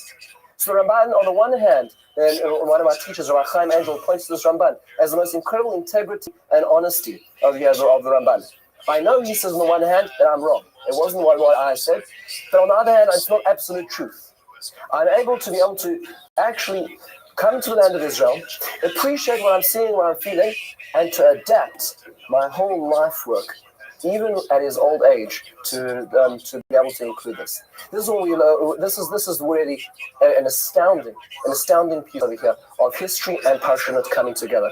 What the opportunity of doing was we looked at Parshanut a little bit of the Ramban, his methodology, his mysticism in the world of the hereafter, his disputation in Barcelona, the transcendence of that from the world of the mind to the heart, and finally how that applied when he talks about the land of Israel. I hope this is a drop in the beginning of our exploration in what is a transformative experience of learning the Ramban. Looking forward to the next week, ladies and gentlemen.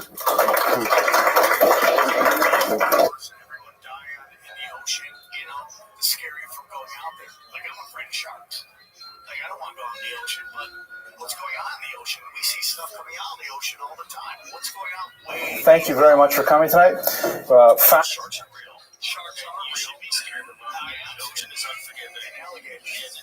Fascinating topic, and once again, I'm thrilled to be teaching with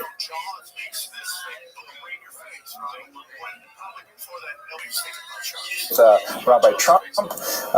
Last week's was really exciting. If you missed it live, you can always catch it online. And we're going to go to a totally different part of the world and the historical landscape today. We're going to move from Christian Europe to the Muslim lands. And of course, for most of diaspora history, Jews experienced either living as a minority within Christian lands or living as a minority in Muslim lands. Very, very different experiences right up into the 20th century. Spain is that somewhat complex situation because it's a triangular culture. But today we're going to go right to the heart of Muslim civilization, and we're going to look at the life of Saadia Gaon. Just a quick word on the periodization. You'll recall from the first class, Jews tend to create historiographic groupings of time based on generations of scholars, not based on external historical events. In fact, using terms like medieval with regards to Jews is very difficult because, for example, while Christian Europe was sunk in the Dark Ages, we had Rashi. That maybe a little bit later we had Rashi, but we still had, this is actually part of the Dark Ages. So the terminology that we use in the outside world doesn't necessarily fit the Jewish historiography. The period that we're talking about today is the classical Gaonic period, from the word Gaon. The word Gaon is derived from the Hebrew word Ga'ava, which means pride in the positive sense. So Gaon, it's someone who is worthy of pride, right? As opposed to Gaiva in the Musar sense, which means a negative kind of arrogance. So someone who's a Gaon, like the Vilna Gaon, of which every single Lithuanian Jew I've ever met has actually, directly related to him. The Saadia Gaon, the term Gaon, a title, let's say, a mark learning. It also happens institutional title in this period because this is the period when the Talmud had closed and the center of Jewish learning was what would be today southern Arabia, the yeshivas there, the Babylonian yeshivas of the Talmud. So Saadia Gaon was one of those great leaders of one of the major yeshivas in the immediate post-Talmudic time. So if you recall the very first class when we talked about periodization, we have the period of the Tanaim, which is the Mishnah, the period of the Amoraim, which is the Talmud, the Gemara. Then we get to the period of the Geonim, which is one step back from when we were last week, which was the Rishonim. Okay, enough. One last word about his name, Saadia. It's interesting. It sounds almost Arabic. It's actually a Hebrew word, or maybe it's Aramaic. Sa'ad in Aramaic means to help, to assist. So this Sayeya, I guess, is a Hebrew word too. So Saadia means, helped by God, the Gaon, the Great One. Okay, so let's go straight to the material today. His years are 1882 to 942, the end of the 9th and the beginning of the 10th century. His main area of activity was in Egypt and then later in Babylon. He is known as one of Judaism's first philosophers. So in order to put him in context, I have to give you a little bit of sense of what is the relationship of Judaism and philosophy, and where does he fit within this developing canon of texts?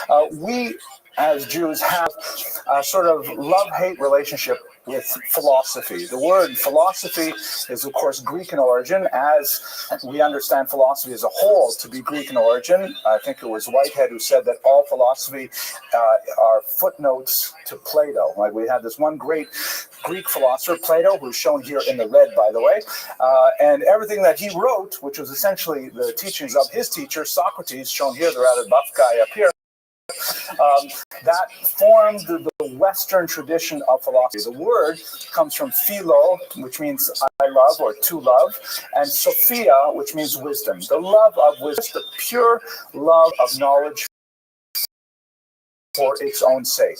Greek tradition, which developed under this man Socrates here in Periclean Athens, 500 years before the Common Era, was characterized by unremitting questioning of reality, unremitting questioning of every fact, of every preconception. The Socratic method was so named after Socrates because he questioned absolutely everything. He claimed to be the wisest man in all of Athens because he knew that he knew so little. Like, for example, he meets a soldier and he says to the soldier, "Oh, you're a professional warrior. You must know something about courage." He says, "In fact, I do know something about courage." So he says to him, Charmides was his name, "Well, tell me, is courage like running blindly into battle?" And he says, No. You have to be cautious. That's not courageous to run blindly into battle." He says, "Oh, really? So it means to hold back from fighting?" He says, No. Sometimes you have to go and fight. So Socrates, by asking one question after another, would eventually break down the concept of courage until finally he got to a kernel of what he said, this must be the essence of what courage is. And that method of teaching, of asking these students the questions and uncovering the, so to speak, to use a modern sense, I think it was Henry Moore, the sculptor? Richard Moore? What was his first name?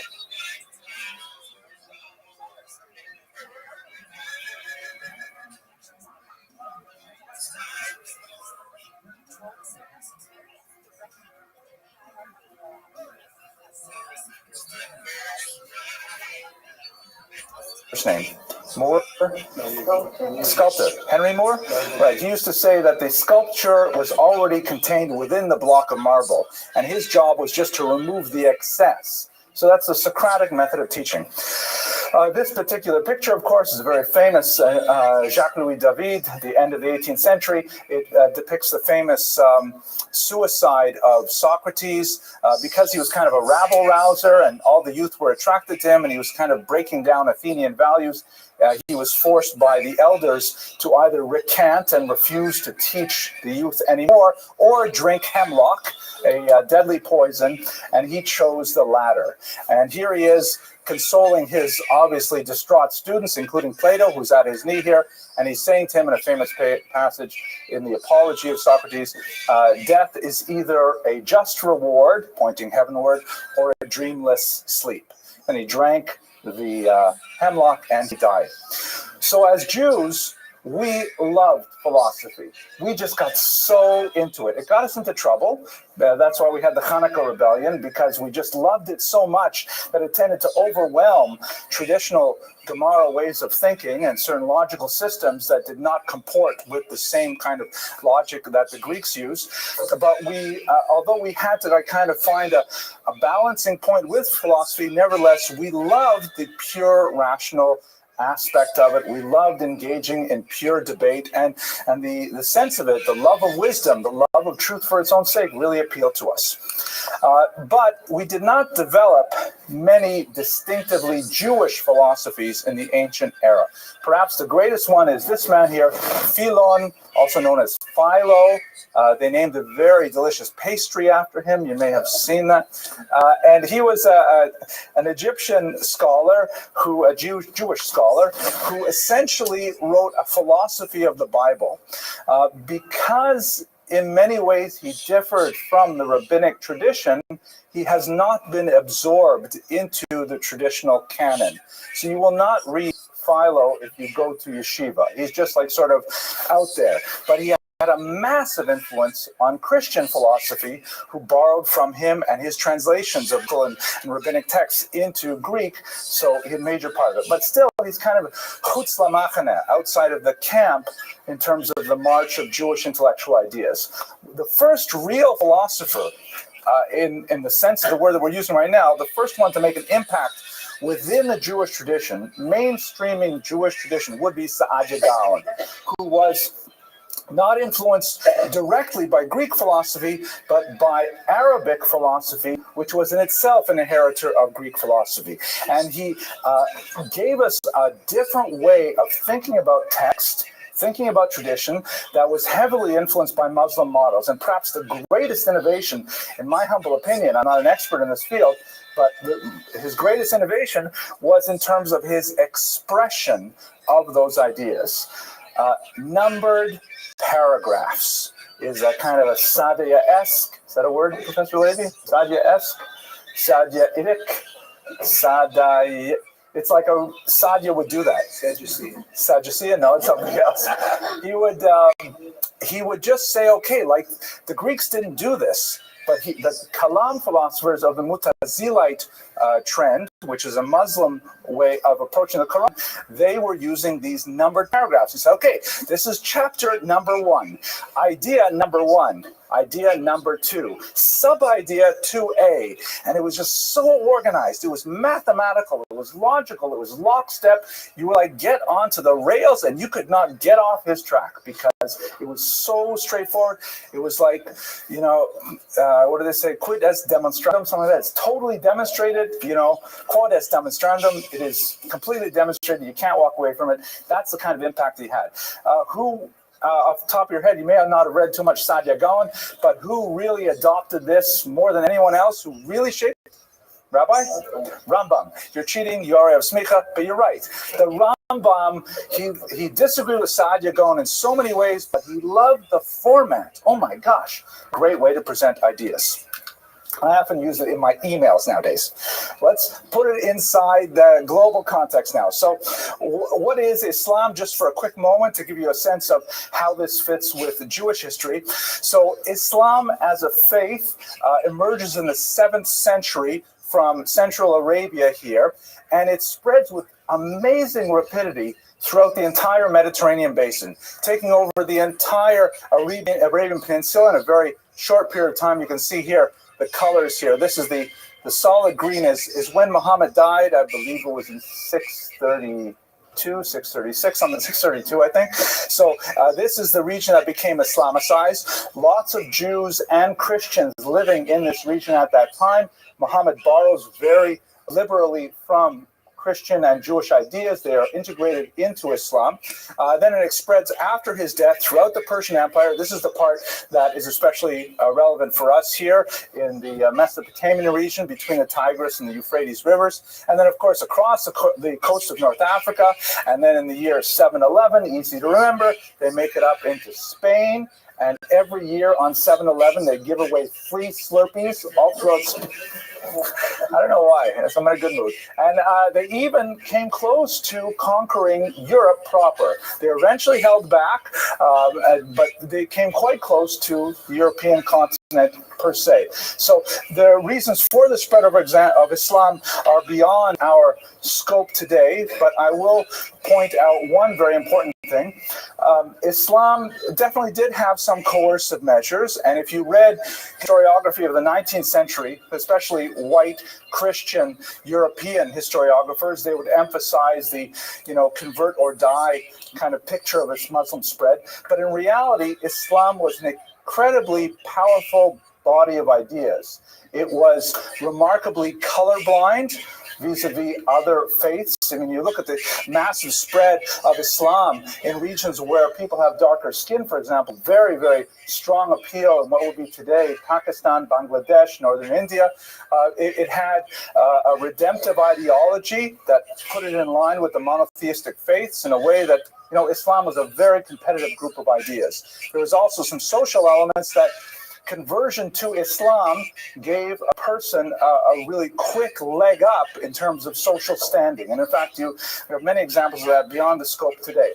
Jews actually did pretty well in Muslim empires.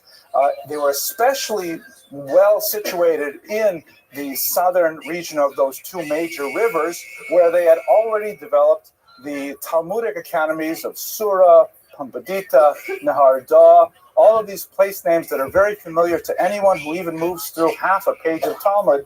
You will come across these great yeshivas. And these were, especially through the 5th century, the major locus of learning for the Jewish world, eclipsing Israel, of course, the disasters of the First Roman-Jewish War and then the Bar Kokhba rebellion that unfortunately failed. So once Jewish life in Israel became extremely tenuous, then the Babylonian academies became even more prominent, and they retained that prominence well up into the 2nd millennium. That's the Gaonic period that we are speaking of today. The Jews actually did fairly well in Muslim countries in many ways. We should bear in mind that Islam and Judaism, I wanted to get this is kind of a cheesy picture, but the point is still there. The guy on the left is Jewish. The guy on the left is Jewish. It's being debunked. It's a posed picture. It's a poster. That's not hard to believe. The guy on the left is Jewish, and this guy is Muslim. What is? No. Okay. But the idea is we have to, like, there's no question that right now, as we're speaking in the year 2017, there has been a sustained conflict in Israel between Jews and Arabs that has resulted in many wars and a tremendous amount of bloodshed, political conflict.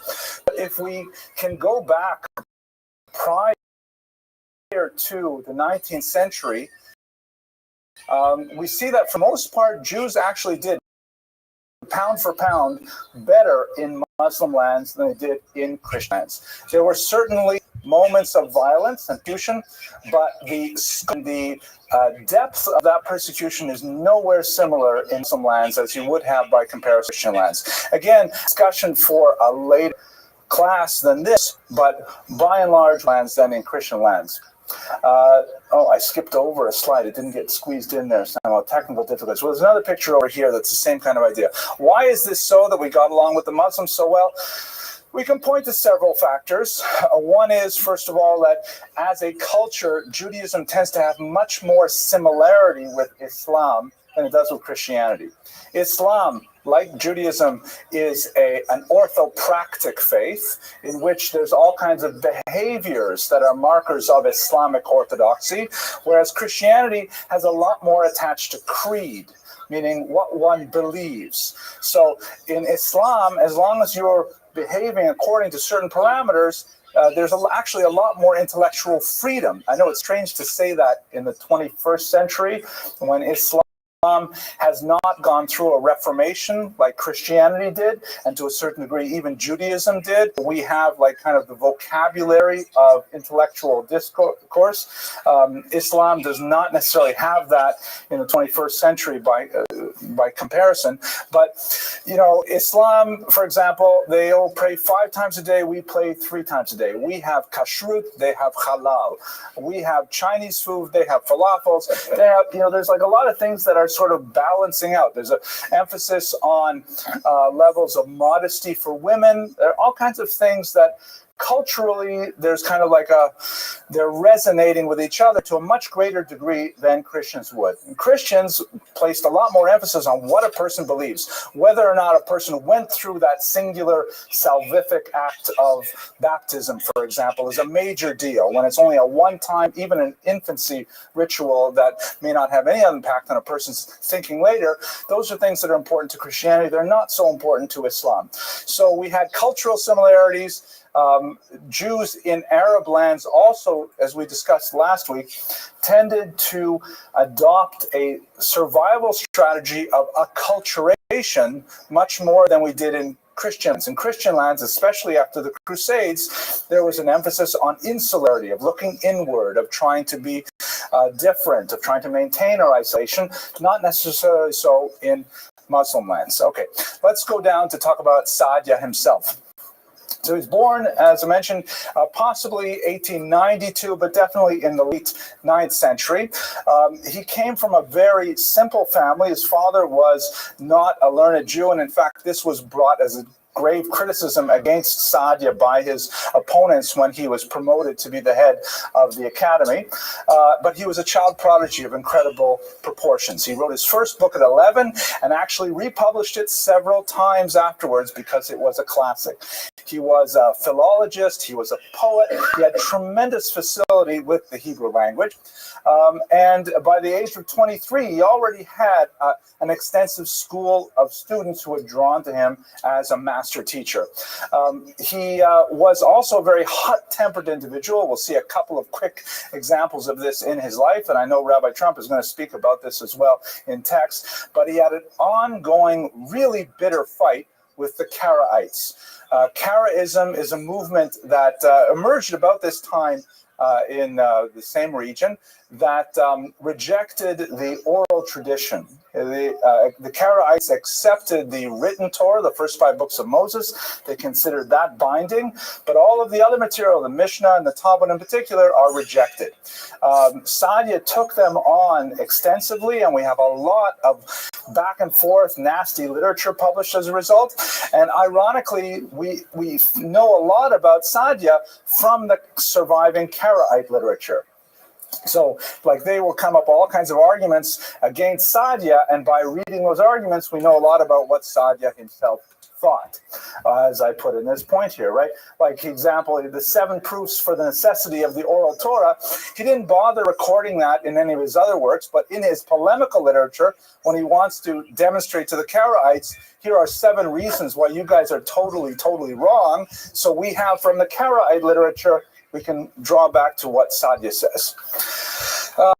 He had a huge kind of turning point date when he was already left. He'd left Egypt and gone to the Babylonian region, and there was a huge debate over the calculation of the new moon. As I'm sure everyone in this room is familiar, but maybe I'll say it for the benefit of the internet audience, we actually have quite a few people in Latvia and Thailand, for example, who actually watch these videos. The Jewish calendar is really complicated because it is lunisolar. It is basically lunar, like the Arabic calendar, but because the lunar year is only 354 days long, that means that it loses 11 days every year. Hence, the holiday of Ramadan, for example, the month-long holiday, is in a different season every decade or so. It's moved back, to a different season.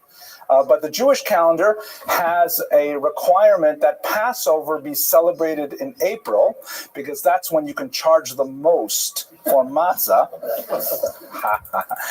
No, that's not why, Rabbi. So, no, Passover is called HaChodesh HaAviv, right? Or the Chag HaAviv, the holiday of springtime. So therefore, Passover must fall in the springtime. So therefore,